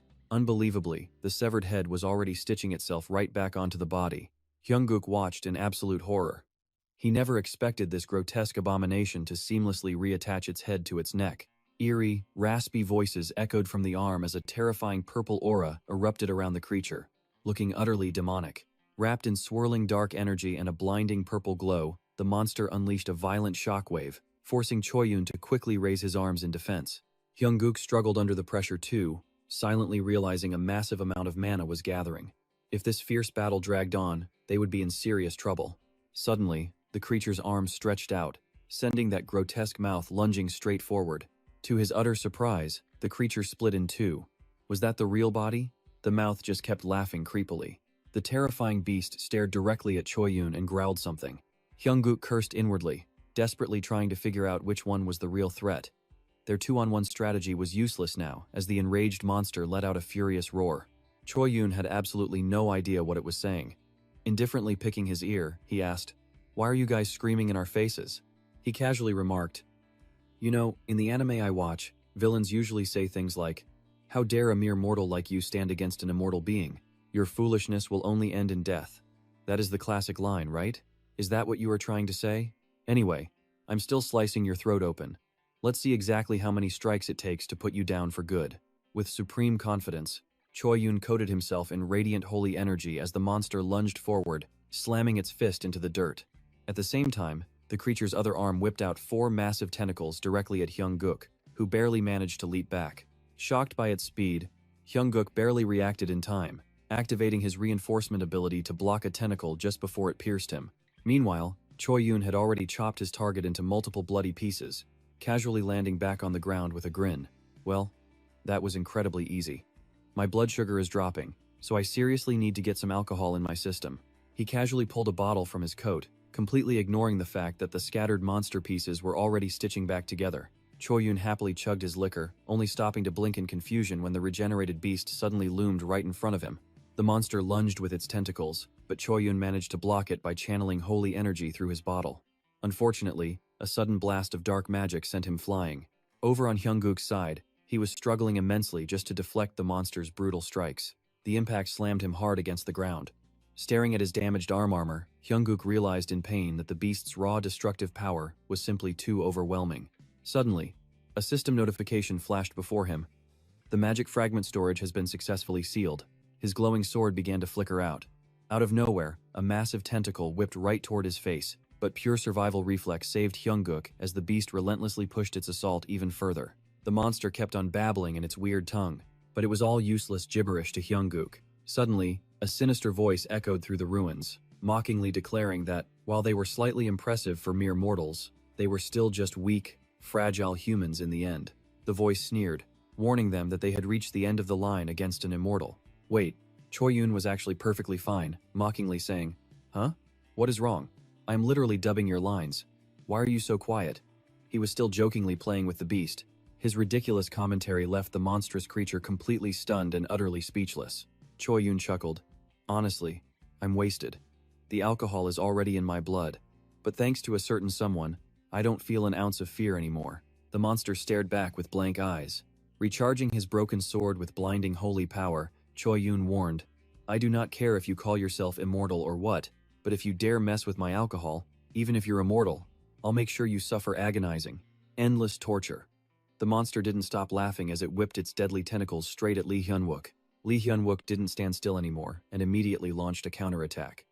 "Let's see just how long that annoying smile lasts on your face." His sword flew forward in a surprise strike that caught the beast completely off guard.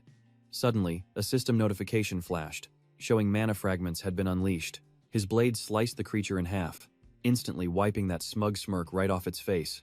You'd think that would be the end of it, but the monster instantly regenerated its creepy smile, sending a barrage of tentacles whipping down. As the dark vines closed in, Lee Hyun-wook stood his ground, analyzing the situation. That grin is seriously getting on his nerves. He knew the monster had to be hiding a trump card somewhere. Right before his eyes, the severed body parts began stitching themselves back together. Just as he suspected, this damn thing possessed insane regeneration. To make matters worse, it kept grinning as if mocking his every effort. Over on Choi Youngjun's side, he was clearly starting to grow extremely exhausted, yet he still charged like a maniac, landing a barrage of desperate slashes that severed one of the monster's arms. Dodging the attacks, Lee Hyun-wook tried to think. This insane mana pool and self-healing make them seem immortal. He needed to find a way out of this, fast. Lee Hyun-wook searched his memories, trying to recall the countless life-or-death battles he had survived in his past life. Monsters always try to hide their core. They might be using this fake immortality to cover up a fatal weakness. What if neither of these two is actually the main body? The smiling freak kept regenerating, no matter how many times he sliced it. And the other monster was doing the exact same thing. He saw it. Damage to the exact same spots on both bodies couldn't regenerate simultaneously. Meanwhile, the smiling creep kept shooting deadly tentacles in his direction. The other beast was still locked in a brutal clash with Choi Youngjun. Suddenly, Lee Hyun-wook's body began to glow with a brilliant light. Why did that one-eyed blob split in the first place? It's because they both share the exact same life force. But Sergeant Choi Youngjun was running on fumes, and his movements were becoming sloppy and desperate. Would he even listen to advice in this state? They had to end this with one ultimate, synchronized strike. Making up his mind, he yelled out, "Sergeant Choi Youngjun, they aren't immortal. If we strike both of them in the exact same spot at the same time, their regeneration will fail. Listen to me. We don't have another shot at this. We have to aim for their necks and decapitate them simultaneously." Choi Youngjun was barely holding on, his vision blurring. Huh? At the same time? Who says? I'm not letting this bastard off that easily. Lee Hyun-wook gritted his teeth in frustration. Snap out of it. Don't you want to save the kids?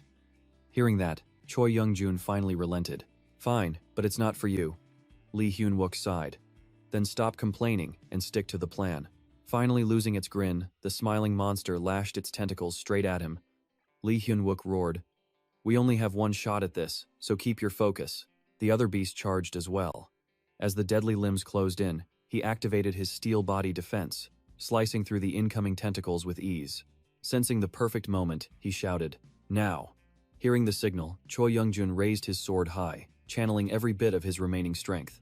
In perfect unison, both of them slashed right through the monster's necks. The heavy, decisive blows sent the beasts' heads flying through the air. The smiling monster couldn't escape its doom either. Suddenly, a strange tree on the rooftop began emitting a bright light through its withered branches. A system alert popped up. Congratulations! You have successfully eliminated the source of corruption, the boss monster Shadow Priest. Each player will receive a random offering that was confiscated from one of the cultists. Completely exhausted, he collapsed onto the ground. The system continued to sound its alerts. The rate of decay has significantly slowed down. To completely halt the corruption's spread, you must locate and destroy the core. It will end only when the core is shattered. Lee Hyun-wook read the text and smiled. They had managed to stop the second source of corruption before the main boss even arrived. If they could keep tearing down these corruption sources, Seoul would make history as the very first city on Earth to survive this apocalyptic disaster. He grinned, fueled by hope. But his thoughts were cut short when Choi Young-jun slowly started walking over to him. The soldier called out coldly, "Lee Hyun-wook, are we finally done here?" He replied calmly, "Yeah, we're done. Things got a bit messy, but we made it through alive. Thanks to you." Before Lee Hyun-wook could bring up their next move, Choi Young-jun cut him off. "Are you done with your insubordination yet?" He blinked, confused. "Huh?" The sergeant raised his sword, his face filled with pure, murderous intent. Shocked, Lee Hyun-wook called out, "Sergeant Choi Young-jun!" Before he could react, the sergeant lunged forward with a wild slash. "You dare talk back to me? Shut up. Where are my babies?" Lee Hyun-wook quickly activated his steel defense to block the strike, pleading, "Sergeant, calm down. They're perfectly safe back in the supply warehouse. Do we really have to fight like this right after winning a battle together?" Suddenly, a chilling voice echoed, "Shut your mouths. Who said you won? Who said it's over?" Without warning, the two girls were brutally punched in the gut, coughing up blood. The enraged vampires screamed at them. "This is far from over." A system alert popped up. "An offering has been dedicated to the altar." Lee Hyun-wook watched in absolute horror as another notification flashed. "The red bud will soon bloom on the altar." That wicked vampire flashed a brutal grin, declaring that their nightmare was only just beginning. A voice suddenly echoed out, calling for Sergeant Lee Hyun-wook. A soldier stepped forward holding some items, happily announcing that he had brought a change of pants and a bag of supplies for Sergeant Choi Yun. Surprised by their presence, he asked what they were doing there. Seeing this, he shouted for help, calling for Lee Woo-suk to stop him immediately, as Choi Yun kept a tight, suffocating grip around his neck. He quickly explained that he could not draw his sword to strike him down. He swore to Choi Yun that he had never touched his stash of alcohol, claiming he had only taken a single sniff of it. Suddenly, Choi leaned backward, catching him off guard as the sergeant collapsed heavily to the ground, leaving him utterly stunned by the sudden turn of events. An exhausted Choi Young-jun complained about moving non-stop, while Lee Hyun-wook turned his attention to a mother and her two young daughters lying safely on the cold ground. Choi Young-jun noted they had saved the kids, but warned that he would not let him off once he got some rest. Listening to this, Lee Hyun-wook quietly realized that while Choi was the hardest person to control, he was also the most reliable ally. Recognizing familiar traits from his past life, he praised the soldier, telling him that he did a great job and should rest up. The system flashed a notification, congratulating him for successfully defeating the formidable Dark Priest. The notification explained he would receive a special offering gathered from the cult's followers. He stared at the reward, an ancient coin from the underground kingdom, wondering what this mysterious realm could be. It was a dwarven coin, representing a race highly legendary for creating incredible magical technology. Their legendary artifacts were usually only discovered in hidden ruins, meaning these ancient dwarven inventions had never once appeared during his entire past life. Because of this, while their gear was not outrageously expensive, it remained incredibly practical and effective in battle. Realizing this coin could summon an ancient dwarven relic, he knew he had to absorb it carefully rather than consuming it without a proper plan. A new system alert flashed, congratulating him on successfully absorbing a rare demonic legion metal. Looking pleased, he calculated that the demon legion would require about 7 months to fully digest the power. The system alert continued, detailing his newly acquired passive skill named Signal Core. This D-rank skill provided a massive boost to his transcendent senses, while enhancing his overall metal control. It increased his metal control by 30%, while the Centurion skill expanded his maximum follower limit by 10%. This skill would continue to upgrade once he fulfilled certain hidden requirements. He was amazed by the legendary Centurion power, which granted him the unique ability to control others and recruit loyal followers. His original abilities had nothing to do with raising followers, but acquiring this skill changed everything. He finally understood how that villain controlled such a massive army using the dark art of necromancy. The system notified him that his metal control weight had reached 85,658 grams, while his active senses received a 30% boost, making him smile quietly. Determined to absorb all of the villain's powers, he took the clean pants from Lee Woo-suk, who asked if Sergeant Choi was all right. He calmly replied that Choi always slept like a log when exhausted, so there was no need to worry. Hugging his precious reward of rare dwarven moonshine, the dazed sergeant kept muttering that he would never let it go, while Lee Woo-suk carefully hoisted Choi Young-jun onto his shoulder. He was asked if he planned to go down and help, since the battle below was still raging on. Putting on his pants, he simply refused, while down below, the soldiers were locked in a desperate struggle against the beast. A loud voice ordered everyone to prepare for teleportation, as enemy mages continuously cast powerful defensive barriers around the monsters. With their exposed position and enemy mages blocking reinforcements, a soldier urgently asked Choi Tae-woong what he was still doing there. He urged them to move immediately, but another soldier angrily protested, unwilling to abandon their remaining comrades to the monsters. He hesitated, questioning if they could truly go through with such a plan. Pointing out that their captain was dead and the mission was lost, he warned that Ju Kyo-young would show no mercy, as the defeated soldiers looked on in terror. Giant monsters charged forward without a moment of hesitation, mercilessly attacking the helpless crowd. Fortunately, before the monster could strike, a massive truck plowed directly into it, leading a large convoy of reinforcement vehicles arriving just in time. As the soldiers disembarked, the crowd cheered in immense relief upon seeing the legendary Black Knights, led by Seo Yunha, confidently stepping forward with her massive shield.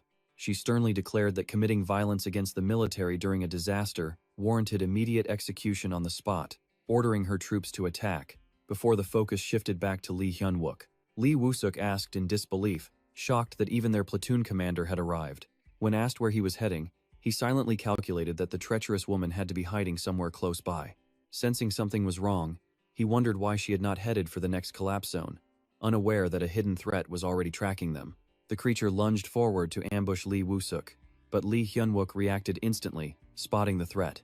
The attacker lunged to strike him, but she was shoved backward, furiously demanding to know why he had dared to block her path. "Wait, isn't that the vampire who threatened us before?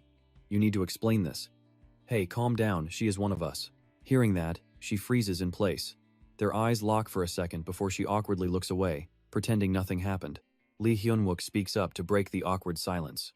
It seems she has her own reasons for this. He turns to Lee Hyun-ji, thanking her and promising a full explanation later, before praising Sergeant Kim Se-hee for a job well done. Thanks to her efforts, all the evil priests are dead. Now, the only thing left for them to do is destroy the remaining erosion cores. The second erosion factor is finally cleared, and she stares intensely at him. But suddenly, a chilling voice echoes through the area, asking who said this was over. Suddenly, both girls take a brutal, agonizing blow to the stomach and cough up blood. The furious vampire reappears, screaming that it is far from over. This sudden turn of events leaves all three of them completely shocked. Two massive, colossal beasts generate a terrifying sphere of pure, destructive energy, launching it directly toward their targets. It incinerates and obliterates everything in its path. He struggles to hold his ground, cursing that of all the possible outcomes, this is the absolute worst. He yells out at the top of his lungs, telling Sergeant Kim Se-hee to take the kids and run. His shout startles the vampire, who is busy draining the souls of a helpless mother and her kids. He charges right at her, shouting that they must stop the final sacrifice at all costs. Seeing him charge like a madman, the vampire yanks her hand away from the mother's soul. Her face contorts with absolute rage as she demands who gave them permission to do that. Right then, the system displays the legendary weapon, Knight Chisten's absolute shot bow. Its effect ensures a guaranteed hit on the selected target, while completely neutralizing any magic resistance the enemy might have. His arrow flies forward like a lightning bolt, but the vampire swiftly and easily dodges the attack. But her luck runs out, as the arrow curves right back toward her chest, making her scream in anger, wondering what kind of crazy weapon this is. Before she can even react, the arrow impales her chest, sending the vampire flying backward to crash hard onto the ground. While escorting the little girl, Kim Se-hee reports that the survivor is safe. Meanwhile, the furious vampire tightly grips the arrow in her chest. She mocks them, calling them foolish soldiers and saying resistance is useless. Cerberus has been summoned, Soul is doomed, and they cannot stop the inevitable. The system displays info for a new item, the Crown of the King of Light and Darkness, which drastically boosts undead resistance. This special crown grants a dual aura of holy and dark magic to designated gear. But beware, each aura carries a severe penalty, and these two opposing powers cannot be active at the same time. Only one power can be selected. Hearing her threats, his face hardens with determination. He vows to take her down and protect the City of Seoul. No matter what she is planning, he is going to stop it. The system displays a new alert, activating the Holy Cross aura. This raises the crown's divine power on his gear by 10%, which then gets amplified 5 times over due to the Holy Blessing event. This grants a 50% boost to divine power, with a penalty of 10% mana loss. The arrow glows intensely, and blue flames suddenly engulf her entire body. Watching her burn, He silently admits to himself that this strategy was a massive gamble. He suddenly remembers the warning from his dream, reminding him that he cannot complete every mission without losing someone along the way. He knows the truth of those words. Even though he understands sacrifices are unavoidable, experiencing this loss over and over is something he simply cannot stand. Snapping back to reality, determination fills his face as he resolves to succeed anyway. Suddenly, a colossal, raging beast steps out from the darkness, letting out an earth-shattering roar. The system screen warns that the gatekeeper of hell has shattered the barrier to enter the human world, leaving Kim Se-hee completely dumbfounded. She asks if he can just crush its head like he did with the goblins. Covering his ears against the deafening roar, he shouts back his response. No, they managed to stop the sacrifice ritual earlier, so the beast probably is not fully summoned yet.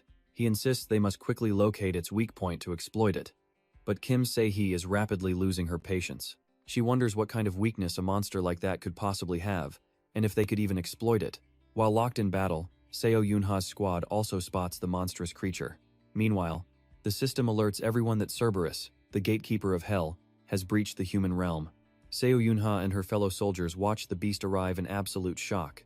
The massive beast leaps down, letting out a roar to announce its arrival, which only makes him feel incredibly angry. He has spent a long time preparing for this very moment. No matter what happens, he must succeed, silently swearing to make whatever sacrifice is necessary. Cerberus slams onto the ground, shattering the earth and sending debris flying everywhere. This is the source of erosion, the boss monster Cerberus, unleashing waves of intense energy in all directions. Kim Se-hee shouts back, telling him that she will trust his judgment and believe they can win. She yells to start the fight. His face is filled with absolute resolve. He commands the Steel Division to initiate Plan B, deploying their lightning rod strategy against the boss. He directs Juno and Park Junmo to head straight to Point A, while ordering the rest of the squad to begin setting up the weapon crates. He warned the soldier that he was the absolute key to this entire operation, and a single mistake could cost him his life. Even so, would he still trust the command? Hearing that, the young soldier quickly replied that of course he trusted him. The system announced that the Mogul fragments had been released. Instantly, a massive sword materialized above the beast, crashing straight down, but Cerberus easily dodged the blow. Its massive legs slammed down, sending surrounding cars flying through the air. A glowing red weapon materialized on the ground. He immediately ordered Lee Won-seok to grab it and coordinate with the strike team commander. The soldier was stunned, questioning if they were really leaving him and the other survivors behind.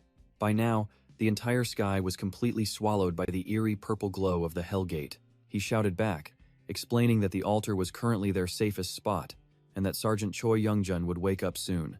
They had to take the beast down before it adapted to this environment. As Seo Yunha watched the monster from behind a wall, he suddenly contacted the strike team commander. He ordered her to draw the monster's attention away alongside Lee Won-seok, leaving the commander completely stunned by the request. She couldn't believe Lee Won-seok was still alive, but he ignored her shock, stating they couldn't let the enemy track his movements. She asked if she could trust Lee Hyun-wook one more time. He firmly agreed, and she grabbed her sword, preparing for the fight. She admitted that although she had no idea what his plan was, she trusted him not to let her down. Seo Yunha charged straight at the beast with her weapon. Meanwhile, he called out to Lee Won-seok, who immediately acknowledged the command. With his soldier ready, he stated that he trusted the young man for support. The soldier paused in shock before bursting with determination, shouting for the sergeant to leave it to him as he rushed forward. She quickly told him to go ahead. As he leaped down into the action, he silently realized that he finally had a real squad that truly knew how to fight for themselves. Just then, a hand suddenly reached down, grabbed his arm, and yanked him back up. Down below, the soldiers stared in utter disbelief as that massive, colossal sword suddenly materialized. Eerie purple energy continued to surge from the beast. From above, Lee Won-seok charged the redhead with his weapon, while below, Seo Yunha braced herself to clash with the skeletal head. Letting out a fierce battle cry, the two warriors charged directly at the beast.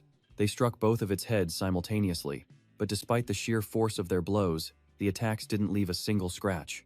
This left Seo Yunha completely stunned, as her blade was instantly engulfed by the overwhelming energy radiating from the beast. Meanwhile, Lee Won-seok was violently thrown backward by the shockwave, completely losing his footing. Seo Yunha fell to the ground, staring up as the skeletal head lunged to bite her.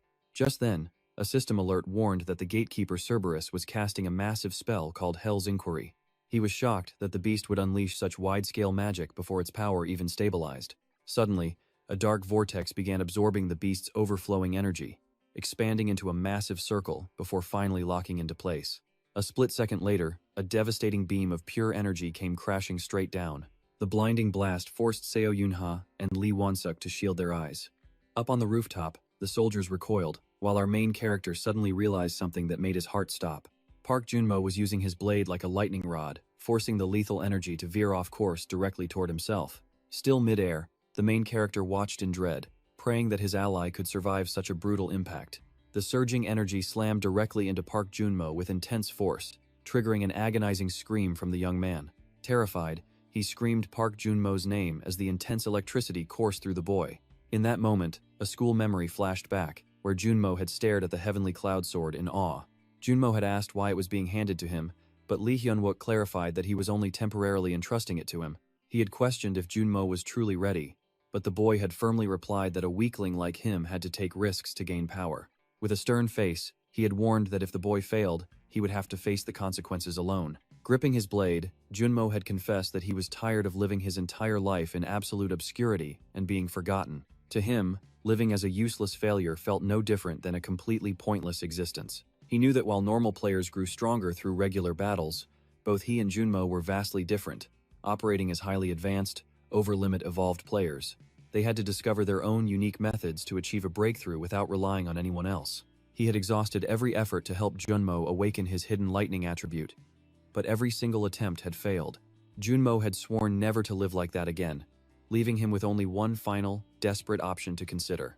Suddenly, standing at attention, the boy had confidently declared that Corporal Park Junmo was fully prepared and ready for the challenge. He had promised not to disappoint Sergeant Lee Hyun-wook. Looking back, he couldn't quite remember how Junmo had actually survived this in his past life. Since the boy died early back then, he feared this desperate gamble might fail, or worse, that he was entirely wrong. Was he really going to be held responsible for another tragic death? Back in reality, the monster's overwhelming energy surged directly toward him, causing his body to violently shudder. With every passing second, that raw, chaotic power only seemed to grow stronger. He shouted out in absolute panic, "Park Junmo, just hang on." Dropping to his knees in agony, he still refused to let go of his sword. Then, his helmet fell off, making things even worse as the raw energy slammed directly into his bare head. Watching anxiously, he desperately prayed for the kid to hold on. Suddenly, a system notification flashed right in front of him. "Congratulations, you have successfully unlocked the path of energy evolution. You now have 9 seconds remaining to fully absorb the lightning flow. Once completed, your lightning control will increase 5 times over." Even though he managed to absorb it, the excruciating pain was far from over. Another system alert popped up. "Congratulations, you have unlocked the self-levitation skill. You can now hover in mid-air up to a maximum height of 5 meters above the ground." Junmo floated straight up into the sky and roared, leaving him absolutely thrilled by this incredible sight. There it is. His system screen flashed with a new notification. The area of effect spell, Hell Cloud, cast by the gatekeeper Cerberus, has been completely absorbed by a mysterious player. Countless bolts of lightning crackled wildly from where he stood, and Park Junmo stared at his hands in pure disbelief. "Sergeant Lee Hyun-gook, I did it. I can feel this insane power surging inside my body right now." Tears suddenly started streaming down his face, realizing that this was what evolution actually felt like. Feeling a massive wave of relief, he smiled and thought, "We hit the jackpot, he really awakened. This marks the official beginning of our counterattack against Cerberus." By this time, he had landed safely back on the ground, just as someone rushed out of the portal. "What is going on, Lee Hyun?" But he had no time to explain, ordering him and Sergeant Kim Si-hee to activate the portal in mid-air. The soldier looked completely baffled and asked, "Where are you going? Aren't you going to support the attacking squad?" Leaping onto the back of a truck, he yelled back, "Junmo already blocked their spell. I trust the squad leader and the others to buy us enough time. For now, I am going to tame this ugly bastard." The system notified, merging with the dark magic sealed within the hunted soul armor. Once the link is fully completed, you will successfully master the dark, corrupting power of this heavy armor. Warning: the summoner will have their soul gradually consumed by dark magic during the entire fusion process with the armor. Grimacing in pain, he realized it was not going to be easily tamed. Just then, his system chimed, "Holy skill information activated." But a smirk crossed his face, knowing he could manipulate metal. Reaching out, he touched the armor once again. Cerberus charged wildly toward the billboard where Junmo was standing. It unleashed a massive fireball, but Lee Hyun-gook suddenly leaped in to intercept and destroy it. Faced with such a sudden, terrifying fireball, Junmo's face went completely pale with fear. Lee Hyun-guk roared, "Get lost, you piece of trash." Darting downward, he smashed the beast's mouth, forcing its deadly attack completely off course to save Junmo. Sensing something dangerous, he glanced back just as the beast's blazing fire projectile shot forward with absolute destructive speed, reducing nearby skyscrapers to ashes in seconds. With the city engulfed in flames, Junmo collapsed helplessly to the ground. Lee Hyun-guk burst out laughing. "See that? I'm going to be the next big player." Suddenly, the beast swung its massive paw, sending him flying backward. The impact was so brutal it shattered a nearby building to pieces. That devastating blow made him cough up a mouthful of blood. Suddenly, a brilliant golden light from holy wings erupted from the rooftop. Seo Yunha screamed, "Divine Wing Grace!" Instantly, those giant golden wings crashed straight down, striking the beast's jaw, but it easily crushed them. Witnessing this shocking sight, Seo Yunha felt panic set in. How could a mere zombie easily shatter my Divine Wing Grace, especially when I poured all my holy power into it? The giant monster suddenly snapped its massive jaws open. Sensing immediate, deadly danger, she desperately scrambled away as the entire building crumbled down under its brutal bite. Seo Yunha fell along with the debris, causing Junmo to panic. Is squad leader Seo Yunha really in grave danger right now? Staring down at the sword in his hand, he wondered what a newly awakened rookie like him could possibly do. Yunha hit the hard ground with a painful thud, and seeing her like that, Junmo's fighting spirit suddenly flared up. Even a highly trained elite like her is struggling, while I have been a total coward my entire life. No.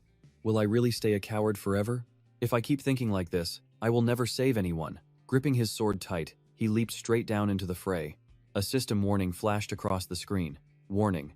The gatekeeper, Cerberus, has fully adapted to planet Earth. The monster continued to conjure devastating flames, surrounding its entire body in a massive, raging inferno. With a ferocious glare and giant, snapping jaws, Seo Yunha realized in terror that her holy power was completely depleted.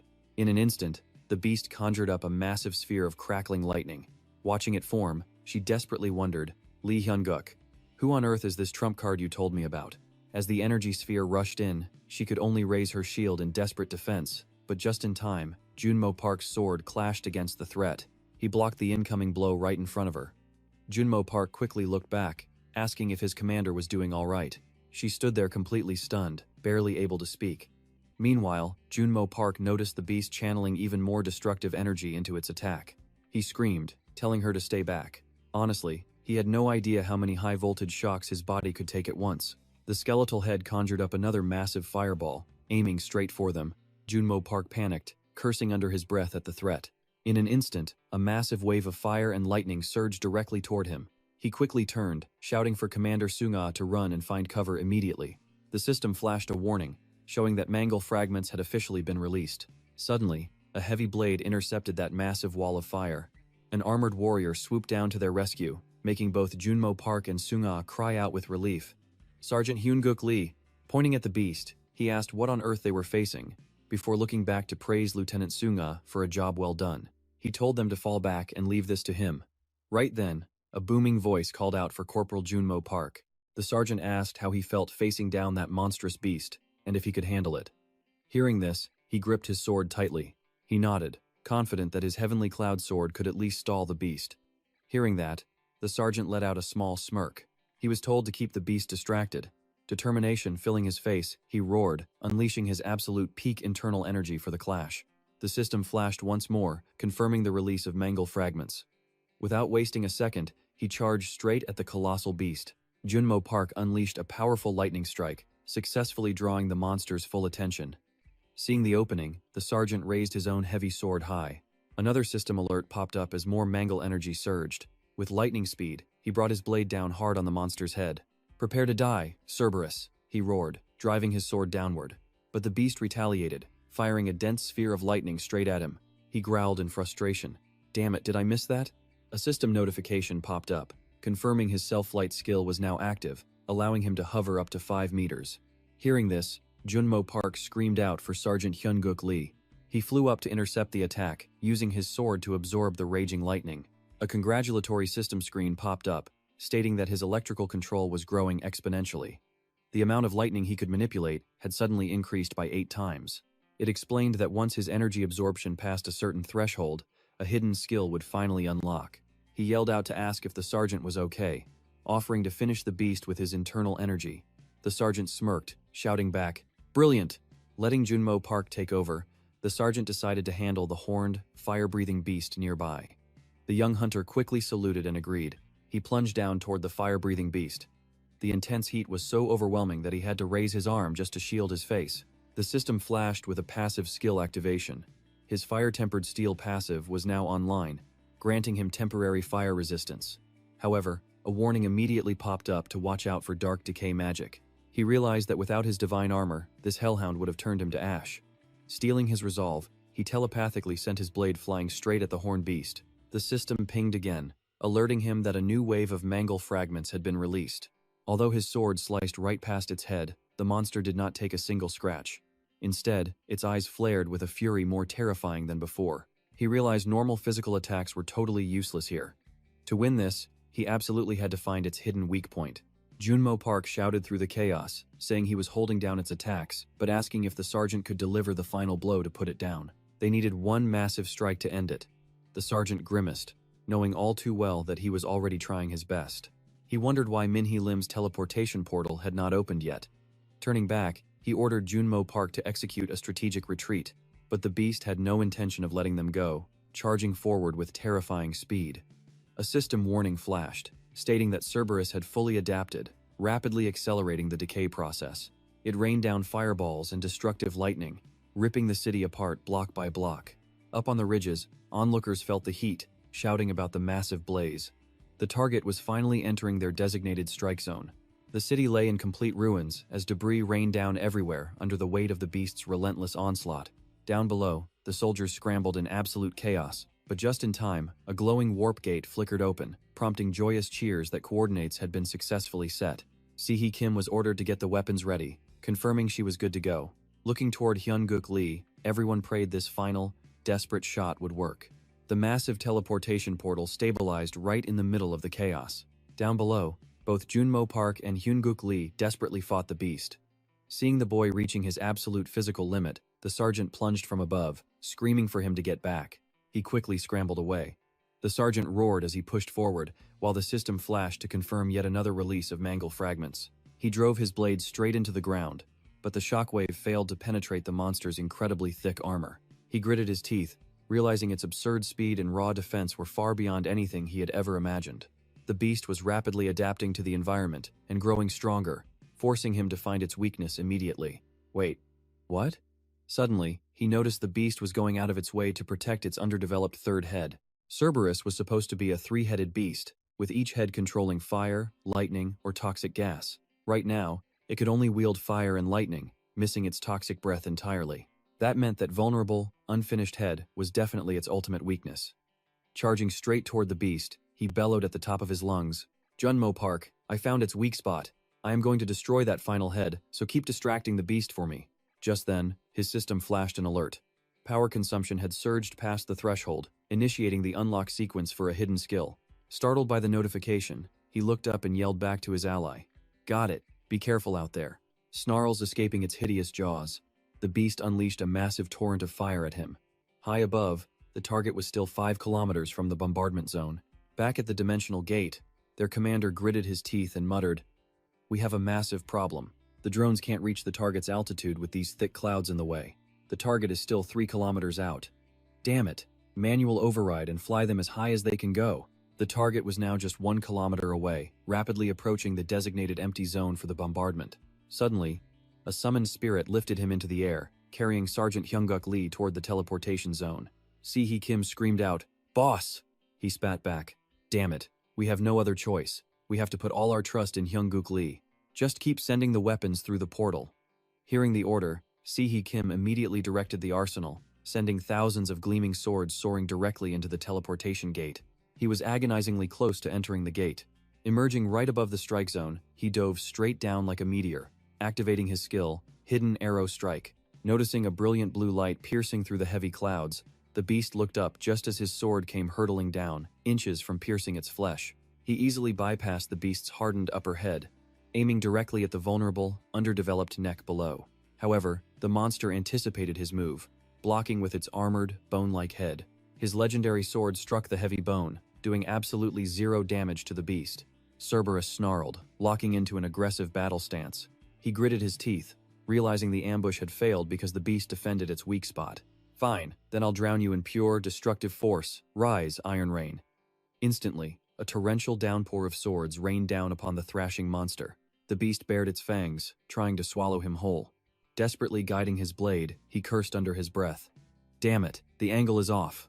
He couldn't get a clear line of sight from his position, yet this final strike had to land. Fortunately, Junmo's blade began generating a crackling ball of lightning. His system screen flashed. Hidden skill unlocked. Lightning breath is active. Remaining charges, 1. Without a single second of hesitation, he threw the crackling energy sphere directly at the monster, roaring at the top of his lungs. Sergeant Hyunguk Lee, do it now. Watching the opening unfold, his excitement surged. Incredible job, Junmo Park. I knew I was right to believe in you.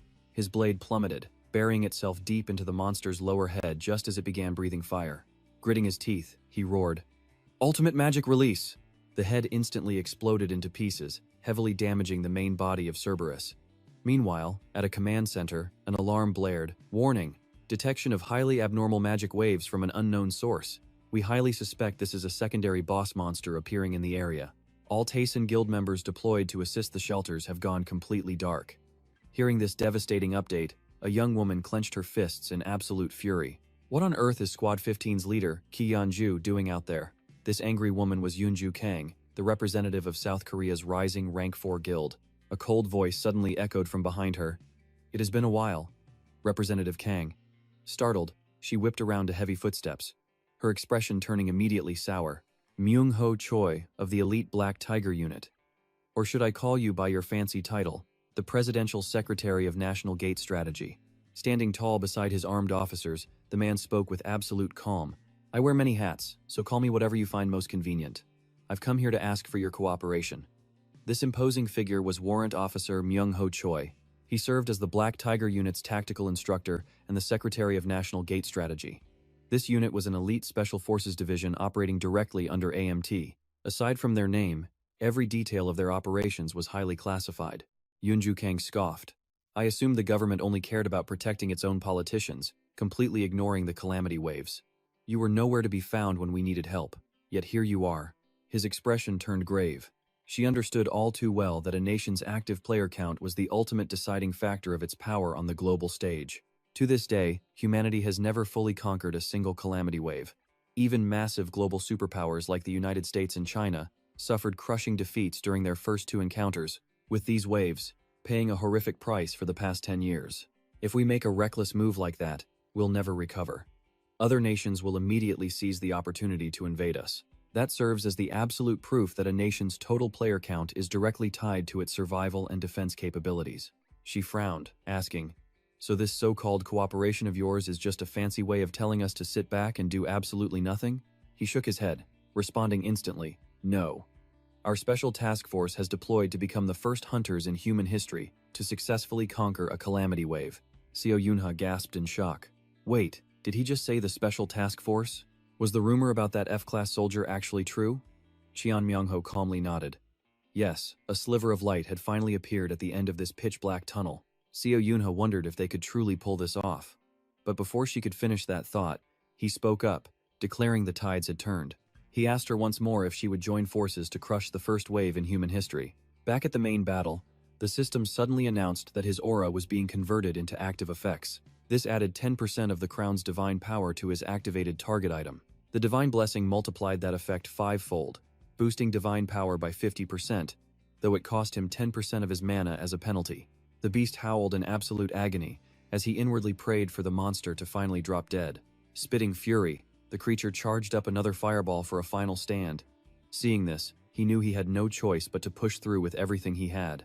If his power had grown as expected, he could definitely pull it off, but he still wondered if he could carry such weight.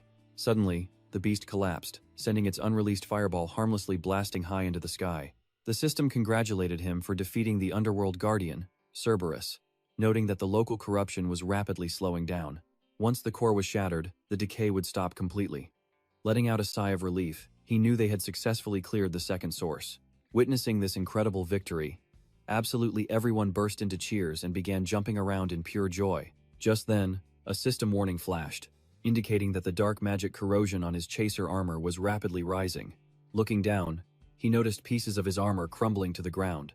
He warned them that it was too early to celebrate. Ordering Park Junmo to follow him to crush the core, he told the others to locate survivors and prepare for immediate teleportation. The squad saluted in agreement. As eerie purple light leaked from a massive tree stump, the two of them quickly shattered it. An instant system alert congratulated him for destroying the core, confirming the decay process had officially ended. All players who helped purge the decay gained experience points, while the blighted land transformed into valuable otherworld magic stones. For his reward, he received a mysterious item called the Mistletoe Seed. Its effects were unknown, but once it took root and matured, it would become a mythical tree holding immense divine power.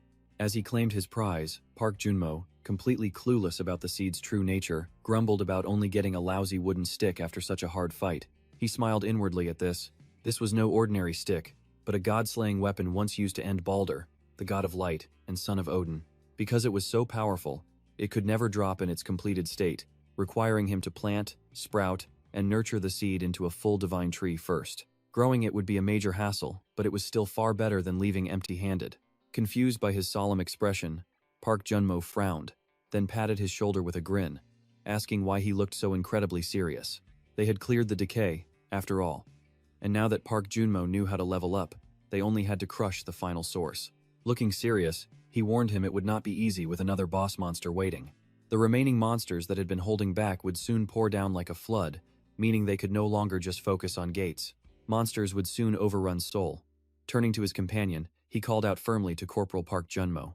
He strictly ordered him to keep his leveling ability a total secret, instructing him to claim he simply unlocked a new skill from the quest. The young soldier looked puzzled, wondering why, but his senior's expression grew dead serious as he told him he was still far too weak. If guilds or national agencies discovered his unique growth potential, they would hunt him down immediately, so he had to lay low until he was strong. If those factions could not possess him, they would simply destroy him, causing Park Junmo's face to pale with absolute terror. The swirling purple energy slowly faded away. After fixing his gear, he warned the gathered soldiers to prepare, since monsters would now start spawning in areas completely devoid of portals. He requested the strike team leader to clear their path, while assigning the platoon leader, Park Junmo, and Kim Kyongjin to another task. They were ordered to secure the temporary shelters and guard survivors, prompting the confused squad to ask if they were really not going to help purge the final source of decay. He assured them they would all go eventually, reminding them that mindlessly fighting was not a soldier's only duty. Since those shelters lacked active players, he asked if they were truly willing to leave helpless civilians behind to die. The two stammered a quiet refusal, prompting him to command the squad to move out. Suddenly, a voice called out, agreeing to go once he boarded. Static crackled through the radio as Cheon Myung-ho checked if he could hear him. Corporal Lee Hyun-wook immediately responded that he was listening loud and clear. Having waited anxiously for the transmission, he directly asked if his pending request had finally been approved. Hearing his reply, Myung-ho speaks up, asking if he has any idea how hard it was to secure his demand. The regiment commander literally put his entire career on the line for this. He smiles, silently appreciating how incredibly professional the commander remains even during critical moments like this. Myung-ho raises his voice with absolute seriousness, announcing that they finally got approval from the president. He can now access every single military armory except for the president's personal stash. Does he realize how insane that is? Never before in the history of AMT has any single player been granted access to an entire division's worth of weapons. With a dead serious look, he gives his thanks and requests 4 mages capable of summoning teleportation portals at each armory. Myung-ho chuckles, adding that he also secured permission to access the Zumama Guild's private armory. It seems his demands are getting bolder by the second. Seyun leans in close to the radio and speaks up, introducing herself as Kang Seyun from Zumama, with several high-level players on standby. They are all A-rank players who can easily assist him if he reaches out to them right away. She mentions having S-ranks too. But before she can even finish, he cuts her off, telling her to hurry up. She freezes in sheer disbelief. He reminds her that they are completely out of time. A loud, panicked warning rings out from those monitoring the situation, reporting an unidentified mana storm that is rapidly expanding.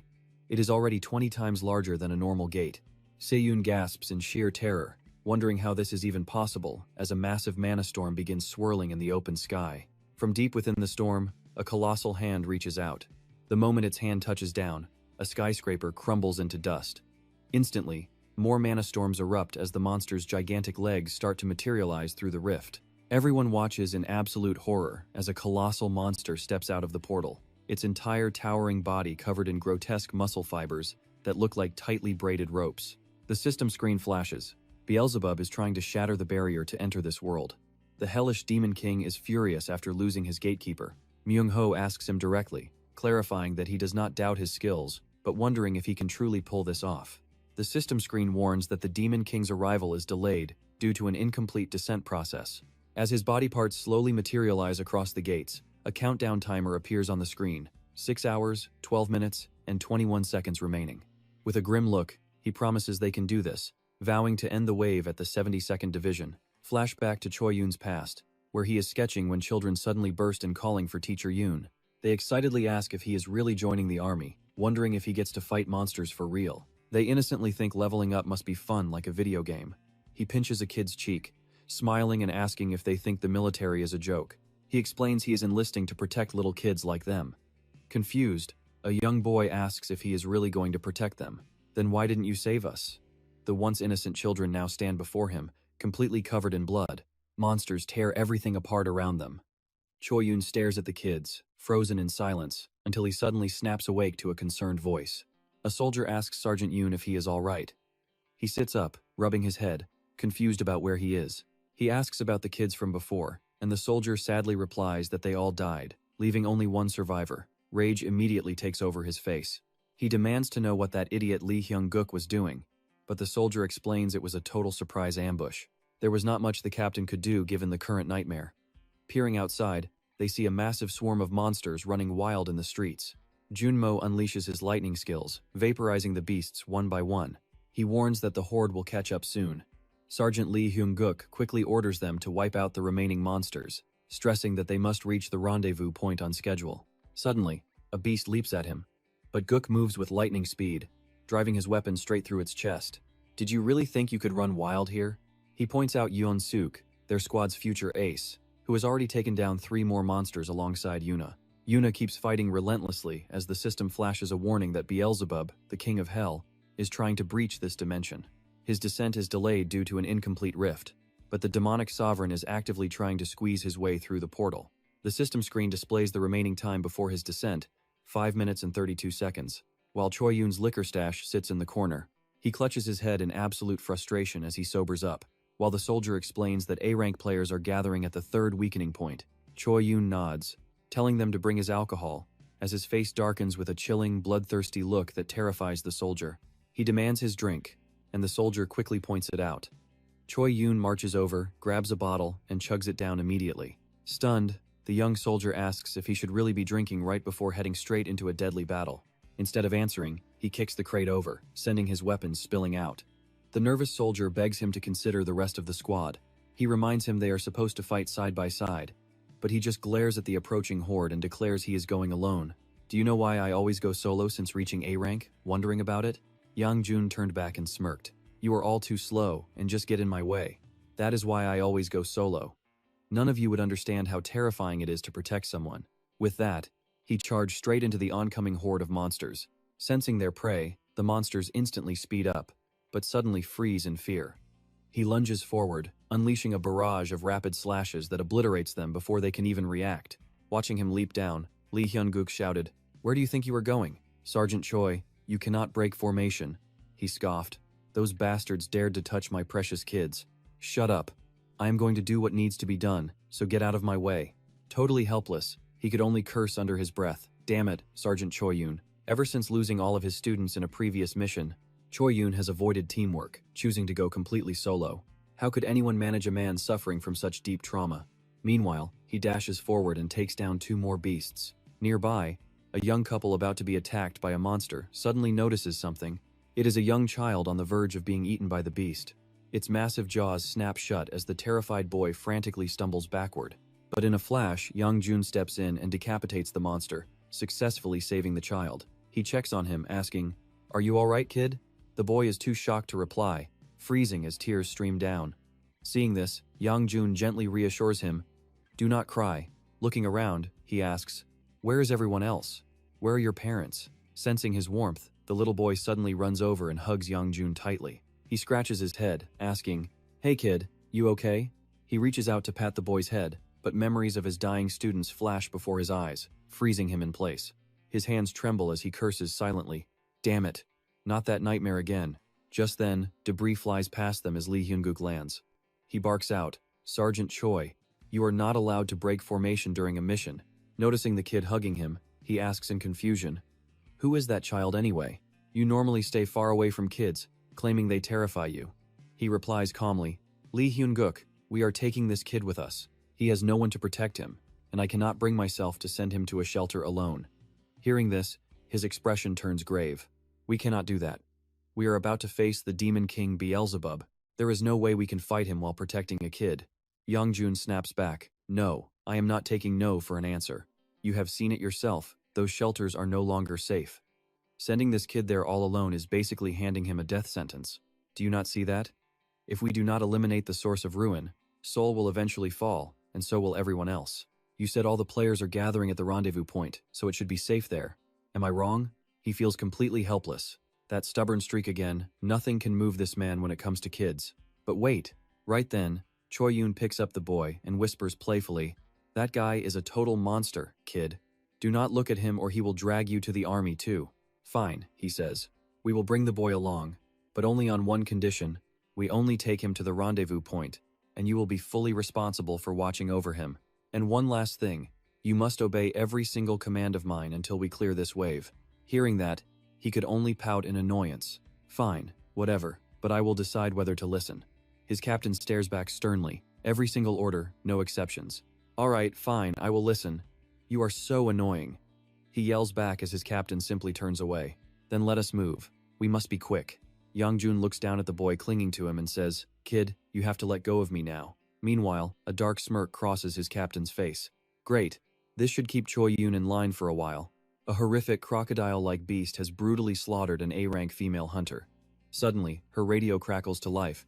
Attention, all A-rank players and above, head to the rendezvous point immediately. Nearby, a man flashes an incredibly irritating smirk, muttering, an emergency muster? How utterly hilarious. Is anyone even left? This smug bastard is Ju Ji-young, raid leader of Daesan, a third-rate Korean guild. His main ability? Controlling monsters. He stands there laughing mockingly, with 3 terrifying beasts lurking right behind him. He gloats to himself, who could possibly make it there? Idiots. Nothing is going according to plan. This is the unofficial gathering of the monster wave. The crowd whispers excitedly at the sight unfolding before them. Look, the solid steel army has finally arrived. Lee Hyun-guk is easily over 2 meters tall, but they were supposed to have destroyed the source of ruin. Is that really true? Suddenly, one of them looks back and stammers, wait, no way. There are definitely more of them coming. Lee Hyun-guk's squad arrives in perfect formation, shouting, the solid steel army reporting for duty. The team immediately rushes over, playfully smothering their captain. Good job, Lee Hyun-guk. We always believed in you, our little giant. Blushing despite loving the attention, Hyun-guk grumbles, could you guys back off just a bit? He quickly gets serious and reports, Sergeant Lee Hyun-guk reporting, sir, this is far from over. A sudden rustling in the trees makes Hyun-wook and Kang-sok whip around in surprise. They immediately raise their guard as you and I spot the threat, a crazy, high-tech goblin riding a motorcycle, speeding like an absolute maniac straight toward the chatting crowd. Yoonha quickly gets into stance, shouting orders to prepare for battle. The soldiers lock and load, forming up to blast the monster to pieces. But just as they shout to engage, Kang-sok yells out to stop the eager soldiers from rushing in. Hold your fire, everyone. That is our ally, stop messing around. A mysterious voice suddenly calls out, messing around? Shoving his hands in his pockets, he chuckles and says, just checking to see how ready your soldiers actually are. This dramatic giant of a man shows up, immediately throwing the troops into a frenzy. It is Chu Gyo-young. Chu Gyo-young of Daesan? He smugly provokes them. Is the army just a training ground for your weaklings? It is annoying when your soldiers mess with our business. His pride wounded, Kang-sok aggressively steps right up to him. Hey Chu Gyo-young, are you insulting my army? Not only are the leaders clashing, but their high-level players step up, ready to fight. Do you want me to show you what a real insult looks like? Meanwhile, Hyun-wook grabs Yoonha's hand to hold her back, whispering, do not look, that guy is just toxic.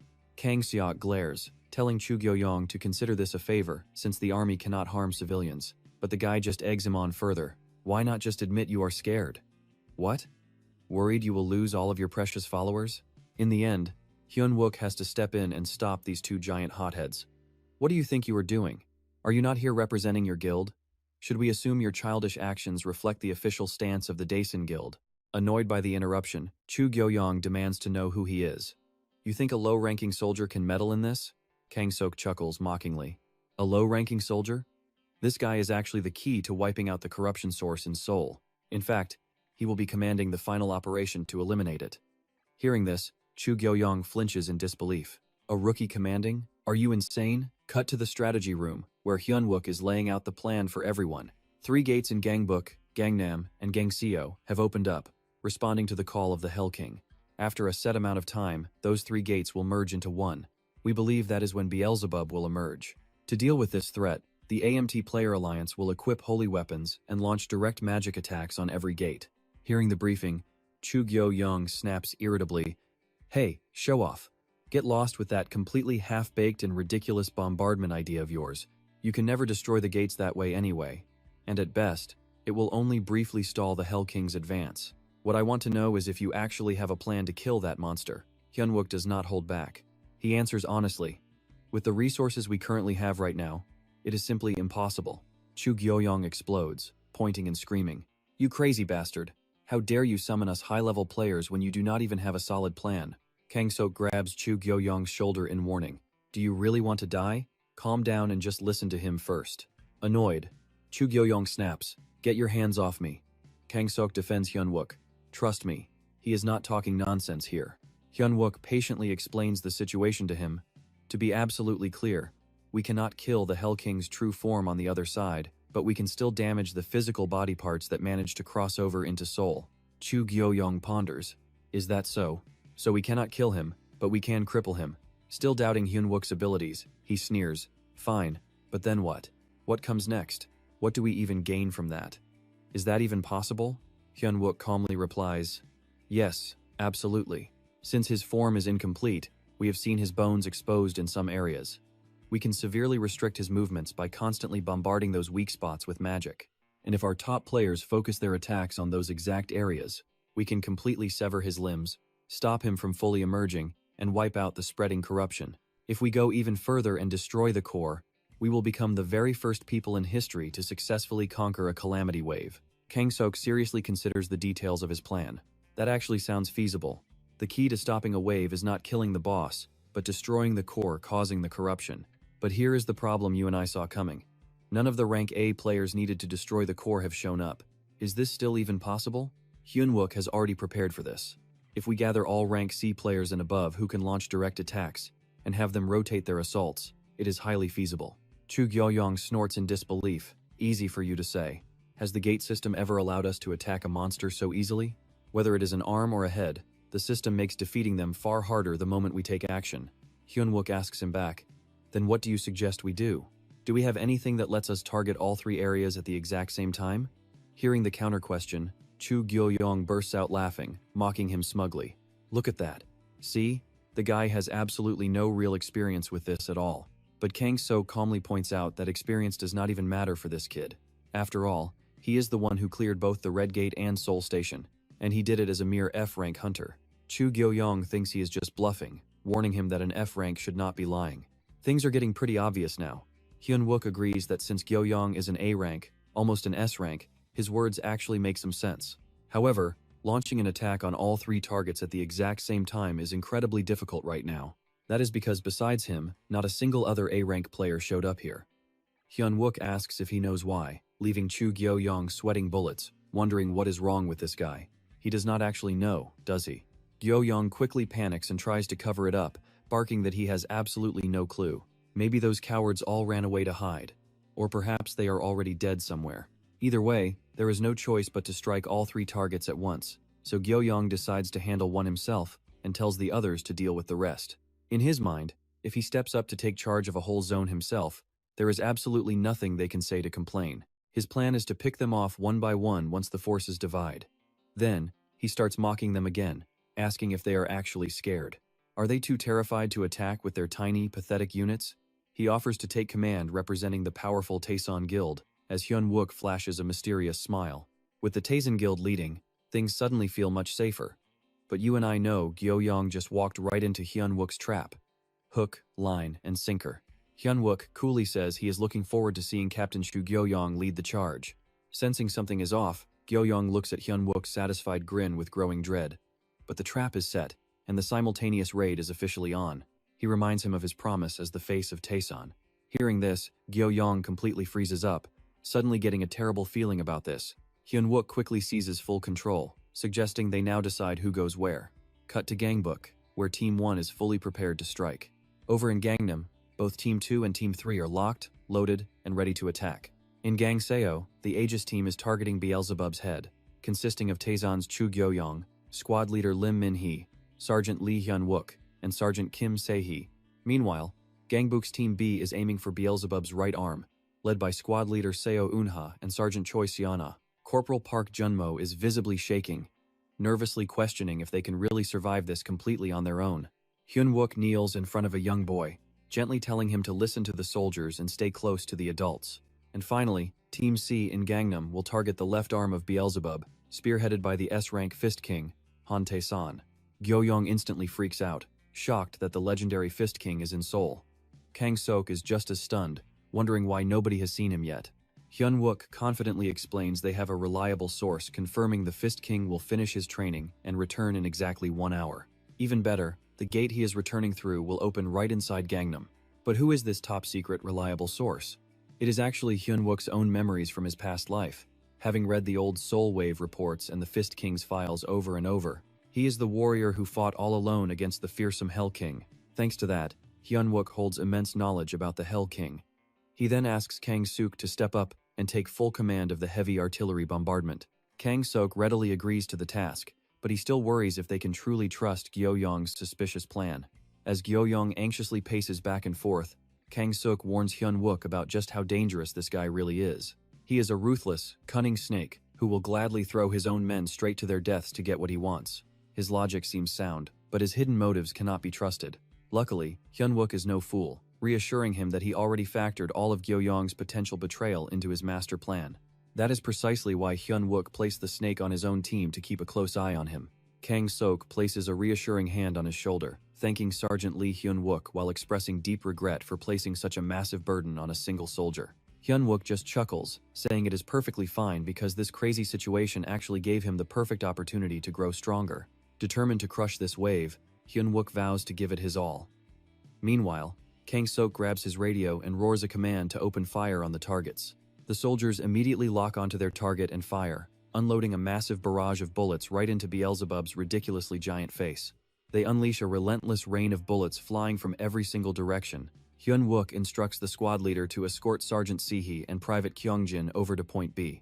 The squad leader nods, ordering Team B to move out safely. As Team B quickly gets into position, Hyun-wook announces that he and Captain Chu will be the ones approaching the gate directly. Since the area is swarming with monsters, they must move in complete silence.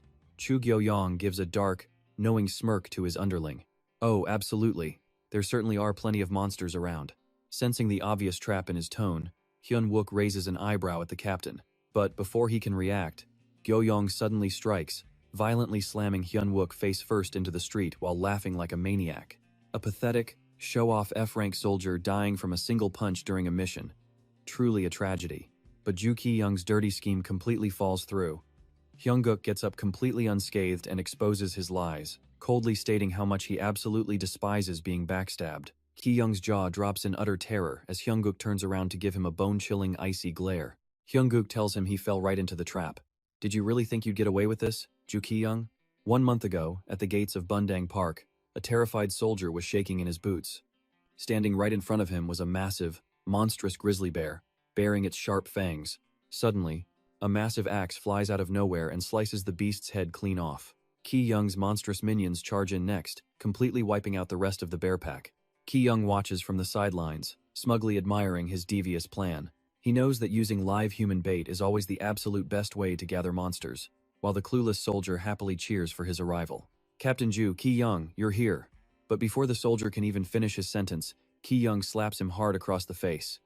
Yeah, whatever. Showing pure disgust, he grumbles about how annoying it is, though using bait is always highly effective. Still, having so many eyes watching him like this is incredibly annoying.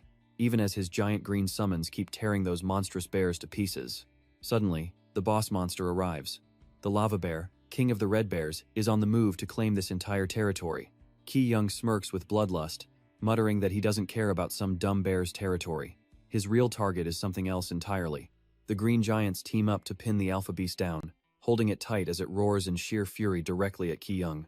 A system notification pops up. The broken monster taming skill has activated, allowing him to take full control of beasts by stealing their hearts. As the beast's consciousness fades away, Ki Young channels his dark energy to completely bind the alpha bear. The absolute taming skill is a complete success. Ki Young stands there triumphantly, holding the beast's glowing, beating heart. Slowly, the raw power radiating from the heart is absorbed into the pouch hanging on his waist. With the monster taming skill complete, the beast has no choice but to submit to its new lord and master. Just like that, the wild, raging alpha bear bows down in absolute obedience before Ki Young. In his past life, Ki Young commanded an army of monsters strong enough to rival mid-sized guilds, easily earning him an A rank standing close to S rank. Yet, after the Soul Cataclysm ended, he vanished without leaving a single trace. But according to records, shortly after his disappearance, a mysterious necromancer emerged with the power to control an entire monster army. Could these two mysterious figures actually be the same person? Will Ki Young actually awaken as this legendary necromancer? That wraps up today's quick recap of this incredible story. Drop your thoughts on his next move in the comments below. Don't forget to hit like, subscribe, and turn on notifications for more epic anime and manga recaps.